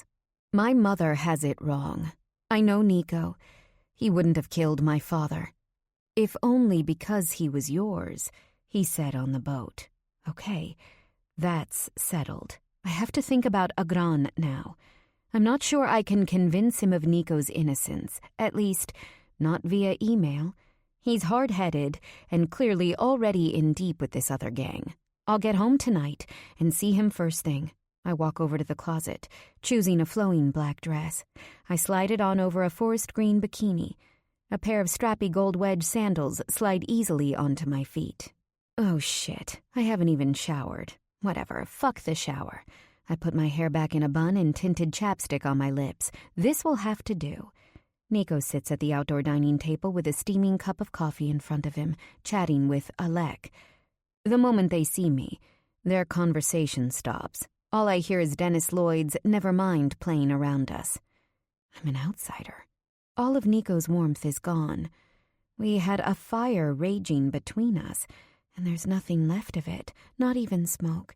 Is he going to kick me out? My heart slams into my rib cage. Nico. I smile, taking a seat beside him, and try to calm my insides. Hi. Alec.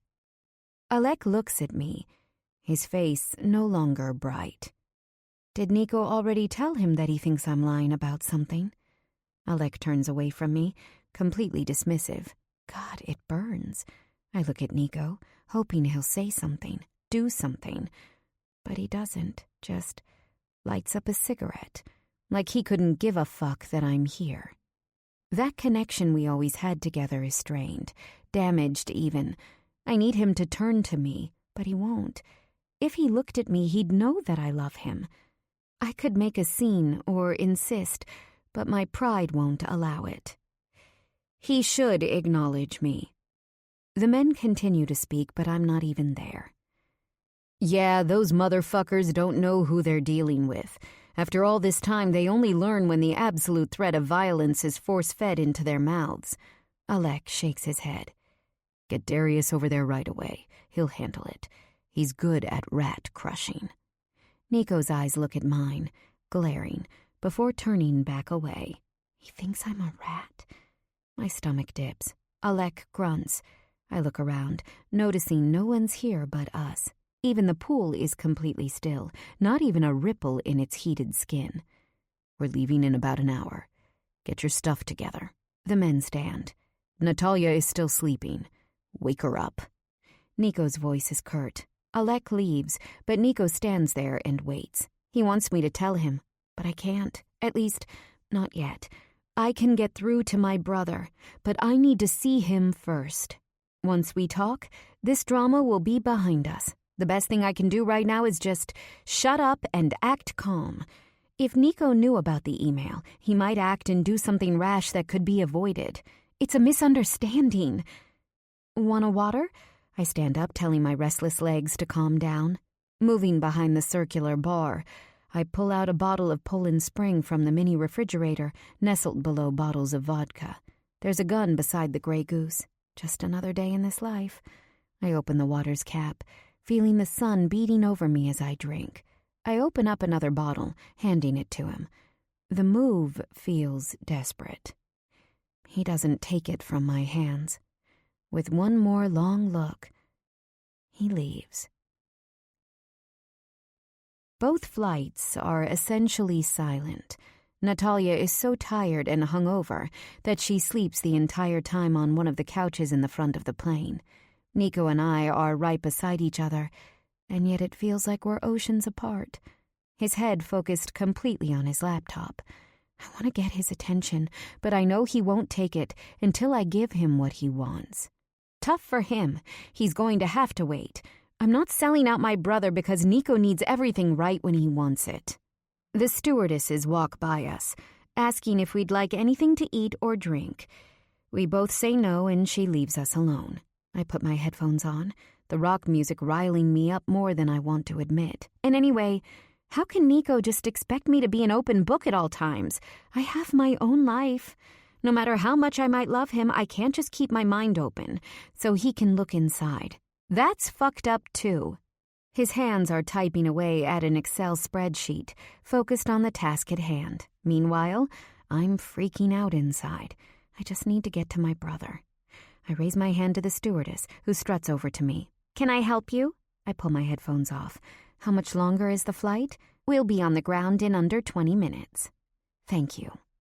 She nods before leaving. I put my earbuds back on and hear Foo Fighters Walking After You. I swallow hard, listening to the lyrics. They're soothing and so sad. Is it possible that I could lose Nico over this? You haven't stopped shifting since you got on the flight. His brows are furrowed. Annoyed. What's it to you? He squints. To me, it's annoying and distracting. If you have to move around like a child who can't sit still, take yourself to the back. I'm trying to focus on work right now. You're a real asshole. I yell under my breath. I'm mad and upset over what's happening now with my brother, and for whatever fucked up reason, I'm taking it out on Nico. Is that right? He folds his computer. How about you end this shit and fucking talk to me? Tell me what got you so upset. I wasn't even sure at first, but the moment I asked you what you were hiding, your entire body froze. You're a shit liar. I'm not hiding anything. I'm allowed to have my own thoughts, and my thoughts are my own, not yours. It's about trust. You're hiding something that has to do with me. I feel it. He grits his teeth. The plane shakes as it sets down on the ground. All I can do is thank God that I made it back before Agran did something he'd regret. I need to find my brother right now. The doors of the jet open and the entire Shipa, plus all the girls, stand up, pulling their sunglasses back on. They're all hungover and unhurried. Each moment that goes by, I feel my desperation grow. I need to get to Agran before his plan goes into play. I gotta go. I practically jog to the front of the plane, stepping out first.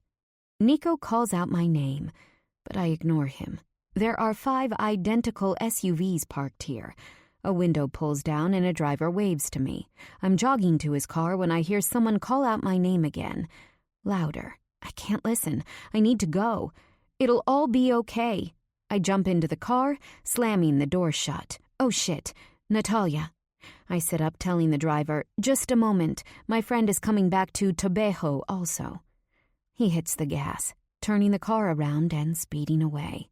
Hello? Wait! Call your brother, is all he says. My brother? Wait, who are you? I'm with the Albanian men. Consider yourself in our custody.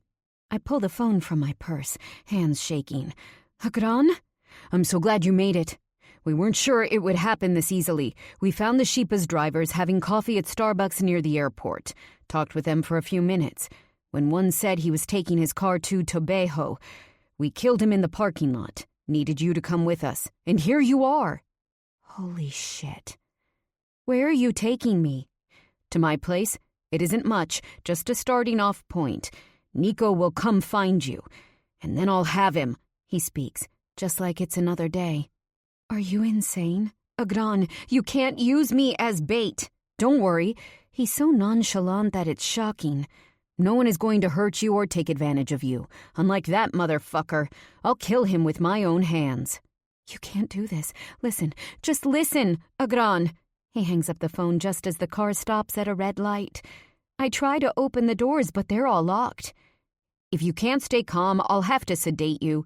Give me your phone. No, I press my lips together defiantly. If you don't give me the phone right now...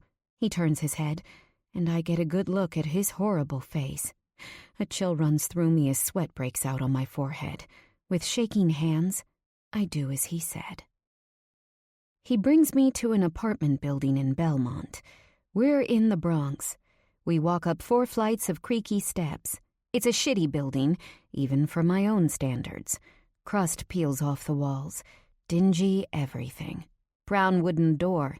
Apartment 4F. He opens it with a silver key. Agran is on his knees, snorting something off the coffee table. Shock hits me upside the head. You're here! My brother stands up, wiping his nose with his forearm before hugging me. Thanks, man. He pounds fists with the psycho who drove me. Agran, you gotta get it together. Is there somewhere we can talk? He laughs loudly. Talk? Anything you say to me you can say in front of my brothers. I look around at the losers surrounding us. 2 scrawny guys who look like they do drugs for breakfast, lunch, and dinner, and the driver, who resembles an undertaker. Take me back, I demand. You're asking to return to the Shipa? How fucked in the head is your sister, man? Agran turns around, growling, Don't talk shit, motherfucker. His eyes are erratic, hands shaking. I cross my arms over my chest. I need privacy with you. He drags me into a bedroom in the back. It smells like shit in here, like there's an animal farm somewhere. I see a metal cage filled with rats, and my stomach rolls. What is that? He smiles. Oh, they're cool. We found them in the kitchen. An air mattress sits on the floor alongside a wooden cabinet that looks like it was picked up off the street. You can use my bed. I doubt you'll need it for long. Nico should be here soon enough. I'm your sister. I'd never lie to you. I need you to listen to me. He crosses his thin arms over his chest. You're wrong. Nico never killed Papa, and now you're trying to fight a man who will have you dead and buried. Why? End this, so you can live. I can smell his sweat intensifying. It's the fear.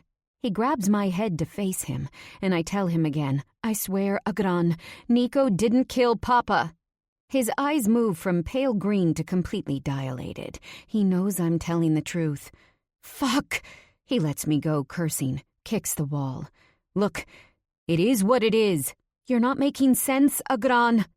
My brother has a terrible drug problem. It's so obvious that I can barely believe how blind I've been. You need to let me go, I beg. We can pretend this never happened. Just stop and let it be over. The Shippa isn't the place for me. There's no room to grow. I have plans for myself, Alira. Big ones. I can't just be an underling. But I can't make it happen if Nico is in the picture. Even if he didn't kill Papa, he still needs to die. It's called working. Have you heard of it? No one just wakes up a billionaire. No one just wakes up and says, I'd like to be Nico's right hand. It takes time and energy. Well, I don't want to wait. And now I don't have to. Those guys follow me. They love me. With their support, I'll rise. My mouth drops open. He's being genuine, believing his own words. Nico is crazy about you, he continues. He'll come find you. And when he does, I'll end him. And then I'll be the one everyone's bowing to. Our father had the strength, and so do I. I stare at his scrawny body and gaunt face. You've lost it, I screech. Look in the mirror. You're doing drugs. You're out of control. Lead? You look like you haven't even showered in weeks. Don't fucking lecture me, he yells. In here, I'm the one in charge. I'm the king. Here? I look around. This place is infested. It's disgusting. His hand wraps around my neck, gripping me. Don't talk shit about the life I've built, you disrespectful bitch. His eyes are now black. I can see the pulse beating in his neck. I blink. Agran, is this really my brother? You'll stay here until he comes. He lets go and I step back. He averts his eyes. To the door he says, no phone in here. Windows are barred. Once Nico's dead, we'll let you go. How are you so sure he'll be here? Oh, he'll be here. Nico has loved you all his life. He'll come. Mom expects me back. Natalia, too. Don't worry about them. His hand touches the knob. First things first. He steps out, and I hear him turn the key. I sit on the gray carpeted floor in shock. That doesn't last long, though. It doesn't take long for me to scream, Motherfucker! You pieces of shit! I slam my hand against the door over and over. Get me out of here! I feel rage. Over the next 12 hours, Agran walks in this room a total of 2 times. Each time he visits, he brings me a McDonald's Happy Meal and then immediately scurries out, head down, ignoring my shouts to let me go. Not least, he looks like absolute shit. Shaky and physically unstable. The next time he comes in here, I'm going to jump him and fight my way out. I've had enough. I won't let him keep me here like a prisoner. I'd scream and shout again, but I know it's no use. My voice is already hoarse. I've scoured the entire room for ways of escape. Nothing in here but a pair of ratty old boxers and a few broken bongs. There's a shitty bathroom with a cracked mirror, too. I tried to pull the glass off the wall, but it's not budging. Surprisingly, I don't simply feel anger toward Agran. I also feel resentful of him. What I work for, he takes. The man I've fallen in love with, he's trying to destroy. Am I supposed to forgive him all of this because he's my brother, or forgive him everything because he has an addiction? Maybe I should, but I don't. I won't. I can't do this anymore. He's a grown man who needs to take responsibility for himself and his actions. Frankly, I'm sick of rationalizing everything he does. I'm loyal, but I'm not stupid. Agran is a druggie and lazy to boot. I can't be the one he hangs on to any longer. If anything, my loyalty and love for him have become what enables him to continue his downward spiral, and at this point, he's surely dragging me down with him. If I want to help him, it's time to let him find his own way. If he finds a way to kill Nico... No, I will not think that. I hear the front door open, and my heart stops as I hear a man squeal. I got him! I got him! There's a shuffle. Furniture moving? I saw him at McDonald's! the squealer says excitedly. I told him I knew where his girlfriend was. He came with me willingly, and then I cuffed him before he could react. What in the fuck? It couldn't be Nico. Let me see her first, before you kill me. It's his voice, firm and calm. Holy shit. Should we wait for a gran? The squealer asks again. A deep voice says, Nah, I'll kill Nico myself. Fuck a gran. I step back and the bedroom door opens. It's Nico, hands cuffed behind his back. He is literally twice the size of the men around him, healthy and shining. He makes them look like sidewalk grime. The men look up to him like he's a god who randomly showed up on their doorstep. It's a mixture of awe, fear, and complete adoration. Nico takes a quick glance at me, and I nod that I'm fine. Alira, come closer. Nico looks left and right. They don't mind. Yeah, the driver says. Don't see the problem in that. Even though Nico is in cuffs, he still commands the entire room. I hug him as he leans down whispering, Stall, into my ear. I've got a job to do. Letting go, I ask the squealer, when is my brother coming back? We don't know, he shrugs. Left 2 hours ago to get you McDonald's. Then he called me, said he had a meeting to make and asked me to pick up the food instead. He owes me $5, by the way. He points to me, like I'd better cough up the money. Lucky for me, I found Nico in line. He's excited when he adds, God must want you dead, man. I clear my throat. I can pay you back. My bag is in the living room. I've got some cash there. Not anymore, you don't. The driver snaps a piece of gum into his mouth, laughing. Took it when you came in. A chill moves down my spine. I look up. Darius is looming in the doorway, a gun in his hands, looking like the Grim Reaper himself. He's dressed in black, long hair unbraided and straight down his huge shoulders. That brutal face, complete with a scar from his eye to his chin, is eerily calm. I realize he's on my side, but a scream bubbles up my throat. 3 bullets are fired, and each man drops to the floor. Squealer is hit directly in the back of his head. He splatters. I zero in on the bones and brain matter spread on the ground. Nico's laugh breaks my freeze. When you think people can't get any dumber, they do. Darius walks toward us, putting his hands in the squealer's pockets. He pulls out a key and immediately undoes Nico's cuffs. I stand there, frozen in place while the room spins. I might have seen lots of death in my past, but it's been a long time, I guess. Nico? I'm near hysteria, breaths coming out short and choppy. How did you find me? He shakes out his hands and cracks his knuckles. The moment you were taken, I had Darius find your brother. I figured whatever you were hiding had something to do with him. Turns out, he was coming into McDonald's during meal times, buying 2 Happy Meals before leaving back to this shithole. He crouches down to the driver's body and checks inside his pockets, pulling out my phone and handing it to me. Darius, get this shit cleaned up. Bodies.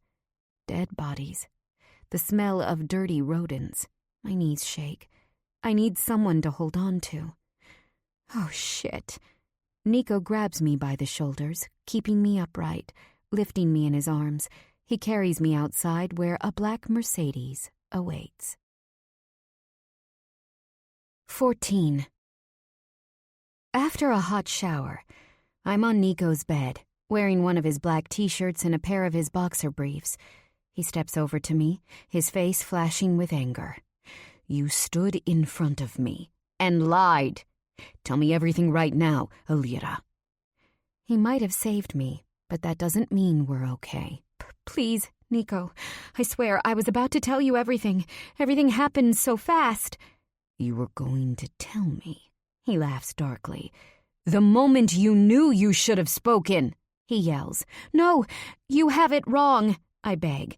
And in that instant, I know, just know, that he's done with me. The thought of losing him, losing what we have, all of it, it's too much. Tell me, he screams. I got an email right before we left St. Bart's. My hands shake, pulse rising. The Albanian men. Agran connected with them because he believed you'd killed our father, and he wanted revenge. My words come out so fast I'm tripping over them. My insides twist. Absolute panic rolls through my blood. Why wouldn't you talk to me? I thought you'd have Agron killed. I figured I could stop him first. He shakes his head but sits beside me. Stop him? Did you even know how many people he was working with? You could have walked into a situation that resulted in your death. I grip the back of his neck. I'm sorry I didn't tell you right away. He's my brother. My blood. I know it was dumb of me. It's hard for me to see what he's become. My voice trails off. The image of a skinny, drugged-up Agron sitting front and center in my mind's eye. Alira. He whispers my name, pressing his lips together before shaking his head from side to side. He meant to kill me. What would you do in my position? You told me you wouldn't have ever killed my father, if only because he was mine. Say the same for my brother. I know Agron is a lot of things, but he's still mine, I plead. I might be furious with Agron, but I'm not heartless. On his shoulder, I burst into tears. I keep thinking about me and Agron as kids, like when I popped my bike's tire, and he brought me home on his handlebars. All the times he'd flush the toilet when I was showering, just to make me scream. I'd get him back by dumping ice water on his head during his own shower. He's crazy, and he fucked up. He's also a druggie who took advantage of my kindness and loyalty. It hurts. Nico rubs my back, letting me unravel. I'm devastated, shaking so hard that if he wasn't holding on to me, it feels as though my bones would crumble. He grips the back of my head, pressing me to his chest. I heard the underlings of the Albanian men had some plans. Their boss called me, said a few of his guys went rogue and they'd probably do something dumb. Hiccuping, I look up at him. The noise in my ears comes to a full stop. What? Yes. The moment we landed in St. Bart's, I was told. I blank. We're good with the Albanian men. They do the work the Sheepa would never touch. Our scraps. I don't allow human trafficking within my crew, no matter how profitable. That's the kind of shit the Albanian men like to handle. They buy product from us too, and those guys Agron linked up with, they're shrimp, eating the trash on the bottom of the ocean floor to survive. What now? He looks at me closely, shaking his head from side to side. It's not your business. My brother is not my business? I fume. How fucking dare you? I stand up, wanting to shriek. All my pain and anger boils up. He doesn't reply, just watches me, in full control over himself while I erupt. I heave. What the fuck? And now what? You just kill him? Put a gun to his head and then tell me, oh, sorry, your brother isn't your business? He stands up, straightening out to his full, enormous height. When it comes to this part of my business, it's not your fucking concern. But you'd better hear me, Alira. I won't tolerate you keeping things from me or lying. I have to come before your brother. He points to his chest. Your mother, too. I need your complete trust. I've always expected loyalty from those who surround me, and while you don't work for me, you aren't an exception to that. If anything, I need it more from you. You aren't allowed to hold information like that to yourself. Never. You put yourself in danger. You should know I would never hurt you. Trust me to do right by you. But my brother... Tears fall and my body weakens. Trust me, Alira, he murmurs, taking me into his arms. I'm not always a good man, but for you, I won't do wrong. I didn't kill your brother. In fact, hours ago I met with him at that same McDonald's he was bringing you food from. He was the one who broke down crying, came clean with the truth while he was coming down from a high. He's a loser, but he does love you. Even sent that pissant to come, so that I could get to you. I had a plan in place. My eyes widen. Okay. And just as quickly as my anger fired up, it disappears. I lean against him, moving to my tiptoes to wrap my arms around his neck. He turns his face from mine, still angry. I kiss his cheek until he turns just enough for me to catch his full lips. He doesn't move his mouth, but lets me press mine against his. I'll take what I can get. He lifts me up, and I wrap my legs around his waist as he sits back on the bed. He presses his hardness against me, dragging his nose across my neck, and quietly, chastely, loving every inch of my body until my anxiety, anger, and sorrow quiet down. I need the same in return, I exhale, my head slightly clearing. You scared me earlier, made me think you'd leave me. I didn't tell you right away about Agran because I needed some time to speak with him. I thought I'd get off the flight and convince him that he was going the wrong way. I'm gulping in air, my ugly cry back in full swing. It was my mistake. But I need to know that you trust me too, that I wouldn't ever knowingly hurt you. He grips my head, forcing me to look into his face. I need to come first.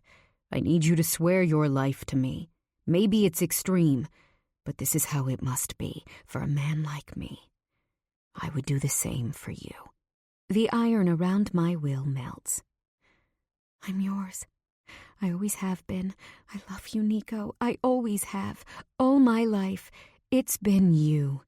He nods. I look around his bedroom.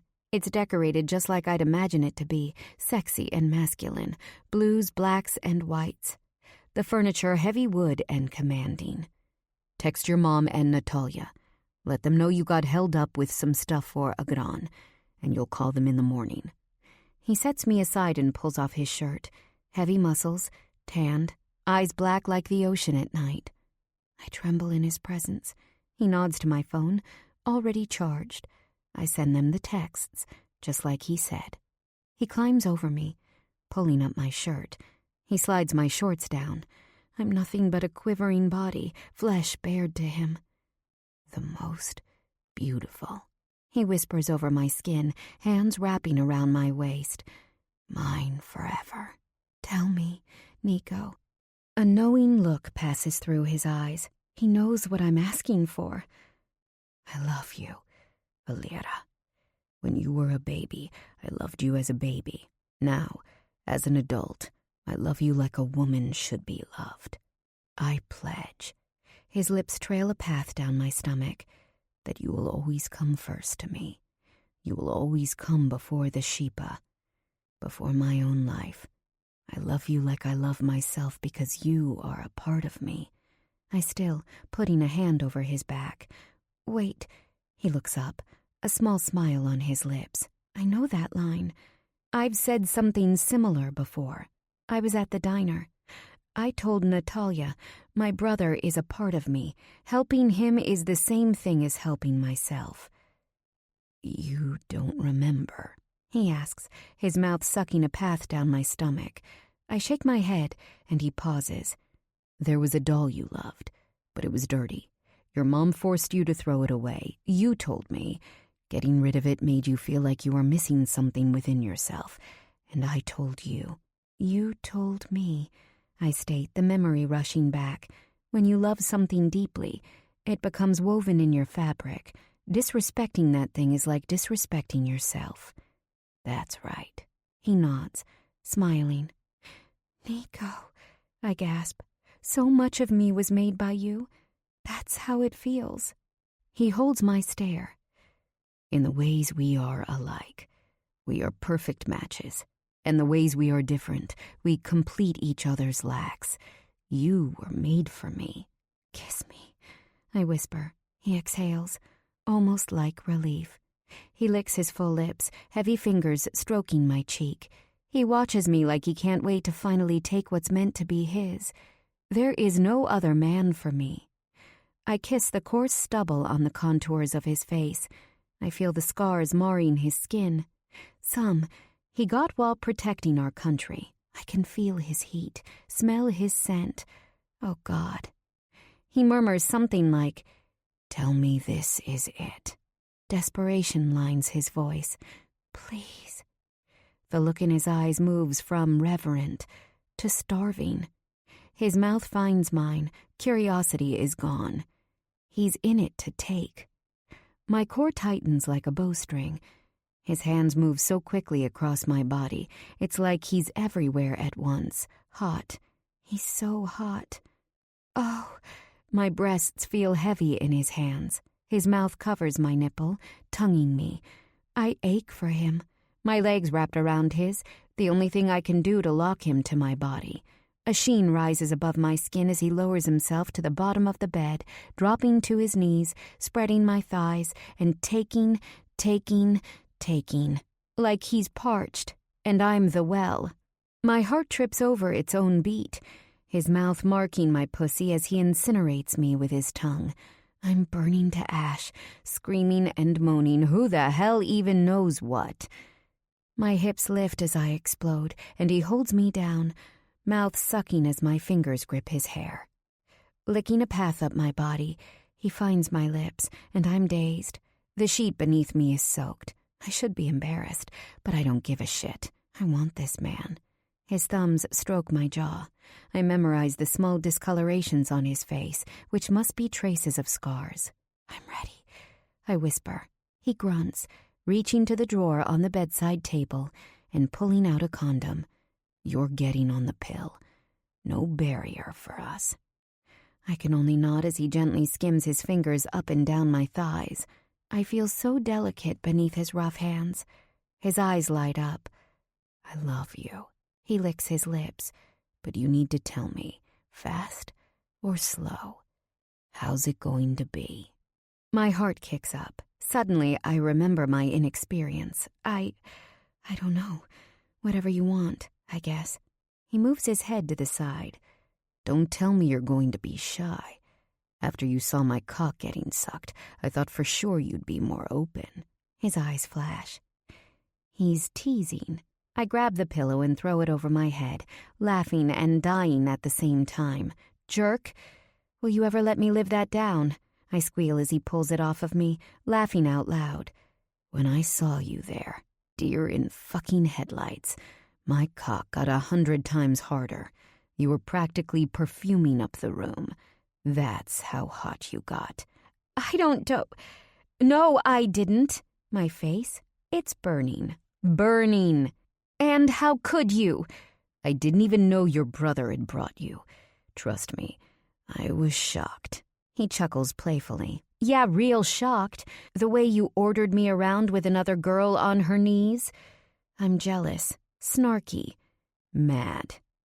Tell me how turned on you were. He kisses my neck before taking a small bite. I yelp. You know. I want to hear it. Another kiss, bite, and then suck. Your body, I tell him. My body. He sucks my neck. Yes, I couldn't see your face too well, but I loved your body. Happy now? He kisses a trail between my breasts. You have an entire life of sex you haven't explored. I'm going to do it with you. Show you every damn thing I've got, and then some. You sucking my dick is definitely top priority. He blows on my nipples. God, you're hot. He slides 2 fingers inside me, curling upward.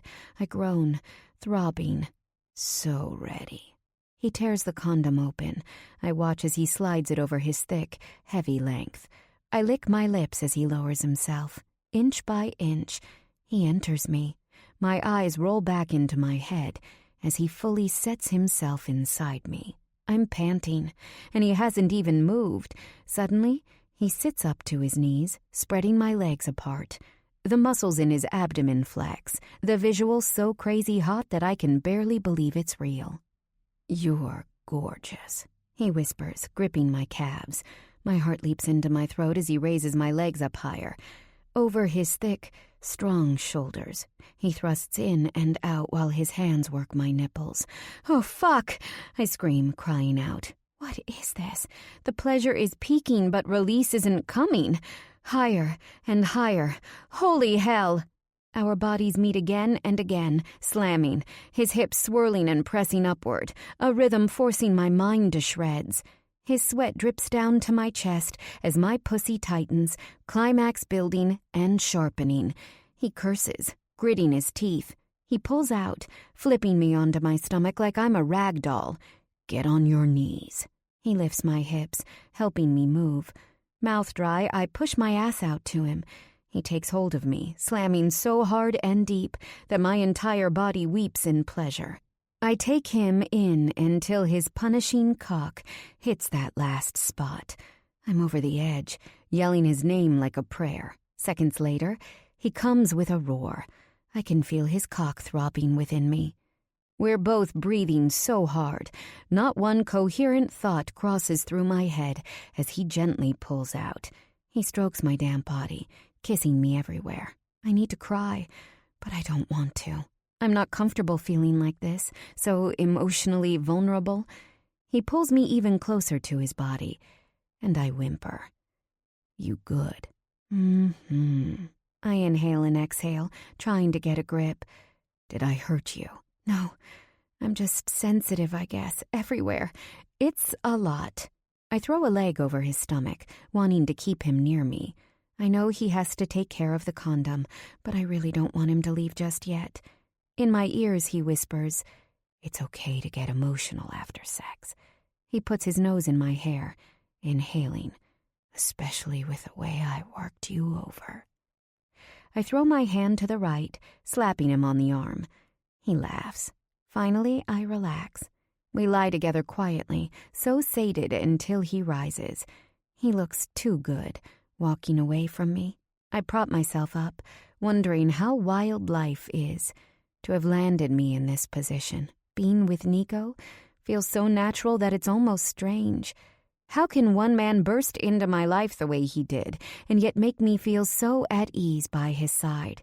In his arms is a safe haven, not to hide, but to flourish. With him, I'm the most me I've ever been. 15. The next morning, the Mercedes pulls up to my home in Tabejo. Green University still shines from the hilltop, while city streets are full of grime and destitution. I wonder if the Gap will ever close. Nico wanted to come in the car with me, but I insisted he stay home. It's time I speak with my mother face to face. I've been withholding this whole Nico thing for too long. Plus, there's a long conversation about Agran waiting to be had. It's time. Mom, I call out from the door, still unlocked. Pulling off my shoes and dropping my purse, I'm in my home. Same smells, same everything. But me. I feel completely different than I did before I left. She's sitting at the kitchen table. Her body language isn't angry, more like resigned. You're tan, she exclaims, looking me up and down. I laugh. Yeah, turns out it's possible. I take a seat beside her. Let me get you some coffee. I picked up the kind you like, Coffee Cult. She stands, brushing the back of her skirt. Just ground the beans this morning. I raise my brows. Clearly we have a lot to talk about. She pours my coffee into a white mug that says, I'm not always sarcastic. Sometimes I'm sleeping. Agran bought it for me for Christmas last year. And it's been my favorite since.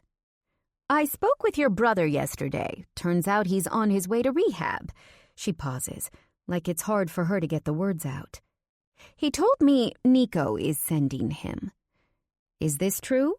She takes milk from the refrigerator and pours some inside my mug, just how I like it. I clear my throat in utter shock. Nico is helping Agran?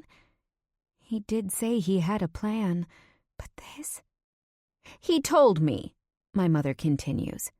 He's had a substance abuse issue for a long time. He's been stealing and skimming other gangs for years. Nico insisted he get help. Afterward, Nico is going to place him in a regular, run-of-the-mill job. It seems that Agran's punishment is living the straight life.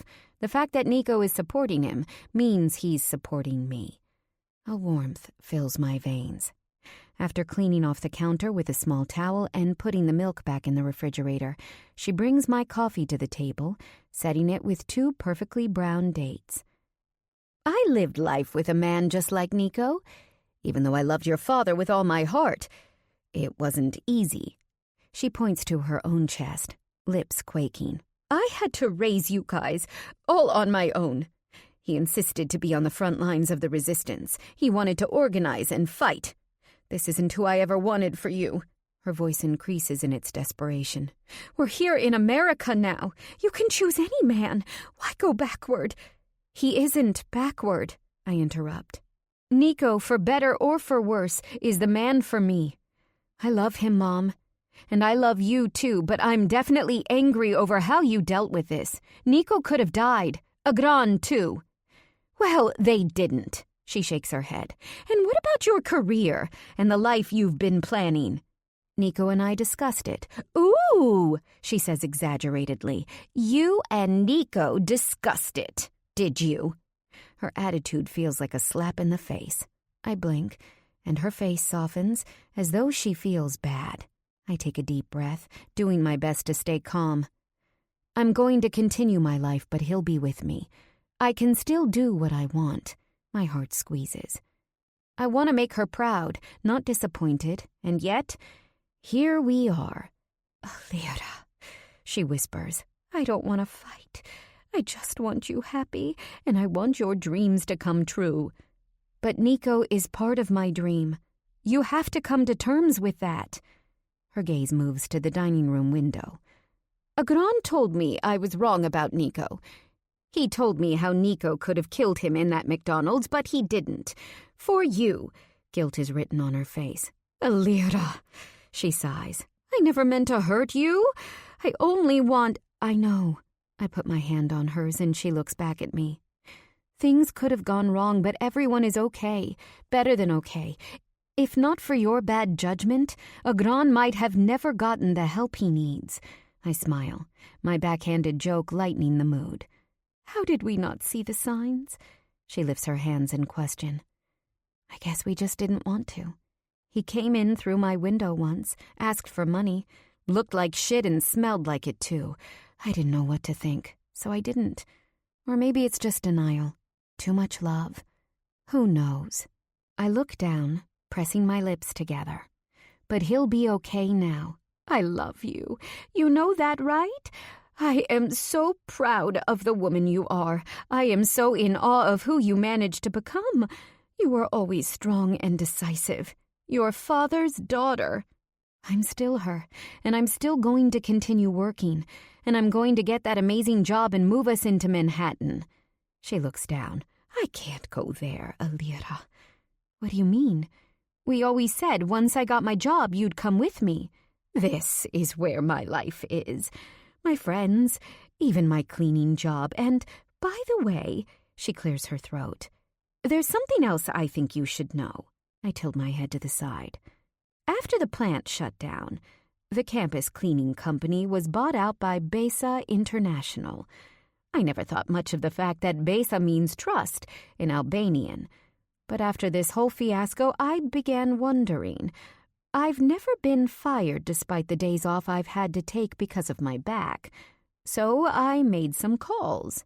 And it's impossible to know for sure, but I'm almost positive that Besa International is one of Nico's companies. They do commercial cleaning all across the country. My jaw drops. Wow. You know, I never applied for the job. After the plant shut down, Besa called me for an interview. I hadn't even filled out an application. I thought maybe one of the girls had filled it out for me. You know how close we all are. The moment I walked in, they made me an offer. Nothing crazy, but better than the factory job and more than enough to continue giving you and Agran a good life. We always had everything we needed. Home, food, vacation time, clothes. Tears well up in my eyes. We sit quietly together, sipping our coffees.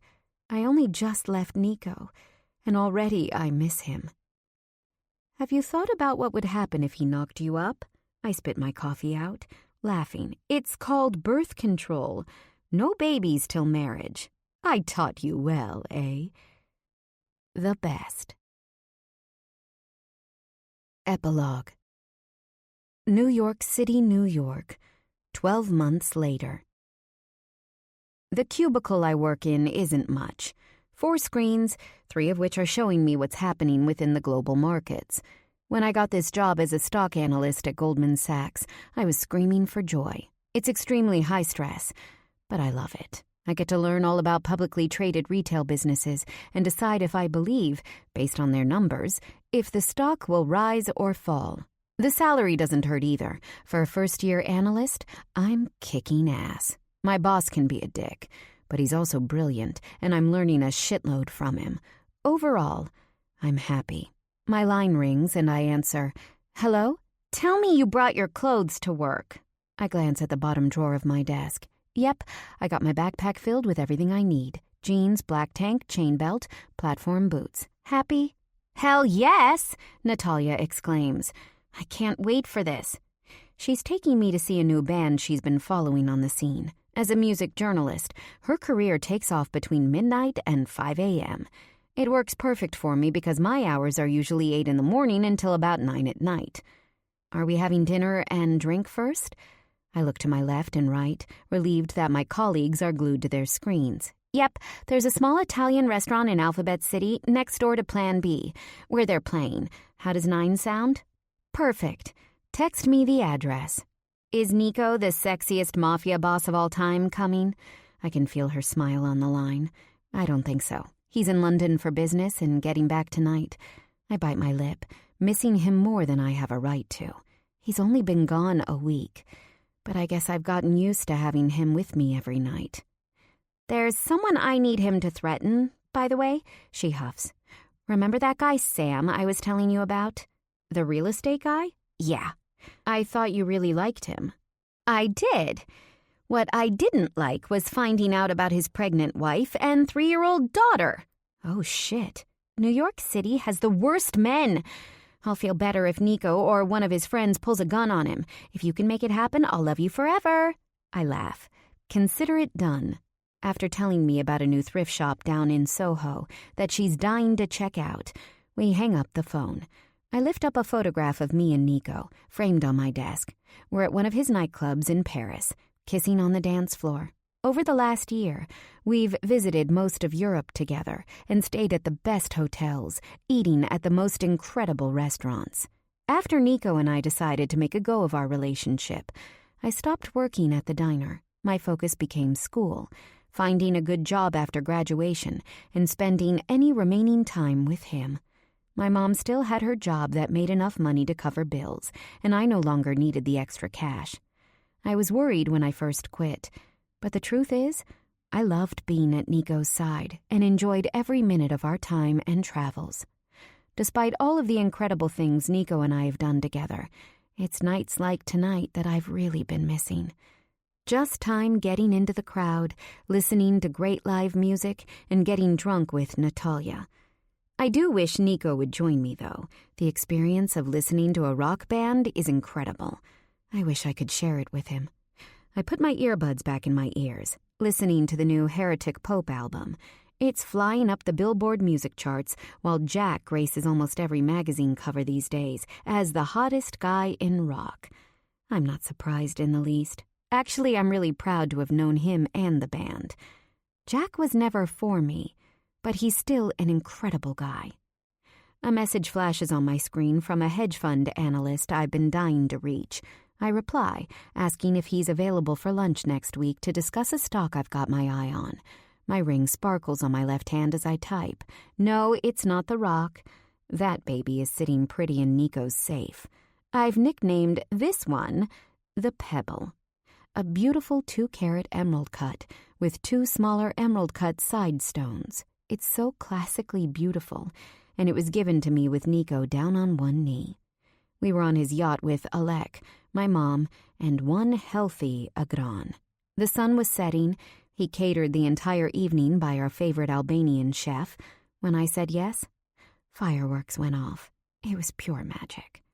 When I'm finally done with work, I shut down my computer, change out of my skirt suit, and leave the building.